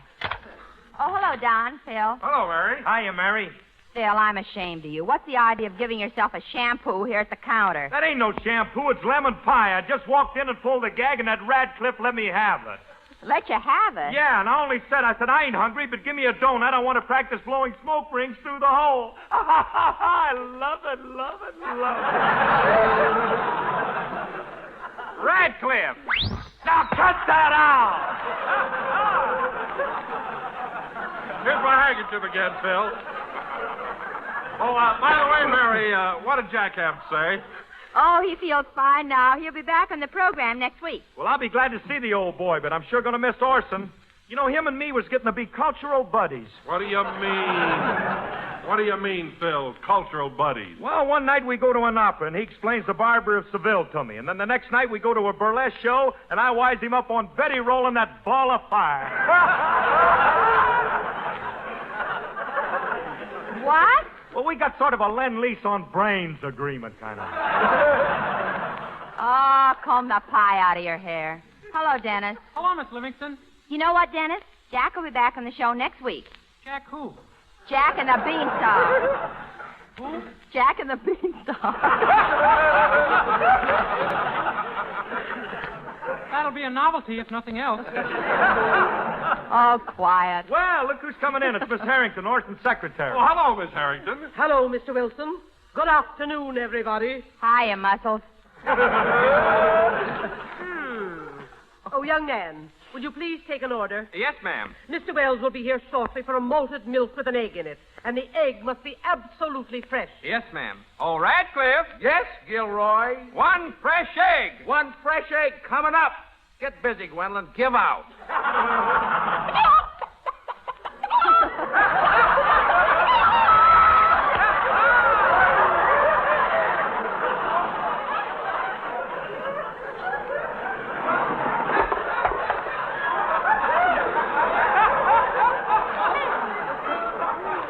Well, that is service.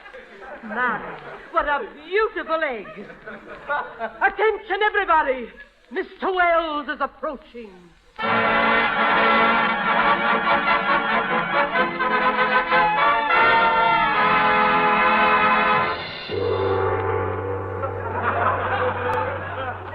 Good afternoon. This is Orson Welles.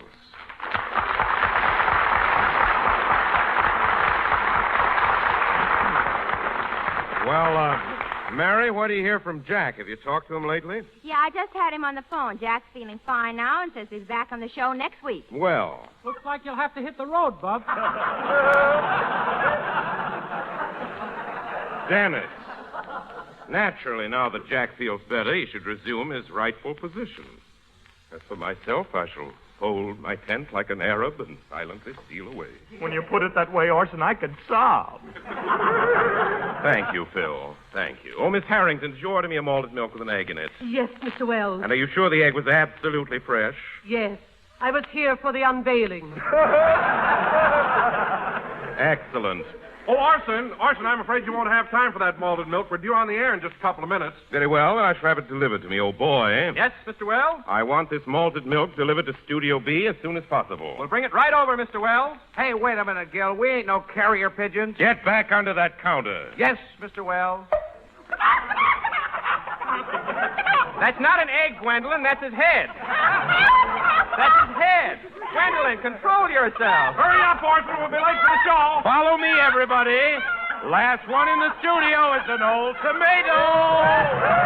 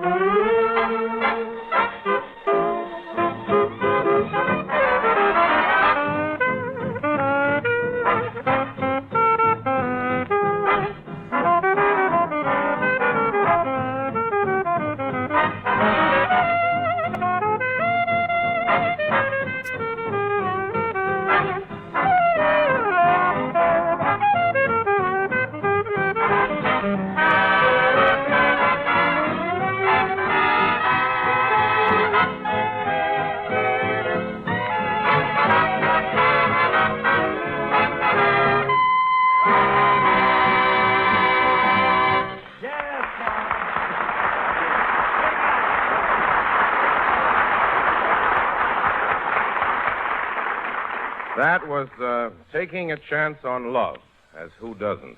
Phil Harris was standing in front of the orchestra, and, Phil, that's the last time I'll be announcing your band number. Just think, after tonight's broadcast, I shall fold my tent like an Arab and silently steal away. Don't say that, Orson. Look, tears is tinkling down my cheek. That's trickling, Phil. Your eyes are absolutely dry. Well, you gotta admit they're bloodshot. That's another story. Seriously, I'm going to miss all of you, and if I ever get my own program, I'd like this gang to sign up with me. Well, you mean you'd like to have us work for you? Yes, of course, I don't know if I could meet the salaries that Jack's been paying you. They're really lousy. Why do you want to meet them? Very good, Mary. Incidentally, before I forget it, I'd like to have all of your phone numbers. Okay, here's mine. Here's mine, Wellesley. Here's my number, too. Thanks, fellows. How about yours, Mary? I don't know. If I give you my phone number, you're liable to call me up and ask me for a date. Oh, no, Mary. If I call, I assure you it'll be strictly business. Then you can't have it. Girls are certainly aggressive nowadays. You're telling me I went up to Alice Faye at a preview one night and asked her for her autograph, and the next thing I know, I'm married to her. Astounding. Women are sure hard to figure out, eh, Wellesley? Yes, Phil, but it's delightful research. And now, ladies and gentlemen, this evening for our feature attraction, OWP will present... OWP? What's that? Orson Welles Productions, Mary. I was trying to be modest. Some try. Dennis. Whoops, he bumped my head. Next time it'll be harder. As I was saying, for our feature attraction this evening... Go away, Dennis. Orson Welles Productions will present a dramatic thunderbolt which we trust will thrill and delight you. Well, I hope it's something Shakespearean, like the Taming of the Stew. The Shrew. No, Phil, it isn't the Taming of the Shrew. Well, is it Hamlet? No, it isn't, Mary. Is it The Merchant of Venice? No, Don, as a matter of fact, it isn't Shakespearean at all. Tonight, ladies and gentlemen, we will present our own version of Little Red Riding Hood. Isn't that delightful? Little Red Riding Hood. Ain't that kind of juvenile for you and me, Orson? Perhaps, Phil, but I think the kiddies who are listening in are deserving of a playlet, especially for them. Now I will play the part of Old Man Hood, an elderly farmer who lives at the edge of a forest. Mary will be my daughter, Red, and Dennis will be my son, Robin. Robin Hood. Are you giggling, kiddies? If they are, they got feathers in their rompers. Now, let's see. Don and Phil. Oh, yes. Don will be a tree in the woods, which only God can make, and Phil Harris will be a woodchopper. Phil Harris will be a woodchopper who cuts Wilson down. I'll take it easy, Phil. You know how ticklish I am. No kidding, Don. Are you really? Oh, didn't you know that, Mr. Harris? Watch this. Stop it, Dennis. He'll get hysterical. No, I like it. Don, we haven't time. Now, there's one other part in the play. That of the old lady who's to be my wife. Well, maybe I can play a double part, too. How's this, Orson? Very good, Mariah. The part is yours, by cracky. Oh, murder. If Lum and Abner are listening in, this does not constitute an endorsement of Rube humor. We'll do all right. And now, ladies and gentlemen... Oh, my goodness. I forgot the most important part of all, the wolf. I know. I will be the wolf. In that case, here's my phone number, babyface. Thanks, Mary. This play is really crazy. Mary is her mother and her daughter. Orson is her father and a wolf. And Wilson is a tree that giggles. I worry about things like that.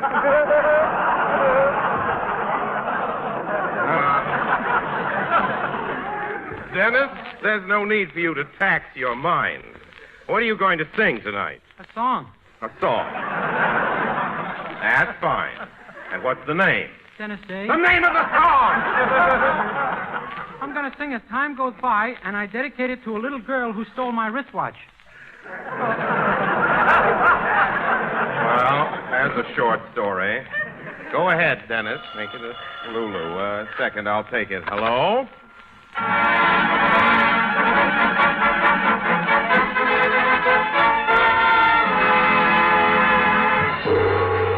Oh, Mr. Wells, this is Rochester.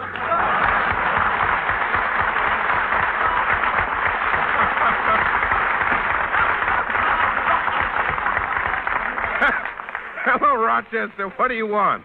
I called up to tell you that I'm leaving your employ after 4 weeks of sheer bliss. Yes, I understand that Mr. Benny is coming back, but Rochester, isn't there any way you can stay and be my butler? I don't think so. I got a contract with Mr. Benny that takes me up to and within the pearly gates.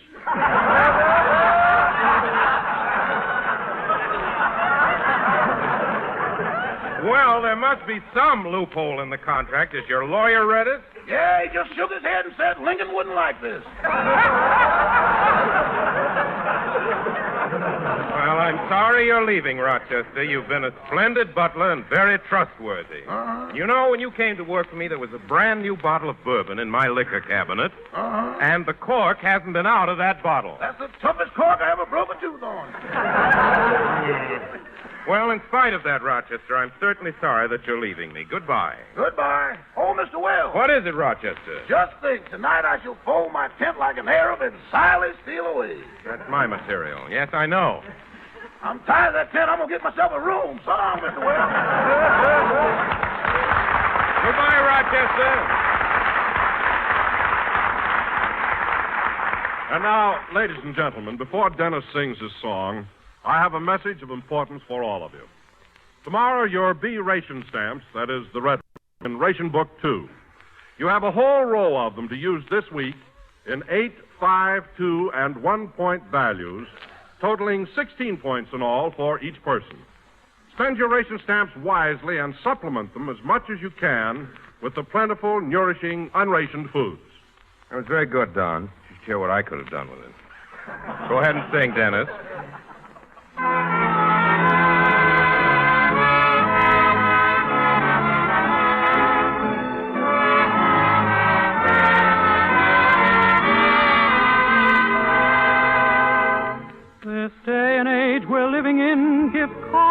comprehension, with speed and new invention, and things like third dimension.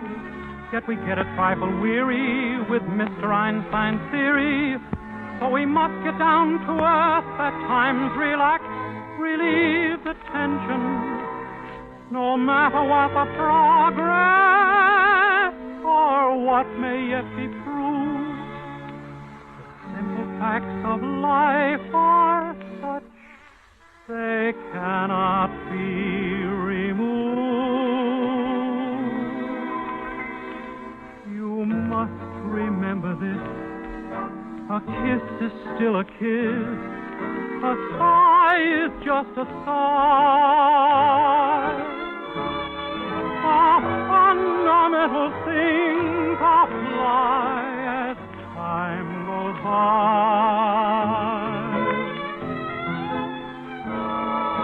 And when two lovers woo, they still say I love you.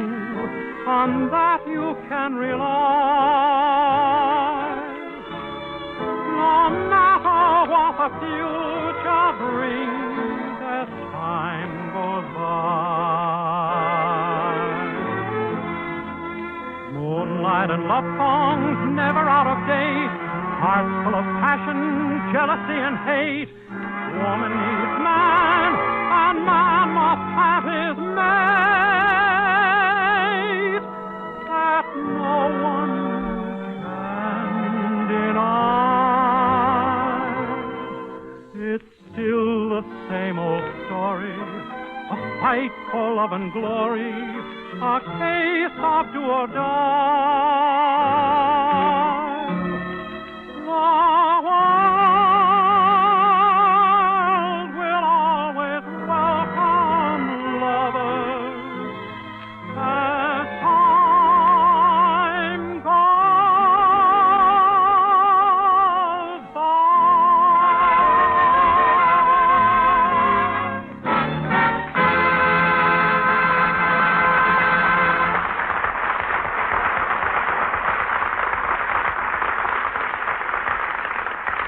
That was As Time Goes By, sung by Dennis Day. And Dennis, that really was very, very good. Thanks, Mr. Wells. It's decent of you to admit it. What's so decent about that? You have a marvelous voice. There's no getting away from it. Well, if it's so marvelous, why do you want to get away from it? I don't want to get away from it. I paid you a compliment, you little brat. Oh. And now, ladies and gentlemen, on second thought, Dennis, here's your phone number back. And now, ladies and gentlemen, for our feature attraction, Little Red Riding Hood. Say, Orson, I just thought of something. Who's going to be the grandmother? You know, that old dame that gets ate up by the wolf. Phil, you're giving away the plot. Darn it, I had to open my big mouth. However, Phil, I can't tell you who plays the part of Red Riding Hood's grandmother. That's our big surprise. So here we go. It's Little Red Riding Hood. The play opens in the farmhouse of old Mr. and Mrs. Riding Hood. It is a cold Christmas Eve long, long ago. And outside, the wintry wind is howling. But inside the farmhouse, the fireplace is burning brightly. We find the elderly couple busy decorating their Christmas tree. Curtains, music.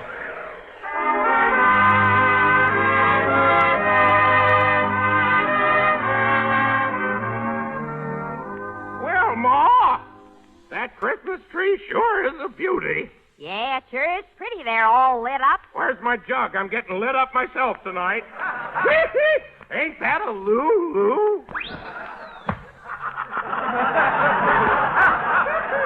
Ma, that pie was for supper. Well, it's up to your face. Start eating.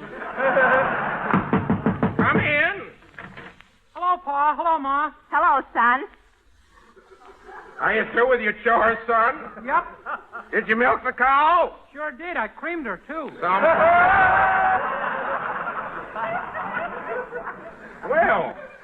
Well, here's your sister. Hello, Red. Hello, Pa. Hello, Ma. Hello, Annie. Annie? That's the cat. Oh. Say, we were worried about you, Red, out there alone with all those wolves. Yeah, did any of them come close to you? How do you think I got this fur coat? Mighty pretty. That must be Grandma calling. I wonder how her cold is coming along. I wonder who... In, I'm coming. Hello, Grandma. How you feeling? I feel terrible, son. How are you? Your cold seems to be getting worse. Say, Grandma, have you been drinking your cough medicine? Yes, and I'm loaded. Now, Grandma, behave yourself.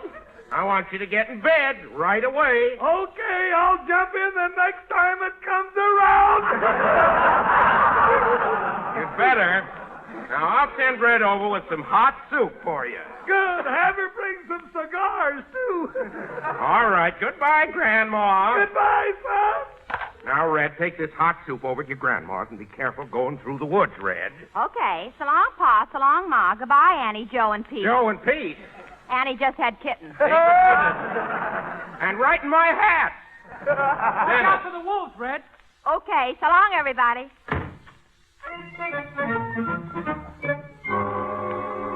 Oh, boy, what a night. Listen to that wind howl. And listen to that snowfall. Gee, it's fun walking through the snow. Crunch, crunch, crunch. Gosh, it's dark. Who's that I see lurking in yon bush? It's me, kiddies. I'm a wolf now.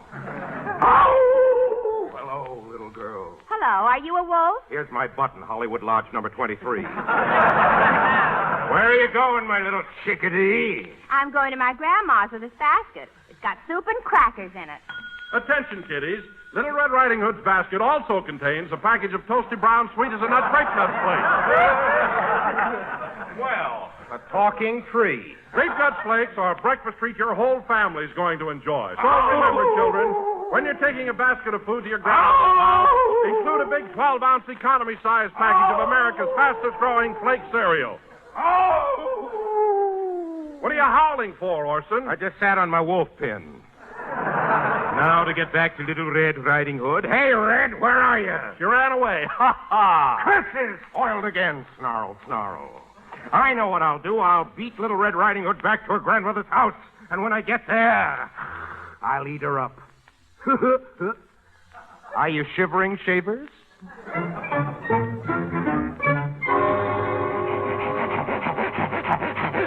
This must be the place. And now to get in. Who's there? It's Little Red Riding Hood. Gosh, you've got a cold, too. Come in. Hello, Grandma. You're not Little Red Riding Hood. You're a wolf. Yes, I'm a wolf, and I'm going to eat you up. Yum, yum, yum. Help! Now, hold still. It'll be over in a minute. Shall I take my boots off? No, I like boots and all. Here you go. I just ate Grandma, kiddies. Darn those shoes. That must be Little Red Riding Hood now. I know what I'll do. I'll put on this nightcap and get under the covers. That'll fool her. I'll talk just like Grandma. Come in, Red. Hello, Grandma. I brought you a basket of food. Goody, goody. Come over here by the bed, my dear. Oh, Grandma, what big eyes you have. All the better to see you with, my dear. And, oh, Grandma, what long ears you have. All the better to keep my derby from blowing off, my dear. And, oh, Grandma, what sharp teeth you have. All the better to eat you with, my dear. You're a wolf. Where's my grandma? I swallowed her, and you're next. Help! Help! Oh, wood chopper! Wood chopper! I'm coming, baby. Curses! Boiled again. Quick! Shoot the wolf! Shoot him! Shoot him! Shoot him nothing. I'm going to take my axe and chop him right in two. Don't do that. I'm in here. Thanks, Grandma. You saved my life. Play, Phil.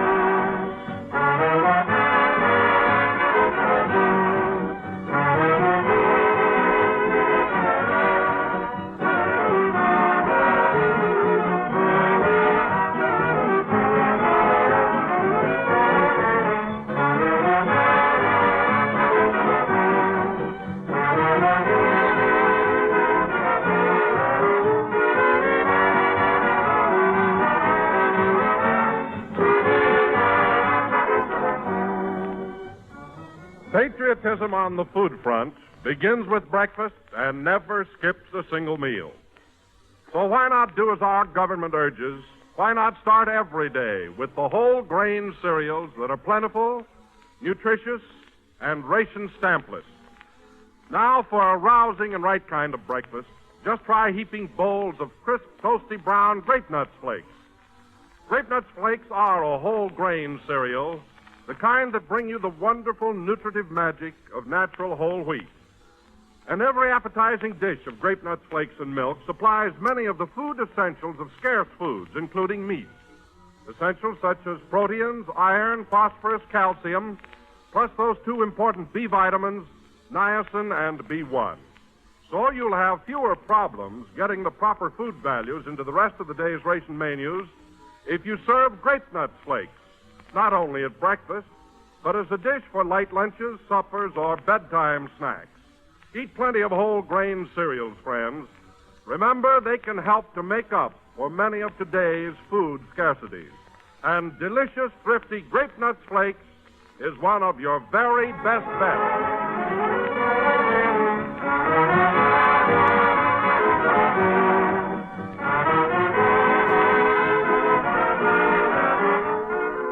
And so, ladies and gentlemen, this is your obedient servant, Orson Welles. It's really been a pleasure pinch hitting for Jack Benny. I'm sure you'll all be glad to welcome back Jack at the same time next Sunday night. Good night, folks. Good night, Al. This program is written by Bill Morrow and Ed Beloy.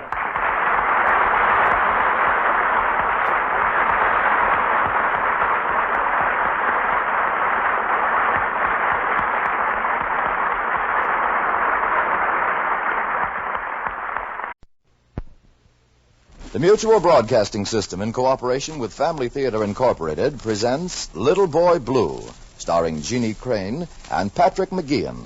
Wallace Ford is your host.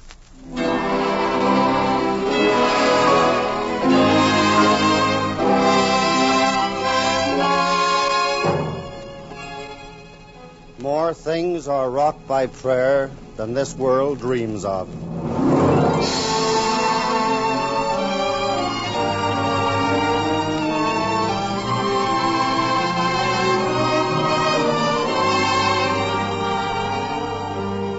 As your host this evening, I want to welcome you to Family Theater. All of our new listeners, and I want to say thank you to all of the old friends and whose loyalty and enthusiasm for the program and its purpose have been expressed in so many ways. Your letters giving suggestions and ideals and experiences of happy family life have been a great encouragement to all in Hollywood associated with the program. We'd like to hear from you because Family Theater is your program. It was made possible by all those in the radio audience who wanted a program like Family Theater to express the fundamental things we deeply believe in.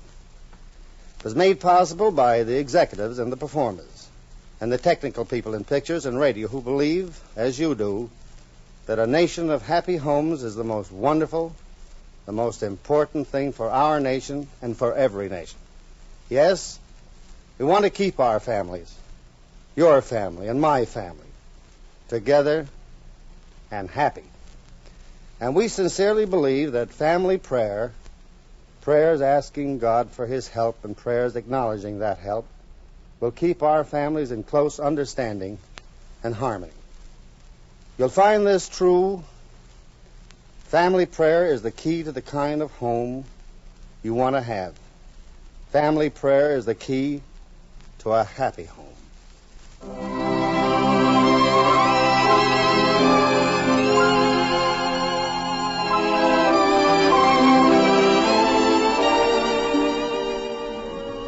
He wrote these words.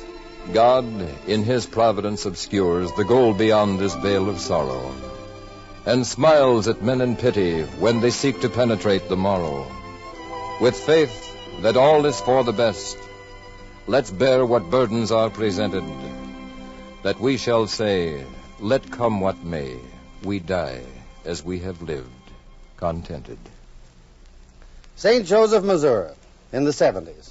Along the boardwalk of the main street, a young man with hat on the back of his head and necktie streaming away from his high collar half runs, half walks through the late afternoon crowd.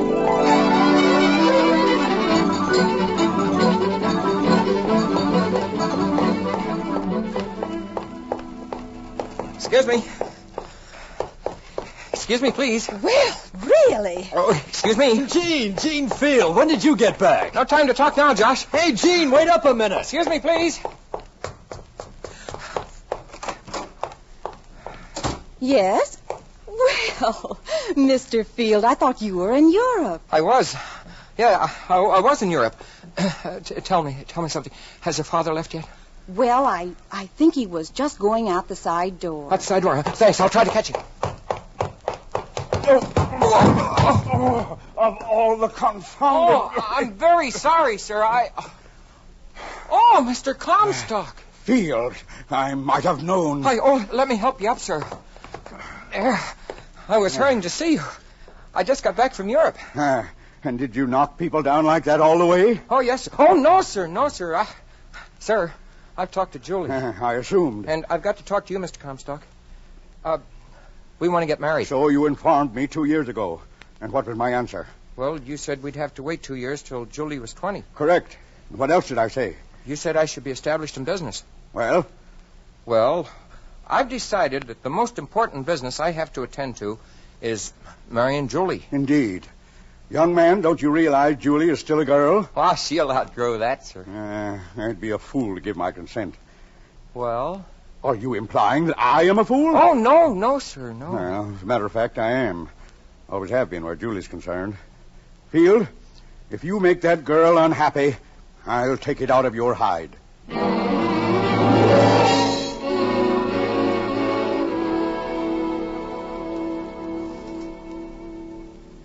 Julie. Yes, Gene. He said yes, Julie. Oh, Gene. We'll be married next week. And a honeymoon in St. Louis? St. Louis? New York, Julie. Nothing but biggest and the best for the wife of Eugene Field.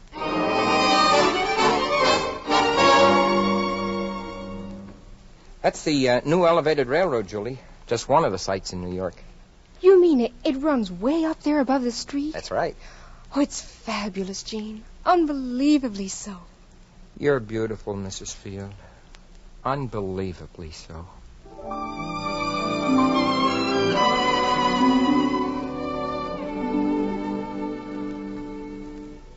Waiter. Waiter. Oui, monsieur? Pig's feet a la St. Joe. For two, please. Pig's feet a la St. Joe, monsieur? That's what I said, sir. Surely an establishment far famed as the Waldorf Astoria would wish to make two honeymooners from St. Joseph, Missouri feel at home. Oh, Gene.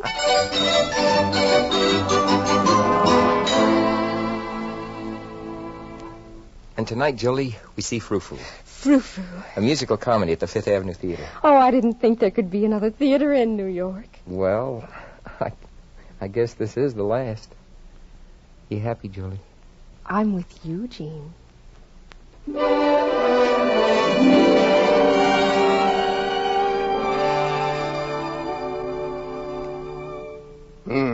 A trip to Europe, a wedding, a honeymoon in New York. Undoubtedly a costly one. And now I'm home, Mr. Gray. Yes, and I presume broke again. You came to ask for another advance from your father's estate. Is that correct, Gene?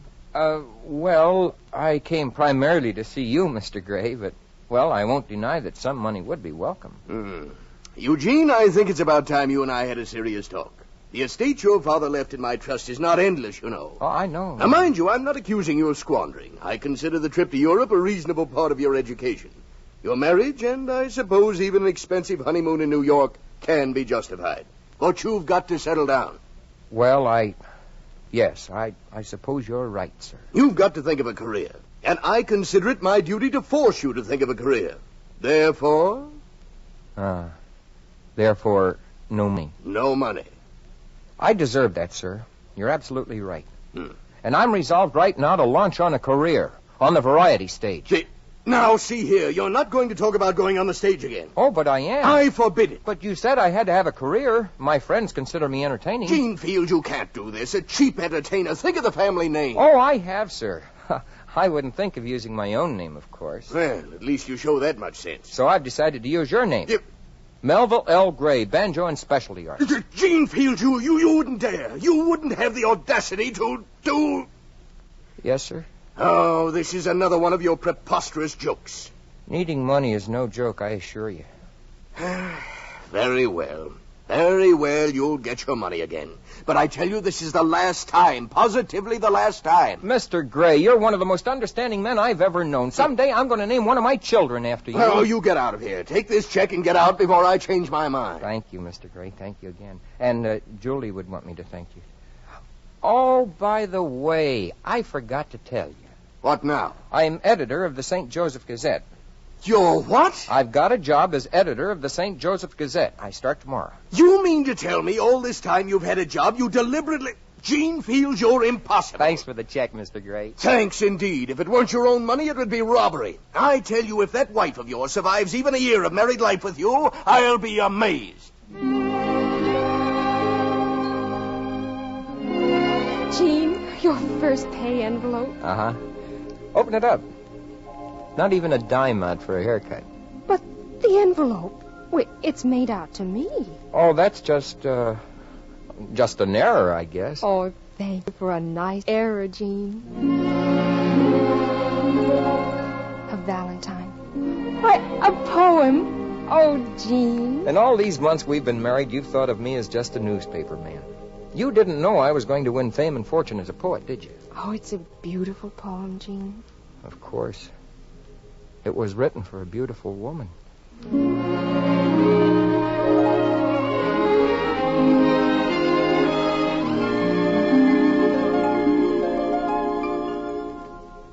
What in heaven's name makes you so quiet, Gene? Working on a poem, of course. It's entitled To the New Baby. The new baby. Our baby. Oh, it's so wonderful. I'm almost frightened. Wait a minute. Frightened? Never be frightened of the future, Julie. We'll make a wonderful family. Something else, Julie. What, darling? A while after the baby comes, I might make a trip down to St. Louis. I've heard tell they need a good man on the paper down there, and they might even be interested in someone like me. Oh, Gene.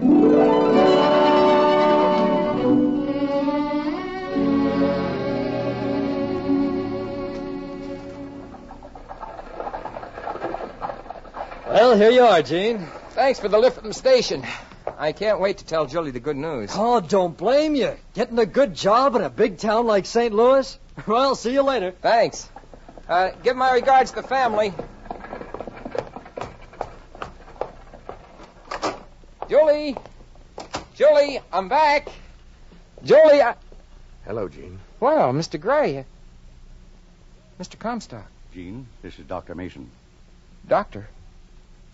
Julie, what's happened to Julie? Not Julie, Gene. I'm sorry, Mr. Field. The disease struck suddenly. I did all that could be done for him. The boy. We tried to send for you in St. Louis. We couldn't find you. Where's my wife? I want to see Julie. Julie. Gene. Oh, Gene. Julie, my beloved. Oh, we tried so hard to find you. I shouldn't have gone. I shouldn't have left you. Oh, don't say that. Oh, Gene. Now I don't know why I've been frightened. But it was so awful knowing I was powerless. Knowing there was... Please forgive me. Cry, Julie. Why don't you cry? We were too happy, Julie. I've been a fool to think that happiness can be of our own making. I've been too much of a coward to accept reality. What? Gene, what are you saying? I don't know, Julie. I don't think you do. I'm not afraid of the future, Gene. Are you? With God standing by us,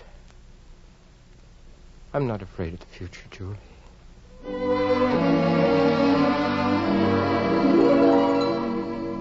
The St. Louis Journal, Eugene Field, editorial writer. Kansas City Times, Eugene Field, managing editor, announces the birth of a daughter. The Denver Tribune, Eugene Field, managing editor and columnist, celebrates the arrival of a son.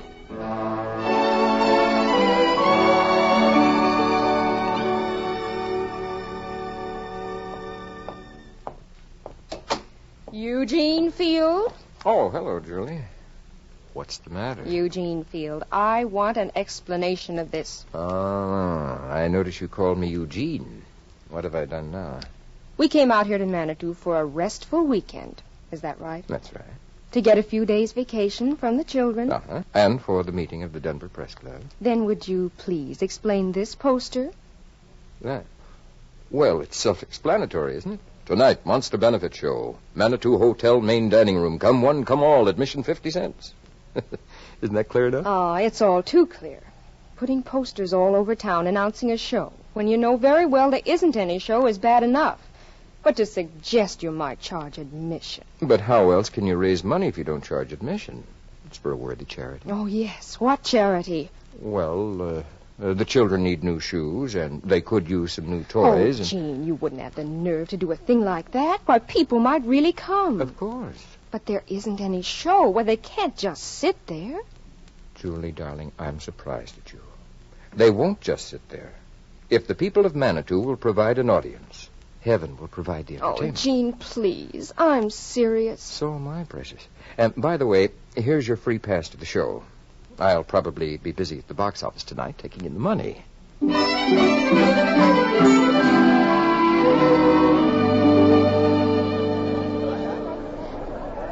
I can't believe it, Carrie.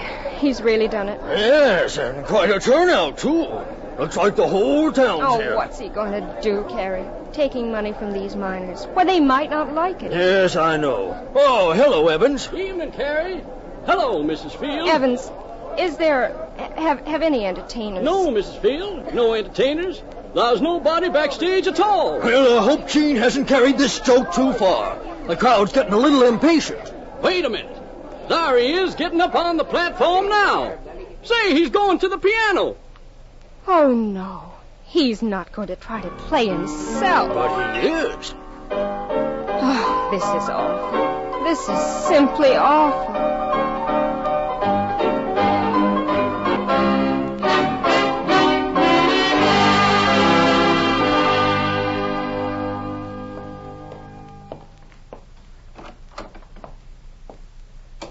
Well, Julie, how was it? Oh, Gene.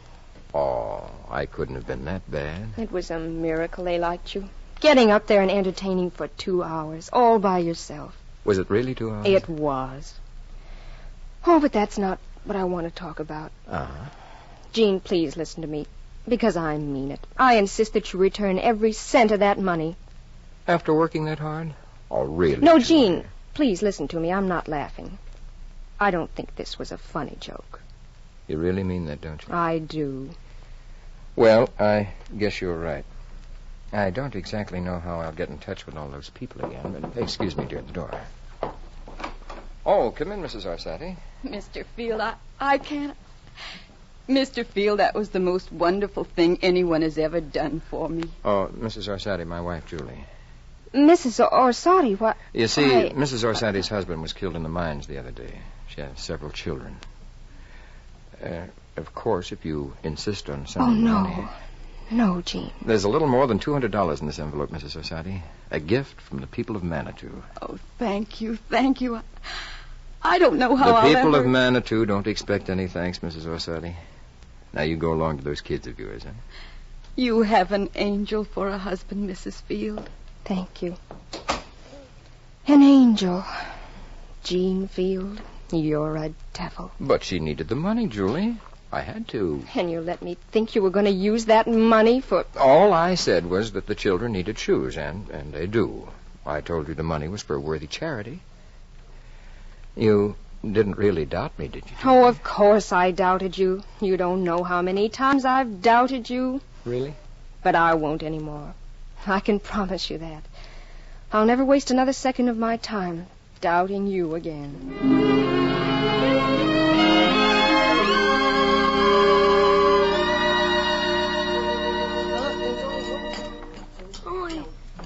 No, I want. No, sir, it's mine. You already had 3 gooseberry tarts. I didn't either. I only had 2 and a little old smidgy. Why, Junior Field, I saw you. Whoa, wait a minute here.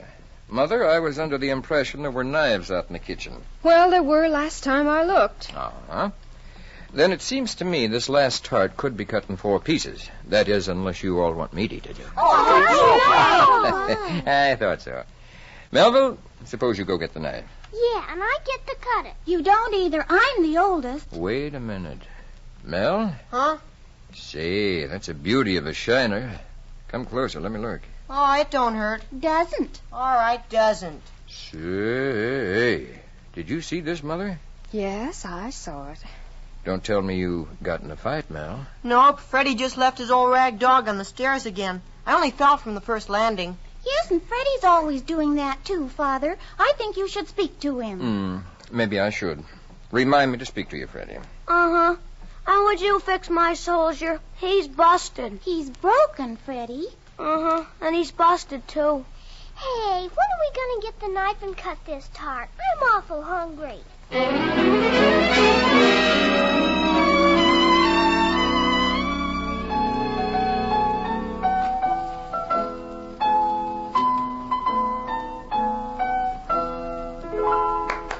Very nice, Mary. Bravo. Your music's coming along fine. Now this is the life, Mother. Concert after dinner. Well, I got another new piece I can play, Well, too. don't you think we'd better let Freddie play his piece for Daddy, dear? Oh, has Freddie got a piece, too? Uh-huh. Oh, he only plays with one finger. Well, just the same, I think we should hear it. Oh, gosh, we've been hearing it all day. But, Penny, darling, not at a concert like this. Come on, Freddie. All right. Oh, gee. Little boy blue, come blow your horn. The sheep's in the meadow, the cow's in the corn. Where is the boy that looks after...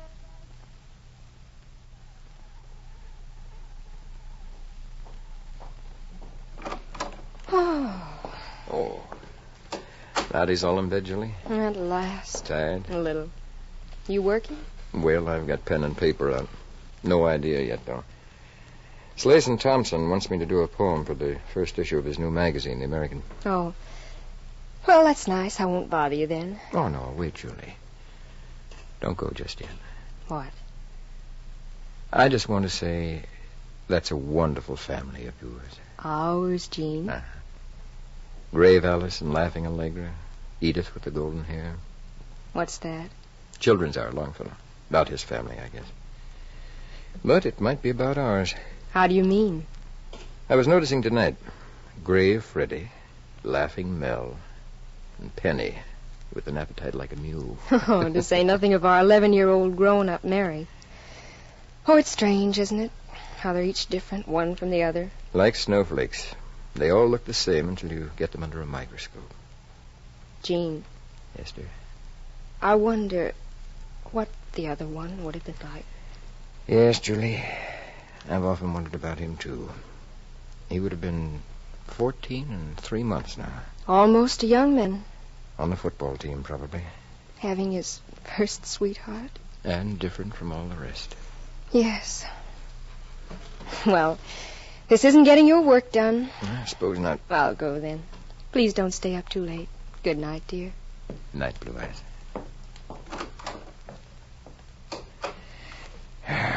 Let's see. Idea. Night, Blue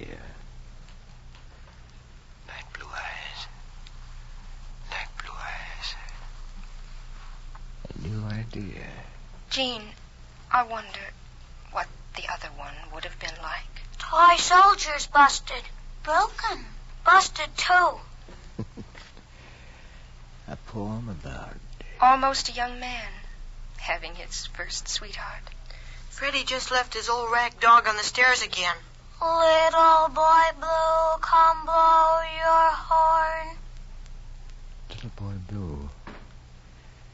Little boy blue. Little boy blue. Yes. Little boy blue.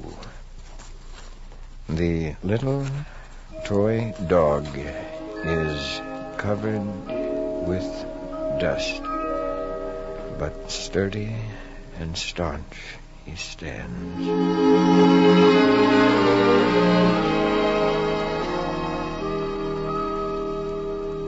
Oh, boy, boy, hot breakfast. Boy, this is going to be so... I'm really hungry. Oatmeal. Yeah. Hot oatmeal for everybody. Hey, Penny, what'd you do with my skate key? Well, if you take better care of it, you wouldn't be losing it all the time. All right. At the table, everybody. Come on, Freddie. It's your turn to say grace. Uh-huh. Unto God for health and food and all that in our lives is good, we give our hearts in gratitude.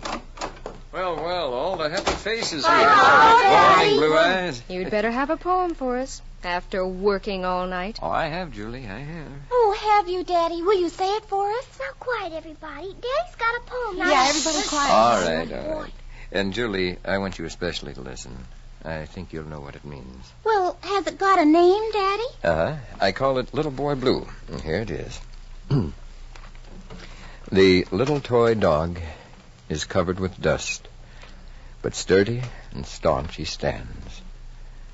The little toy soldier is red with rust, and his musket molds in his hands. Time was when the little toy dog was new, and the soldier was passing fair, and that was the time when our little boy Blue kissed them and put them there.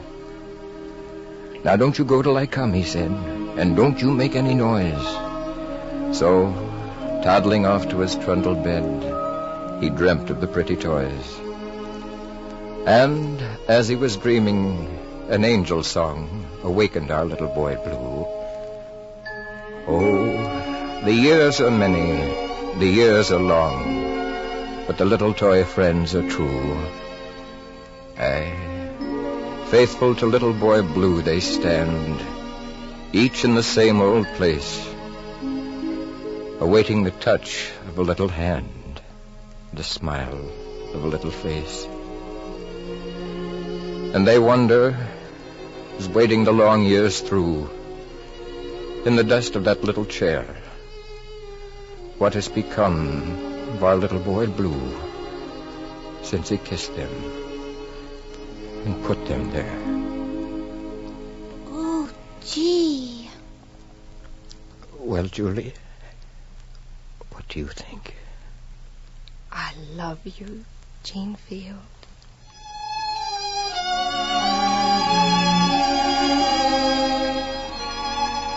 And so, through the many years he lived with his friends, his children, and his beloved wife, Julia. And when, at last, the many years were through, his own words went echoing on. That we shall say, let come what may, we die as we have lived, contented.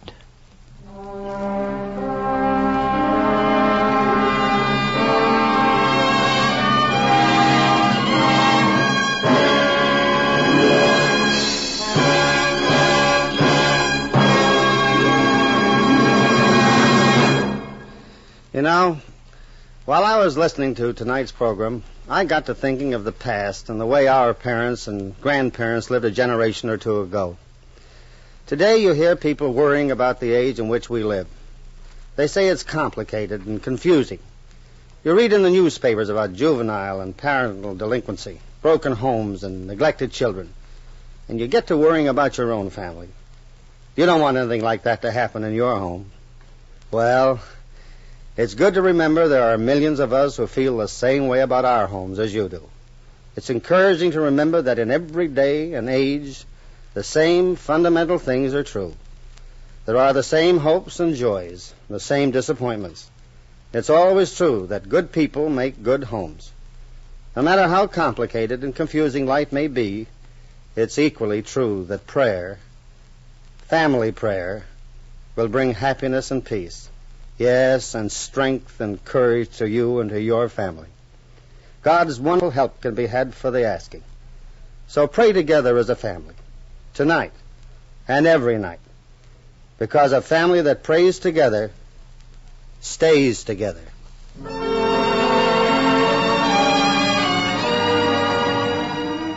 Before saying good night, I'd like to thank Jeannie Crane for her performance as Julia and Pat McGeehan for his portrayal of Eugene Field.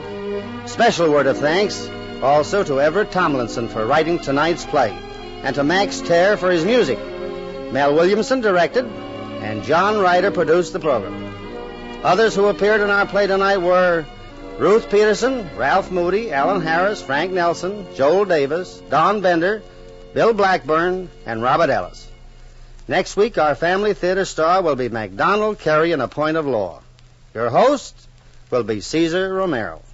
And this is Wallace Ford saying good night and God bless.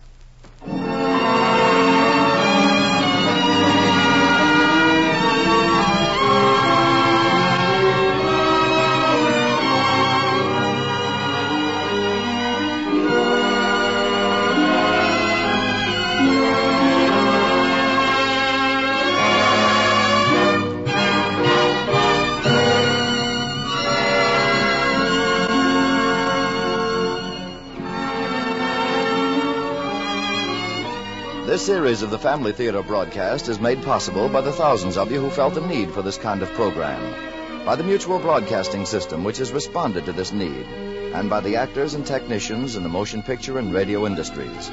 This program is heard overseas through the facilities of the United States Armed Forces Radio Services. Tony Loprano speaking. This is the Mutual Broadcasting System.